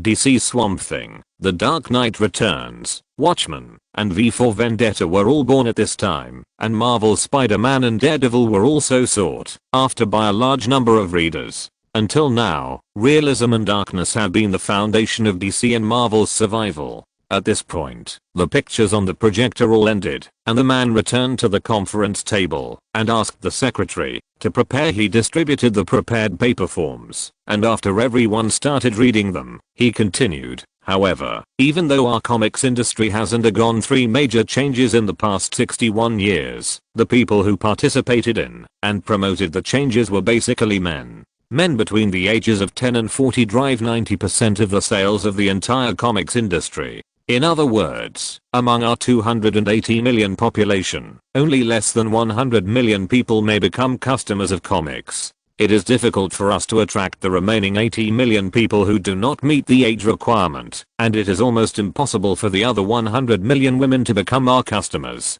In other words, this time, he was not deliberately keeping people in suspense, but when he was about to throw out the conclusion, the president of content sitting next to him spoke up. Those more than 100 million women are all Disney's customers. Disney uses animation and princess series to firmly grasp the female group itself, the children of those female groups, and the grandchildren of those female groups, and monopolize the entire market, forcing us to use chick flick attracts female audiences, but the point is that chick flick's effect is not obvious, and it can't dominate the entire market like Disney. Yes, so unless we are making chick flick, we rarely take female audiences into consideration when creating. The middle-aged man in charge of the report nodded and continued, when we actively ignore it when making live-action movies, we will not actively add female element to it when we are conceiving comic-adapted movies. This may be the reason why our female superhero project failed that year. After the failure of those movies, the heroines in the Superman series exist to be saved by Superman. The female characters designed in the Batman series are designed to attract the attention of male audiences. This is particularly obvious in Catwoman played by Michelle Pfeiffer and the psychiatrist played by Nicole Kidman. We used to think that there was nothing wrong with this approach. Because there are not many women who read comics, we can't please those women. But now, the report that women account for 43% of the viewing is in front of us. So we need to re-examine the content in this regard. The middle-aged man supported the table with both hands, scanned the venue, and said excitedly, perhaps decades ago, women did not have a strong desire and opportunity to watch movies. But now, with the gradual liberation of thought, I think our Warner's unfulfilled dream can be realized. That's right. After seeing the report on the number of viewers of Spider-Man 2, Warner exploded. Meetings were organized from top to bottom, and the content, of course it was the original intention. In Roland's previous life, many people believed that Warner had to bear a certain responsibility for the development of DC. If it weren't for the existence of the bad movie Hua, how could DC lose to Marvel in the construction of the movie universe? Of course, this kind of scrutiny as problem actually has no result, because no one knows if DC is moved to other companies, whether it can reach the same height as Marvel in terms of the movie universe. However, it is an indisputable fact that Warner and DC's brain circuits have never been on the same channel. Because Warner has been targeting the group of female audiences since it acquired DC in 1969. I believe many people know that Warner has acquired DC since then. After that, they brought classic characters such as Superman and Batman to the screen, and made hypes such as Swamp Thing and The Flash come to life on TV, but few people know that Warner didn't like these characters from the beginning.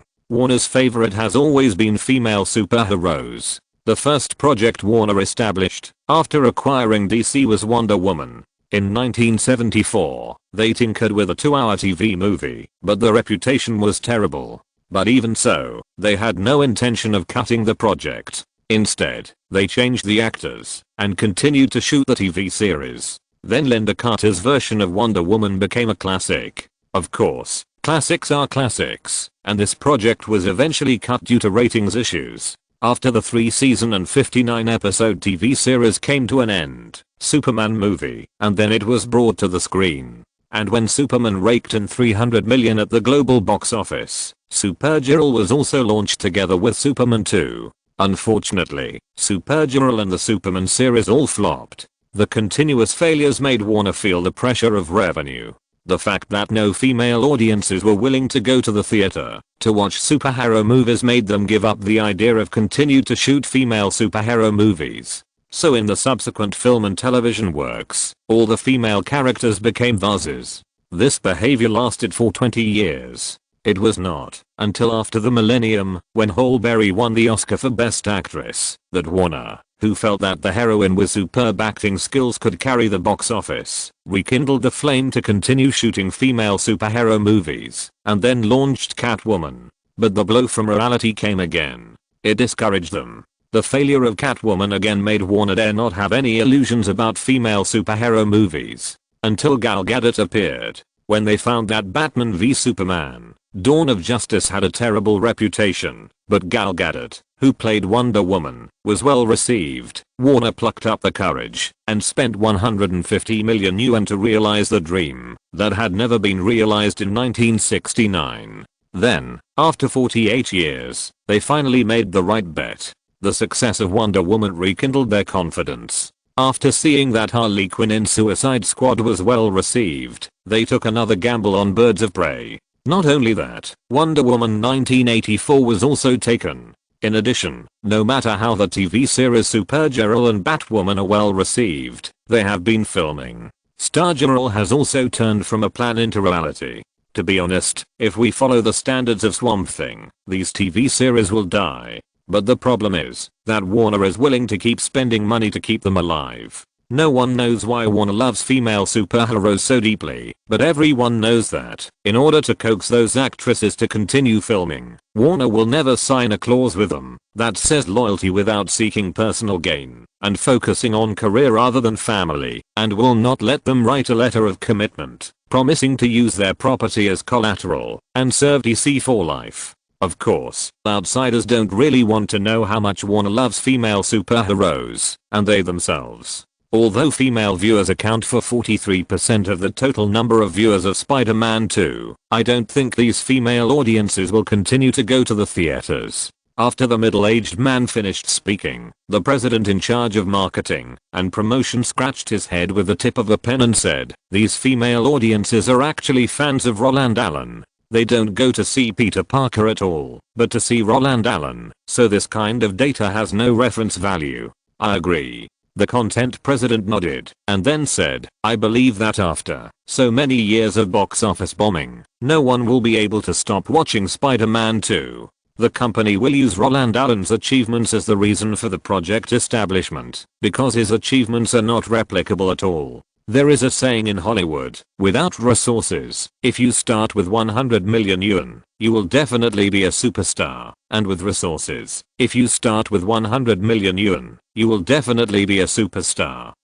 And what about him? He started with 500 million yuan. The worst box office for the leading actor was 400 million yuan. When we didn't even touch the 1 billion threshold, he had already reached 2 billion. This kind of achievement can't be replicated by the six of us combined. So it's meaningless to analyze his success. We can only accept it, and then pray that he will cooperate with us and continue this good luck.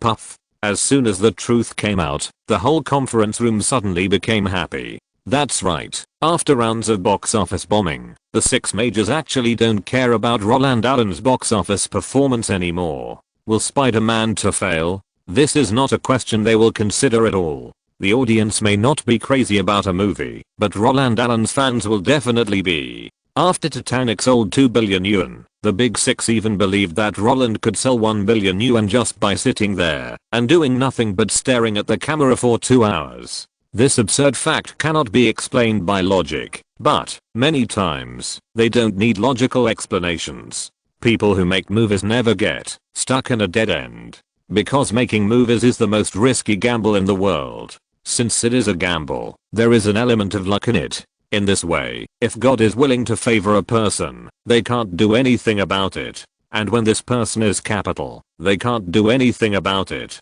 But we don't want to copy Roland Allen's success now. After listening to the speeches of his two colleagues, the middle-aged man who had previously talked about the history of comics also sat down, and the sign in front of him had the logo of the CEO. What we are discussing now is whether we can replicate the success of the movie. Since we have all discovered that female audiences are willing to pay for their favorite stars, then can we copy this creative model and achieve similar success? For example, find a female star that is most popular with female audiences and ask her to star in a female superhero movie. However, before the words fell, the answer came out at the scene. Isn't that Kate Winslet? The president of Warner Business Group folded his arms, leaned back in his chair, and smiled and said, "Is there any female star in the world who is more popular with female audiences than Kate Winslet? I can't find a second one anyway."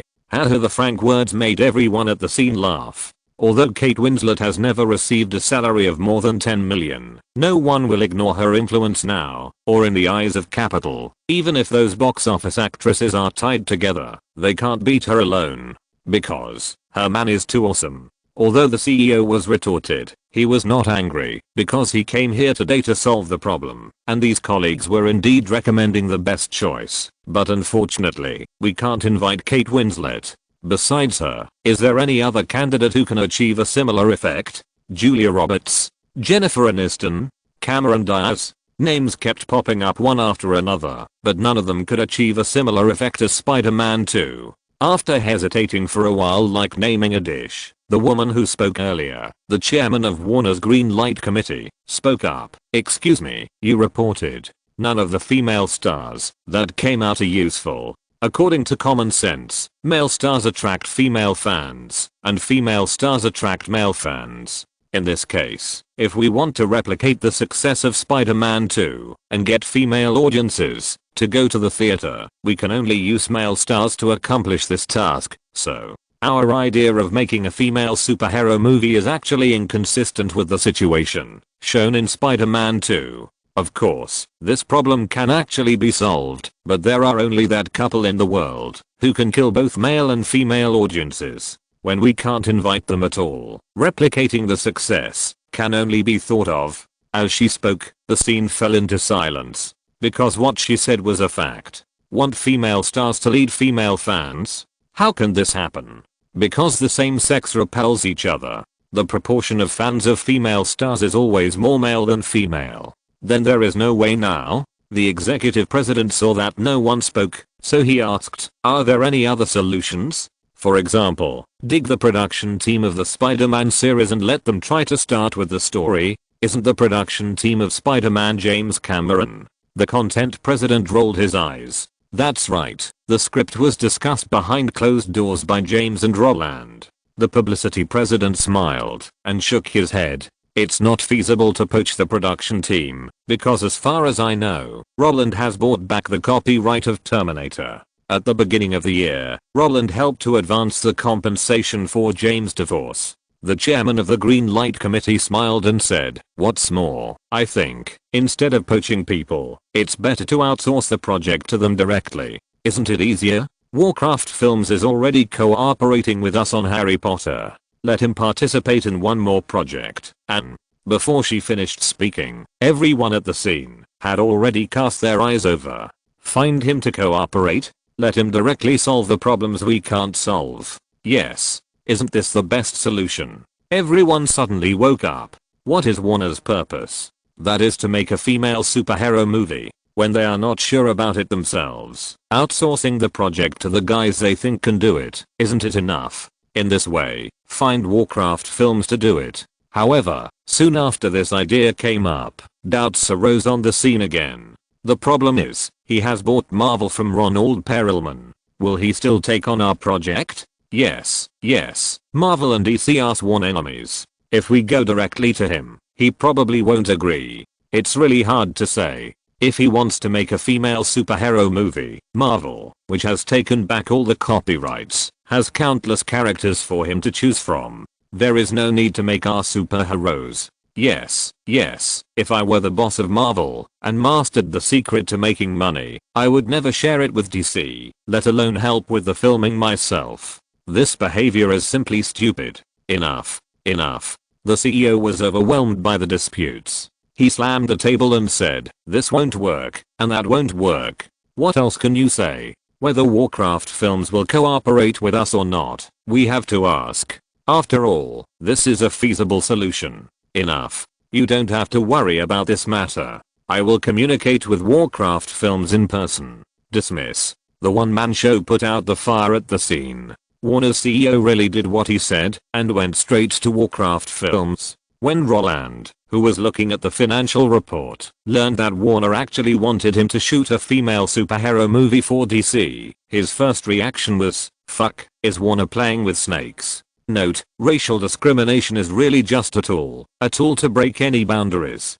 The reason why Marvel created Blade was to open up the vampire market, because the CCA at the time did not allow them to create anything about vampires, but when a black vampire hunter appeared, CCA did not dare to ban it. This is even more true for Black Panther. It is the first superhero in the history of American comics that is not a satire on black people. Stan Lee created him just to confront CCA. If any comic does not give a pass, then Black Panther will be drawn in. If it is banned, you are racist. Warner really likes female superheroes. In the 1980s, when the sequel to Superman was losing money, if it was not for one Polo investment, Warner Brothers wanted to cut the project, but at the same time, they were willing to spend $35 million to shoot Supergirl, which is really unimaginable. After Warner Brothers took control of DC, it has been more than once or twice. Batman led by Tim Burton has nothing to do with DC, and Road to Perdition starring Tom Hanks is a work of DC Comics. But when Spielberg wanted to buy it, Warner Brothers directly sold the copyright, and Skyfall was also the same. DC did not really control the right to shoot live-action movies until 2010. Before that, they did not even have a chance to get on the table. After Warner Brothers established DC Entertainment in 2010, they finally did not have to be sons. Chapter 325 T-Master. No, say it again. What does Warner want me for? At Sherman Oaks' home, Roland, leaning on the sofa in the study, kept drawing circles on his temple with his left index finger. He suspected that he had heard it wrong, or that this guy who had just become the executive president of Warcraft Pictures was out of his mind. Since Warcraft Pictures has many projects to carry out next, it is not conducive to connecting with all parties to continue to maintain the status of a shell company, so Roland, who found that he was short of people, dug Evelyn Watson, the project publicity director of the Spider-Man series, from Sony. At the beginning, when dealing with the publicity and distribution issues of The Shawshank Redemption, Evelyn Watson left a deep impression on Roland.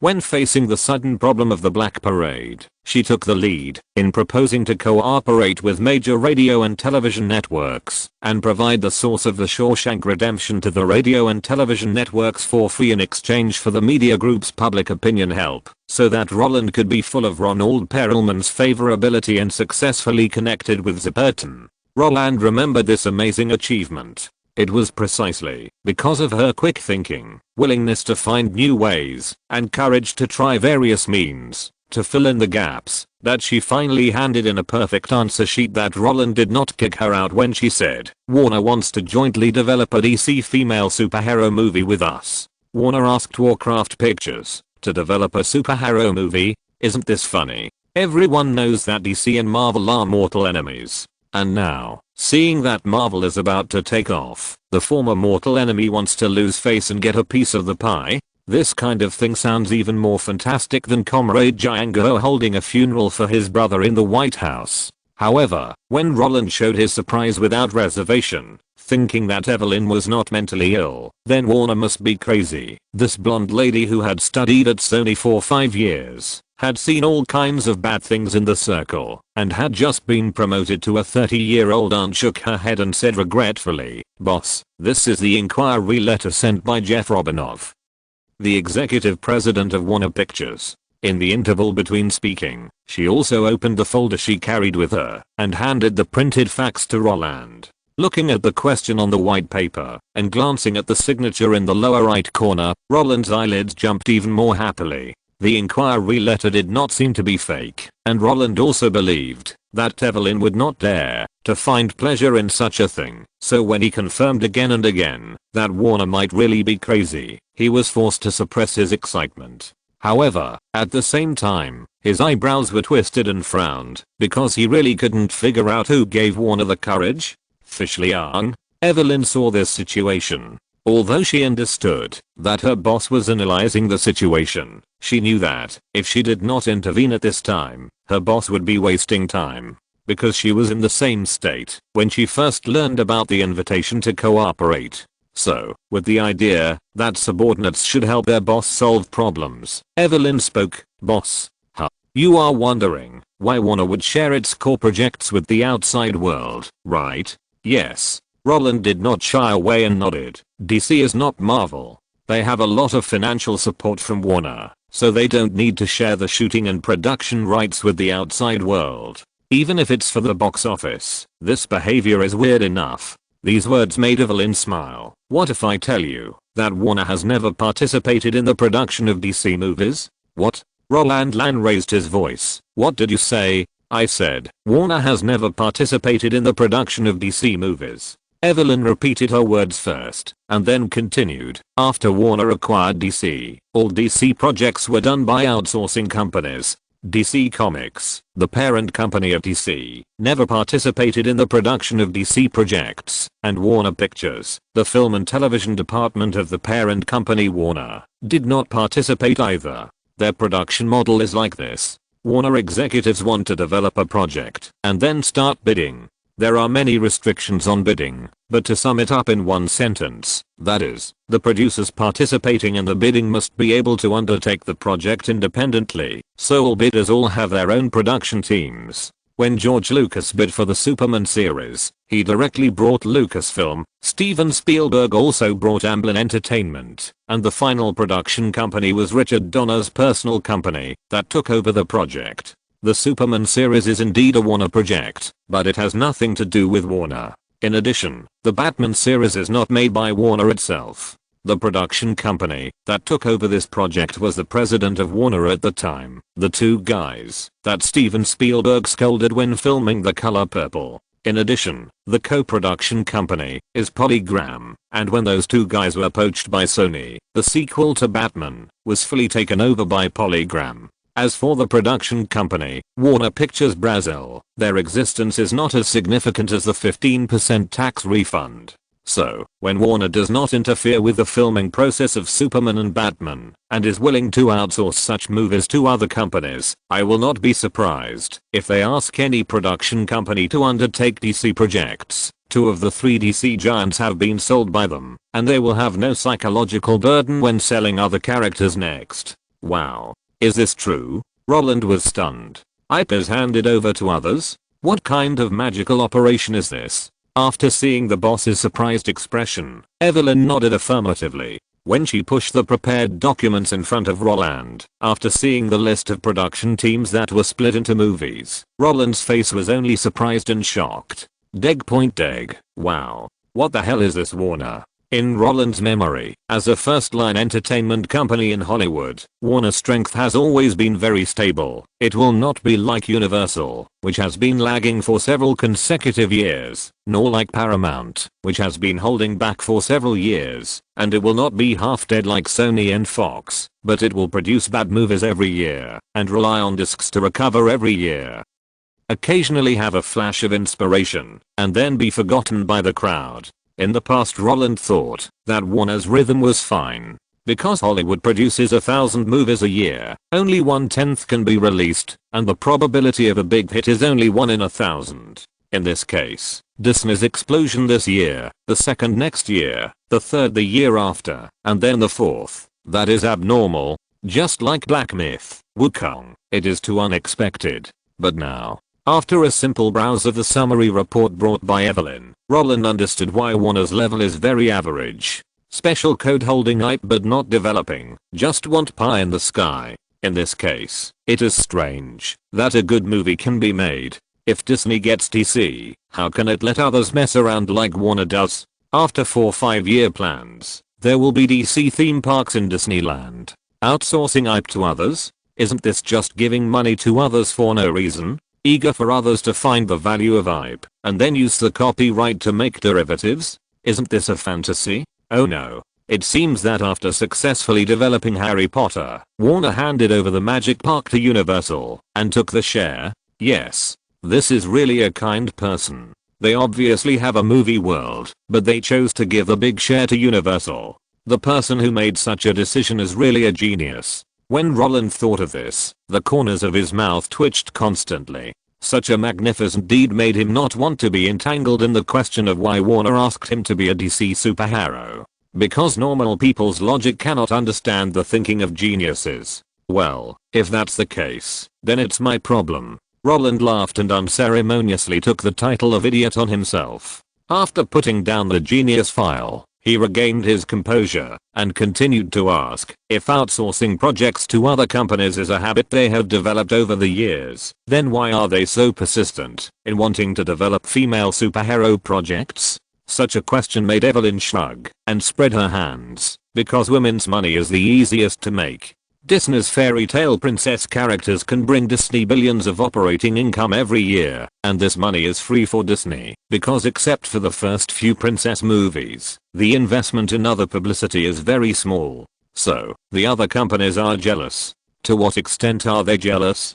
At Walt Disney, after Walt Disney died, all Disney projects came to a standstill. There were no new animations, no new movies, no new characters, and no new projects. But even so, they still survived. The characters created by Walt Disney gave Disney the operating funds to survive, and the income from those princesses allowed Disney to continue to spend money on acquisitions, including Winnie the Pooh, distribution companies in various countries, film and television production companies, and cable TV networks, making it the only company in Hollywood that has never changed hands. After discovering that women's purchasing power can give a company a cash cow to resist various risks, several other companies also wanted to imitate, such as therefore, when Warner acquired DC, they set their sights on female superheroes. Because Warner feels that the image of Disney princesses is outdated in the current era. The idea that the prince's true love and the commoner is just an accident does not conform to the mainstream view of women in the current era. With the awakening of people's self-awareness, more and more women are demanding independence and equal rights, so Warner thinks they may need cooler, more self-reliant and more powerful female characters. So Wonder Woman, who best fits this view, became the first choice for development. Isn't Wonder Woman the representative of feminism? Supporting her is the best way to show yourself. But the problem is that after Warner spent money on it, it found that female audiences don't seem to be interested in Wonder Woman. Most men like Wonder Woman. This is totally inconsistent with the equal rights that women are shouting about every day. So they changed their mind and developed Superwoman. Compared with the toughness of Wonder Woman, Superwoman is younger, more fragile, and more in line with the current situation. But unfortunately, they still failed. This continuous failure made Warner give up the project until the appearance of Spider-Man 2. Or it could be said that it was the appearance of you, boss. Now you have the same basic base as Disney. At this point, Evelyn suddenly raised her right hand and shook it in front of Roland. It was obviously a couple's ring produced by R&K, and she wore it on her index finger. Roland chuckled at this situation, scratched his brow, and said, "Couple rings are for you and your boyfriend to wear. Why do you wear both rings on your index finger, which symbolizes being single?" "Because I don't have a boyfriend." Evelyn shrugged, "and R&K doesn't have single rings. So I had to buy couple rings and wear them all on my right hand. Do you think my behavior is stupid? I actually think I'm stupid too. This design is beautiful but not original. It's more of a symbol of love. But the problem is, I think it's worth spending nearly $300. Because it's from R&K. And how many women in the United States are like me? I don't know the data, but I know that almost all of my friends have bought it. It's just for you." Evelyn winked at Roland.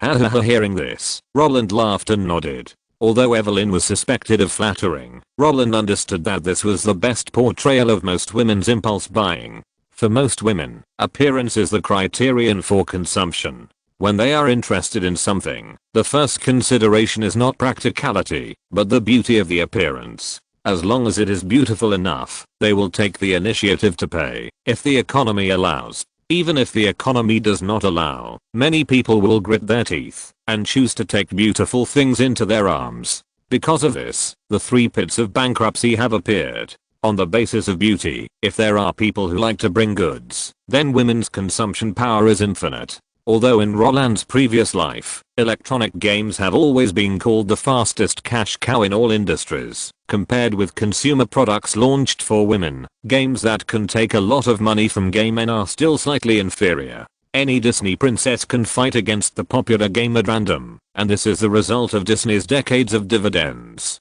The sales of the new princesses Elsa and Anna skirts are in the millions every year. In addition to lipstick, foundation, eyeliner, blush, eyeshadow, and mascara, these can be sold with your eyes closed. Not to mention that the Princess series also has games. The Frozen version of Candy Crush can bring Disney $100 million in revenue every year. Does it take 3 hours to make this kind of maintenance-free skin-changing mobile game? This kind of thing with a longer life cycle than video games and more terrifying money-making ability is the #1 among cash cows. So it is natural for Warner to be jealous. It is normal to want to join. However, although Warner has found the right direction, their approach is too advanced. It is true that Disney's Princess series is indeed not keeping up with the times. In the princess movies they reset in the new century, princes are no longer as popular as before, so they launched Frozen, in which the prince is just an accident and the sister is the true love. But the problem is that Disney is promoting women's rights in 2013. Warner is helping to shout in the 1970s. This is not a step too big that is easy to pull the balls. It's flying too low and crashing. Talking about women's independence with people in the 1970s? Isn't this just a deaf person listening to a dumb person and a blind person seeing a ghost? Let alone the 1970s. Even 20 years later, many feminist movements are just nonsense. Just like Natalie Portman and Emma Watson. I call for feminism to seek greater benefits, not to take more responsibilities. In this way, Roland finally understood Warner's idea. They want cash cows like Disney princesses in their own R&K, but they don't know how to do it, so they come to me. Compared with the almost immortal income brought by cash cows, movies are not important at all. This is really a great irony. Capital has used movies as tools from the beginning, and in this case, who can be hurt by the accusations of the people? I can only move myself. I think I figured out the whole thing, but female superhero movies are not that easy to make. Roland pursed his lips and said, I personally think that the market related to female superheroes is still unclear, so the probability of replicating the success of a certain movie is very low. As for wanting to reach my standard. Hey, Roland laughed twice. Although he didn't say it explicitly, the sarcasm was extremely obvious. It's not that he looks down on anyone, but no one in the circle or outside the circle can fight him. It's true that Titanic is full of blood. But the real reason why all this turned into a cash cow was because he betrayed his love. Roland has created a dreamlike reality for countless people. The kind of beauty that is within reach is the reason why the public will go to the cinema to watch Spider-Man 2 even though they know it is abusive, because they are not watching a movie, but everything they want. How can this kind of thing be copied? It can't be copied. Not only that, Gal Gadot's version of Wonder Woman in the future did not pull the wallets of women's rights, and Brie Larson's Captain Marvel was the same. So, if you want to turn female superheroes into cash cows, you might as well think about how to make them more beautiful and let those otakus pay for the action figures. Then I refuse. Evelyn asked with a smile. While speaking, she lowered her head and wanted to write down the boss's reply on the document. Yeah. Roland replied casually. Just as he was about to reveal this inexplicable thing, he suddenly thought of something and opened his mouth again. Wait. Any more questions, boss? Evelyn asked with a smile. Tell me, after I refuse, what is the probability that Warner will continue to develop DC movies? Roland tapped the table with his index finger. The sound of da-da-da made Evelyn frown. As far as I know, George Clooney had the opportunity to play Batman and Arnold Schwarzenegger played Mr. Freeze. But because of the role of Dr. Octopus, Arnold Schwarzenegger rejected Warner, so Warner cut the whole project. Because Warner is generous enough, many people have wanted to take over DC's adaptation projects in recent years, such as Darren Aronofsky, a Jewish director, who just released his first feature film Pi last year. He wants to shoot Batman, and your teacher Steven Spielberg's other assistant, the Jewish J.J. Abrams, wants to shoot Superman. In addition, there are many people who want to shoot other projects. I can't remember so many people. Oh okay, the honest words made Roland smile and nodded, and said, it seems that DC is very popular. In fact, Marvel is more popular now. Evelyn shook her head and said, if everyone in the industry didn't know that you hate trouble, the list of names I would recommend myself would be enough to overwhelm the entire Warcraft film and television industry. But even so, Kevin Feige is already annoying enough. Every day, countless beauties want to get into his room, eager to get a chance. Wow. Really? Roland was shocked and asked curiously, did he accept it? I don't know, but I don't think he would accept it, because compared to the president of Marvel Entertainment you promised, those beauties are not attractive at all. Evelyn pinched her fingers, put them in front of her nose and sniffed, making a look of disgust. That expression directly compared the flesh and blood who wanted to climb into the bed to garbage. Such an action amused Roland.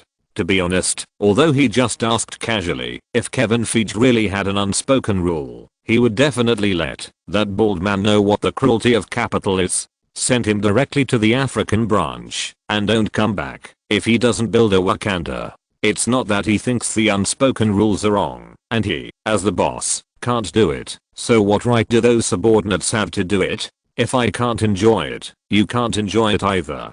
Hehe. After laughing and joking about this issue, Roland returned to the main topic. Don't refuse yet. Just tell Warner directly that after Christmas in California, I will accompany my wife back to the UK for New Year's Eve. I will have time to consider these things after the new year, so don't worry about them. Besides, haven't they reached a merger agreement with AOL? There is no time to deal with these things for a while. After I come back from the UK, I will slowly talk to them about these things. Yes, I will talk to them in person. Okay, that's it. The new year is coming soon. Take a holiday according to the time, and wish you a happy new year in advance. After figuring out all the circumstances, Roland's first reaction was that a female superhero movie would never work. But on second thought, since Warner was so generous, wouldn't he be sorry for Case's sincerity if he refused directly? Especially when Disney avoided him like a snake and scorpion. Warner obediently washed his ass and stuck it up. If he didn't stamp it, he would be sorry for Warner. Ahem. Of course, whether to stamp it or not is not the point. What really interests Roland is that with Warner, this troublemaker, there can be a lot of pressure on Disney. According to the previous plan, he wanted to turn Warcraft films into a parasite on Disney, and wanted to make them ecstatic and unable to stop through successful cooperation. But this kind of parasitism is like a backward stick, which is too embarrassing. Even if you and I are in love in the future, Disney will look down on him. Because at the beginning, he took the initiative to stick to it. But now, hey, Warner took the initiative to ask for a hug. As long as Roland accepts Warner's order, he will be able to occupy a dominant position when cooperating with Disney in the future. Roland, I want to do a project with you. Will you join me? Disney, huh? What project? Roland, no more talking. You're too slow. I'll go find Warner. Disney, hey, let's do it. We'll do any project. This is like a goddess raising a dog in a relationship. Without competition, where does the motivation come from? Without comparison, where does the hurt come from? Old green tea. As for Warner wanting to make a female superhero movie, don't worry. Take it step by step. As long as Warner doesn't focus on production and quality control, Roland will have the confidence to start with other superheroes. Of course, this is not aiding the enemy, because he himself doesn't know how to build DCEU. However, with Kevin Feige on Marvel's side generating electricity for love, DC also has a crazy fan on the other side. And that person, he should spend New Year's Eve in the UK, right? Looking at the calendar on the table, Roland knocked his head helplessly, except for the name and the movie. Everything else is blurred. It's a headache. A headache. Note, Evelyn Watson comes from chapter 190. I'm too lazy to name her, so I'll just use it. I remember writing before that Warner is the most generous company in Hollywood. A $100 million project must spend $100 million of the budget, and money cannot be saved. Not only that, many movies are outsourced. In addition to Superman and Batman written in the article, Catwoman was outsourced to Australia's Village Roadshow. Village Roadshow is not a subsidiary of Warner, but has signed a long-term production agreement with Warner, and Superman Returns was outsourced to Legendary Pictures. This strange production model was exposed after the Palace drama ended in 2013. The reason why they like to use non-subsidiary companies to make movies is because the internal struggle is too fierce. Everyone has to be responsible for the projects they invest in, and the best way to shirk responsibility is to outsource the project and make it bad. So the bad movie Who was born. Warner did not make The Magic World, but it did it in 2001, and then disliked the lack of traffic, so it dismantled the Matrix world of The Matrix in 2003, and then it was subcontracted to Universal within 2 years. This behavior has long become a laughingstock. Darren Aronofsky is the director of Black Swan. He wanted to make Batman at the beginning of the millennium. J.J. Abrams wanted to make Superman around the millennium. He was Spielberg's assistant. Otherwise, Tom Cruise would have let this guy who had never made a movie make Mission Impossible 3. Later, Star Wars was also connected because of his own talents. His own people. His own people. There are his own people everywhere. End of this chapter. Thank you very much for reaching the end. Don't forget to like. Looking for more exclusive content and immediate access? Subscribe to our Patreon. Remember, every like, subscription, or donation encourages us to continue. Thanks to everyone. See you in the next video.